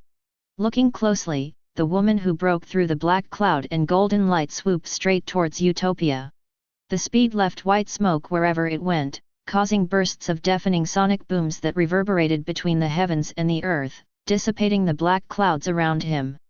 Behind him is a figure entwined with thunder and lightning, and the hammer clenched in his hand is holding him flight. There are still enemies to the south. Poppy called everyone to prepare. Magneto is also a strong man, and naturally he feels a strong power from these two people. Especially the woman with golden light all over her body, intuitively told him that the other party was coming for him. That aggressive killing intent seemed to smash him into tens of thousands of pieces. Shout out room! The golden figure was already close at hand, and he slammed into the protective cover without any pause. "Magneto, watch out!" Seeing this, Cyclops Scott shouted, and directly chose to take off his glasses. The terrifying energy that had been suppressed for a long time in the eyes suddenly burst out, and two turbulent energy burst out. With the momentum of chi penetrating the Changhong, it cuts through the sky, and the high temperature it emits distorts the air. Shot at the flying Captain Marvel. B. Carol ignored the beam of light from below. To Zhao Hao, his angry eyes locked on the silver-white figure not far away, and he clenched his fists tightly and a stronger golden light poured out of his body. The whole person was like a rocket, hitting the protective cover abruptly. The ultimate strength ripped through the energy barrier in an instant, and Cyclops' beam also passed by him. Confronting Captain Marvel with such a perverted speed, Cyclops Scott couldn't do anything but let the opponent charge Magneto. "Do I know you? Why do you hate me so much?" Facing the sudden violent woman, Magneto raised his hand in doubt, and his whole body burst into bright purple light, releasing an energetic position. With the protection of the energy stand, a barrier wall emerged between the two. Boom! When Rage's Captain Marvel desperately collided with it, the powerful spear collided with the hard shield instantly. The harsh sonic boom spreads instantly, and the sound waves and air waves are even more visible to the naked eye. Roar! Boom! The strong wind is like the waves stirred up by the sea, causing violent ripples to distort the space. Shake the energy protection cover of the Utopia floating island, and there are faint traces of cracks. And below was blown by strong winds. Large swaths of bizarre forests swayed violently, setting off a cloud of dust covering the sky. Immediately after the dust and fog dissipated a little, when he looked up into the deep space, a dazzling golden light pushed the purple light to the outside of the Utopia floating island, and the two figures intertwined, causing bursts of huge cyclones. Like a dazzling meteor, it disappeared into the skyline in the blink of an eye. In the face of that woman, Magneto has no power to fight back. The same question flashed in everyone's mind, but only for a moment. Because, without Magneto, it means that they, who have no leader, are about to face a new batch of Sentry Army. Chapter 105. Boom! The lighthouse state of New Mexico, looking out over the boundless desert. Countless Loess Mountains stand up, which is different from before. At this moment, it was almost a hot area, but under the deep space shrouded in eerie black clouds, the environment was immersed in endless darkness. The cloudy sky is full of lightning and thunder, and the wind is torrential. One after another dazzling dark blue thunder and lightning tore through the black clouds, piercing the sky and shining a dazzling light. At the moment when the deep fear falls into darkness again, a little light blooms in the sky. That light hit here at a speed visible to the naked eye, and it became more and more intense and brighter. Like a falling meteor, golden light penetrates the clouds. As the golden light got closer and closer, the cyclone caused by it was also clearly visible, and the airflow rolled up by the cyclone completely dispersed the rain that fell from the sky. The bursts of sonic booms resounded from time to time, even more deafening echoed in the ears. Especially in gloomy rainstorm weather. Makes the whole atmosphere very weird. Along with it came the vibration of the surrounding magnetic field, and the earth was affected and cracked, tearing out endless cracks. Anyone who sees this sight will be horrified. What kind of character? It was just his presence that put the hard ground in jeopardy. It seems like it will collapse in the next second. Finally, in the roar, the golden light wrapped around the purple light in the distance was like the dazzling light of a meteor, and suddenly flashed to the continuous mountains under the extreme thrust. Boom, boom. ETT. The figure entwined in the golden light gritted his teeth with a ferocious face, pushing the power explosion to the current peak. Abruptly, the figure of the purple light in front crashed into the rolling mountains. Several large mountains were suddenly penetrated and collapsed one after another. In the end, Captain Marvel Carol threw Magneto's power out of nowhere after traversing almost half of the lighthouse country. Boom! Magneto crashed to the ground like an anti-aircraft cannon, and the rock formation was hit with such a terrifying impact. In an instant, countless rock blocks were shattered to lift the sky, and the dust and mist filled the sky. Rain and fog. It was quickly dissipated by the raging storm, and the silver-white figure bathed in wisps of dust and mist seemed to be unaffected and walked out unhurriedly. But he could still hear his deep, demonic anger. "You are very angry, and you look at me with hatred in your eyes. Are you a victim of the war some time ago? If so, I'm sorry, it's you humans found. Talk down." Magneto Eric's whole body suddenly exploded, and a brilliant purple light shot up into the sky. The strange magnetic field formed in invisible makes the area where he stands gradually shows an indescribable tearing state. The surrounding seems to be full of huge pressure, constantly squeezing everything between heaven and earth. Amaze 173 Captain Carol also felt the terrifying pressure falling from the sky, constantly scouring her whole body, until the ground under her feet was backlogged and cracked, and her legs were more than half sunken into the ground. However, the captain of the interstellar captain did not flinch or look strange at all, his eyes as sharp as eagles glowed with golden light. The dazzling light reveals endless anger. That's the real emotion that can't be hidden from the bottom of my heart. You'll pay for it soon. Carol looked at the enemy who killed her best friend, an uncontrollable roar in her throat, and her legs were slightly bent. A more brilliant golden light radiated from the whole body, once drowning her blonde hair. Next second, the woman who had been submerged by the golden light stepped up from the ground. Boom! In an instant, the earth shook, and the earth burst into dense cracks. Row is in the storm, the cracked land is still setting off billowing dust and fog. Carol's figure flashed, and it only felt like a golden meteor, and rushed to Magneto in less than a roar breath. She waved her fist wrapped in golden light and turned into a rain of bullets at Magneto. The fist swept out instantly to drive the airflow in the space, causing bursts of roars like a cannonball launch. Bang bang bang! When the fist fell, the whole world rang. Then the fist contact point swept out a strong wind, and the violent wind raged in a rotating manner. It directly dissipated the rainwater that was about to drip around, and the fierce fist shook the ground below, and its feet shook for a while. Carol's fist fell one after another, and her fist strength followed her emotional fluctuations, becoming more and more violent. The fists are swung out to create a cyclone, and the waves that are visible to the naked eye fall. Confront the enemy murderer who killed your best friend. Captain Interstellar has no sympathy, and is so angry that he can't wait to tear the opponent's body to shreds. She could say that there has never been a moment more furious.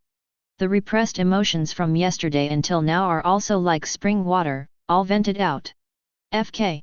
Magneto couldn't help but curse in a low voice when confronted with the furious Carol.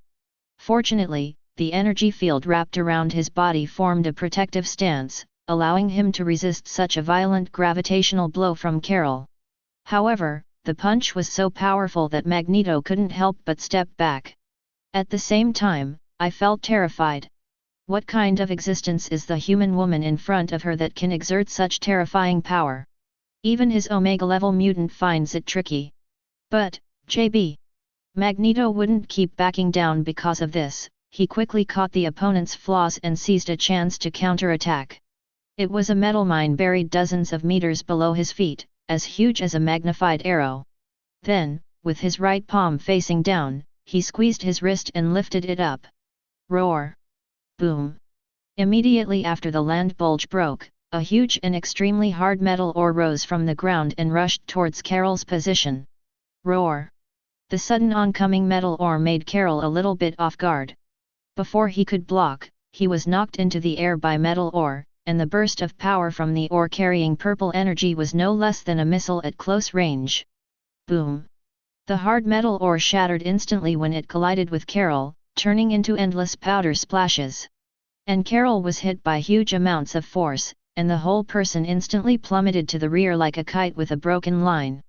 Seeing this, Magneto chased after the victory, waving the metal ore fragments scattered on the ground. In an instant, the sky rose up and turned into a fierce light rain. Shhhhhhh. Stab at Carol. Fragments containing terrifying power are simply small missiles. Hit all the opponents and let them fly dozens of meters away. Then the remaining metal fragments fell into the mountains behind, and the rock wall was impacted and collapsed. Diffuse cloud of dust. Row is that anyone who sees it mistakenly thinks that the missile is carrying out a range strike. Here, Carol was a little chilled by the sudden attack.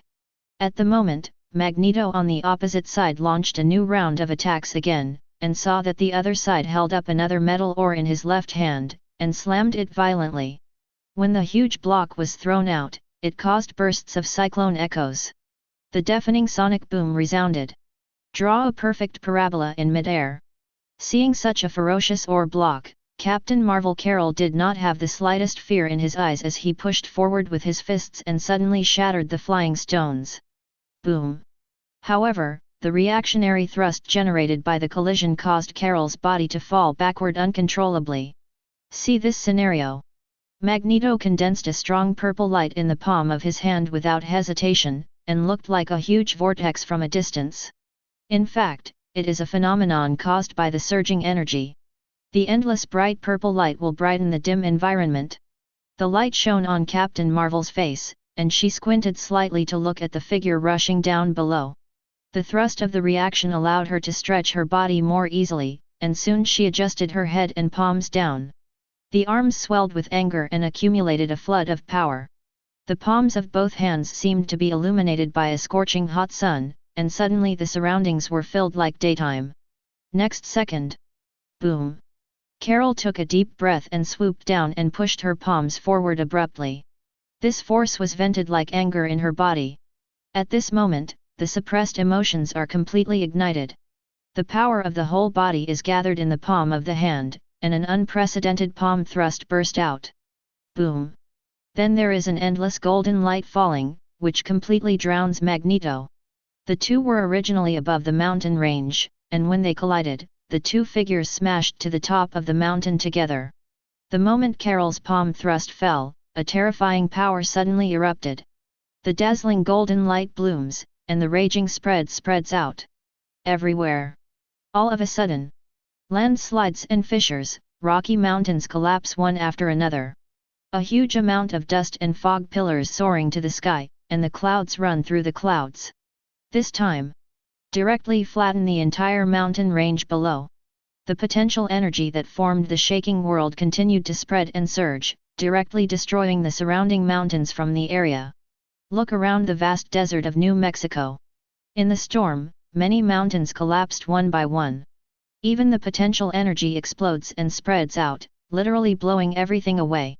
Rao is a town that is inhabited more than 10 kilometers away, and you can feel the crust of the entire region shaking. I didn't know that there was an earthquake. Not only that, the chain reaction brought about by this potential energy is still spreading and sweeping. This jaw-dropping destructive power. Rao is the Red Orchid organization in outer space can feel the strong visual impact. The officials of the Red and Blue institutions were shocked to the extent that they watched all this, and their scalps felt numb. Inner turbulence for a long time cannot calm down. You must know that there is professional equipment in the main control room, and you can clearly see that the previous one directly affected the crust within a radius of dozens of kilometers. In a trance, people mistakenly think that the plates of the earth are moving. The crust trembled. Make careful earthquakes in nearby towns, and some volcanoes that have been quiet all year round also begin to move.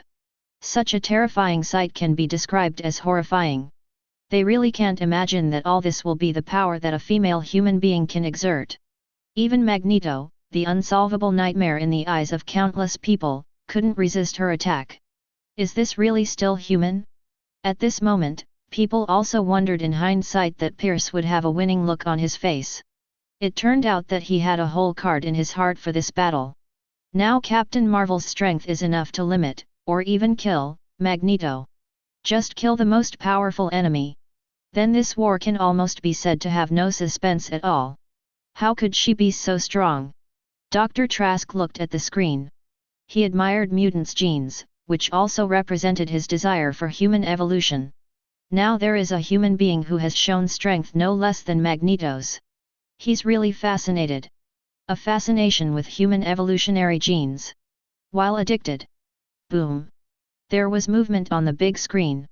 At the moment people's attention is not on Utopia, even if Mutant in Utopia is still able to defend against the Sentry army. But it is obviously impossible to persevere with their strength. So now just need to get rid of Magneto. Boom. The endless deserts of New Mexico. The desert has been so terribly impacted that it has long since become devastated and disintegrated. When the dust and fog in the sky gradually dissipated, countless cracks burst out, interweaving into a huge amount of spider web. And in the place where Captain Marvel broke out with a punch, it formed an indescribable crater, and Carol floated in the air with golden light all over his body, staring at the ruins of the crater below. She knew that Magneto would never die easily. As predicted. Boom! A silver-white figure staggered out, but Magneto at the moment was a little embarrassed compared to the previous one. The silver-white helmet was slightly cracked, and the cloak was also broken in half when the protective stand was torn. BCH! You should die like that one-eyed NR. But even so, his aura did not weaken in the slightest. After he came out, his hands suddenly burst out with endless purple light like waves, surging outwards and spreading rapidly. Wherever the purple light goes, there is a tremor. Next second, under the control of the energy position, the surrounding mountain wreckage swirls and flies high into the sky to form a sky-covering sphere like a meteorite, smashing towards Captain Marvel with a violent purple light. In comparison, Carol looks so small and insignificant in front of this sphere. This sphere, which weighs hundreds of thousands of tons, has a full force of millions of tons under the push. However, Carol, who was in a state of extreme anger, was not afraid of the behemoth in front of him at all. Her fists are charged and blasted out, like the fist of a storm hitting the sphere directly. The continuous power of the accumulating fists exerts the power of destroying the sky and destroying the earth. Not only did it destroy the sphere that came in front of it, it even formed a huge cyclone and swept back, raging on the surrounding land that was already in danger. The cracks that split it into strands spread like a spider's web. Then, Captain Marvel is covered in golden light like a shooting star, directly penetrating the huge sphere. Let it burst open suddenly, and endless rock fragments splattered into the sky, constantly scattering all around. For a while, I couldn't tell whether it was rain or gravel. Roar! Boom! Next second, Captain Marvel hit Magneto straight down and threw a powerful punch with all his strength. Boom! This punch, the moment of waving. A roar that shook the heavens and the earth exploded in the boundless desert. Violent sound waves swept across and raged, and the strong wind turned into a storm. The black clouds above the head are dissipated, and the surrounding sand and rocks are scattered. The punch of the bang directly caused the area under him to collapse by half a meter.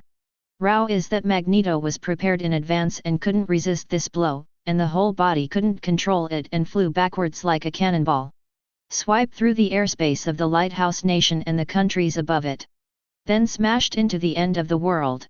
Such a terrifying force inertia until it is submerged into the glacier ocean and washed away countless continuous glacier mountains. Let the whole white world tremble for it. When it hit the deepest part of the glacier, it stopped completely. However, the potential energy of the impact on the glacier ripped apart the ice continent that no one had set foot on for a long time. The seawater hidden under the glacier also rises into the sky. At the moment, detectives in all countries have noticed that the crust of the entire Arctic Circle is shaking. Chapter 106. The End of the Arctic Ocean World. At this moment, an indescribable ditch runs through this boundless white-on world. The ice continent that floated above the ocean rose up and turned into pieces, scattered all over the sky. At the end of the ditch that runs through the glacier, a figure was buried by the collapsed glacier, and a faint purple light infiltrated from it. Roared she. The lonely and demonic purple light makes the world of stormy misty. It looks fantastic. Cough cough.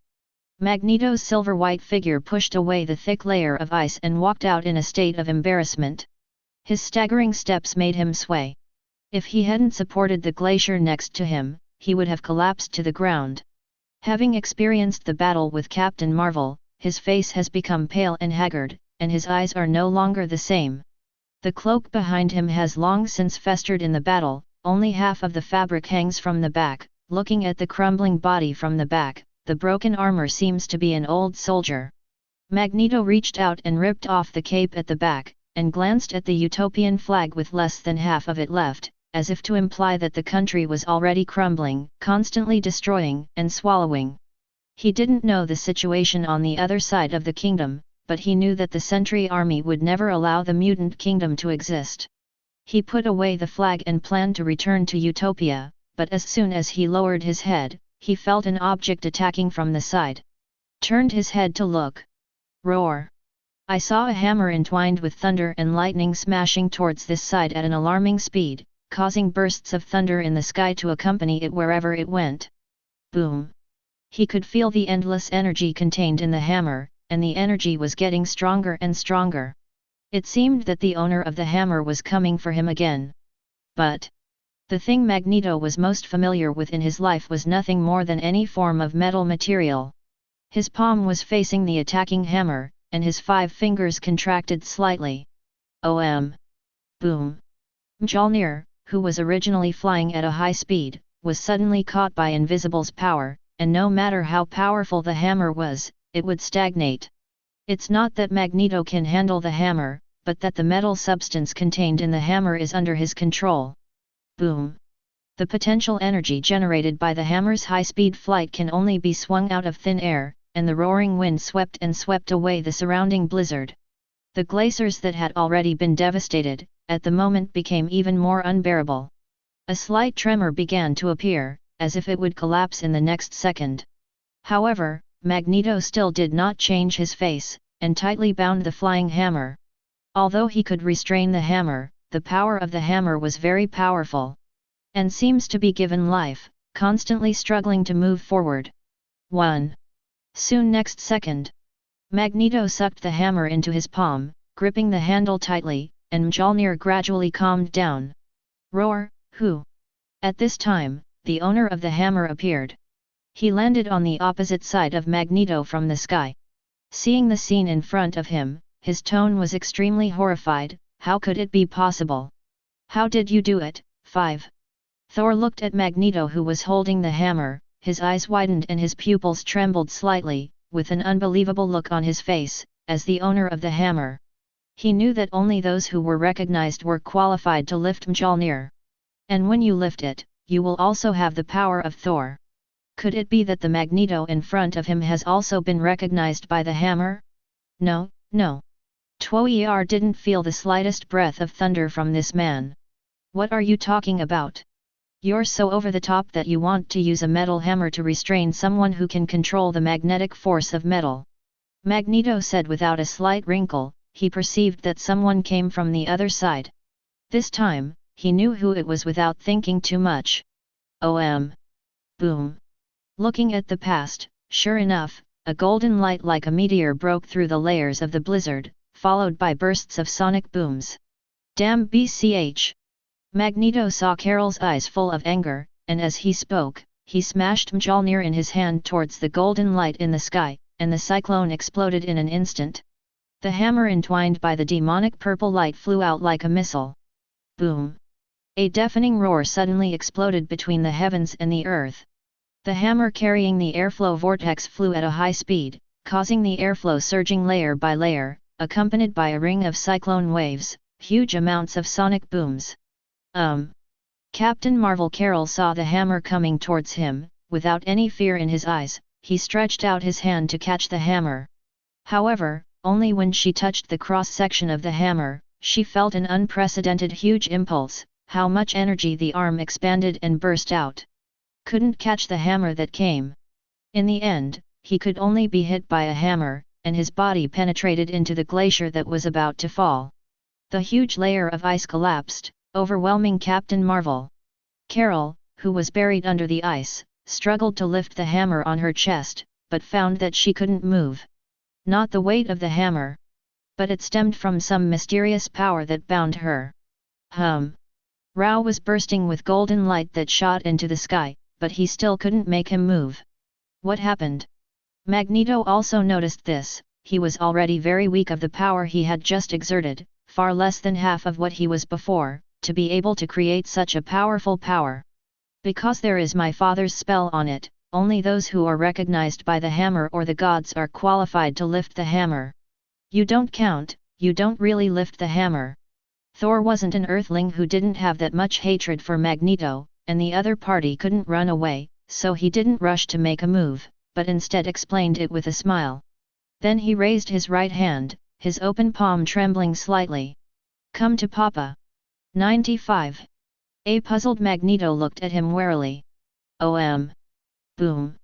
Immediately afterwards, he noticed a strange sound coming from behind, and he was so shocked that he hurriedly turned sideways and a huge hammer was close to the back of his head, and it flew across and fell into Thor's hands. It turned out to be a master. The icy and snowy Magneto's palms were full of sweat. He had already fallen behind against Captain Marvel, but now he has another powerful enemy. "I'm afraid I can't get out of here today."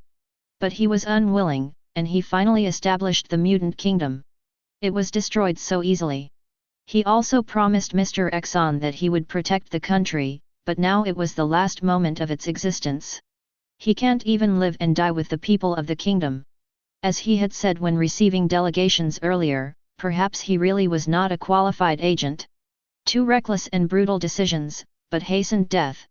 Although Magneto is doomed even if he returns to the kingdom and perishes, he is more willing to die in Utopia, rather than a desolate end of the world. While contemplating, roar! Boom, boom! The extremely angry Captain Marvel jumped out of the glacier, turned into a falling meteor, and rushed in front of Magneto, suddenly raising his fist and hitting him, a fist containing dazzling energy. When it touched Magneto, it burst into dazzling golden light, and in the blink of an eye, it turned into a cannonball and sank into the glacier again. The powerful impact forced him to keep falling, piercing through the earth like ice. The originally boundless ice continent was completely shattered, and the shattered pieces continued to spread outward. The huge amounts of potential allowed the shattered glaciers to spread out at a speed visible to the naked eye.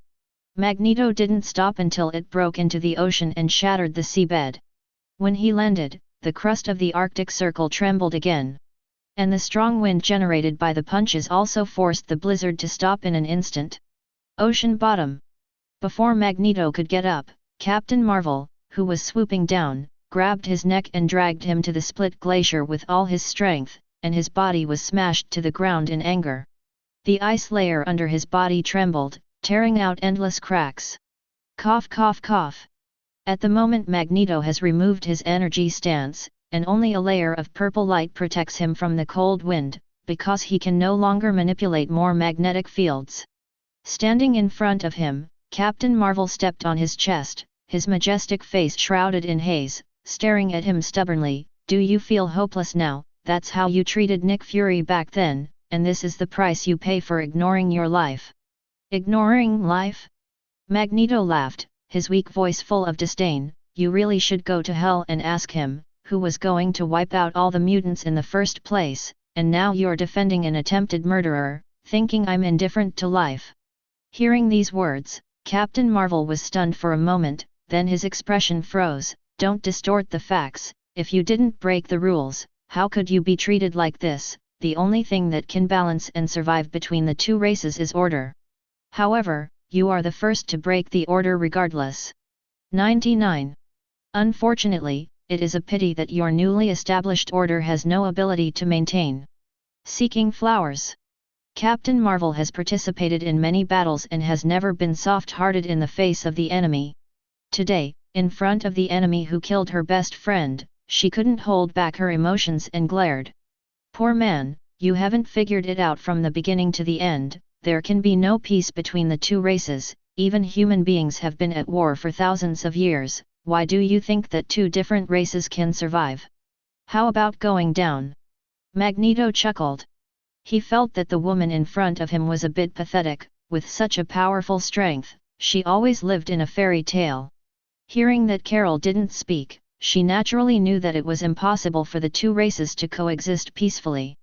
But as a star captain who travels the universe, she felt that if there was hope, the peace should continue, even if it was not permanent. But it allows people to live in a peaceful environment. However, she didn't explain too much. If the two people's ideas are not compatible, it is impossible to make it clear at one time, but this scene reminded her of the Kree War. How could humans and mutants not be like this now? As she said, peace cannot last forever. Perhaps the relationship between the two races has come to an end, and unless the reality can be distorted, it is impossible for anyone to prevent the tragedy from happening. This world is all about the strong prey on the weak, but he can only say that your life has come to an end. Thor stepped forward, put down the hammer in his hand and said slowly, I have participated in the war for thousands of years and killed countless enemies, but no matter how many I kill, it will never end, and the war will never stop. He is in awe of the strong, and he has no disgust or other anger towards Mutant. There is only one side to the victor. Rest in peace, and may the gods bless you. The words fall. Captain Marvel gathered endless power in his hands, and the dazzling golden light revolved around his hands. The violent power vibrated the surrounding space, causing the space to vibrate visible to the naked eye. That accumulated energy, constantly tearing apart the surrounding space. Magneto Eric took off his helmet, without the slightest fear on his face. Mr. Exxon will avenge me. Sorry, Alan Exxon, may be dead by this time. 35. Captain Marvel said that his fists, which were accumulating expanding energy, suddenly slammed downwards. A golden light carrying fierce power cut through the sky and charged straight towards Eric on the ground. The golden light of extremely terrifying power gradually drowned Eric's body. That energy ravaged him madly. Eric's forehead was covered with sweat and his face was pale. He clearly felt that his body was being torn apart inch by inch. The energy in his body burst out subconsciously to resist, but it was quickly dissipated, replaced by a more exciting impact. The other party was deliberately torturing him, and did not choose to kill him directly. Instead, he constantly tore his body with energy, as if to smash his corpse into tens of thousands of pieces, and that kind of heart-piercing pain constantly invaded his body and mind. At this moment, Eric couldn't help but recall that when he was talking with his close friend Charles about the possibility between the two races half a month ago, the kind professor who used to be kind said amazing words. The two races are water and fire. They do not blend, and now only by seeing clearly who is fire and who is water, can we survive in this world. Originally thought mutants were water, but now they are dying in the burning flames. Victory time and time again turned to ashes in an instant. Triumphs again and again cannot escape the ultimate failure. Perhaps the result of this commonplace, Eric thought, was that the result of race was the norm for them. p. 99. In a trance, he seemed to hear the miserable cry from Utopia, and heard the bursts of abnormal noises coming from the bottom of the Earth's crust, which seemed to be the souls of the dead who were pulled into hell.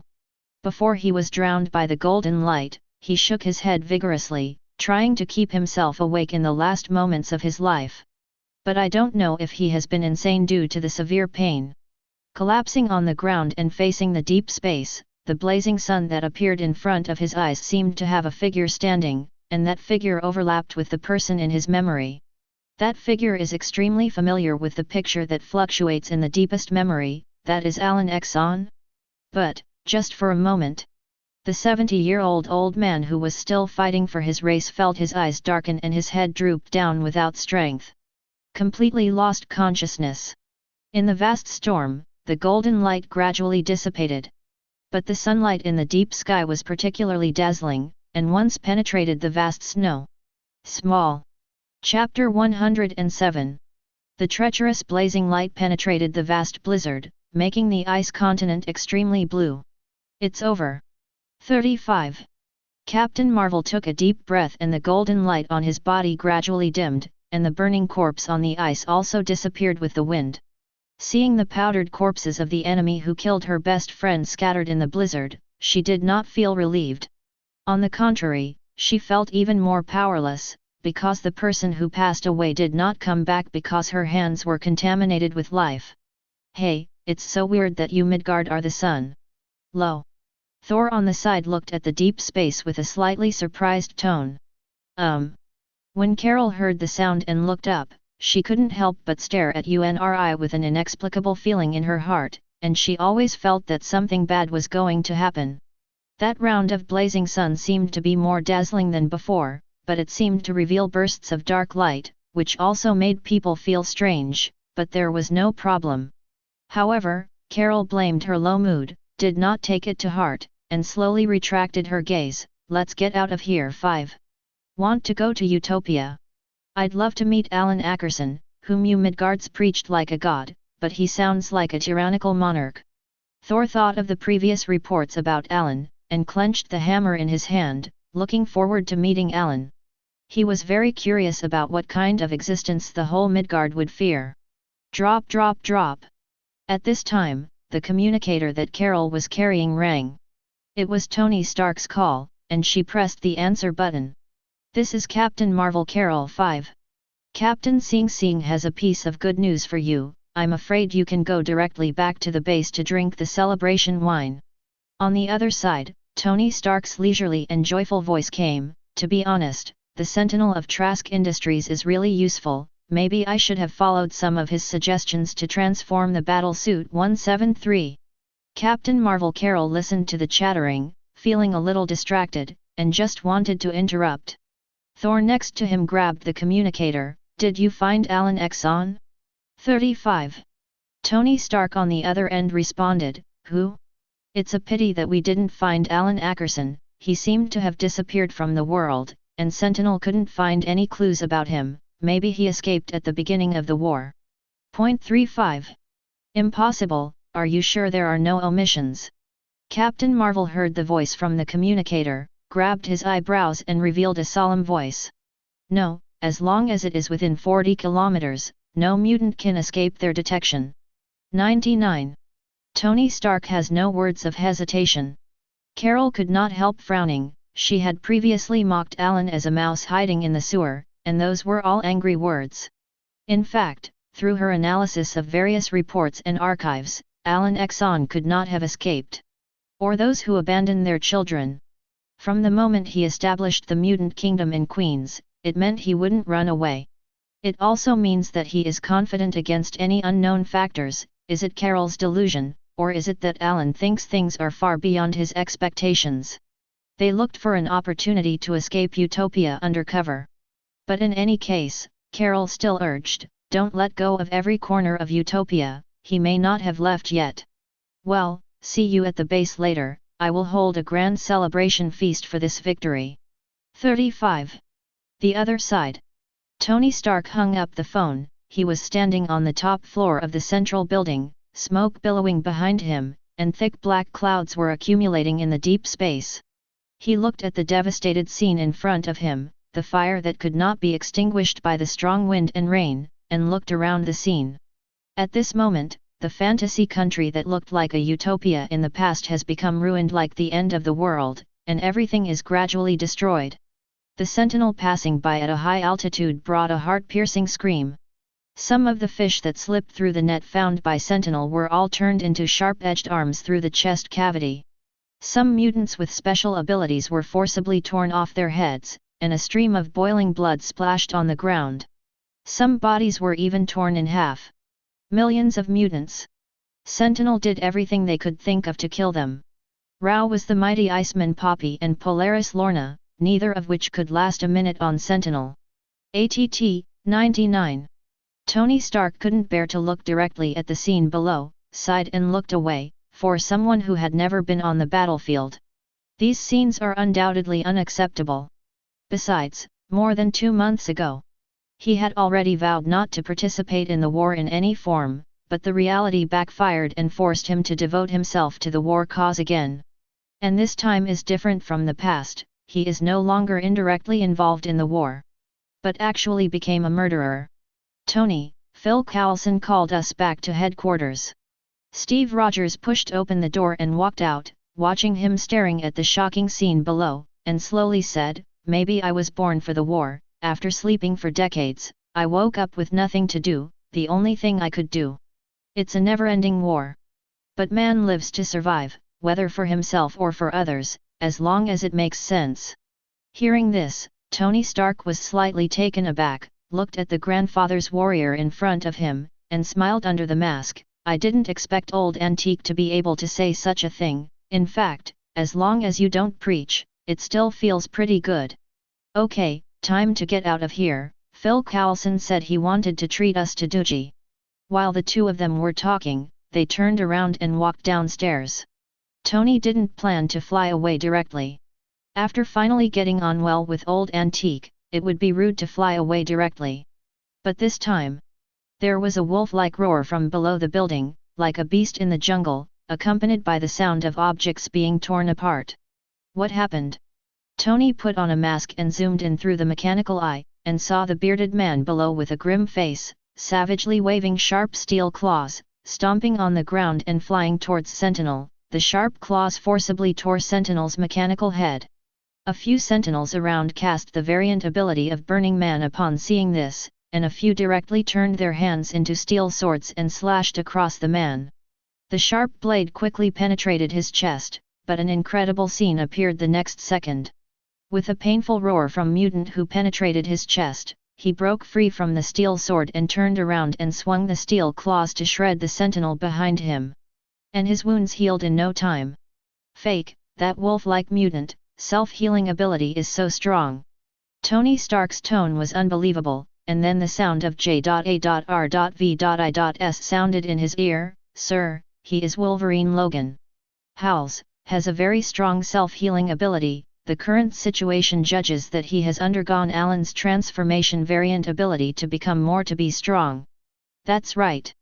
Now Wolverine has been transformed by Alan, his self-healing ability has also been greatly improved, and the body's metabolic system and various quality indicators have doubled. Even if the arm is cut off, it can be reattached.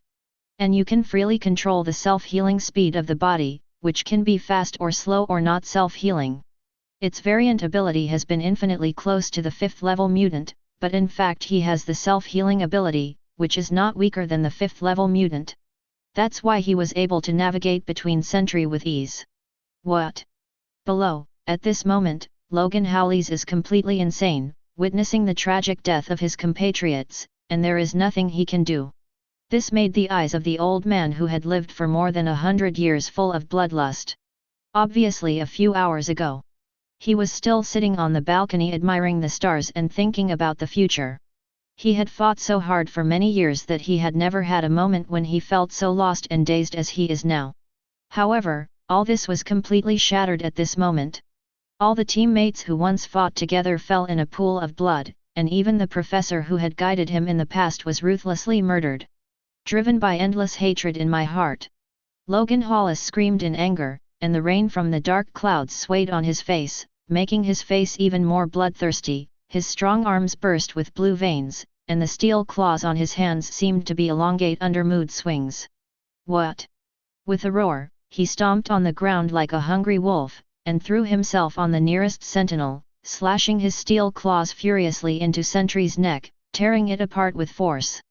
But the next second, countless sentinels swarmed from all directions, swarming up and grabbing his limbs, head and waist, and struggling to pull it out. Sentry played the variant ability of Colossus, and his whole body had already turned into a very dense metal. The strength of its burst has also been greatly enhanced, and the arms grabbed Wolverine's limbs tightly, making it useless no matter how hard she struggled. Just allow the body to be constantly torn apart. Click. Boom. Ah. 95. Wolverine's limbs heard the sound of bones breaking at almost the same time, and then the meridians of the hands and feet were torn one after another. Under such a strong pulling force, Rao has the strongest self-healing ability, which is no match for the power of dozens of sentinels. They pulled outward with all their strength, and the meridians were broken and healed, and the broken bones were integrated again. However, soon Wolverine could not bear the obvious cracks on the skin, and the cracks gradually spread and dripped blood. The intense pain constantly stimulated Wolverine's nerves, so that he could only relieve the heart-piercing pain by screaming. But soon, the glimmer of light in Wolverine's eyes was scattered, his neck hurt, hot blood splashed, and his vision gradually became blurred. Boom! As the angle of view slid downward, the sound of heavy objects falling to the ground came from his ears, the blurred vision gradually closed and his eyes fell into darkness, and the pain also disappeared at this moment. Wolverine, who has lived almost 2 centuries, has never felt so relaxed. This is the death he had been praying for a long time, and now it has finally come true, but he is extremely unwilling in his heart. Not as relieved as he originally thought, he gradually lost his perception of everything around him. The tragic fate of this life keeps flashing in my mind. It was a past that even Charles couldn't bear to look at, or even wanted to know about. Now the body that carries those pains, finally sleeps here. Roar! Boom! Tony Stark flew down from the building and saw the torn corpse with a solemn expression on his brow. Those sentinels don't forget to dig out the heart after dismembering Logan Howleys, in case he has self-healing again. Even the limbs and corpses were cut into scraps. Watching this scene, Tony knew that the cruelty of war was far more terrifying than he imagined. He stepped forward to smooth Wolverine's half-closed eyes, sighed and remained silent. The surrounding sentinels left to look for new targets after they dealt with Logan Howleys. The Battle of Utopia is over. But the killing of Mutant is not over yet, and Sentinel will be searching around the world for a while. No mutant will be spared. At this moment, in the deep space, a spaceship landed on the open space in front of the building, and the officials who had been staying at the Hunglin Agency were seeing the victory of the war. Unable to suppress the excitement in my heart, I came here to appreciate the fruits of victory. These mutants are so dead, it's a shame to let them die so easily. Pierce, tidying up his brand new suit, stepped out onto the charred ground, watching the piles of corpses being carried up from the basement. He couldn't hide the disgust in his eyes, and then asked, "Mr. Stark, didn't you find Alan Ackerson?" "It's gone without him." Tony didn't like these officials, but he politely opened his mask and replied. "Unfortunately, it seems that this mouse can run very fast, but with Sentinel around, he can't escape anywhere. It's just a matter of time before we catch him." President Ellis mentioned that Alan no longer had the previous fear, but rather gloated. He felt that Alan's mutant ability would not pose any threat to humans. Sentinel is able to solve almost all mutants in the world. This also means that Alan should not be afraid. Like they are more concerned now, how to celebrate this historic moment tonight. And President Ellis also wants to see if his approval rating will rebound significantly after this news comes out. Probably more than just a big uptick. His name may even be immortalized in the annals of history as the president who wiped out the mutant race during his reign. Thinking, President Ellis couldn't wait to ask the secretary beside him, "Has our news got out?" "Mr. President, when I was at the Red Orchid Agency just now, I asked the Public Relations Department to deal with it." 35.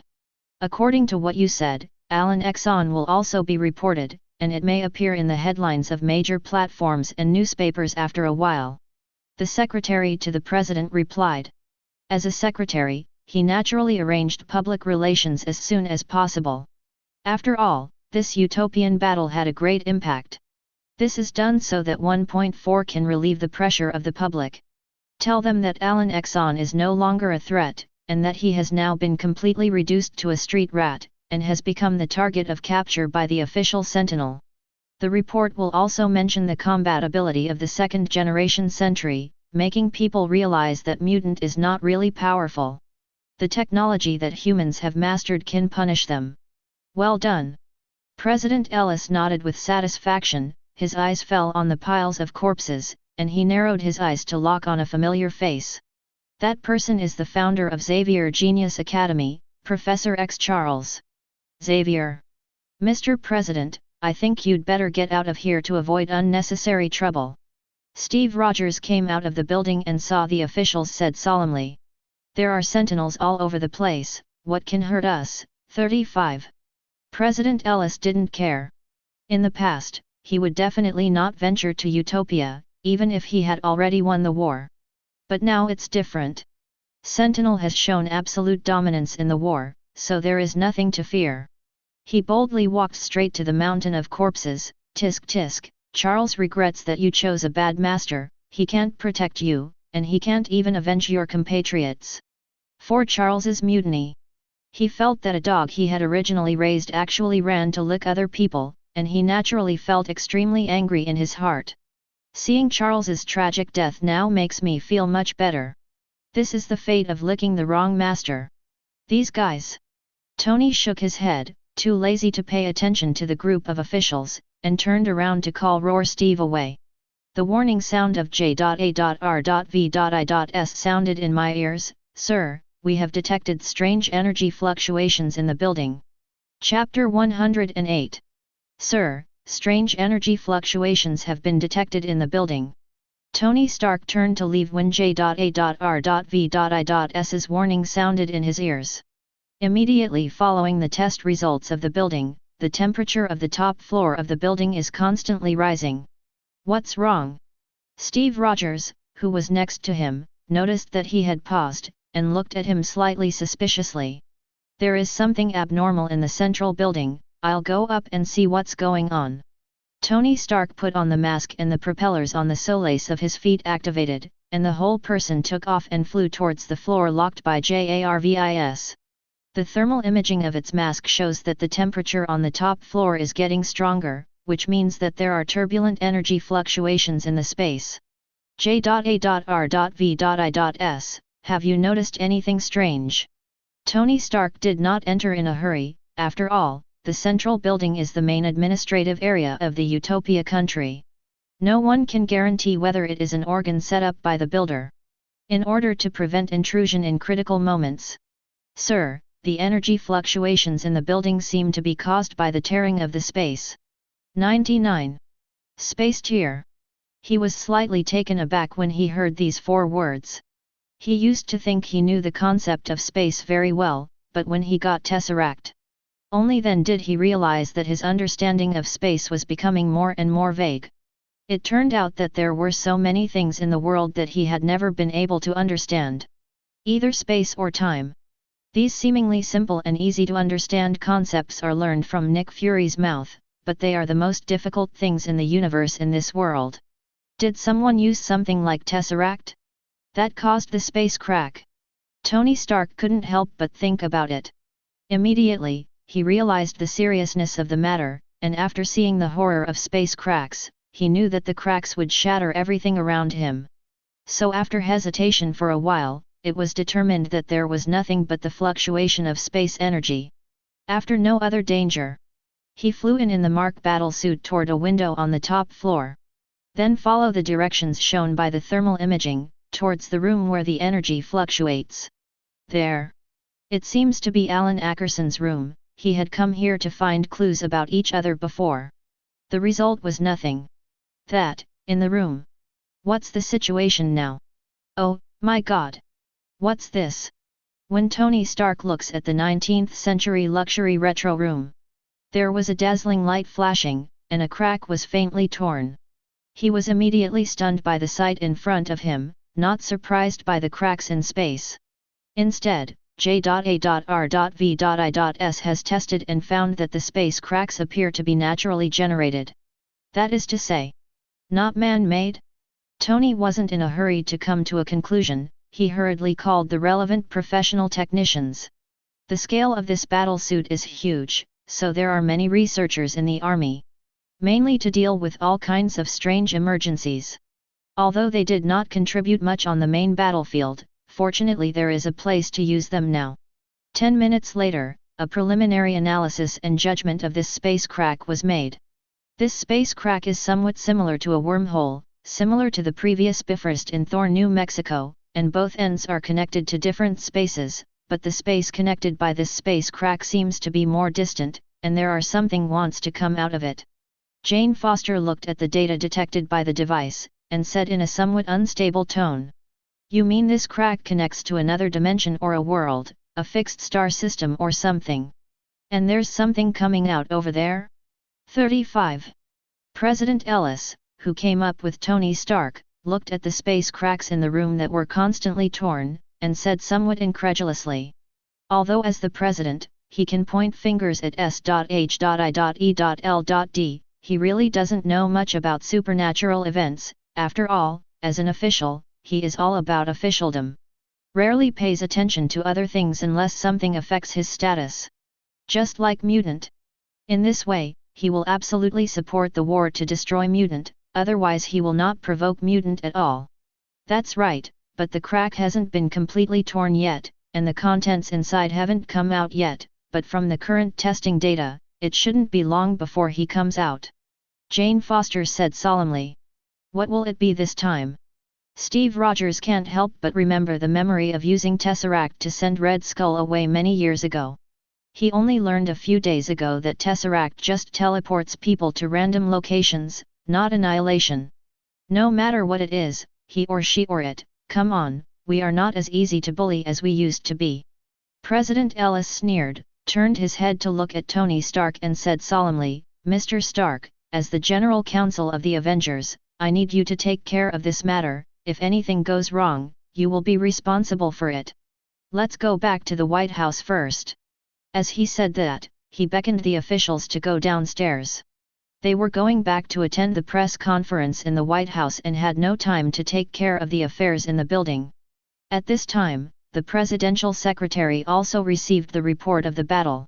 He frowned slightly and said, Mr. President, the report shows that there are less than 100,000 mutants who died, and they are not in the utopian country 5. Hearing that, President Ellis took over the tablet, which clearly recorded the data of the battle suit. Sentinel registers each mutant killed, so the database records which mutant was killed and which survived. After detecting the entire Utopia floating island, the database shows that more than 100,000 mutants escaped, including members of the X-Men and the Mutant Brotherhood. Don't worry, Sentinel will fix these slip UPS soon. Everyone said and walked to the open space outside the building again. Thick gunpowder smoke floats up and down in the deep space, and the sight looks like the end of the world, which makes people feel inexplicable depression in their hearts. However, President Ellis looked at the ground under his feet, but couldn't help but smile. From now on, this is the territory of the Lighthouse Nation. Pierce will arrange for the people from S.H.I.E.L.D. to come and investigate as soon as possible. 9. Hearing this, the representative officials of other countries around him no longer had envy in their eyes. For a floating island that is extremely rich in technology beyond the times, no one will not be moved by it. Such a fantastic island with great technology and magic. As long as it is studied, in any case, a breakthrough in the technical level can be found. It is not harmful to the lighthouse technology. Even more powerful military weapons can be developed using the technology drawn from the island. To know that this island can ignore any terrain elevation, this alone is beyond the technical level that people can achieve in the emerging stage. Not to mention the exotic plants that travel across the country, the seeds of which are planted in plantations inside the island. As long as you master how to use the vegetation with the teleportation attribute, it will definitely make the military strength of the entire country to a higher level. However, it is this island that makes countless people jealous. Now, in a sense, it has been completely reduced to the private property of the Lighthouse country. Because after seeing the power of Sentinel, everyone once again deeply realized that the gap between the countries of the world and this superpower is a ditch that can never be crossed. Among them, there are the Avengers and the mighty Captain Marvel. There is also S.H.I.E.L.D. with alien technology. Although S.H.I.E.L.D. is not nominally under the jurisdiction of the Beacon Nation, anyone with a discerning eye knows which side the organization will serve if the world goes to war. So now the Lighthouse country has climbed up from the trough and has become a superpower that dominates the world. Representative officials from other countries naturally did not dare to refute it. At least not now. After all, this place is the territory of the Lighthouse Nation. Everything will have to wait to return to one's own country to discuss. On the top floor of the central building, in a large and bright room, the cracks in the space wrapped by the beam group became more and more intense, as if they would suddenly tear apart in the next second. Tony Stark was worried that some kind of alien life would come out of the rift in space. I didn't go back to Avengers headquarters, but stayed by to monitor the cracks. How is the situation now? He looked at Jane Foster and vaguely remembered that the woman seemed to be Thor's girlfriend. The situation is not very good. The data shows that the wormhole will be completely opened in about half an hour, and I don't know what will come out of it. Jane Foster frowned and her face became more solemn. Don't worry, I have informed Captain Sing Sing, and your breaking point boyfriend. Tony Stark just finished. Two figures flew in from the window, and they were Captain Marvel Carol and Thor. The former originally returned to the Avengers headquarters and was ready to leave Earth. The latter is lying on the sofa fantasizing about the first party he is about to meet on Earth. Unexpectedly, I received a communication from Tony as soon as I returned to headquarters. Originally Thor didn't care. But Carol has seen many people invade the planet by means of space channels for many years across the interstellar space. She has an ominous premonition about the sudden space crack. So immediately rushed to Utopia. Thor also followed after hearing that Jane Foster was also there. However, as soon as the two met, he was severely slapped by his girlfriend. "Is this Alan Exxon's room?" Carol ignored the two of them, and her eyes fell on the half-picture on the desk that was revealed in the pages of the book. The person inside was the owner of the room, Alan Ackerson. Then she looked towards the crack in the space that was gradually torn apart. This crack is tearing at a speed that is difficult for ordinary people to notice, and the surrounding airflow is also accompanied by the larger the crack and the more rapid the surging. Occasionally, air warping can be seen. Tony couldn't help but interrupt, "What do you think it would be? Could it be Alan Exxon? Sentinel has found him, maybe we guessed wrong, in fact he has never been in Utopia." 99. Carol's intuition for many years made her say this sentence out of a mysterious way. Impossible, Alan Exxon does not have the shuttle variant ability. More than 100,000 mutants escaped by chance in the battle report just now, and there is a high probability that Alan Exxon is among them. Besides, even for a mutant with the ability to shuttle, there is no possibility of a delay in space cracks, and they usually do the fastest delivery. 99. Tony Stark immediately shook his head in denial. No matter how many possibilities there are for the conjecture of space cracks, Alan Exxon's possibility is definitely the smallest. Almost everyone is more inclined. Alan Exxon has fled with the big team. I'm overthinking it. What are you going to do about it? Seeing that the crisis has not been completely resolved, Carol plans to stay on Earth for a while. Mainly because she had a strong sense of unease in her heart. "I always feel that after the Battle of Mutant, a more terrifying event is about to happen. For the time being, block off the central building and wait for the contents inside to come out." Tony Stark glanced at Jane Foster's prediction that there were more than 40 minutes left. This time is enough for them to do all the countermeasures. No matter what will come out of the space crack. He or she or it are threatening to the Earth. After all, no one knows which world is connected to the other end of the space, or which unknown fixed star system. Soon Stark Industries drones came to the scene and quickly erected a protective barrier outside. The protective barrier is powered by the space gem. Coupled with Carol's help, this protective barrier is arguably one of the toughest energy shields on the planet. Get everything in order. The people took a break for a while, and they didn't know that this time it was as Carol said. A devastating horror event will usher in. At the same time, far away in the secret realm of Camartage in the Himalayas, the dojo was plunged into violent snowstorms just in the fall season. There is not a trace of people on the streets of the surrounding towns. The residents living here prefer to stay at home and drink tea and chat on the snowy morning. On the contrary, it is a dojo on a high mountain that is immersed in the vast snow all the time. There are monks of all shapes and sizes standing on the spacious dojo, some with disabled hands and feet, while others are healthy. Without exception, they all practiced in the heavy snow. What about Stephen? Wong looked around and couldn't see a familiar figure, so he couldn't help but ask. The other person replied, "He seems to be still sleeping." Still sleeping? Not good. Wang Vinian's face changed slightly. "I'm afraid this guy has sneaked into the library again." He hurriedly turned around and walked into the library. Sure enough, I saw Stephen on the table in the library. The guy was holding a book in his hand. The book was familiar but a little weird. "That's a banned book in the library. The Book of Cagliostro." "Stephen, quickly put down the book in your hand. It's a banned book, Camartage, including no one has the right to read and study. You are so contrary to Camartage's original wishes." Wang was suddenly furious and let a beginner read the forbidden book. It was his librarian's fault. Forbidden book? But it records a lot of powerful magic. 39. When Stephen saw Wang Chong coming over to grab the book, he immediately placed his hands on the eye of Agamotto on his chest, his fingertips moved and the eye of Agamotto immediately turned, releasing a dazzling green light. The king, who was rushing up at first, stepped back. What? Wang was horrified, and his eyes were full of disbelief. He did not expect the other party to pass the Book of Cagliostro so quickly and master how to use the Eye of Agamotto. This is simply incredible. How long has it been? Perhaps, this is why the Ancient One magician values Stephen so much. He really is a magical genius. However, a magical genius covets the power brought by the Book of Cagliostro. The king must not let Stephen fall and become the next Caecilius.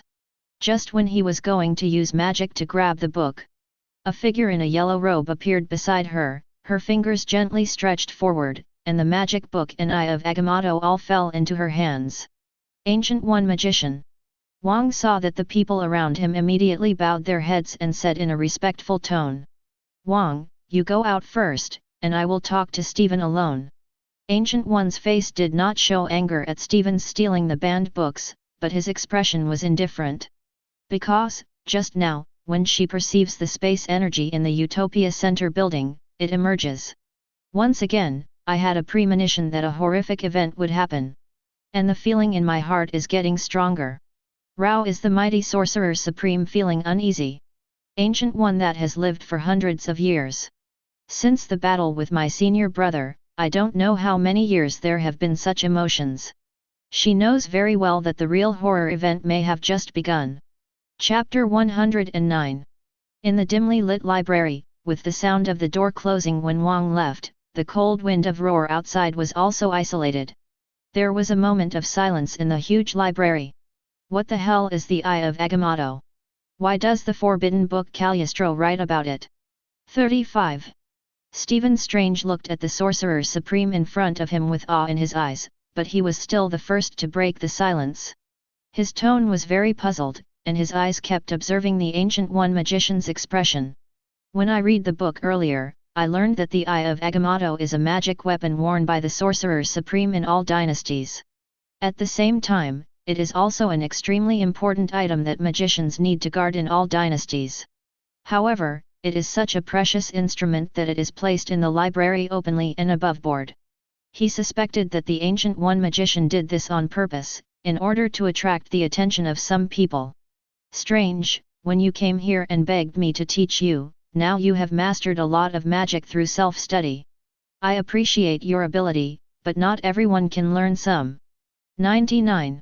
They are taboos for camouflage, and even led people down the road of no return. Even I can't learn it without permission. Ancient One magician was silent for a while before slowly opening his mouth. When I came here, you helped me broaden my horizons, saying that this place would allow me to get what I wanted, and as a result, there would be some rules that bound me every now and then. Stephen Strange was slightly displeased, and he really wanted to raise his magic level to a higher level.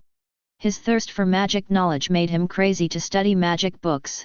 Almost the entire library is a magic book, and he has read all of them, except for some useless magic. Ancient One magician looked at the persistent disciple, shook his head and said, "Come with me, our time is running out, some things may make you and I understand." She raised her hand and made the space in front of her shattered into a glass-like shape. She glanced at Stephen and motioned for him to follow a piece in. Stephen recognized this familiar sight as the entrance to the mirror world. He went in with the Ancient One magician once before, and it was also because of stealing books to learn magic. However, he has learned a lot in the mirror world, and has even mastered the basic principles of mirroring. After the two entered the mirror space, the entrance was closed. But not the same as last time. Stephen noticed that some subtle changes seemed to have taken place this time, but he couldn't say what was wrong. Strange, Camartage used to have an apprentice much like you, and he longed for more power. I also think I helped him broaden his horizons, but failed to give him what he wanted. At this time, the Ancient One magician spoke, and she recalled the old things slowly. Involuntarily, he clenched the Book of Cagliostro in his hand. Stephen Strange noticed this detail and knew that the person Sorcerer Supreme was talking about had something to do with the book. He did not interrupt, but listened silently. He's a poor loner, and I actually know what he wants, just as I only know what you want. But I can't satisfy his request, I can only help him forget the past and open up the future, but unfortunately he didn't understand what I meant and ended up going astray. Ancient One magician paused and looked at Stephen Strange next to him, with a solemn expression on his brow, and raised the forbidden book in his hand. He went astray by learning the Book of Cagliostro. You want to use this to persuade me not to study the Book of Cagliostro? Stephen Strange was not stupid enough to reach for the book and asked tentatively. As a result, Sorcerer Supreme's answer left him a little helpless. No, I need you to learn it. A second ago, he was talking about the consequences of his predecessors learning the forbidden magic book, but now he is actually asked to learn the Book of Cagliostro. This made the always shrewd Stephen confused, unable to understand the mind of the bald woman in front of him. Don't worry too much, you'll be fine. You are different from Caecilius, his tragic fate and the tragic end of the future is bound to happen. Seeing that he was still confused, Ancient One magician explained it briefly. The general content is that in the sacred timeline, some things are bound to happen. And what must happen is called an absolute point in the timeline. Unchangeable, unshakable. Definitely this thing will always only look at the results, and will not care about the process of time. The death of Caecilius' wife and children, for example, was inevitable, no matter the event. As long as he is finally decadent and is brought back to Camartage by Mordo, learning black magic and falling. Then the timeline has the final result. On the other hand, Stephen Strange will learn black magic from the beginning in the timeline, which is something he must experience. Therefore, following the law of the timeline, Stephen will not have any problems. The premise is definitely that there are no problems with the timeline, but the timeline they are in has quietly changed. But the Ancient One magician had no other way, and she could not find a way to deal with the crisis that followed. The only hope can only be pinned on Stephen. In the Book of Cagliostro, there are methods that can quickly improve people's strength in a short period of time, and Stephen has already studied this book during this time. Ancient One only came up with this idea. The main reason is that her physical condition can no longer support the use of more dark magic, otherwise the young Stephen will not be allowed to go into battle. Why do you want me to learn it all of a sudden? Stephen felt a little uncomfortable with the sudden change in his attitude towards the always strict Ancient One magician. Although he vaguely guessed that he had come into contact with this black magic book, and the Eye of Agamotto were related to the Ancient One. But I don't understand why the other party's attitude suddenly changed. Because a catastrophe is coming. As she said that, Ancient One magician pulled out a timeline and presented it in front of her eyes, and a red mark appeared between her eyebrows. This red mark is very familiar to Stephen, it is the mark of the dimension Mephisto in the Book of Cagliostro. As long as you have practiced this book, you have used the magician of the dimension Mephisto power. There will be a matching mark on the forehead. Sorcerer Supreme, you. It was only when Stephen realized that they seemed to have been deceived, Sorcerer Supreme warned everyone not to learn dark magic. But she herself draws the power of the dimension Mephisto behind her back. My longevity comes from the dimension Mephisto. Ancient One did not explain too much. This good disciple of hers would want to understand that she did this to protect the Earth from being invaded by the dimension Mephisto for a long time. Then, she pointed out the vacant black spot in the timeline. After zooming in, it can be clearly seen that the black spot evolves into a black hole, constantly swallowing and tearing apart the surrounding star spots. Stephen knew the most important thing at the moment and didn't bother about the imprint of Ancient One. What is it? A terrifying event that's about to happen, it just appears out of nowhere, it's the rift in space that appeared in Utopia a few minutes ago. 39. Ancient One magician compared danger to black holes in the timeline, and showed that black holes are madly ravaging everything in the universe. It will collapse the world and even cause the timeline to be erased. I always thought in my heart it had something to do with Alan Exxon, but he's been gone for a long time. Ancient One has not given up searching for Alan for more than 2 months, but has never found any trace of him. It made her think that the other party might have left the current universe through some means. However, the subconscious reminded her all the time that Alan Exxon did not leave. But it's going to happen in a while, what do you want me to do? Stephen Strange's ability is indeed very high, but he can't use the Book of Cagliostro within a few minutes. Let the strength reach enough to match the existence that can destroy the universe. You stay here and study the Book of Cagliostro, which has a page about absorption. You will understand how to go after reading it. The Ancient One magician handed the forbidden book into his hands, with little chance of winning, but now there is no other way. She is more willing to try a variety of methods, which may increase their probability of winning. Then she said solemnly, I will try my best to hold him back. Some time ago, in the Book of Cagliostro, she learned a magic spell that can set up dilemmas. So powerful that many monsters have fallen under this predicament. But Ancient One magician didn't tell Stephen the truth. The premise of her predicament is sacrifice, and the sacrifice is the Ancient One magician himself. But she can't stand black magic anymore, and it's only a matter of time whether she sacrifices her death or not. In this regard, she is more willing to use her life to cast magic. It's just that neither Ancient One magician nor Stephen Strange realized what kind of monster they would face. The Ancient One isn't the only one keeping an eye on Earth. At the same time, 2 black crows in Asgard's divine domain swept through the deep space and landed on the top of the splendid Asgard. A vicissitudes old man with a scepter in his hand walked out of the balcony with dignity and looked up at the entire city of the gods below. As soon as he came out, the 2 black crows above his head chirped. It seems to be saying something. I have seen it. The old man was the god King Odin, who had already woken up. After he woke up, he always paid attention to the situation in the 9 realms, looking for the source of the sense of crisis.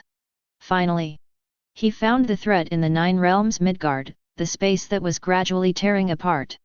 Even the dignified god king couldn't find out where the other end was connected.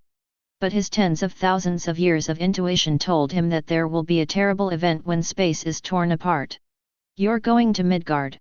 Frigga, the mother of the gods, came over, saw her husband frowning and asked. Well, some juniors should also see the majesty of the god king of the 9 realms, otherwise they will think that I am just an old man walking in the lights that are about to go out. Odin smiled, looking a little kind but with an indescribable sense of majesty. When saying this, in his mind, he couldn't help but imagine the image of the heavenly god group alone, and the spear of eternity running through a planet. At that time he was the feared Odin, and no one dared to defy him. Although Odin is old now, it is important to understand that Asgard's god's strength is linked to his age, and the older he gets, the stronger his strength becomes. Even when he is not at his peak, the strength contained in the aged Odin is far more than any period. If it weren't for the strong sense of crisis, to Zhao's favor, for 10,000 years, Odin may never shoot again in this life, but he will now pick up the spear of eternity again. To face the impending crisis. If Loki was still on Earth, I would bring him back. Both of them will be fine. 35. Odin looked at the worried Frigg and said, I'll be back as soon as possible. The God King cannot leave the Asgard god realm for too long. First, Asgard must have the protection of the God King. The second is that those enemies who are eager to move in the dark for too long, may disturb the 9 realms while the King of God is not there. Frigga nodded and said nothing more. As a witch, she also perceives the seriousness of this incident and can only pray in her heart. Moment. In front of the splendid Asgard, Odin rode his horse in splendid gold armor and galloped towards the dilapidated Bifrost. Bifrost is broken. But to the mighty Asgard gods, Bifrost is just a vehicle. They can use the ancient black magic to get to Midgard, just like Thor used black magic to send it to Earth. After a while, Heldum casts black magic to teleport Odin to Earth. The Book of Cagliostro is where the Doctor Strange movie appears, and if it does, Doctor Strange uses it to achieve existence beyond a single universe, theoretically beyond the observer. Double. What is the concept of Odin's strength? You can seal Thor at will, and cast a spell. Anyone who gets the hammer's approval will get the same strength as Thor, and seal Hela. These 3 points alone are enough to illustrate Odin's strength. How strong. Chapter 110. When Odin, the Lord of the 9 realms, decided to go to Midgard, a major event that was recorded in the annals of human history was also taking place on this azure planet at the same time. That is the news that the Public Relations Department of the White House of the Lighthouse Country will officially announce to the world the news of the victory of this battle. This event is definitely a milestone event in history for all mankind. Since the last century, people have seen the powerful strength of the Black Emperor and learned that the race of mutant exists. They realized that humans were never the only higher species on Earth. Even after learning about the existence of mutant, human beings seem so small. Mutant is far from Superman in terms of physical fitness and brain development, and is several times better than them. In every respect, it is far superior to most people. Just some weirder mutants, maybe awakening some deformed variant abilities. But still very threatening, there are still many mutants with healthy appearance. That is, since that time, people have been wary of mutant, and on the surface they are willing to befriend mutant. Behind the scenes, he was trying to figure out how to eliminate this visible threat. It's just that his thoughts at that time have not been exposed so thoroughly. Now they have enough strength to compete with mutant, and even a race that is superior to them in all aspects. A devastating blow. So when the Lighthouse Country's White House Public Relations Department announced the news, the major media reporters and newspapers who had been waiting for the battle situation all rushed to bring the news back. At the Moment branch of the Clarion Daily. Previously, the company headquarters was destroyed together with the Big Apple City, so the Clarion Daily could only move the headquarters to the Hawaja branch. In the office, Jameson sat on the leather chair with a solemn expression. After he learned that the official attacked the Utopia floating island, he was waiting for the battle situation on the front line. Despite his stiff expression, he was actually very anxious. This is the second official campaign against the Utopia floating island. If this battle is lost, those mad mutants will never show mercy. But hurry. Jameson knew that breaking the Utopian floating island was not an easy task. For the first time, an army of 100,000 people, plus the Sentinel Regiment, could not even enter the airspace of the floating island. And this time the war was just over 2 months apart. Jameson is a well-informed newspaper owner, but he doesn't think there will be much progress in 2 months. Therefore, many people are mentally prepared for a protracted war with the Utopian kingdom. Anyway, no matter if it is 190, it is a desperate fight. Just as the phone rang, it was the assistant who went to the White House. What? Jameson was stunned for a moment when he picked up the phone, and then he asked incredulously, "Aren't you kidding me? The war is over in just over half an hour." "That's right." The assistant on the other end of the phone came to tell him that the White House announced the victory of the battle. Jameson was still in disbelief, until he turned on the TV to broadcast the contents of the White House press conference. He looked at it again and again, and finally came back to his senses. The war is really over. Utopia was broken and occupied, and almost all the mutants died in the cannon fire. The Utopian floating island that seemed indestructible in the past, facing the siege sentinel, is like a piece of paper. Unbeatable. According to the information of the battle situation announced by the White House Public Relations Department, even the terrifying Alan Exxon had no choice but to run away. The indomitable and rebellious demon Alan Exxon is now completely reduced to a street rat. A White House spokesperson also said that Sentinel will never let any slip through the net. "We'll destroy Alan Exxon as soon as possible, and even all mutants in the world." Jameson listened to the content of the press conference repeatedly, his serious face gradually showed an excited look, and laughed, "Ha ha ha, okay, great, this is what those beasts should end up with. Alan Exxon has finally paid a terrible price for what he did." Talking. He got up excitedly and walked out of the office, which is the staff office area, and he shouted with a bright face, "Everyone! Today is a day worth celebrating. Let's hurry up and make a column on the Battle of Utopia, and then tonight I will hold a celebration dinner in the most luxurious hotel in Hawaii. For the victory of the war, for the great lighthouse country, for the victory of the world." The elderly Jameson shouted impassively in the office. His unique and strong tone was very contagious. In addition, the stingy boss has to invite the whole company to the banquet. And victory over Utopia. Let all the staff, suddenly full of energy, threw themselves into the work. In fact, many people will work hard without the boss saying much. Now that they have learned the news of the victory of the war, their emotions are always in high spirits, and they can't wait for the whole world to see the column about the Battle of Utopia. Let the people of the world see the credit brought by the lighthouse country in the battle.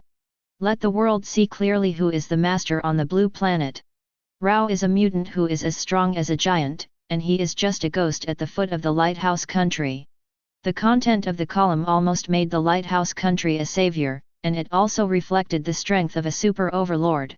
The news of the White House Public Relations Department naturally spread in the lighthouse country, and even all over the world. Such a historic landmark event. There is no need to publicize too much, as long as the communication environment is not bad, you will soon learn the news. I just don't know the details of the battle. But that's enough to cheer people up. Especially the people of the lighthouse country, they are more excited than any other country in the world. Almost every street and alley was promoting the Battle of Utopia, and countless people poured out of the house into the streets to celebrate. The streets of the town were crowded with people in relief and joy, who sang songs that belonged only to the country of lighthouses. Or the tunes sung during local victories. Different from the gongs and drums in the east, some of their bands play exciting music with stereos in their cars. Resounds from every street. Only 10 minutes after the news was announced, the streets were already occupied by a celebratory crowd. Even office workers have joined the celebration. The bar was occupied by guests at once, and it was full of people as long as it was open during business hours. Some shopkeepers celebrated the historic day by exempting everyone from orders, making it early morning in many parts of the lighthouse country. About to fall into an endless carnival. For the people of the lighthouse country, their long-suppressed emotions have been released at this moment. For more than 2 months, they lived in constant fear. Utopia, the existence of the mutant kingdom, is tantamount to a bomb that could be detonated at any time. As long as it exists. Then everyone in the lighthouse country can't be peaceful, and no one can guarantee tomorrow or the next second. Will runaway mutants target their city? Like the coast of the Big Apple, which was devastated by the tsunami in minutes. And the Big Apple City was razed to the ground just days after the establishment of the Utopian Kingdom, and even more than 100,000 people went to fight. No one is spared. With such a terrifying fact in front of us, Rao is terrifying for anyone. Now the Utopia floating island has finally been breached. All the mutants were almost wiped out, and only a few remnants fled. And among them is the well-known demon Exxon. The people of the lighthouse country also breathed a sigh of relief, as if they had been in hell for 2 months. Finally got out. Therefore, even if the time is a cold breakfast, there is a continuous flow of customers in the major taverns, and people come here only to celebrate the victory of the war. These mutants are long overdue. Fake. I said at the beginning that they won't be rampant for long, and these beasts will soon pay for it. Ha ha ha, it feels good to finally not have to worry anymore. What Alan Ackerson, the group of men in suits in the White House, said that he was like a street rat, and he didn't know how embarrassed he was when he ran away.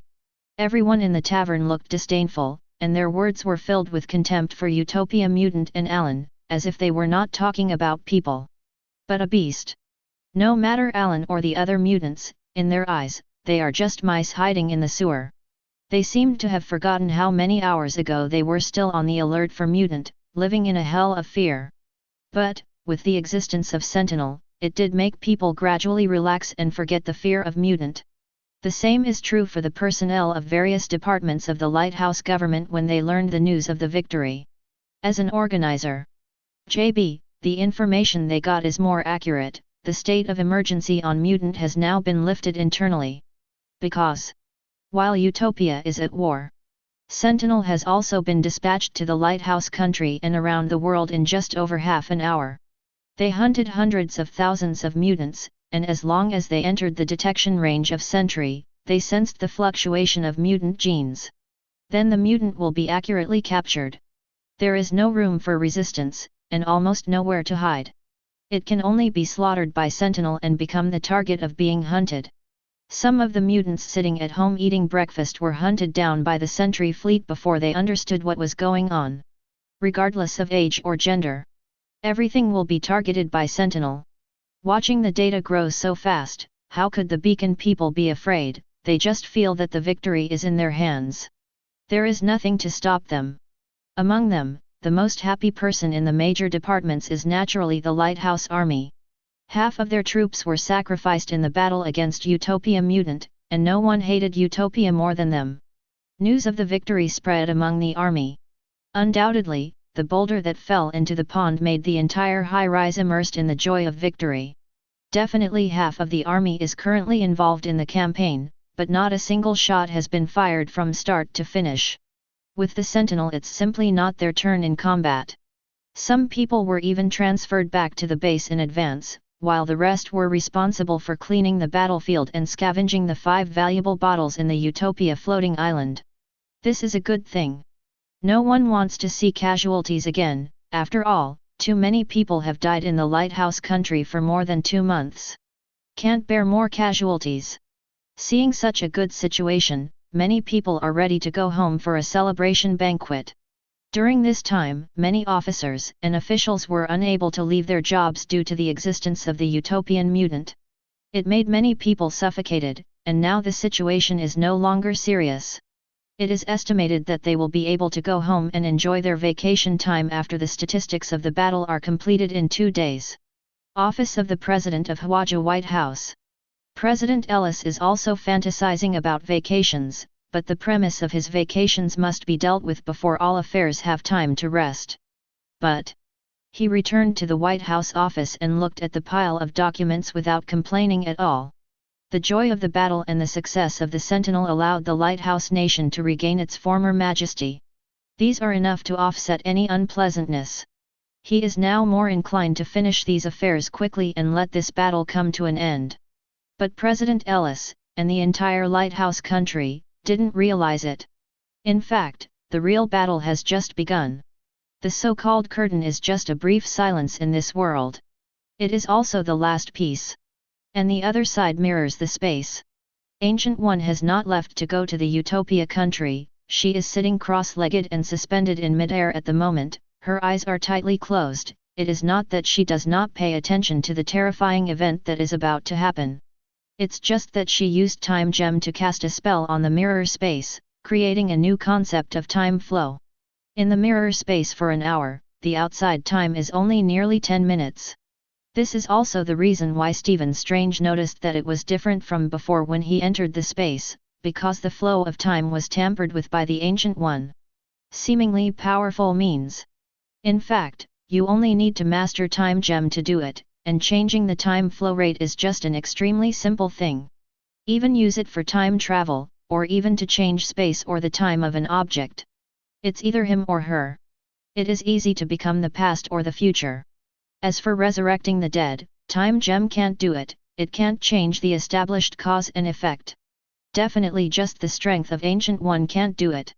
If a person is strong enough, why use Time Gem to resurrect a person?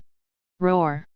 The Ancient One floating cross-legged in the air gave a long roar tone, the scarlet mark of the dimension Mephisto appeared between her eyebrows, and her complexion became more dignified with the appearance of the mark, and then her body twitched. The eye of Agamotto worn on the chest also turned on, and the exposed Time Gem glowed dazzlingly. The light shines in the space, filling the surroundings. Next second, Ancient One's face gradually became hideous and painful, his head began to shake, and his fingers could not stop shaking violently. There were bursts of harsh humming all over the body, and the green glow of the eye of Agamotto also enveloped the whole body.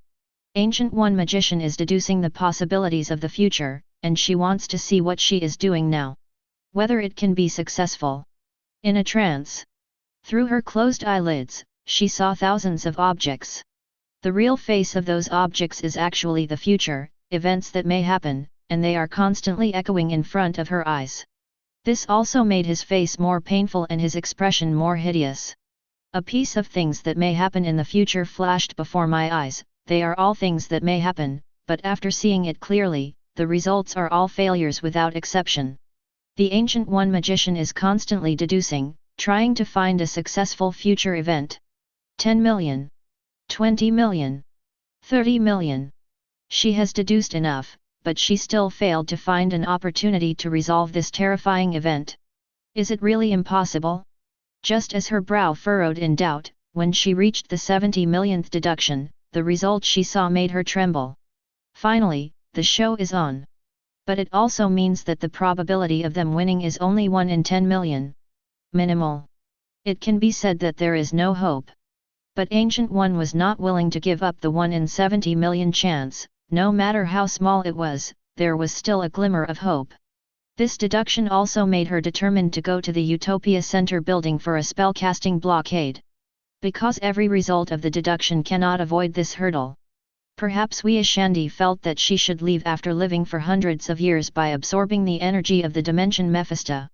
However, Ancient One's face didn't show much emotional fluctuations, he just put away his spells solemnly, but his heart was horrified.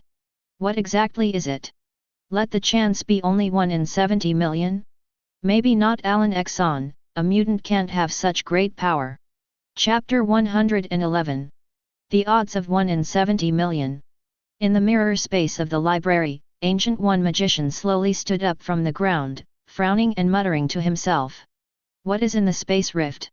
Even after countless deductions, there is only one chance to survive this terrifying event. The probability of 1 in 70 million is not enough to describe it as tiny. It can be said that there is no chance of winning. As long as one wrong step is taken, it will be an abyss. But that's it. Row is that Sorcerer Supreme can't stop the horror from happening, maybe from some point in the timeline. Has gradually lost control.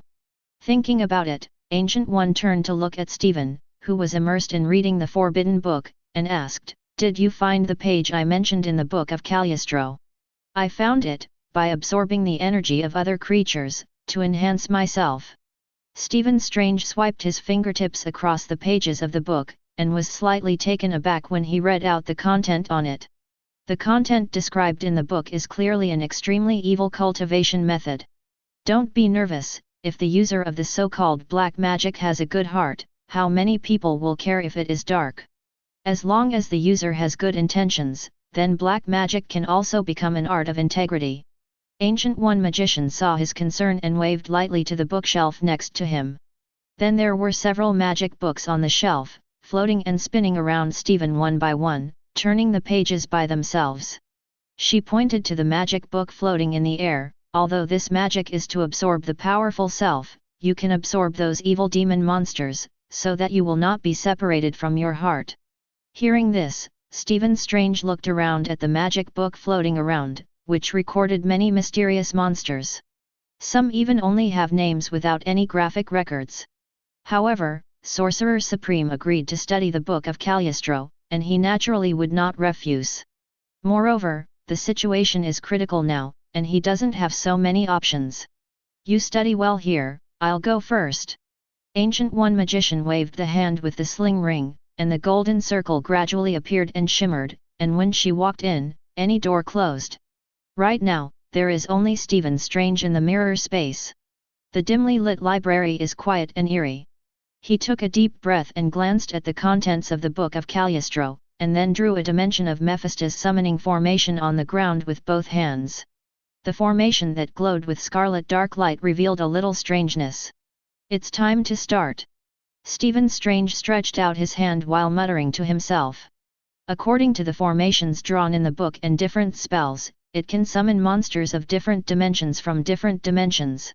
And he only needs to absorb these summoned monsters to integrate their power. Start small. Stephen Strange has self-awareness and did not directly summon powerful monsters from different dimensions. He simply can't absorb those monsters stronger than himself. Start small and work your way up to a higher level. Next second. The scarlet formation in the dim environment ahead shone with crimson light, and the space vibrated with bursts of strange noises. Roar! Array!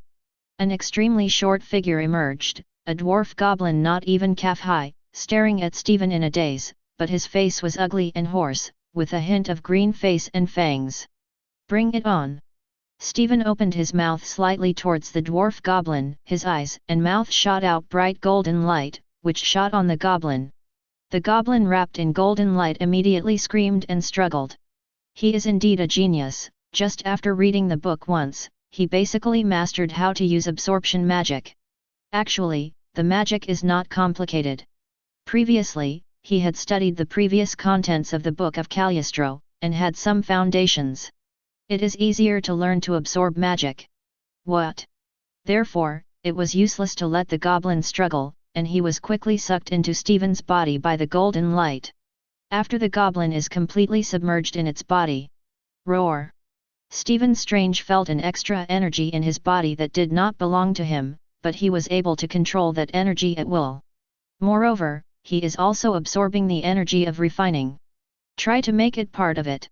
After a few seconds, when he calmed down the rapid roar inhalation, there seemed to be a dark shadow of a goblin behind the invisible shadow. In a flash. This also meant that Stephen's absorption magic had an effect. Success. Who will be next? Stephen Strange was pleasantly surprised. No one disliked the improvement of his own strength, and he immediately found his next target from the book. Lift your hand slightly. A new figure immediately appeared in the scarlet formation, and a closer look was a cockroach different dimensional monster floating in the air. He couldn't help frowning, hurriedly sank it back into the formation, and couldn't help complaining, "Sorry, bugs are my last bottom line, I really can't stand this shit 5. As he said that, he summoned the next different dimensional monster. This time it was a six-eyed blackbird, exactly like the blackbird in the Oriental legend, and the feathers entwined with dark purple-black aural looked very gorgeous. It can be clearly felt that it is several times stronger than the goblin.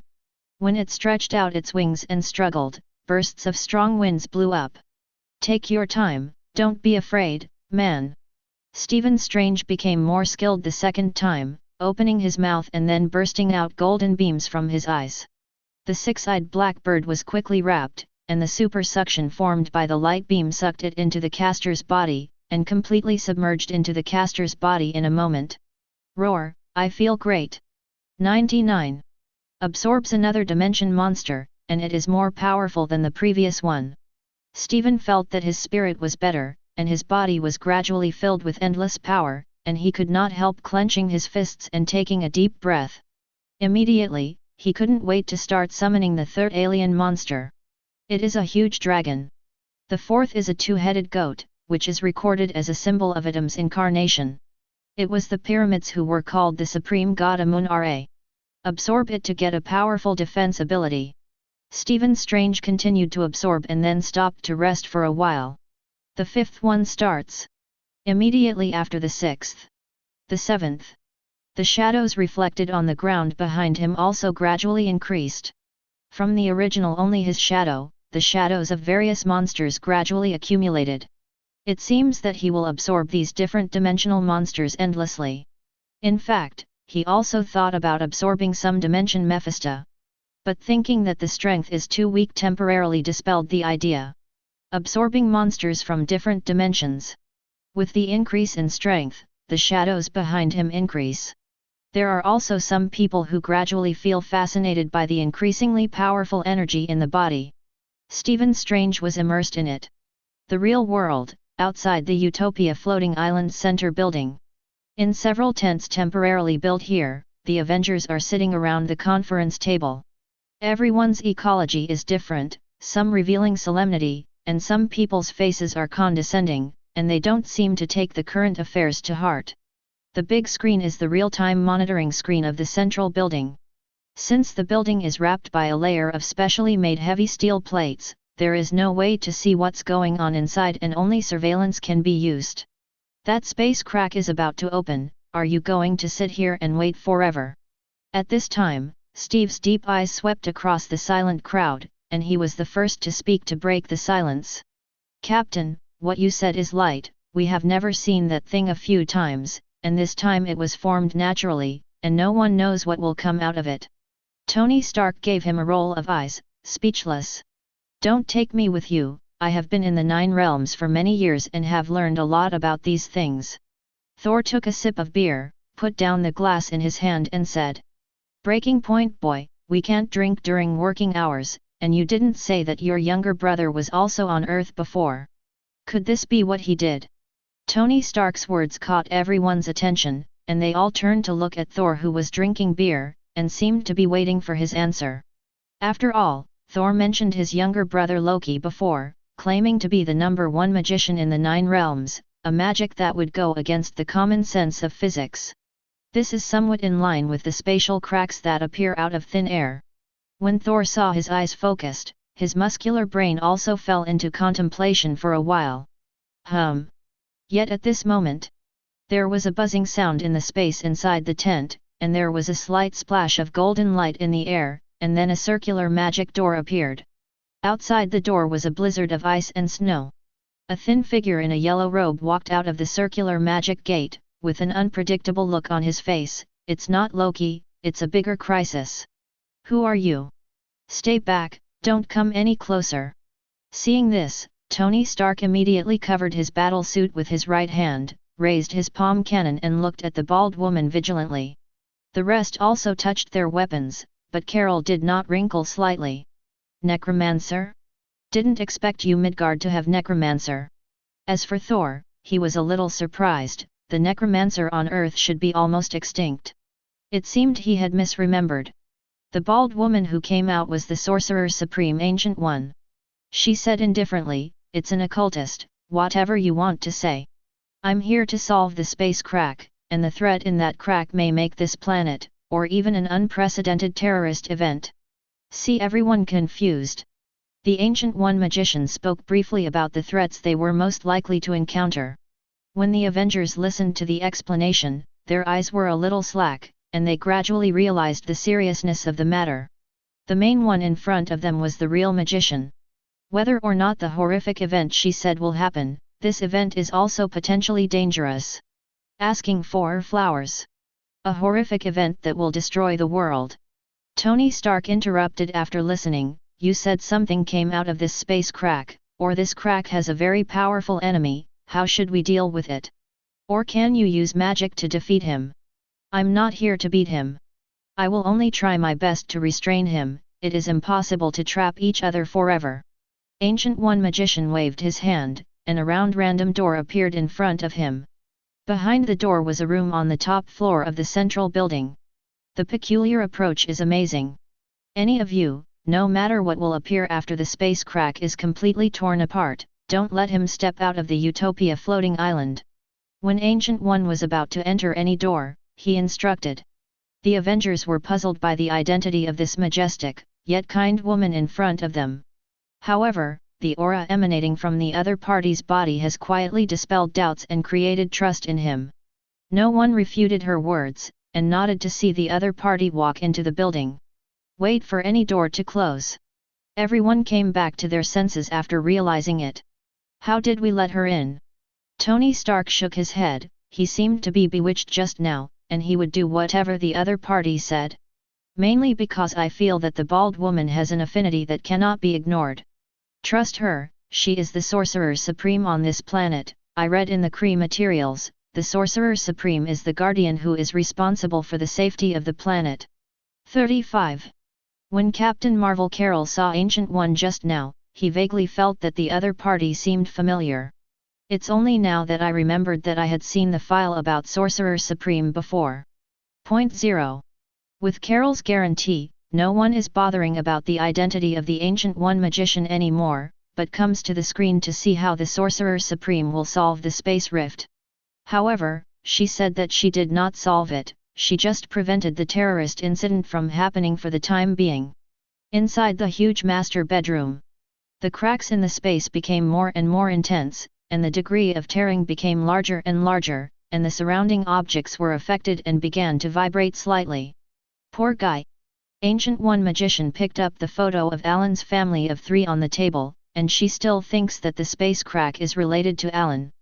But can't find anywhere to confirm it.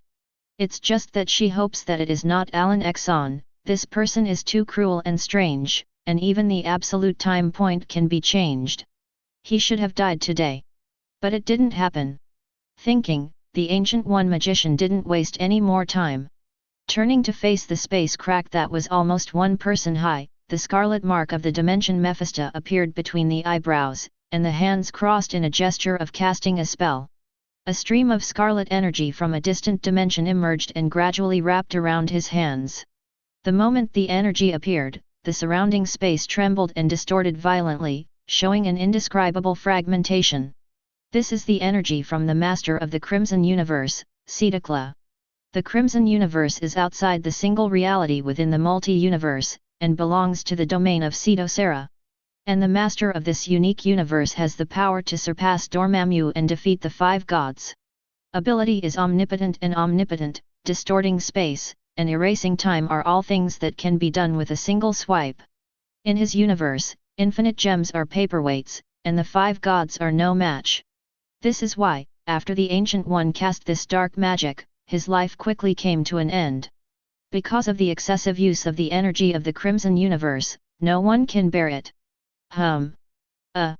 Ancient One frowned, and the scarlet energy from his hands had spread throughout the room, and even penetrated into the building wrapped in thick steel plates.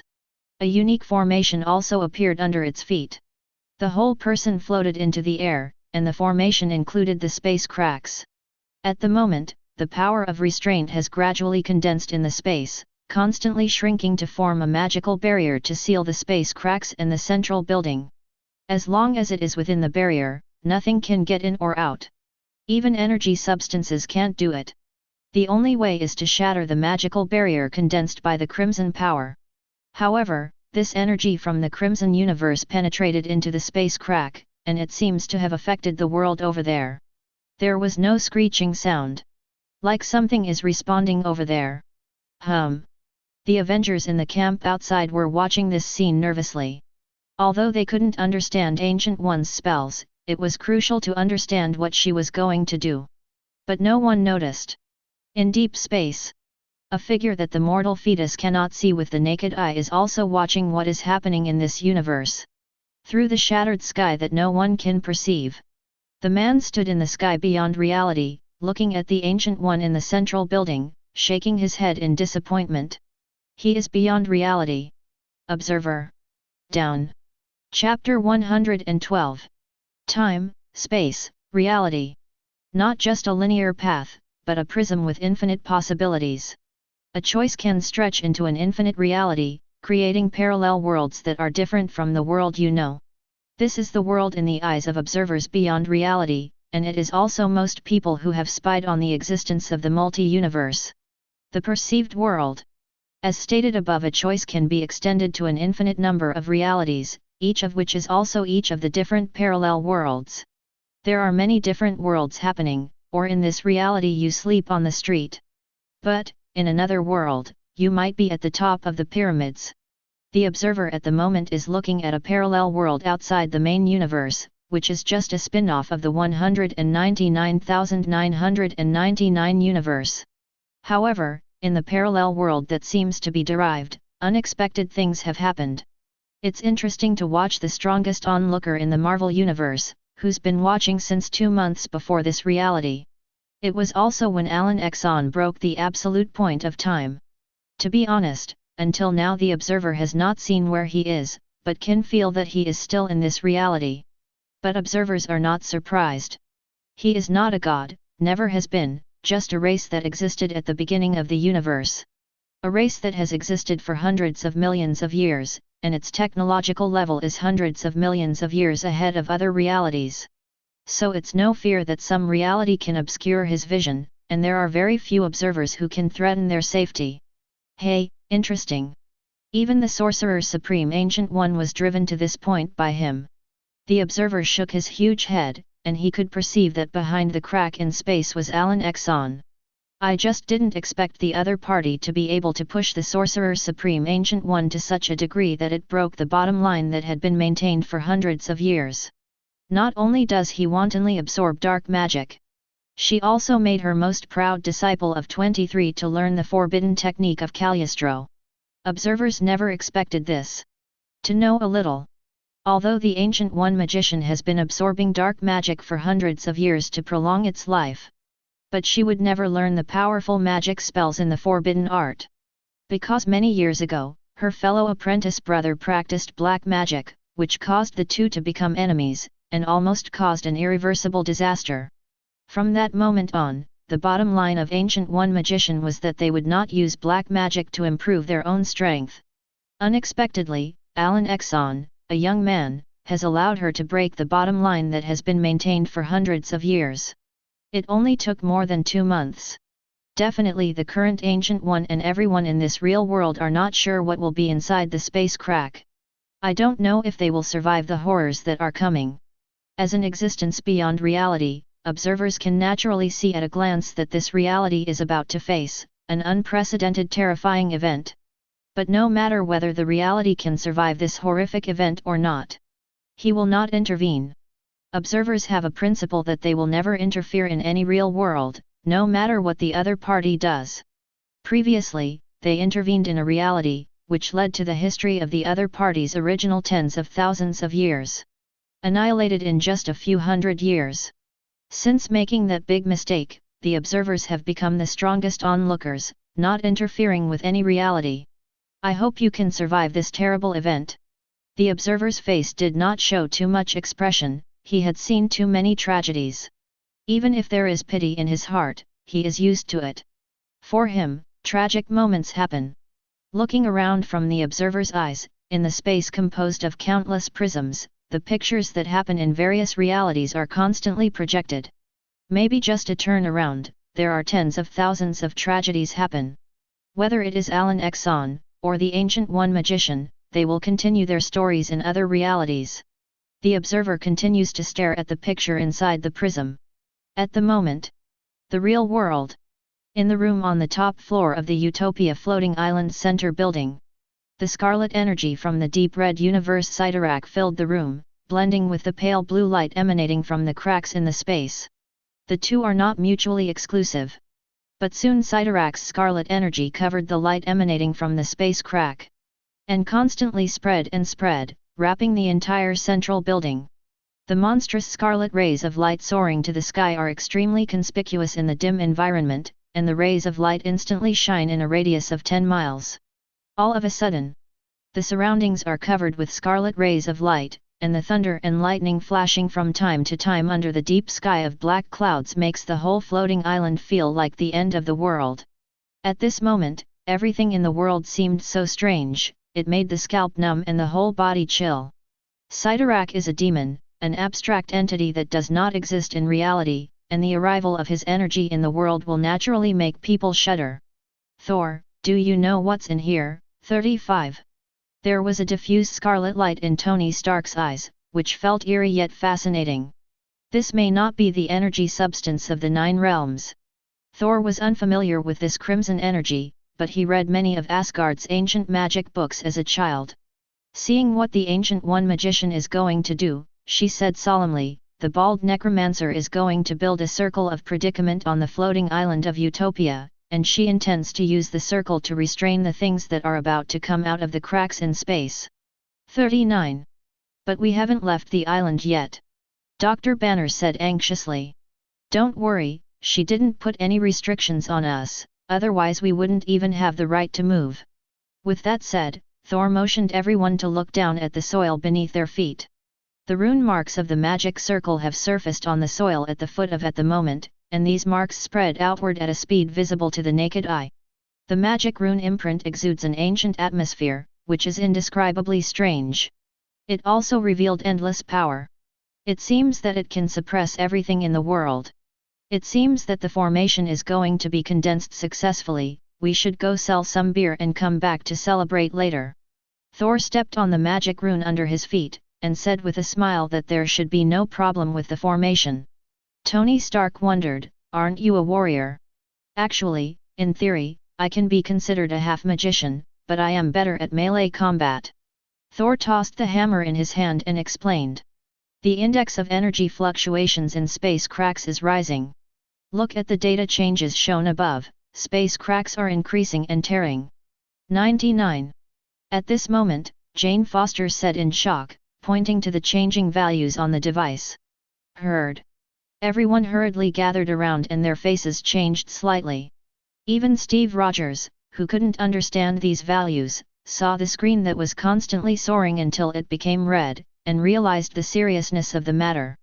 There is something in the space crack that wants to come out ahead of time. According to the previously detected data results, the space crack will take at least 20 minutes to fully open. Yet now, due to the intensified movement of the space crack energy, the crack will fully open in more than a minute at the slowest. Did the bald magician do it? Or was it interfered with by other factors? Tony Stark asked with a solemn expression.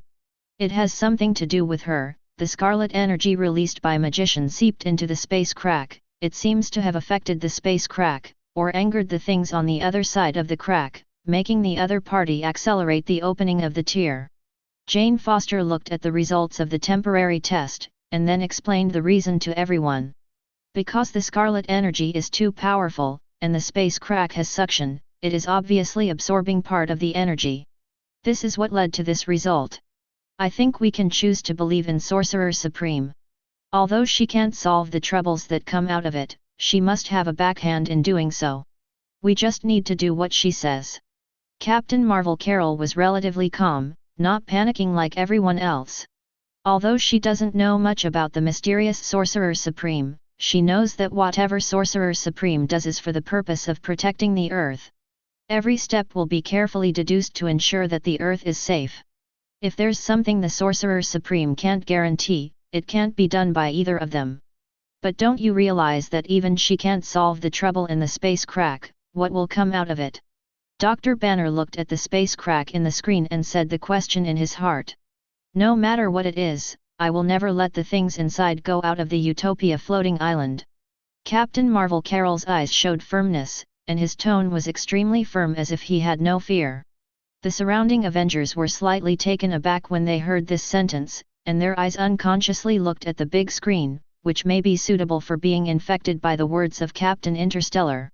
Their eyes are also full of determination. No matter what they face, unless the end of the world makes them fall, they must not be afraid.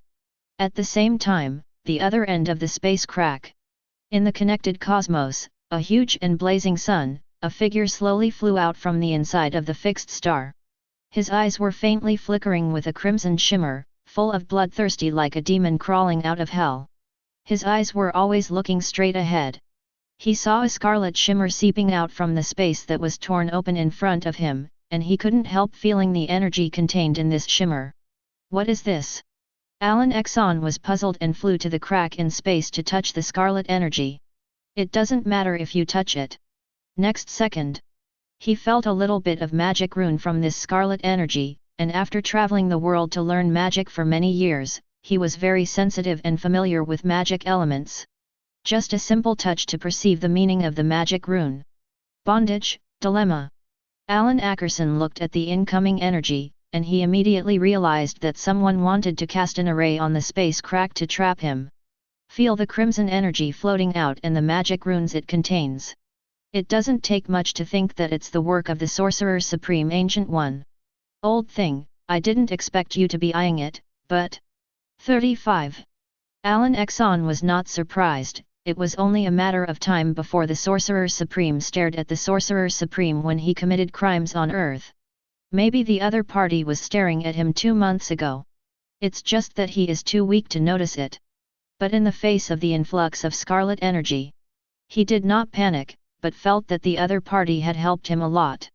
Although he didn't know what these scarlet energies were, he found that the space cracks trembled slightly under the influence of the energy. He might be able to take advantage of this opportunity to completely tear apart the cracks in space. Thinking that Alan Exxon has stretched out his hands and did things that are not common sense of physics, he directly grabbed both ends of the space crack.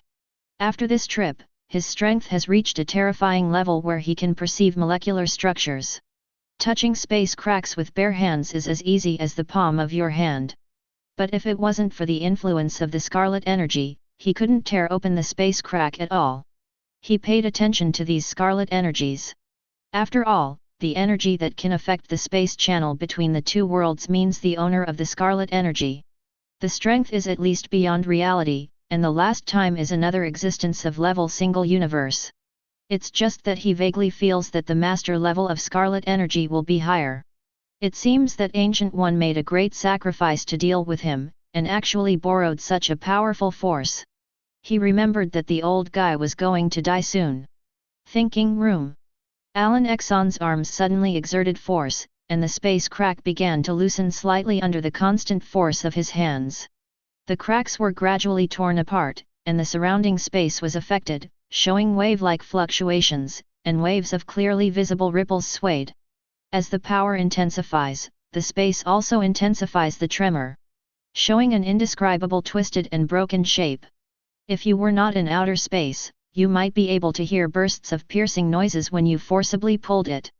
After a while, the space crack was almost enough for one person to walk together. And the other end. At the moment, in the room on the top floor of the central building, there were bursts of violent tremors from the cracks in the space, as well as harsh tearing sounds and bursts of strange noises.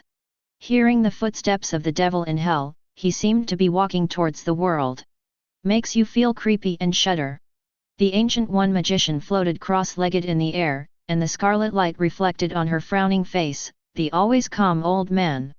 When I noticed the change from the space crack, my heart couldn't help but start to become dignified and nervous. I don't know if it's an illusion. She was even a little scared, the sixth sense brought about by long-term practice. Let it feel that what comes out of it will make all things tremble. What exactly is it? The Ancient One magician slowly opened his eyes, and constantly crimson energy poured out of the formation beneath his feet.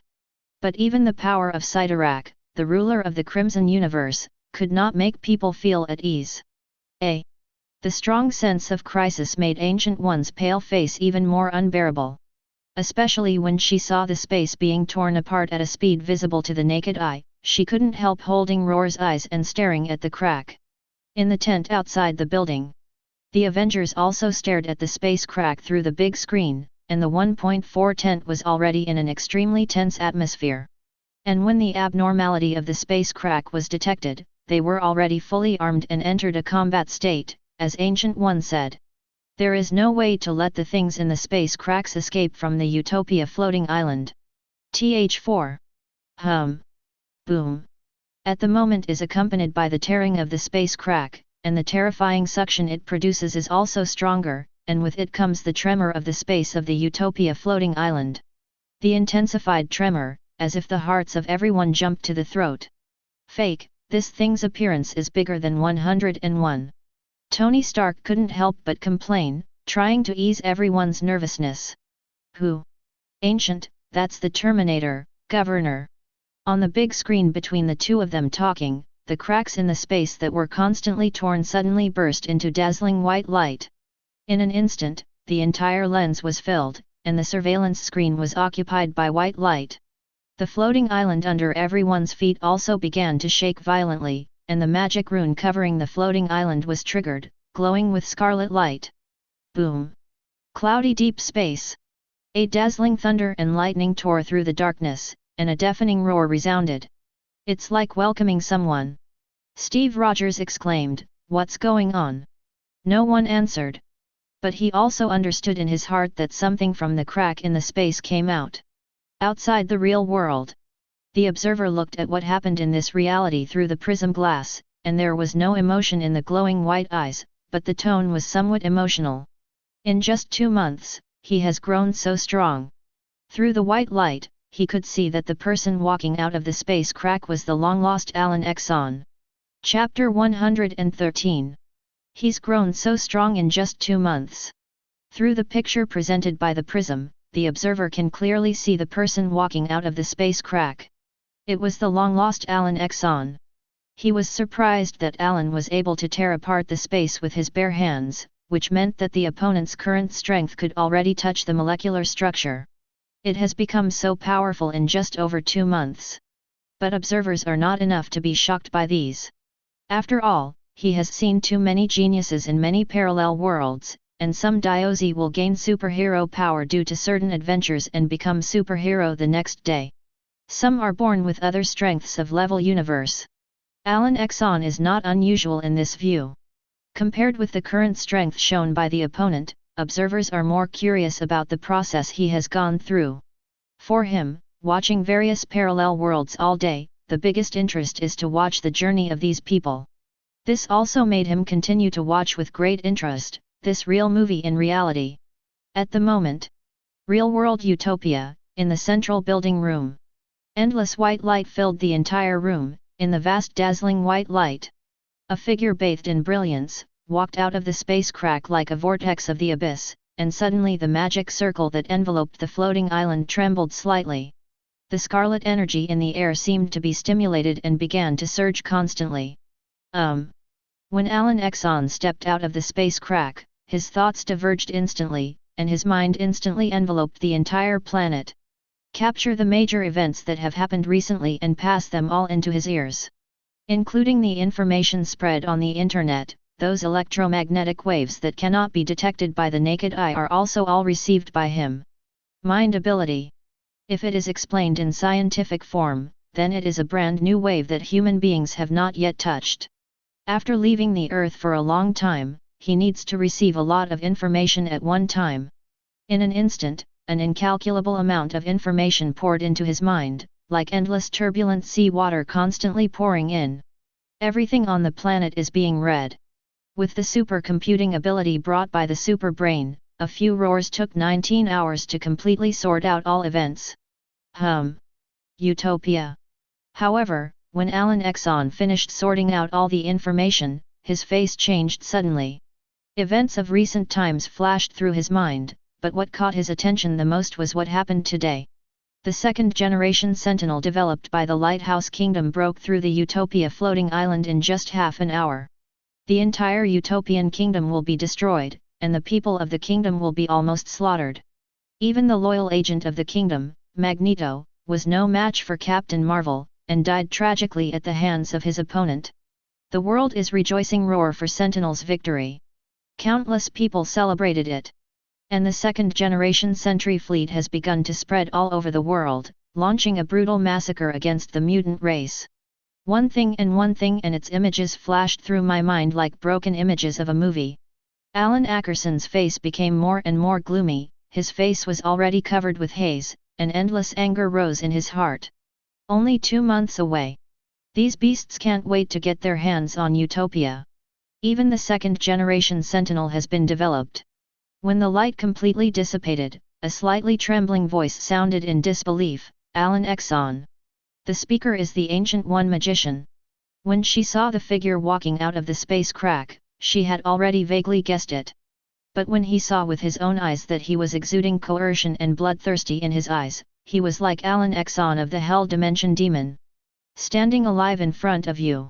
She just came back to her senses. The thing in the space crack turned out to be the most unlikely thing that had been guessed before. Alan Exxon. The Ancient One magician, no, should be called Sorcerer Supreme, didn't expect the first meeting to be this way. Alan Ackerson looked around at the scene immersed in the Scarlet Circle, and he could clearly feel the great pressure this circle brought him. He was curious which dimension these Mephisto energies came from. So gloomy and domineering. Mr. Exxon, I didn't expect that the person who came out of the space crack would be you. If I had known this, I would not have been so presumptuous. Ancient One magician tried his best to calm down, with an apologetic smile on his face.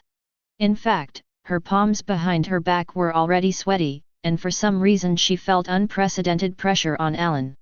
There has never been such pressure against dimensional Mephisto. Perhaps it is related to the horror event she deduced, and now the person in front of you is the initiator of the horror event. If it were someone else, it would be untenable. But the Ancient One magician was terrified, and she had lived hundreds of years before Alan was not enough to lose her temper. But outside the building, in a temporary tent, through the surveillance screen, the Avengers could clearly see the inner turmoil of the people in the screen, and they had guessed countless possibilities.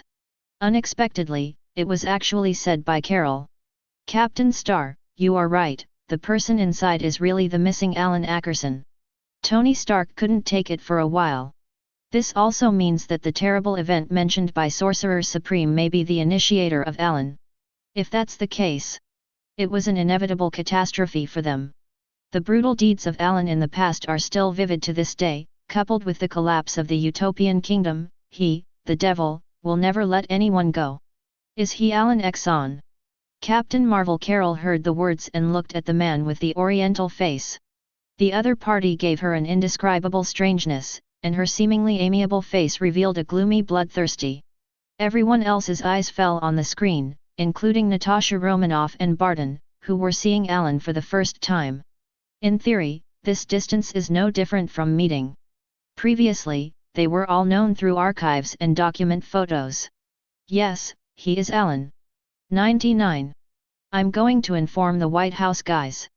Tony Stark didn't dare to be negligent, and even asked J.A.R.V.I.S. to call President Ellis. Although Alan's information in many files records that his only threat is the mutant ability. Now that the second generation of Sentry is introduced, people with mutant genes have basically lost their threat. But at present, Alan is likely to be the initiator of the horror event. Tony Stark dared not take it lightly. I dialed the phone as quickly as possible and glanced at the screen. The Ancient One magician seemed to frighten each other temporarily, and neither of them made any drastic actions. Soon President Ellis' voice came, "Mr. Stark? White House Office of the President." President Ellis leaned back on his chair, and his brows were full of joy from the victory of the war. He wanted to finish the current affairs as soon as possible. Then go back to the long-awaited dinner, and then go back to sleep for a restful sleep that I haven't had in 2 months. Did not expect to receive a call from Stark at this time. When he heard the content, he was stunned for a moment, and then his face became more joyful. Did Exxon bring it to the door by himself? Wasn't the one who made them uneasy during this time, Alan? Now I don't know how many people want to kill him with their own hands, but unfortunately they didn't capture him in the Utopia battle. It is a pleasant surprise that he has now thrown himself into the net. But Tony Stark's next words made President Ellis's vicissitudes face gradually dignified. Is what you said true? The deduction of the Sorcerer Supreme? Upcoming horrific event? Could Alan Exxon be the initiator? If it were a few months ago, President Ellis would not have believed in words like necromancer, even in the age of materialists. Anything that cannot be explained by science is absurd. But after so many things, he is also dubious about the so-called Sorcerer Supreme. After hanging up the phone, he had no choice but to ask Trask Industries to redeploy Sentinel to Utopia. Trask heard that Alan was going to be captured, and dispatched the nearest 100,000 second-generation Sentinels without hesitation. Go to the Utopia country at the fastest speed for encirclement and suppression. The scientist was very fascinated by Alan's mutant ability. Think he will be the key to human evolution. However, they never imagined that each other would become everyone's nightmare, and this planet and even this reality would become a stepping stone under their feet. But everyone is quietly in a bigger crisis. In a space beyond reality. The observers watched all this with great interest, taking everyone's demeanor into their eyes. He wanted to see if Alan Exxon could break through the circle formed by Tesseract's energy. He knew about the powerful existence of Tesseract, and he was also a super-level universe powerhouse beyond reality. Even observers have to avoid it. Although the Ancient One magician couldn't borrow too much of Tesseract's energy, but with her current strength, there are few opponents in a single universe. At the moment that reality is still going on. Seeing that the formation was working, Ancient One magician seemed to restrain Alan, and the opponent did not make any offensive moves. Instead, he stood there until the space crack closed. Seeing this, she did not attack rashly, but asked tentatively, "How did you break the absolute time point? It is impossible to do it with your current strength." This is also what Ancient One is most afraid of, or the other party has broken the absolute time point through some means. But the possibility of that is almost nil. As for breaking with super strength, it must achieve strength beyond the reality of the single universe. Otherwise it is simply impossible. There are detailed records in the Book of Cagliostro that only those who are beyond reality can break the absolute time point. Because only by being able to manipulate and control a cosmic reality can you break the absolute point in time of that reality. Modify it, or reshape it. Obviously Alan Exxon can't do it no matter how fast he grows. Absolute time? Which one do you mean I broke? In fact, Alan was very curious about what happened to Ancient One's future in the timeline he saw. You should have died in today's battle, with your countrymen. The Ancient One magician did not hide that his original future would never happen again. Even if it is revealed, it will not cause disaster. Seeing Alan Ackerson smiling without saying a word, she shook her head. Alan, your mood is very unstable, maybe this Crimson Circle can make you calmly think about whether what you are doing is really worth it. 99. 203. Ancient One Magician, almost all of my compatriots are about to be slaughtered by you, yet you still hope to persuade me with words. Alan grinned contemptuously, and in the environment filled with scarlet light, the smile seemed a little weird. However, on the surface, the Ancient One Magician of the Virgin, the Scarlet Magic Circle caste is not weak. This is also the reason why he has not acted for a long time. The scarlet energy permeating the magic circle carries the magic rune, which is constantly brought about by the powerful suppression. Even if the Ancient One is killed, it is impossible to get out easily. And when he heard the word Crimson, he had already thought of a very powerful and ancient abstract magical entity in the Crimson Universe. Or God and Devil. For a long time, it was worshipped and admired by the people of the earth. That is Tesseract, the master of the Crimson Universe. An ancient abstract magical entity of unknown strength, like the five gods, is some kind of physical incarnation.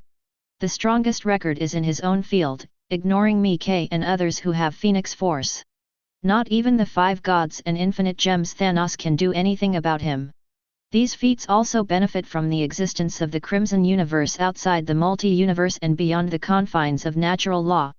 Definitely does not mean that Tesseract's strength can only be mischievous in his own field. After all, he is a multi-universe existence. Even if the Ancient One Magician only borrowed seemingly insignificant energy, it actually contained power that many creatures could not resist. It's just that the Ancient One will sacrifice a lot for this. However, at this moment, the Ancient One Magician on the opposite side turned pale and suddenly launched the attack first. His hands clenched tightly and glowed with golden light, condensing a dazzling light. Then it suddenly pushed forward and condensed a powerful thunderbolt of Bosset. Boom! One after another, loud noises like thunder, echoing in the ears. The surging thunder of Bosset suddenly slammed into Alan, tearing out bursts of piercing noises. The thunder of Bosset, which carries the violent power, makes the air flow more and more, surging wherever it goes, shaking the surrounding space. The whole building trembled and shook violently. This seemingly understated blast of Bosset's thunder has been brought to the extreme under the hundreds of years of study by Sorcerer Supreme. Obviously her goal is clear, that is to attack Alan. The Avengers in the camp saw Sorcerer Supreme attack, and immediately held Roar's breath subconsciously. If Sorcerer Supreme is as powerful as Carol says she is, she will be the most powerful of them all. If even she can't deal with Alan Exxon, they can't imagine what the consequences will be. Chapter 114. The nervous eyes of the Avengers were always on the big screen, and the radiance of the thunder of Bosset was reflected on their dignified and nervous faces. Boom! On the screen, a dazzling thunder of Bosset ripped apart the sky and blasted straight at Alan.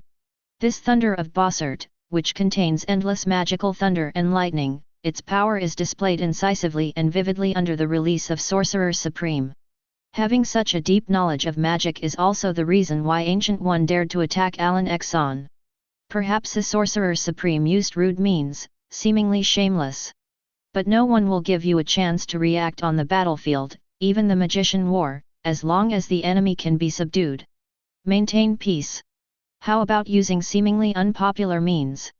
The second is that Alan is in the binding circle, and the characteristic of the circle is that it can suppress the locked target. As long as it enters the magic circle, the locked target cannot move half a point. Rao is stronger than Asgard. Thor will also become a lamb to be slaughtered. Even if the god King Odin comes, there is nothing he can do. As for dealing with Alan Exxon, Ancient One is also confident. After all, this is the energy from the Crimson Universe Master Tesseract, in order to draw the energy of this ancient abstract entity. Ancient One even sacrificed itself to cast spells. As a result, her current life has begun to gradually fade away. Although she is able to cast not weak magic, but every time she casts magic, her body will become weaker. Therefore, when Ancient One used the thunder of Bosset, he could clearly feel the changes in his body. Even so, she still uses magic to the extreme. Boom! At the moment, the thunder of Bosset crashed down on Alan Exxon. However, the picture that everyone imagined did not appear, and Alan Exxon was standing there, facing the golden magic lightning with terrifying power. Forcibly let the golden magic fall on the body. When the huge Bosset lightning bombarded, a shocking storm swept across the sky. The facilities in the room will be smashed and smashed everywhere. And he? Not moving. This scene made all the Avengers immediately shrink their pupils, their eyes filled with unbelievable expressions, and some even turned slightly pale. In the already sultry environment, their foreheads were covered with beads of sweat. They couldn't really feel the power of Bosset's thunder when they weren't on the scene, but the value detected by the equipment and instruments once reached the peak of the preset value of the device. And it can be seen that the value is still rising, there is no meaning to stop. But it was such a terrifying and continuous bombardment of magic and lightning, and the other party stood there unscathed. Not even the clothes were damaged in the slightest. All of them were shocked. Even Captain Marvel was amazed by this number. Even if she is bombarded by such a powerful Bosset thunder, it will not be so easy, and she may be blasted hundreds of meters by the Ancient One magician. Alan Exxon like this? A mutant with no combat ability? Did the people who recorded the archives make a mistake? They are facing far more enemies than Captain Marvel. But what they saw was only the tip of the iceberg. At this time on the big screen, Alan Exxon, who was standing there and let the magic lightning strike, made a counterattack. An understatement to fight back. I saw him open his mouth and blow lightly, and the cold air blown out of his mouth instantly rushed on the huge bright magic lightning in front of him. Then a startling scene appeared. The dazzling magic lightning appeared to freeze at a speed visible to the naked eye, and ice gradually spread on the huge lightning. And gradually spread to the hands of Ancient One magician. Frozen molecular matter. Seeing this, Ancient One magician was startled, and immediately stopped casting spells with both hands. Feeling the chill coming from her face, she hurriedly took a few steps back. The cold air touched his eyebrows, and in the blink of an eye, a layer of hoarfrost stained his eyes. Immediately afterwards, the thunder of Bosset that had been shot out earlier had turned into an exquisite ice sculpture, and every place was perfectly frozen and suspended in mid-air. Next second, boom! The ice sculpture without pillars fell to the ground, and the smashed into a pile of ice slag powder. The sound of falling and shattering is like the big heart of everyone, and once again facing this incredible picture, I feel that the enemy is so powerful that it is suffocating. Ancient One magician, why are you working so hard? Alan Ackerson's voice sounded hoarse, and he continued, your life is passing by, and it will not be long before it ends. 5. You should enjoy this last moment, after all, no matter what you do, you can't change the final result. Hearing that Ancient One magician's eyes were dim, she naturally knew that with her own strength, she would not be Alan's opponent in her heyday. Not to mention that her condition is extremely poor now, and she is already approaching the end of her life. Facing Alan is undoubtedly hitting a stone with an egg, and others may not know Alan's true strength. But the Ancient One magician knew better than anyone what his power was before he disappeared. Now that he has disappeared for more than 2 months, his strength has clearly improved. At this point, seeing that it was too hard, Ancient One could only sigh and persuade him, there is a devil in our hearts, Alan, but we can't live under him. We're going to live on him. She put her hands behind her back, trying her best to show the majesty that used to belong to the Sorcerer Supreme in front of the young man in front of her. Although she couldn't be as majestic as before, she still tried to calm down the unstable emotions in her heart, stared at the other party and said solemnly, Alan, death gives meaning to life, reminding us that time is short, and there are not many days to go. Your family may wish you more happiness in the future, but not full of endless killings. 99. Originally the previous words were fine, but when the word family was mentioned, Alan Exxon in front of him flashed and disappeared in place. See this scene. Ancient One magician's face changed greatly, and his heart was extremely horrified. Miscalculated. Did Alan stay where she was from the beginning to the end? She thought Alan Exxon was suppressed by the Tesseract energy. As a result, the opponent was able to break free from the suppression and move freely in the circle. Roar! When the revenge people saw this scene, they were also shocked. Thor had just talked to them about science, and the reason why the enemy didn't move was because of the restriction of the magic circle. Available in the next second. People broke free from their shackles, and the flash disappeared. Before everyone could react, not even a single roar suction was completed. Just saw Exxon appearing behind the Ancient One magician, and the latter's reaction was to release the magic seraphim shield almost at the same time. This is Camartage's most powerful magical defense. It's just that even the most powerful magic means seems vulnerable in the next second. The other party stretched out his hand and pushed it gently, causing the seraphim shield to collapse directly. The Ancient One magician, like a kite with a broken string, smashed to the ground, and a magical rune mark appeared instantly on the impacted ground. With the protection of the magic circle, the floor did not crack. The Ancient One magician that fell on the ground refracted and slammed into the opposite wall before stopping. The impacted wall rippled with endless magical rune marks, and huge amounts of impact caused a gust of wind to rage around. Cough cough cough. Ancient One magician's face was pale, and her violent cough made her look hideous. When the Avengers saw the pained Ancient One magician, the tent fell silent for a while, and everyone was shocked by this scene. Sorcerer Supreme, the strongest on Earth. In the hands of Exxon, it is like a joker, being played by the opponent. There is absolutely no power to fight back. Don't mention my family. Alan Ackerson stared at the people on the ground with bloodthirsty eyes, and the gloomy tone gradually became gloomy. He strode toward the Ancient One magician, each step neither light nor heavy. But there is a powerful coercion looming over, and the Avengers across the screen feel suffocated and depressed. Calm down, Alan, you can't let the devil in your heart stand above you. Seeing that the situation was out of control, Ancient One magician continued to persuade, this magic circle will not be unsealed for 100 years, and you will stay in this building for hundreds of years. But if you are ashamed of the crime you committed, you will be released. Hearing this, Alan Ackerson sneered, "What's wrong with me, isn't it all forced? I know everything about you, I know your pain, and I understand how you feel right now. 99. I know what you're going through, and I feel sympathy for what you're going through." Ancient One stood up, trying to reason with the demon who was about to descend into hell. No, perhaps the person in front of him has completely fallen into hell. But she still wanted to save it, nothing else. Just trying to get some odds of winning for those 1 in 70 million. But Alan Ackerson interrupted coldly, "You can see it, but you will never come out to stop it. But I can't make any changes, or tamper with the timeline. This will affect the entire sacred timeline." Ancient One magician's tone was apologetic, and he tried his best to keep his voice calm and solemn. "For me, the meaning of life does not lie in myself, and the real happiness lies in the achievement of others." 95. We need time to remind ourselves that life is limited, time is short, and no one is always ready. Death gives meaning to life, letting you know that life is limited and time short, while arrogance and fear can make you ignore the most basic and most important things. Everything that everyone encounters is actually arranged by the timeline, and everyone is working hard for the sacred timeline.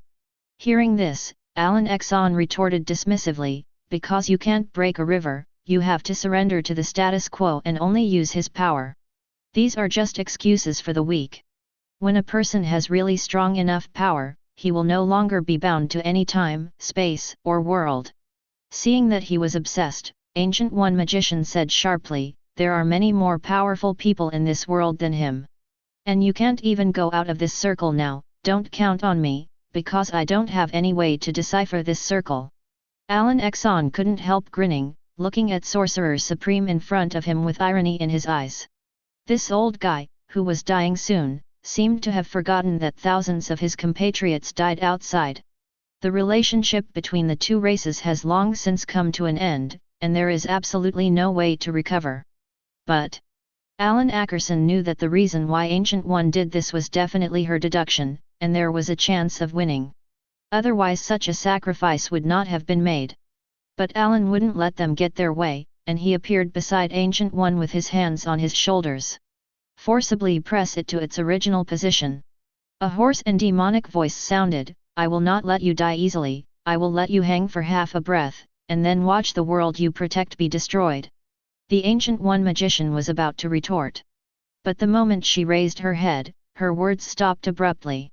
Alan actually raised his hand to manipulate the magic element, which is a very unique magic manipulation method that he has never seen before. "You have to defeat magic with magic, right? I hope your crimson circle won't be cracked so easily, dragon." Chapter 115. Alan's palm glowed with dazzling white light, and the strange light bloomed in the space filled with scarlet energy, dispelling the scarlet light around him. How is it possible? How did you do it?"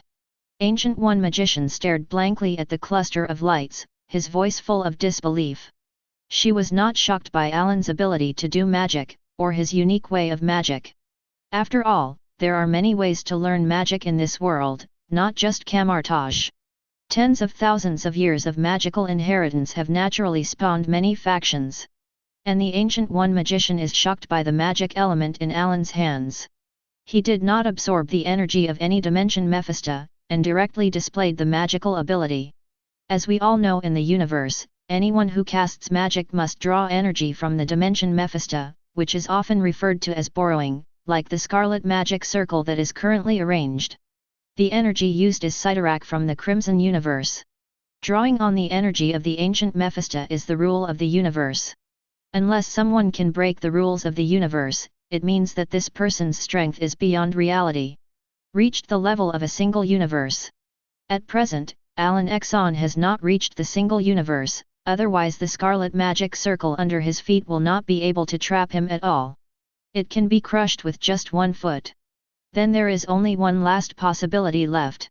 Thinking about it, Rao was the Ancient One magician who saw through the red dust in the past, and could not help but tremble. "You created a new magic system?" 35. That's right. The only thing that can be explained is this. There is no need to draw the magician that borrows Mephisto energy from any dimension, which means that the magic that Alan uses now is a new system. No one has ever been able to do this, and he set a precedent. How can you not shock this sorcerer supreme, her genius magician as camouflage? At this moment, it is not as good as 1/10,000th of the young man in front of him. Moreover, Alan didn't seem to return to magic 2 months ago. In such a short time, when he mastered magic, he also created a new faction, and he could clearly feel the energy contained in it. Not weaker than the energy from Wiashandi. Even Ancient One can vaguely perceive the magic level of the other party, which has far surpassed her. This can only be regarded as a small gain during my absence. Alan replied lightly. The small gain in his mouth. The magic world is not enlightened by many people. You are a genius, you shouldn't be so depraved. If you didn't make mistakes in the beginning of 203, maybe we would become a good teacher and apprentice. Ancient One magician's eyes dimmed, knowing that it would be a matter of time before the opponent broke the scarlet circle. Although the magic circle cast by Tesseract's energy is very strong, it can bind almost everything in the 9 realms. But not forever.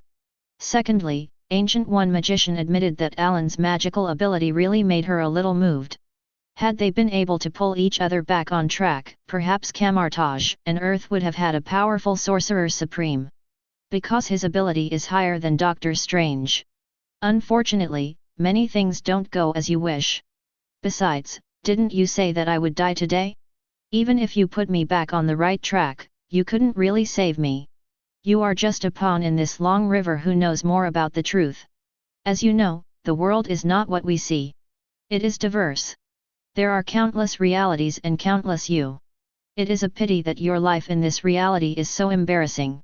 With that said, Alan Ackerson got up and opened his palms to glow with endless magical light. At the moment when the 10,000 Zhong rays of light radiated, the entire surrounding formation began to tremble. The scarlet light that touched it also made bursts of hissing, making the entire space in a state of extreme trembling. The scarlet magic circle under his feet was gradually being swallowed up. The two forces collided with each other and filled the air with one after another, causing the air to distort and shatter. The boundary that the scarlet magic circle was wrapped in began to vibrate slightly. Trembling, neighing, shaking. It seems that the magic circle is struggling in pain, trying not to be decomposed by the white light. However, there is still no escape from the result of being gradually decomposed. Ancient One still has something. Alan's face was dignified, and his heart secretly said, "Worthy of being the Sorcerer Supreme, this scarlet magic circle was laid down by her sacrificing her life, and the precision of its magic circle has reached the most perfect level of the magic circle." The seemingly simple scarlet magic circle, in fact, the Ancient One magician arranged its magic order when the cloth, JB, was placed is almost incomprehensible. Magic is not as simple as shouting a slogan. It requires mental power to arrange it like programming, and the rules of its arrangement are complicated. It is far from what ordinary people can imagine. And the more complex and perfect the magic is arranged, the more powerful it will be. Just like the scarlet magic circle arranged by the Ancient One magician right now, no one in the 9 realms can understand it. Even as she said, she couldn't even crack this magic circle. The centuries-old Sorcerer Supreme's mastery of magic. On Earth and even in the 9 realms, she has reached the pinnacle of excellence, and almost no one can match her magical attainments. An Earthling can reach such a state, and it is no wonder that Thanos dared not come to Earth. Even those monsters in the dimensional space dare not invade. It's all she's holding on. Alan, give it up. I admit that your magical attainments are no longer as good as mine, but you can't decipher this formation at all. 55. Seeing him begin to crack the scarlet magic circle, Ancient One magician raised his pale face with a light cough and said slowly. In fact, she was worried that Alan would crack the scarlet circle. After all, there is almost no big gap between the two's magical attainments except for the experience they need to accumulate over time. The scarlet magic circle under his feet may be cracked in a few days. She had to buy time for Stephen Strange. Otherwise, going out with Alan's strength would be a terrifying catastrophe for both Earth and the 9 realms. However, Sorcerer Supreme thinks too much. She never imagined that the young man in front of her would not need a few days. In the eyes of Sorcerer Supreme, a magic circle that is difficult to crack by itself. It's just a very simple thing for him, the most is to stand for a while. You should worry about yourself now. Hearing her words, Alan turned around and waved a brilliant magic to instantly imprison her. Make it immobile. If the great magicians of Camartage saw this scene, they would be shocked beyond measure. The invincible Sorcerer Supreme in their eyes. At the moment, it was so unbearable in front of young people in their early 20s that they didn't even have a chance to fight back. The reason for Alan's bondage to the Ancient One is simple. One is to prevent the other party from interfering, and the other is that the other party's magical energy has some influence on him. Although the insignificant effect is invisible on the surface, the energy actually touches him. Its own Kryptonian cells are affected, and the energy of the fixed star is mutually exclusive with the magical energy of the Ancient One. Will cause various super abilities to weaken. A lot of people say that Superman has no magic resistance, but it's true, not very true. He has magic resistance. To be precise, it is only Kryptonian cells that sometimes absorb powerful magic energy. As a result, it is repelled from the fixed star energy and makes the Kryptonians weak. Weakness is related to the strength of magical energy. However, more than can be used to use the absorbed magical energy to display it. For example, in the comics, Superman once used the magic energy stored in his body to absorb the stored magic energy and pull out the sword in the stone. He swung out a sword that destroyed the world. However, the magical energy that Alan is releasing now does not come from his body, nor does it come from the dimension Mephisto. Instead, it directly chooses to condense the natural elements in the space and transform them into magical energy perfectly. To be precise, he's not a real Marvel magician. Roar! Thinking about it, Alan took a deep breath and clenched his fists, and a magic totem gradually appeared behind him. A magnificent dragon gradually appeared and hovered in the air. However, when he used magic to crack the scarlet circle, he always vaguely sensed that someone was spying on him. No, this feeling has been there since he walked out of the space crack, but he didn't have such a strong feeling at the beginning. But the superbrain's thinking turned sharply, and the spiritual ability almost shrouded Midgard. No suspicious persons were seen either. Is it his delusion? But Alan Ackerson still kept an eye on it. He has always believed in his sixth sense. Maybe what he did caught the attention of some old monster. Alan wasn't stupid enough to look around. If it was true, the other party might be looking at him right now. At the moment, in the deep space where no one can see the broken glass-like sky, the tall figure of the observer stood there, watching everything that was happening in this real world, and then he couldn't help but be slightly taken aback. The tone was a little surprised. Did he find something? The observer could feel that Alan Exxon just spread his mind to the whole Midgard. Seems to be looking for something. Could it be that the other party discovered his existence? Soon this idea was dispelled by him. How could someone easily break the reality? The observer shook his bald head and smiled. If it's so easy to be out of reality, then the multi-universe can't be messed up. Although it is possible in many universes to break the reality and achieve the existence of a single universe, there are very few people who can do it. After all, the probability and opportunity are too few. It's like there's Dark Phoenix in almost every universe. But not every Dark Phoenix of the universe can get the multi-universe level. Even some awakening Phoenix forces were killed by Wolverine. I'm confused, but Alan Exxon estimates that it will take several days to crack the magic circle. Do you want to change the reality and see? 35. The observer looked at the young man who cracked the magic circle and pondered. He was surprised that Alan had the Sorcerer Supreme attainments. But it is still impossible to quickly crack the magic circle. After thinking about it, he noticed that there seemed to be new progress on Stephen Strange's side. Let's see how this guy is doing. Roar! He placed his big hand on the prism that presented the picture and waved it lightly. Instantly transformed to Stephen Strange in the mirror space. After Stephen Strange at the moment absorbed a large number of different dimensional monsters, his strength increased rapidly in just a few hours, far exceeding the previous dozens of times. Before the Ancient One magician left, he used the time gem to create a space where the flow rate of time was faster than reality. This made reality only a few dozen minutes past. And Stephen Strange's side has passed for a few hours. Absorption during this time.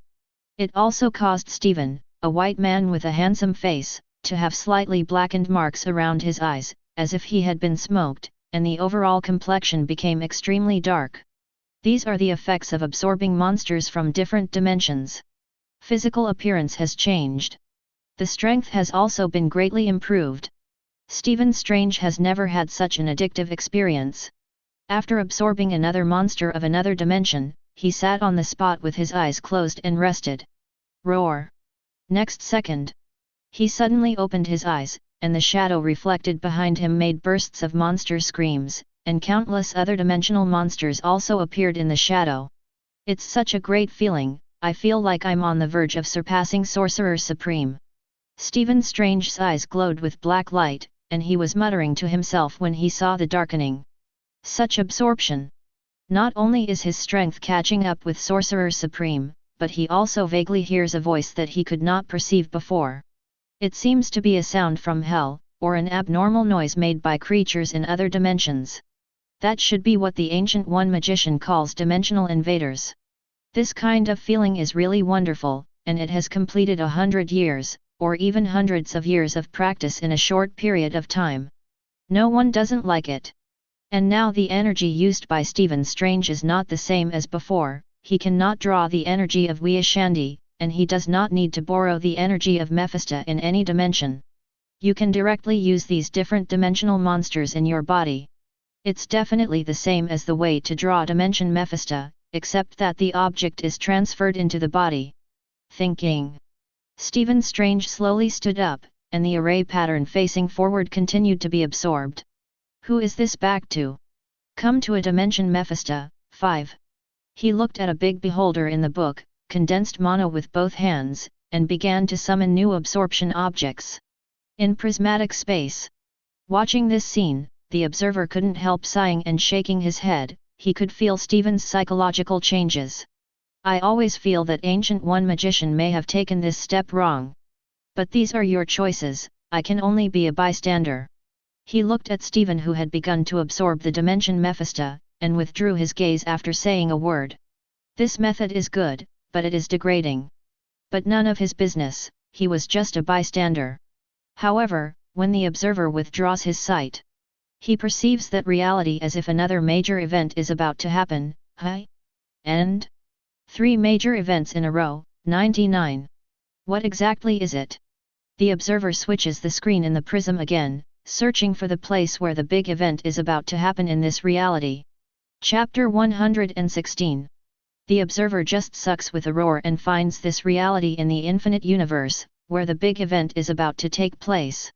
He stretched out his hand and placed it on the crystal prism, and the shattered prism immediately presented a new picture. What comes into view is a vast expanse of forest, located in an extremely remote neighborhood. There is almost no sign of human life, only tire marks left on the desolate trail. It seems that even Sentinel has not come here to search for such a desolate and remote area. And it is also the advantage of the terrain environment that allows Mutant, who escaped from the Utopia floating island, to have a temporary place to stay. In the quiet and dense forest, tens of thousands of mutants are scattered among the trees. The expressions on their faces were terrified. Obviously, many people had not recovered from the horror of the previous Sentinel. For them, the second-generation sentry was a nightmare. Even the high-level officials of the powerful utopian state are no match, let alone the commoners. Under the hands of the second-generation sentry, he couldn't even hold on to a single move. Only let the other side slaughter. Pietro, are they all okay? Under the prosperous tree, Polaris Lorna Dan was in a low mood, his eyes swept over the crowd around him, not knowing what to say. Just had to ask a question. Quicksilver Pietro was pale and silent, and he saved nearly half of the people here. Now he is too tired to talk anymore. The ability of the variant of speed biology is originally to make the body's metabolism run at a high intensity. Let the body's heat consumption quickly, causing him to be hungry. Don't want to answer at all. I've had enough. Whether Alan Exxon started Mutant, or we chose to enter it, was the wrong question. I told Logan a long time ago, use violence for violence, and kill for kill. There will be no good results for anyone, and now the original words have been fulfilled. 5. At this time, Cyclops Scott, who had also been silent all the time, spoke in an unusually gloomy tone. As soon as this word comes out, the eyes of many people around him fell on him. Now everyone's morale is low, and they heard the words of the leader of the X-Men team. A time. The expressions of everyone could not help but dim, and at this moment they deeply realized what is called natural selection and survival of the fittest. This is a world of the jungle, the real face. Perhaps, in any case, Mutant may be destined to die. Scott, stop talking. Hearing this, Polaris Lorna frowned and hurriedly stopped. Shut me up? Why don't you shut up? Alan Exxon, when he announced the establishment of the Mutant Kingdom, he promised everyone would be protected. When Cyclops Scott heard her words, his tone suddenly became more gloomy and urgent, and said coldly, "Where is he now? We haven't seen him since we joined the kingdom." He is almost like a Magneto fictionalized founder. Having been through so much has made Scott so emotional. These words seem to have opened a level. The manic emotions in the heart broke out completely, pouring out like a tide. Roaring at Polaris Lorna without any scruples. The girl standing opposite had a mania, and her mood has been unstable, facing Scott's roar. Her hands trembled, glowing green, and she pushed forward angrily. "Shut up!" Roar. Boom. Cyclops Scott was hit by the green light and felt like a big truck hit his body. Boom. Chi. Next second, the whole figure was like a kite with a broken string, and when it plunged to the rear and swept out, bursts of fierce neighing sounded. Wherever he went, a cloud of dust swept up, and he didn't stop completely until it penetrated a big tree. Fortunately, Scott's physical fitness is different from ordinary people. He just coughed a few times before shaking his body and stood up. Otherwise, such a terrifying impact would probably cause an ordinary person's body to be torn apart. Cough cough cough. "Lorna, great job." Cyclops Scott's eyes gradually condensed with light. He gritted his teeth and looked in the direction of Lorna and said solemnly. The conflict between the two naturally attracted the attention of the surrounding mutants. Seeing this, Quicksilver Pietro hurriedly came between the two of them, for fear that the two of them would fight again. Hey! You all calm down. 35. Scott, who was about to release the laser beam, also glanced at the people around him, realizing that doing so would only make the situation worse. He thought in his heart not to care about children, and took a deep breath to suppress his anger, and the light in his eyes also dissipated. Sorry, I was the first to lose my temper. 35. After Scott finished speaking, he felt depressed, turned, and walked towards the depths of the forest behind.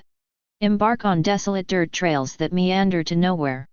Lorna said slowly, sorry, I was too impulsive just now, I couldn't control my emotions. 35.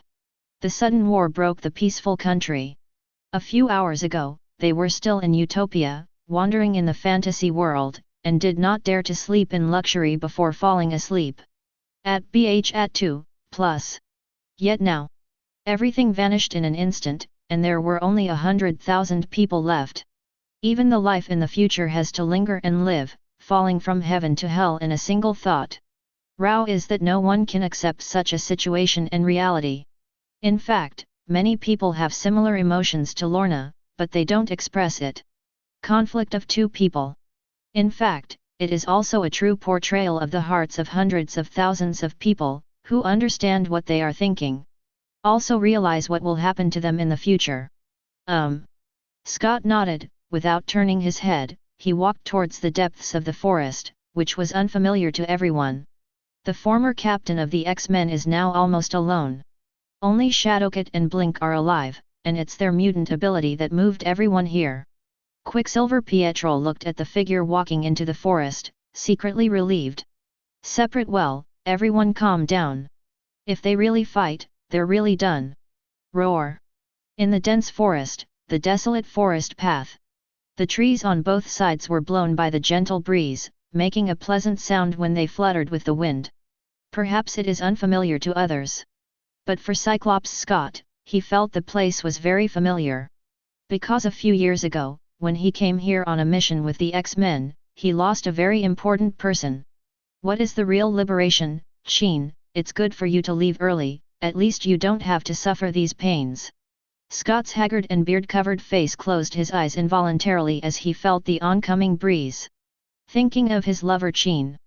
Grey, he muttered to himself. Finally, he passed through the endless forest, and saw the dazzling sunlight emerging from the sky, which was shrouded in a continuous river. That's Lake Yakali. 3 years ago, the X-Men came here on a mission. Jean Grey sacrificed herself to stop the flood. Cyclops Scott made a ghostly walk to the lake, his mood was already low, and the scene in front of him was emotional. It made him feel an indescribable depression in his heart, and let the wind blowing on the lake blow his face.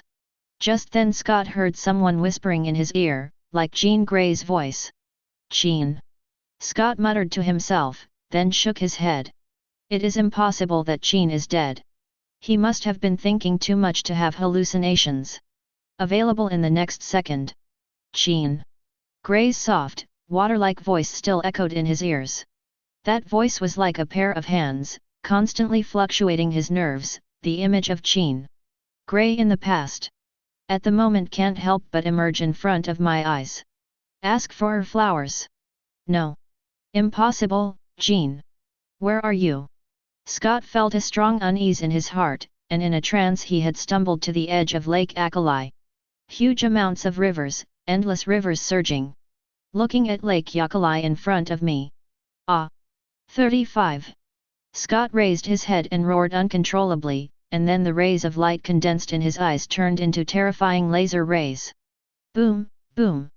The terrifying radium rays suddenly penetrated the clouds, breaking the clouds in the deep space. What?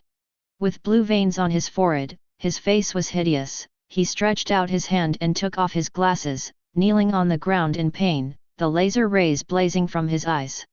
As his gaze moved, the stream began to penetrate into Lake Yakali constantly. Huge laser rays bombarded the lake surface, rushing up the white waves that lifted the sky, and the terrifying hot beams made the lake water boil. Immediately afterwards, a strange scene appeared on the lake. The beams shot out of Scott's eyes seemed to inject energy into the lake surface, and the lake water seemed to come alive to form a rapid vortex. One of the shadows slowly flew out of the vortex. Gene. 35. Scott's eyes controlled the projection beam, and the corners of his eyes fluttered with white smoke, and the continuous projection just now made his forehead blue veins stick. 0. But not so much. The woman who appeared in front of him made him stagger and stand up. He was incredulous again. Jean? Is it really you? It's me. 33. Jean Grey came to him, but her face was stiff and indifferent, without the gentleness of the past. She slightly stepped forward and hugged the person in front of her, opened her lips and stroked it. Scott didn't expect the lover he was thinking of to come up so enthusiastically. He couldn't hold back his feelings. He hugged him and responded. But the next second, he sensed something was wrong. The way his loved one seems to be kissing in a copper pot, constantly absorbing the energy within himself. And getting stronger. Crazy absorption. It seems that he wants to suck him completely dry. No matter how hard he struggles, it will not help. What happened? Scott's eyes narrowed in shock. He couldn't believe that someone he loved would do such a thing. The other party ignores energy absorbing. Complete disregard for his life. In the broken sky in the deep space, the observers stood there looking at the scene below, as if they had become accustomed to what was in front of them. There were no major mood swings, and I felt that everything that happened was expected. For such a bridge, it will be staged in many real universes. Observers have long been accustomed to it, and he has long been tired of seeing it. Like what is about to happen in front of you are basically the same, and there are two final outcomes. Or Jean dies. Or the piano of this real universe managed to survive. Hey, Ancient One probably didn't expect it to have a Jean Grey. The observers are more concerned about Alan's situation. The other party's events have never been seen in any universe before. After all, the Alan of the cosmic reality is basically a nobody. Not worth caring at all. Naturally, no one would care about that. At the moment. In the forest near Lake Yakali. Nothing, I think I heard Scott scream. A sensitive mutant noticed the difference and immediately went to inform Polaris Lorna, who was resting. What? Quicksilver, come and have a look, I'll be there later. Although there is a conflict with Scott, it is only a moment of anger. It is impossible to care about the other party's life or death. Heard. Quicksilver Pietro didn't have any hesitation, turned around and flashed in place, and ran to the back leaving a cloud of dust. Chapter 117. In the vast and pitch-black deep space, the black clouds pressed against the bright lightning flashes. Above the clouds, thunder rang out. Boom! Boom! Chi! Lake Akali rolled up white waves due to the fluctuation of thoughts, and a rapid vortex swept up in the center of the lake.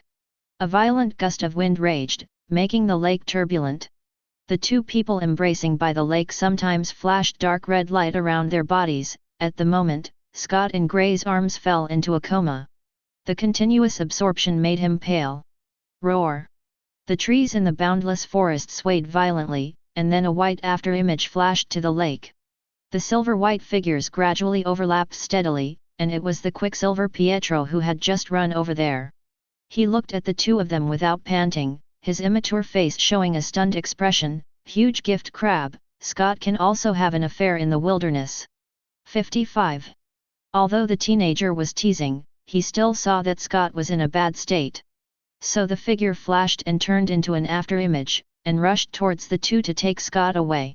But the next second, Pietro was only a few meters closer when he suddenly felt that he had hit the invisible barrier head-on. The whole person fell back uncontrollably, and only slowly stopped after smashing out a few meters. Looking up, a dark red energy stance appeared in front of him, like water ripples. Hum! At this moment, there was a buzzing sound behind him, and the figures of Polaris Lorna walked out, bathed in some black stars.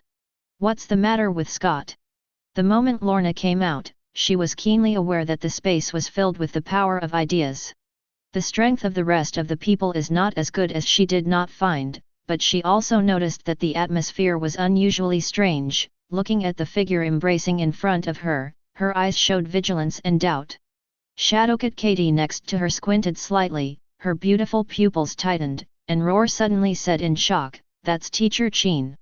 23 How is it possible, didn't Teacher Chin die a few years ago? Beside the flickering Clarice, she could see that the person hugging Mr. Scott was actually Mr. Chin. Also unbelievable. A person who has been dead for many years is standing in front of him at this moment. Are you sure she is the Teacher Chin you know? Lorna's pretty face and eyebrows were slightly wrinkled, and she could clearly feel the change between the two. The woman was absorbing Scott's energy. Well, she's Mr. Jean Grey. Shadowcat Katie nodded firmly. Scott is in danger. He will be sucked dry by your Chin teacher in a few minutes. If he doesn't break this energy barrier and stop her. Lorna soared into the air and flew towards the embraced two, her face was solemn and her hands glowed with a strange green glow. The strands of green light try to penetrate the invisible energy stance. But the opponent's energy is extremely domineering, and there is no way to penetrate it. On the contrary, it stimulated Chin, her indifferent eyes looked at several people, and then the dark red barrier rippled. It caused the whole earth to vibrate violently, and gusts of wind swept across it. Seeing this, everyone's complexion changed greatly, and they could clearly perceive Chin Grey, the power of the mind radiating out. It is constantly breaking down everything that is involved. They all had to retreat to dozens of meters away. Only Polaris Lorna is covered with a dark green energy field, which can resist the energy emitted by Jean Grey. However, the dark red energy barrier prevented her from being able to let it go forward and pull the two away. Katie, did Charles mention Teacher Chin? Lorna had no choice but to turn her head and turn to Katie and the others behind her. They know the piano teacher better. It should be that Teacher Chin has just woken up. The professor said before that the power in Teacher Chin's body is unstable. 35. Need to suppress negative personality emotions by absorbing the pure energy in Mr. Scott's body. Now if she's been sleeping for a few years, she must be hungry for Mr. Scott's energy. 35. Seeing this, Shadowcat Katie also realized that the situation was grim. The originally slightly joyful mood faded, and immediately began to think about how to solve this problem. Because it also means that Scott is a piece of fat when he meets a hungry wolf. Teacher Chin must have wanted to suck him clean. This made her start thinking about how to stop the other party and continue to hurt Mr. Scott. Soon Shadowcat Katie had a flash of inspiration and shouted, "Lorna, you continue to interfere with Teacher Chin, don't let her hurt Scott. I'm going to bring the dreamer here." The beautiful dreamer Sonia Simonson is a mutant of the psychic system. After the transformation, she has been infinitely close to the 4th level mutant. Maybe it can wake up the frenzy of Jyn Grey. There must be some support, like Polaris Lorna to interfere with her. Otherwise, the dreamer will not be enough to fight against Jean Grey, who is also a mind ability. Know that the latter is one of the most powerful mutants in the world. And also the strongest in all X-Men. Soon. Shadowcat Katie rushed over with the beautiful dreamer Sonia. To the confused Sonia, briefly explained the current situation. I immediately understood how to do it. Lorna, you release the magnetic field to interfere with Teacher Chin. Sonia, wait a moment and try to wake up Teacher Chin as I said. Shadowcat Katie exclaimed. But at the moment Jean Grey had already stared at the people who came to disturb her, with black lines spreading around the corners of her eyes, like a hateful ghost, and her indifferent eyes were full of mania. Next second, she looked at the figure entwined with green light in the sky, and a monstrous terrifying aura erupted from her body, and the extremely destructive energy shot up to the sky. Like a blast of water, the gust of wind swept all around. Polaris Lorna, who was originally in the sky, was lifted several meters by the sudden energy, and the whole person lost his center of gravity and fell into Lake Akali. Make waves. This scene really made everyone in the distance look dumbfounded. For Polaris Lorna's strength, they still know very well. Lorna is a level 5 mutant, even stronger than Charles, and second only to Magneto in strength. Now, facing Jyn Grey, there is no way to fight back. She is the most powerful X-Men. Rao is Shadowcat Katie, who is mentally prepared, and she is also deeply shocked. She even thinks that Teacher Chin is stronger than before. Boom! Polaris Lorna, which fell into Lake Yakali, quickly rushed out of the lake under the entanglement of green ons. The dark green energy released by both hands condensed into a ball and smashed straight at Chin. Gray. When the turbulent spherical energy body swept out, a cyclone visible to the naked eye swept up. The surrounding space vibrated violently, the magnetic field was affected to produce a subtle hissing sound, and the air was clearly distorted and broken. "Give me calm down." Lorna looked embarrassed with wetness all over her body, and she frowned and roared irritably. Boom!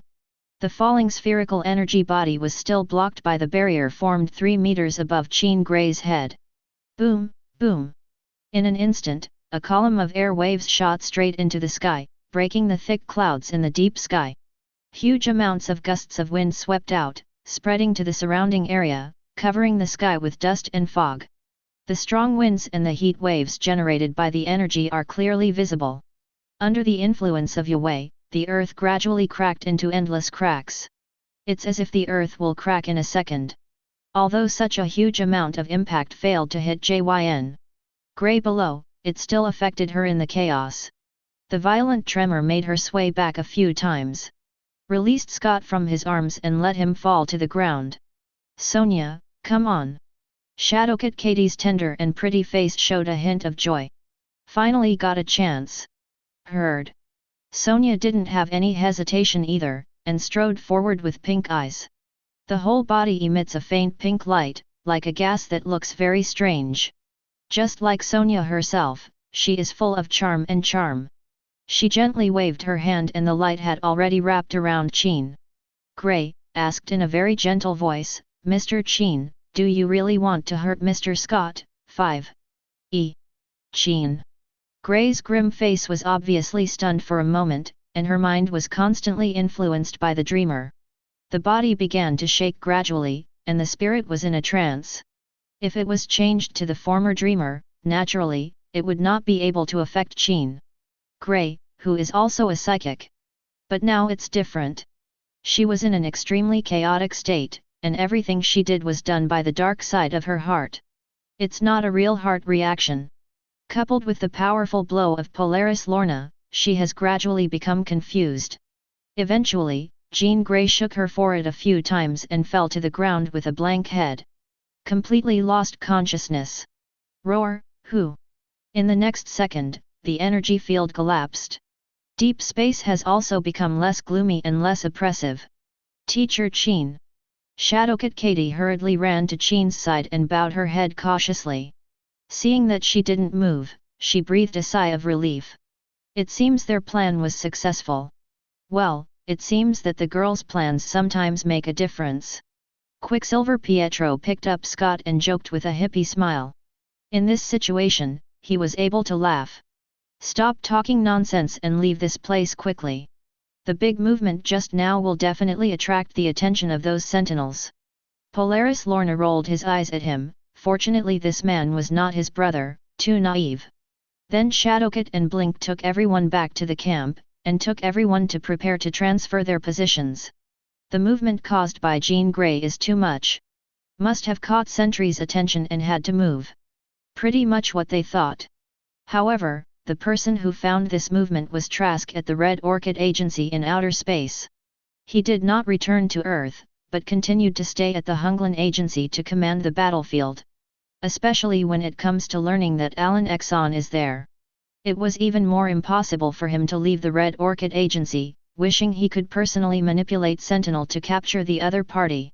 Now through the radar system, a new strong energy fluctuation has been captured. Trask put his eyes on this side. It's mutant again. It seems that the previous group of guys have all fled to this place. 99. When saying this, at the same time, he also felt the power of mutant ability, which was teleported to a land hundreds of kilometers away at once. Only mutant can do it. In fact, even without the use of vegetation portals, mutant alone can achieve fast transportation. Just a small one-time amount. While feeling, Trask entered an order and dispatched the nearest sentinel to encircle it. The sentry fleet is now divided into 3 batches. Mutant who escaped from the siege of Lake Yakali. Alan Exxon in the siege of Utopia. End, siege mutants all over the world. Roar. The order arrives. The Sentry fleet went to the destination at the fastest speed, executing their respective commands. And at the same time, Utopia floating island. Inside the tent, the Avengers did not leave their dignified faces and waited here, and the device displayed high and low values. Just like their mood at the moment. Thor said solemnly, the magic circle will still be cracked no matter what. 99. The Avengers also saw it. The scarlet magic circle in the central building is gradually being disintegrated, but the power of Tesseract from the Crimson Universe. It will continue to pour out, repairing the magic circle. But even so, it only takes enough time, and the scarlet circle will still be disintegrated. It's a matter of time before he comes out, and we should deploy the battle plan in advance. 99. Steve Rogers took a deep breath and responded. How to deploy? Not even Sorcerer Supreme is his match. Tony Stark's forehead was covered in cold sweat, the sweat he shed after seeing Alan's strength just now. In the past, Alan Exxon, who was in his impression, only made Mutant a follower by using mutants to transform ability. Rao is Magneto, who is so strong that he destroys the world and is willing to become his followers. However, he just realized it deeply. The other party seems to be far less unbearable than he thought, and almost everyone is wrong. Alan, strong. Incredibly strong. So you're going to just wait? Or, you're going to give me a battle suit? Let me go to war? Then take it, I would gladly die for my country. Steve Rogers was a little impatient to hear his 1.4 words, they couldn't keep watching. Always have to find something to do. How else to deal with Alan? Does it make you feel comfortable using the Stark family? Old antique, you haven't paid for the shield in your hand. Tony Stark responded coldly without showing any mercy. Enough. You two be quiet. Captain Marvel scolded unceremoniously, and then her pupils were slightly stunned and she noticed a slight change in the sky. That kind of abnormality can't be detected by ordinary people, but her powerful sensory perception has arrived. Sir, there is an energy coming from the universe. Tony Stark's ear also sounded the beep of J.A.R.V.I.S, and he couldn't help but curse in a low voice. Fake, the civil war on Earth hasn't ended yet, how come there are still aliens involved? Sorry, I didn't mean you, Thor. Just finished. Boom. In the sky, a violent beam of energy penetrated the clouds and landed straight on the ground not far from the camp. Colorful beams of light fall from the sky. The dazzling light passed through the window and reflected on everyone's faces. Once drowned out the scarlet light that filled the air. Roar. Wait for the light to dissipate. Where the endless rays of light fell, a circular mark was burned. However, on the ancient rune mark, a burly and majestic figure stands here, and his appearance seems to instantly make a radius of 10 kilometers, shrouded by a powerful pressure, an extreme sense of oppression. It's amazing to see, there is an urge to bow down and be a minister. A time. Everyone froze in place. Only Thor was pleasantly surprised. Father. Chapter 118. Father. Thor's voice surprised everyone, and they all looked at him in astonishment. Thor sensed his gaze, took a step forward proudly, and explained, "Don't be surprised, he is my father and king, Odin, the Lord of the Nine Realms." Heard. Tony Stark and the others looked at the old man again, full of awe. It was an involuntary awe. At the same time, I felt extremely shocked. No wonder the old man in front of you was so dignified. Gives a conflict of wanting to bow down. It was obviously in a dim environment, but the old man always felt that there was a radiance entangled. This is the Lord of the Nine Realms, God King Odin. And they really felt the majesty of a god in Odin. Unlike Thor. The two are worlds apart. Tony, why do you look at me like that? Thor felt the strange eyes of several people again, and then he was a little confused. However, the appearance of King Father obviously surpassed these. He excitedly walked in the direction of the god King Odin, with the usual smile on his face. "Father, why did you come to Midgard? I'll take care of Loki on my own and promise to get the damn traitor back. I'm not just here for him. God King Odin looked at the eldest son's smile and felt a little helpless. He still didn't look like an emperor. But fortunately, it has been recognized by the hammer. Then, great God King, why did you come? It was the first time Tony Stark had seen such a coercive old man, and he didn't ridicule like Thor again. He asked politely and respectfully. For him. 19. God King Odin looked at the building surrounded by scarlet light, and his vicissitudes of life showed a solemn expression that he had not seen for a long time. Everyone knew what he was referring to. Alan Exxon. You're here for Alan Exxon? Captain Marvel Carol Willow frowned deeper. The expressions of the rest of the people were not much better, and it was not that the appearance of the God King Odin made them dissatisfied. It was Odin's attitude towards Alan that made them panic. Ra is the Lord of the Nine Realms, and Odin, the God King, paid so much attention to Alan that he even went down to Earth in person. Just to solve this big trouble in the building. How could they not panic? God King Odin didn't look at her, just answered himself, and then a majestic low voice sounded. That voice is like God, not angry and arrogant. His surprise can also be heard. I didn't expect the Ancient One magician to sacrifice himself, just to restrain Alan. A God King was surprised. Tony Stark. A few people can't realize the seriousness of the matter. No, they have realized it. It's just that things seem to be more serious than they thought. To know when we met last night. Thor mentioned his father, and just said a few words, when asked why he didn't come in person. Get the answer. However, unless the God King encounters a major event that threatens the Nine Realms, he will rarely come to a certain planet in person. Except for catching his own children, he definitely didn't mention it. Father, do you mean that Alan Exxon is more dangerous than Earth? But will it threaten the entire Nine Realms? Thor couldn't help but ask. That's right, now it's not about Earth, but the entire Nine Realms. Only those who can truly see into the future, or who have reached the level of Odin Ancient One, to truly appreciate the power of Alan Exxon.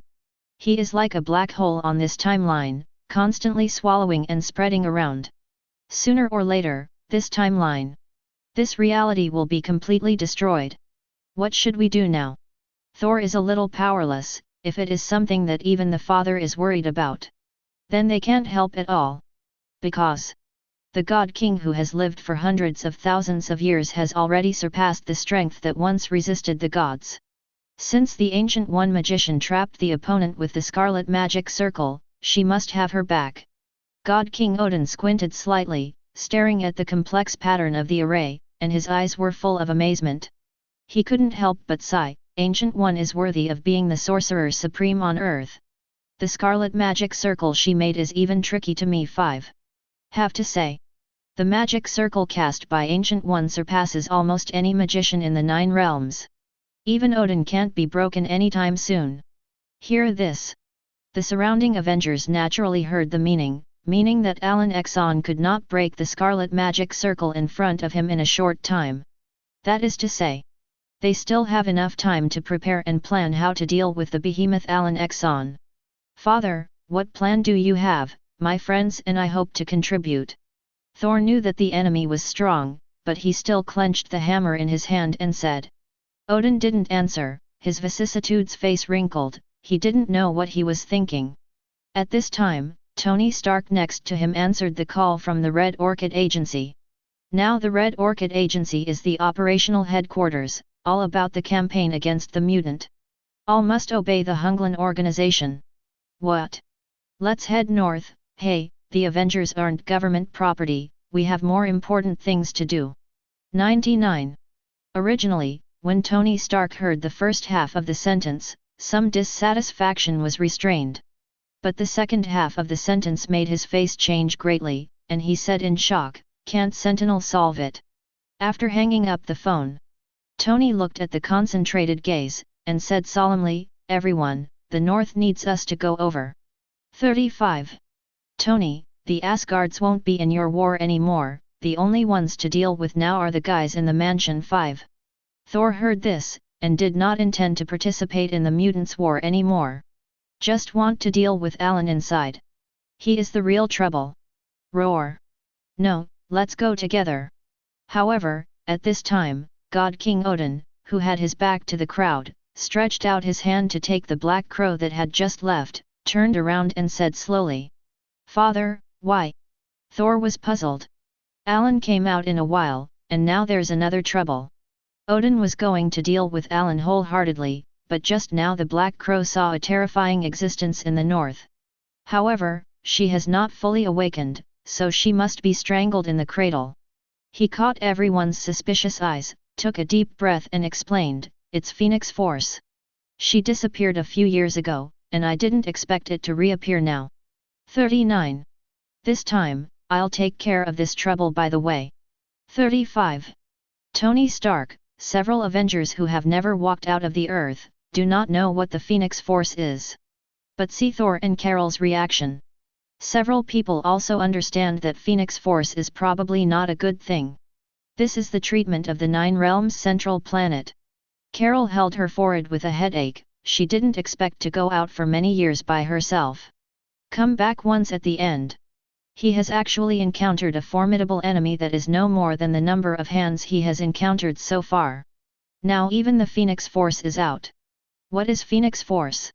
It started from the primordial universe and was born at the beginning of all things.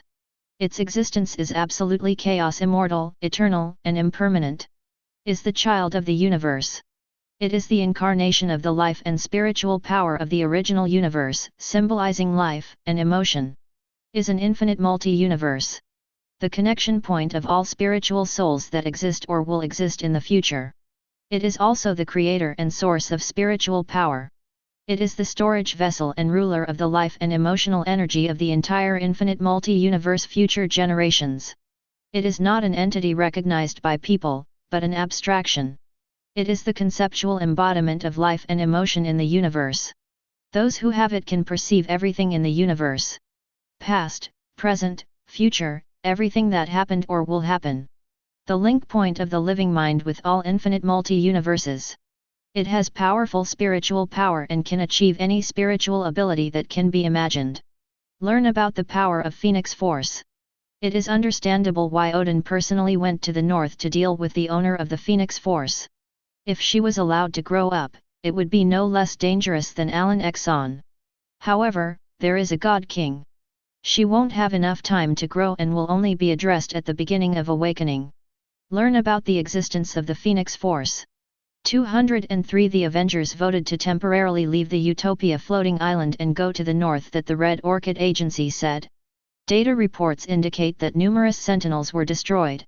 This data is more than the Sentinel destroyed by the previous Magneto. The Red Orchid Agency has now stopped the attack. Can only hover nearby, interfere with the ability of the teleportation mutant, and wait for the Avengers to support. However, no one noticed that after leaving, the Scarlet Circle began to disintegrate rapidly. The equipment that detects the situation on site in real time, the value began to increase wildly. Nobody noticed. Even Jane Foster was temporarily evacuated from this place. Both Odin and Ancient One got it wrong. Alan Ackerson's method of cracking the Marvel Circle was originally very different from the reality. After all, magic systems are different. It seems slow, but in fact it is accumulated. The magic circle that had been disintegrating a little at first suddenly accelerated to disintegrate and collapse. Even the Ancient One, who was bound by golden magic in the circle. Seeing what was happening around him, his pupils suddenly contracted. The look that originally looked at death like home also gradually revealed panic, not about death, but aware of the young man in front of him. "I'm afraid I don't need to get out of here. At that time, the whole world will fall into doomsday. The black hole seen on the previous timeline is about to erupt and swallow the bright galaxy at this moment. Ancient One, the meaning of your life is to protect the Earth and protect this reality." In a silent space, the uncertain Alan Exxon looked up like a landslide. The scarlet magic circle that was constantly shattered and disintegrated outwards, and the broken magic circles overlapped again in exchange for a bigger rupture. "And I do it just to get what I want." 99. He said that his eyes were bloodthirsty, and he gritted his teeth and pushed with both hands. Boom! The magical energy suddenly burst out from his hands, like a dragon turning into a torrent. The golden torrent erupted, madly scouring the circle. It caused the entire building space, and even the floating island, to vibrate violently. A time. Deep space, Earth. Trembling at the same time. Chapter 119. God King Odin and the Avengers went to the north to support, not knowing the scarlet magic circle covering the floating island of Utopia. At the moment, the acceleration is gradually being disintegrated by Alan. Under the violent surge of magical energy, the scarlet magic circle is like a crumbling city. He let out bursts of neighs, like a helpless moan. Ancient One magician witnessed the disintegration of the magic circle with her own eyes, and she no longer knew how to describe it in words. Previously, she thought that the two had similar magical attainments, and that the scarlet magic circle would trap each other for a few days. But it turned out that the other party had only passed a few minutes. I found the point of breaking the magic circle. Obviously Alan Exxon's magical ability is incomparable, and it is put into the long history of 10,000 years. I am afraid not many people can match. Only at this time did the Ancient One magician think how ridiculous her previous inferences were. 1 in 70 million. That slim probability of victory would never happen. This is the first time in hundreds of years that the Ancient One magician has lived so desperately. Hope is like a grain of sand falling into the ocean, almost disappearing without a trace. She can only pray now that Stephen Strange can compete with Alan. Although Stephen couldn't absorb many monsters in a short period of time, the power of absorbing magic was visible to the naked eye. Otherwise, Ancient One magician wouldn't take such a risk and let Stephen Strange practice dark magic. After all, the Book of Cagliostro, the slightest carelessness will make people fall into darkness. At the same time, it wasn't just the Ancient One in the Crimson Circle who was in a bad mood. In the main control room of the Red Orchid Agency far away in outer space, the large screen showed that countless sentinels were disconnected.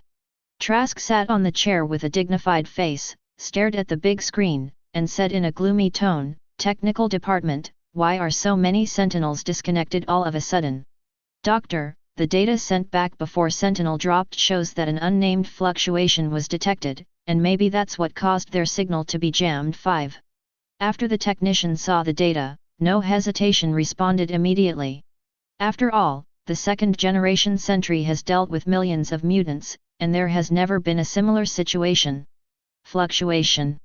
Dr. Trask scanned the data report and found that the dropped calls he detected were familiar. After a while, he responded. "It's the psychic mutant. Database to match." He really wanted to know which mutant it was, and the psychic ability could actually affect the second-generation Sentry. Thinking that the matching data in the database has already emerged in front of you. Jean Grey. Didn't she die 3 years ago? After Dr. Trask saw the character file, he was a little uneasy for a while. The most terrifying thing in the world is that someone who has already died has appeared again. And its strength can restrain the second-generation Sentry. Are the Avengers over? Dr. Trask has to admit that he needs the help of the Avengers. Without Sentinel, they would not have the strength to deal with Mutant at all. This also intensified the determination in his heart to let mankind evolve. Also more sure to snap to Alan. His variant ability is the key to racial evolution. Dr. Trask then attempted to view the northern area currently surrounded by Sentinel via satellite. As a result, in more central areas, the signal is basically blocked. Even satellite touches are blurred. Annoyed, he can only wait for news from the Avengers. At the moment, deep in the dense forest to the north, a towering rocky mountain sits here. Outside a cave, countless Sentinel wreckage was scattered on the ground, and it could be seen that these robots were torn apart by huge amounts.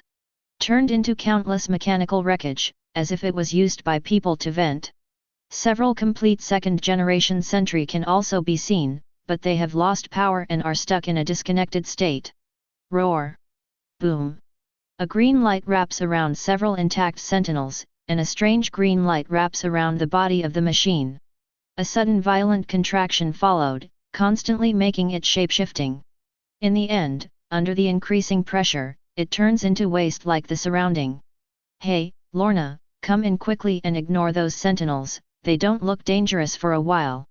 At the entrance of the cave, Quicksilver Pietro stuck his head out and shouted. Just in case. 35. Lorna rolled his eyes at him. Really want to say that you know it's temporary? If such a number were to restart, it would be a disaster for them. Back to the spacious natural cave. This place was discovered after they moved their positions. The mutant with the combat ability is closer to the entrance of the cave. Those without the combat ability hide behind. Near the entrance of the cave, there is a figure lying on the boulder. It was Jean Grey, who fell into a coma, and her whole body exuded mental waves that were invisible to the naked eye. It must be Teacher Jean. The professor said before that Teacher Jean's spiritual ability is stronger than his. 99. Shadowcat Katie, who was sitting beside him, said slowly. Anyway, she stopped the sentinel from outside. Lorna's eyes fell on Jean's face. She always felt that this woman was very dangerous and could lose control at any time. But the other party helped them again. And also a teacher at Xavier's school. I wish she thought more. At this time, Mutant, who was guarding the entrance of the cave, had his special ability perception that there were multiple life forms approaching. He hurriedly shouted to Lorna and the others, "Someone is here." Heard. Lorna and the others hurriedly stood up and walked towards the entrance of the cave vigilantly. Lorna doesn't forget to turn around to look at the Nightcrawler and Shadowcat, as well as a few mutants with the teleportation ability. If there is danger for a while, you should quickly evacuate. Talking. Several people walked out of the cave to hide under the dense trees and looked up at the sky. I saw a huge and bright golden light swept out from the sky and landed on the spacious open space. Wait for the golden light to dissipate. Several figures emerged from it. It's her. 35. Lorna recognized the woman at a glance. It's Carol, who previously fought Magneto, and she's here now. And there is no news from Magneto for a long time. This means that the latter may have encountered unexpected events. Thinking of this, Lorna felt inexplicably uncomfortable. Let's go out and kill these guys and avenge Eric. Magneto's former staff. The Burning Man John and Sabretooth all looked angry, eager to rush up to tear the enemy to pieces. Wait a minute, that woman can even deal with Eric, are you sure any of you can beat Eric? 95. Quicksilver Pietro is much more rational now, mainly the old man in golden armor walking in the middle. It gave him a great sense of oppression, as if a god had descended into the world. My friends behind the woods, come out. However, several people were thinking about how to deal with it. Odin's strong voice sounded, and his deep and majestic eyes looked into the woods. There are not many people in the 9 realms who can escape the eyes of the God King. He just glanced over. Immediately, Lorna and the others behind the tree were all cold, as if they were being targeted by a supreme emperor. That feeling had only been felt on Alan before. No, this golden-armored old man clearly has a more majestic sense of vicissitudes. But it is naturally impossible to show weakness in the face of the enemy Lorna. She opened her hands and suddenly a strange green light erupted, and the energy that burst out wrapped around the mountain next to her. Pull hard with both hands, and the mountain originally contains minerals. Under the action of the magnetic field formed in an instant, it is easily pulled and shaken. Boom, boom. The spherical volume of more than 10 meters suddenly smashed towards Odin and the Avengers in the open space. The incomparably gigantic spherical rock mountain, propelled by the green glow, shot like a cannonball, causing bursts of sharp noise when it swept out. Makes the abnormal sound reverberate. Covering the sky and the sun shrouded the heads of everyone, gravity smashed down. Fake. It's like the little girl who picked up the missile from the air. Tony Stark looked at the huge rock orb and thought of Lorna's file he had seen earlier. While subconsciously raising his hand to reveal his palm gun, he couldn't help but complain. Yet when he was about to fire, Thor, who was next to him, was already throwing a hammer, and the whole person bounced off the ground, smashing the hammer in his hand to the rock sphere with all his strength. Boom! The hammer fell instantly. Thousands of thunder and lightning were shot out, and there were also bright thunder and lightning in the sky. Boom!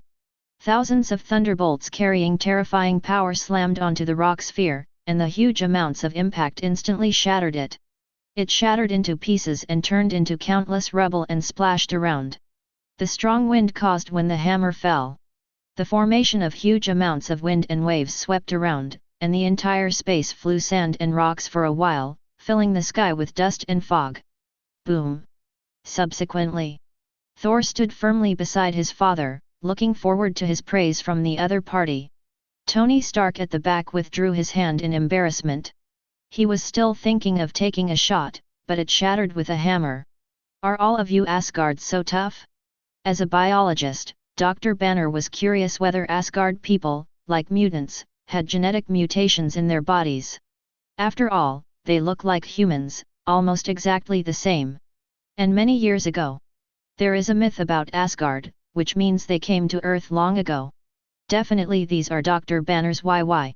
The Asgard people had no relationship with the Earth before, but then Midgard was acquired by Odin. Naturally, it has also become a protected area. Only Asgard people who have excellent bloodline will have supreme divine power.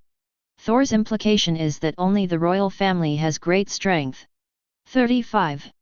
Our target is Phoenix Force. If you care about other things, then you can choose to leave. Odin was in no mood to waste time with them and let the crow fly in his hands. Make it look for the Phoenix Force's location. Ra is the king of gods who encounters the Phoenix Force, and he has to be resigned to the disadvantage in terms of spirituality. He couldn't find the location of the owner of this powerful energy through telepathy at all. Roar, boom! Before the two black crows flew out, a scorching flame shot into the sky, almost burning the two black crows in the middle of the sky. Thor's face turned black when he saw this. Is there anyone in the 9 realms who dares to treat his father like this? Just about to speak, he saw several figures walking out in front, including the initiator of the fire breathing, his hands glowing with flames, flickering. Burning Man John said coldly, "What are you doing here?" He witnessed the sacrifice of his compatriots and friends, and he hated human beings to the core. After the baptism of the Utopia campaign, his philosophy is no longer to fight for freedom for the mutant, but to avenge the race. Kill all enemies. I'm not here for your Midgard race, I'm here for the Phoenix Force. Tell me where the Phoenix Force is and I'll just annihilate it and leave. After Odin left the Utopia floating island, the bad premonition in his heart became stronger, and he just wanted to quickly finish the Phoenix Force. Then go back and fix Alan's problem. Phoenix Force? Lorna caught this keenly, and immediately thought of Jean Grey.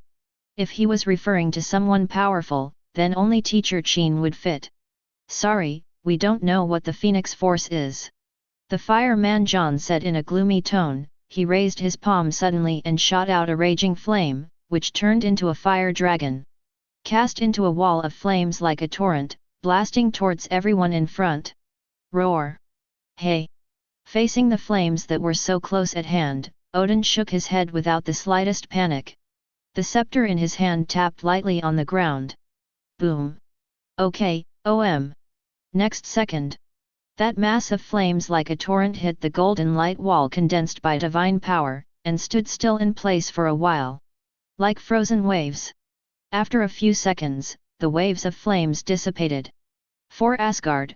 When the flames dissipated, Thor had already accumulated a stomach of anger. He had never seen anyone who dared to disrespect his father so much, so angry that he picked up his hammer and jumped on the ground, rushing towards the few people in front of him. Seeing this, the Avengers behind them rushed forward without any hesitation. Not to be outdone, the Lorna crowd went head to head. Especially when Quicksilver Pietro saw his enemy, Tony Stark, his eyes were bloodshot and he looked extremely bloodthirsty. The figure exploded and disappeared in place. He hugged Tony Stark and crashed into the woods, overturning the 100-meter woods in less than a second. Boom! Endless dust and fog lifted the sky, and endless debris splashed. The rest of them soon fought with equal strength, and Lorna also stared at Carol, and the two entangled and crashed a few 100 meters away in an instant. Only Dr. Banner stood helplessly. He didn't know if he should transform, worried that he would hurt his own people. As for Odin, he stood there indifferently, and reached out to take the Black Crow and learned the location of the Phoenix Force. He ignored everyone and jumped towards the cave. Approach there. He also clearly felt the volatility of Phoenix Force, and that volatility was increasing. Like the next second, you will wake up completely. This also makes the god King Odin not regret his determination to go here, if it is to let the Phoenix Force completely awakening.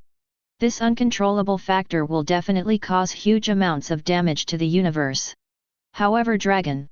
When Odin came to the entrance of the cave, he vaguely seemed to see the silhouette of the Phoenix Force entangled in the cave. Stand up from the icy boulder. Chapter 120. The entrance of the mountain body in the northern mountain forest. God King Odin walked into the dark and damp cave, and the overwhelming sense of oppression caused countless people to retreat back with some fear. Odin ignored the others, his eyes fell on the woman sitting up on the icy boulder. He clearly perceives the woman, exuding the breath of Phoenix Force. Who are you? Shadowcat Katie did not notice that the teacher behind Chin woke up and looked at the old man in gold armor in front of her vigilantly. The old man's intimidating eyes made the young girl's pretty face show a nervous look.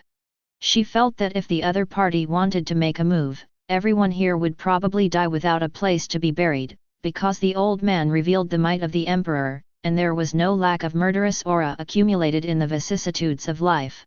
Katie. At this moment, Teacher Chin's voice behind her interrupted her. Teacher Chin, are you awake? When Shadowcat Katie saw Teacher Chin, her eyes lost the indifference she had before, and she immediately breathed a sigh of relief. Why are we here? Jean Grey's memory was 3 years ago before the flood drowned her. For her, she just slept and was naturally confused by the current situation. While thinking hard, God King Odin's old and strong voice sounded, Midgardian, you have Phoenix Force in your body, please leave here with me. 99. Who are you? Jean Grey looked at him, and the Shadowcat and the other mutants next to him clenched their weapons. If the golden armored old man in front of him is a little bit hurtful, they will rush up without hesitation. I am Odin, the Lord of the Nine Realms, Jean Grey, you have the Phoenix Force in your body, if you don't control it, it will cause huge amounts of damage to the world. 55. Odin learned her name from the Black Crow and explained it patiently. After all, the owner who has been sleeping for a long time is still emotionally unstable and is easily affected by the Phoenix Force. 203. If the dark side of the heart is stimulated, the situation will get worse. You mean the power hidden in me, the professor mentioned to me before. Jean Grey remembered what the professor had said to her before, then looked at Shadowcat Katie and asked, where's the professor? Professor, he's gone. Shadowcat's eyes turned red when he heard the words, and he choked up a little while speaking. How could this be? Jean Grey felt a little dizzy when he heard this sentence. Now Jean doesn't know that the professor deceived her.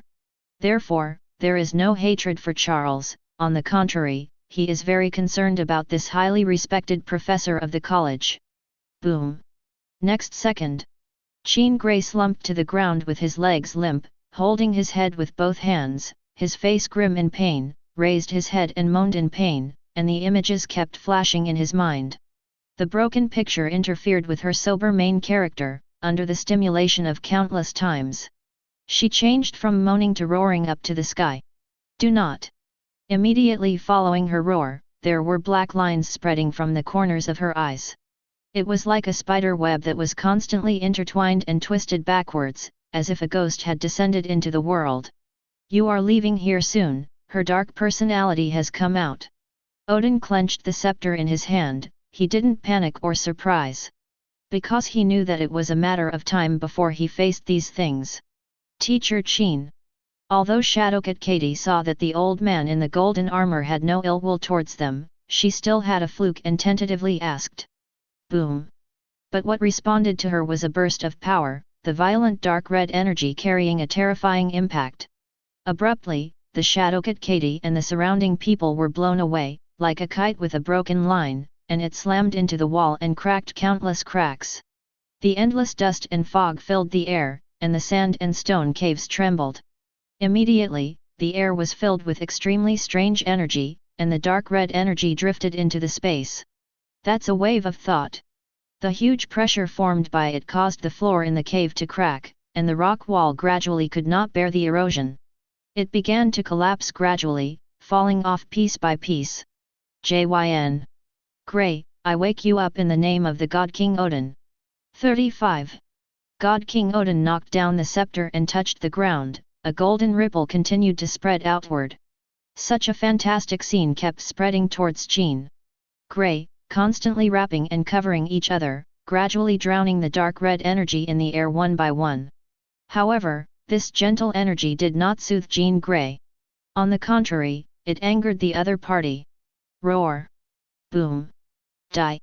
35. Jean Grey raised her indifferent and empty eyes and looked at the old man in golden armor in front of her.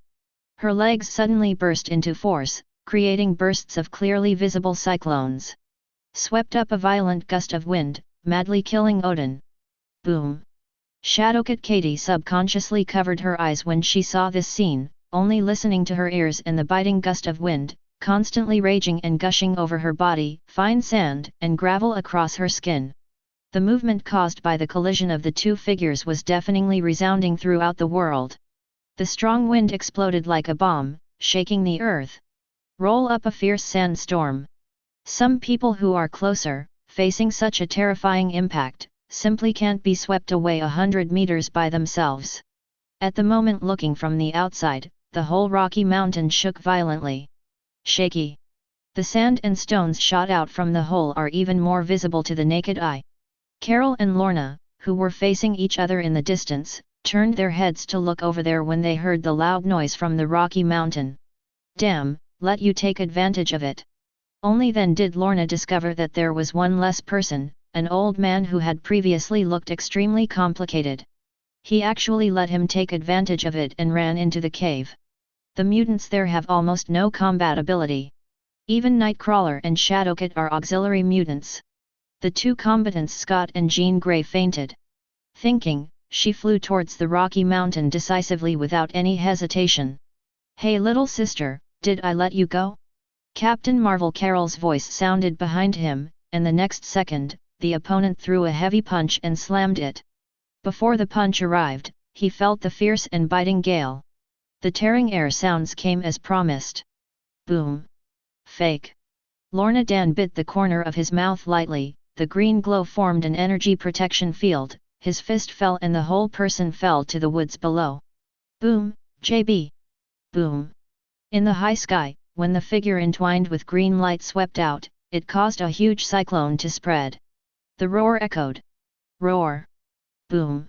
Falling into the woods aroused the sky dust and fog, the endless tree debris splashed a huge impact, and even forcibly broke the trees in the middle, and the place where Yue affected them all caused them to sway violently.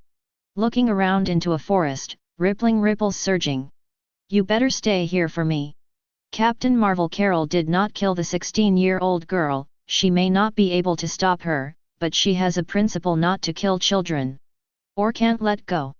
You stop for me. However, Carol was about to fly away when Lorna's anger came from below again. Look down. Lorna flew out of the giant pit in anger, but fortunately there was an energy stand to protect her. She didn't look so embarrassed, but her hair was a little messy, with the girl's pretty face full of anger. Appears heroic. Carol had to admit in her heart that if they hadn't become rivals, they might have become friends. Well, you forced me, it seems that I have to give you some hardship. Carol raised his right hand to condense endless rays of light, which contained terrifying monstrous power. Just looking at it is terrifying. But at this time, boom! There was another loud noise from the rocky mountain, which caused people to see the mountain cracking.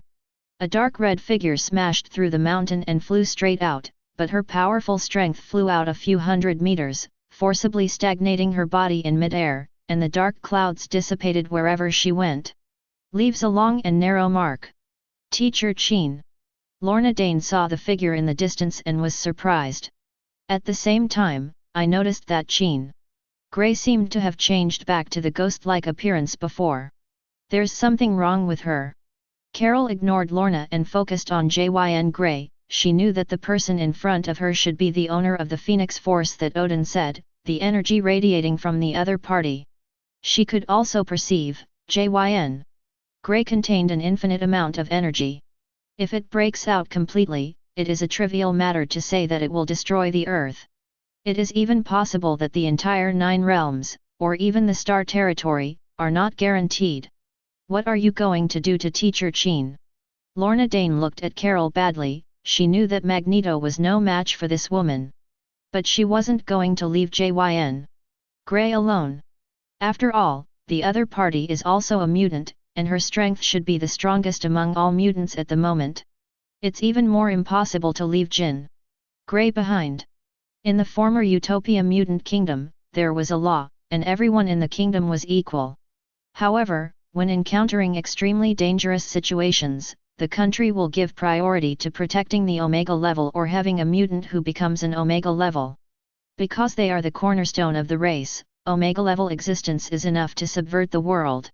Just like Magneto only reached Omega not long ago, and has not yet applied ability to the level of freedom. Just so powerful. Not to mention the guitar that even Captain Marvel is afraid of. Gray. You can leave, but the Teacher Chin you said must stay. 95. Carol didn't beat around the bush. She didn't say anything about the Phoenix Force. Mainly because it's too special, and it's sure to get mutant offended.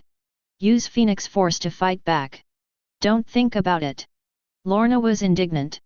A golden figure flew out from the rocky mountain, followed by bursts of terrifying coercion, shrouding the earth, and the moment he appeared, the dark clouds in the sky permeated with fierce light. Reflecting on the dimly lit ground, the strong wind also reduced the trees and no longer swayed. Court death. Jean Grey clenched the veins in both hands after seeing the old man. The intellect that pervades the air is even stronger, and the power of invisible is even stronger than Magneto's magnetic control. Wave room. The crazy vibration of the earth cracked, and the matter on the earth disintegrated one by one, gradually condensing into a huge vortex, and scattered and flew into the sky. The space is under the influence of Phoenix Force, showing an indescribable distortion and fragmentation. Below. In huge suction. Let the Avengers and mutants who were still in battle feel the powerful oppression. It seems that the invisible mountains are falling heavily. Their faces turned pale, and they stopped the movements in their hands. Look up into the air. An old man surrounded by golden light, and a woman who was indifferent and crazy with dark red light. A battle between the gods and the Phoenix Force has begun.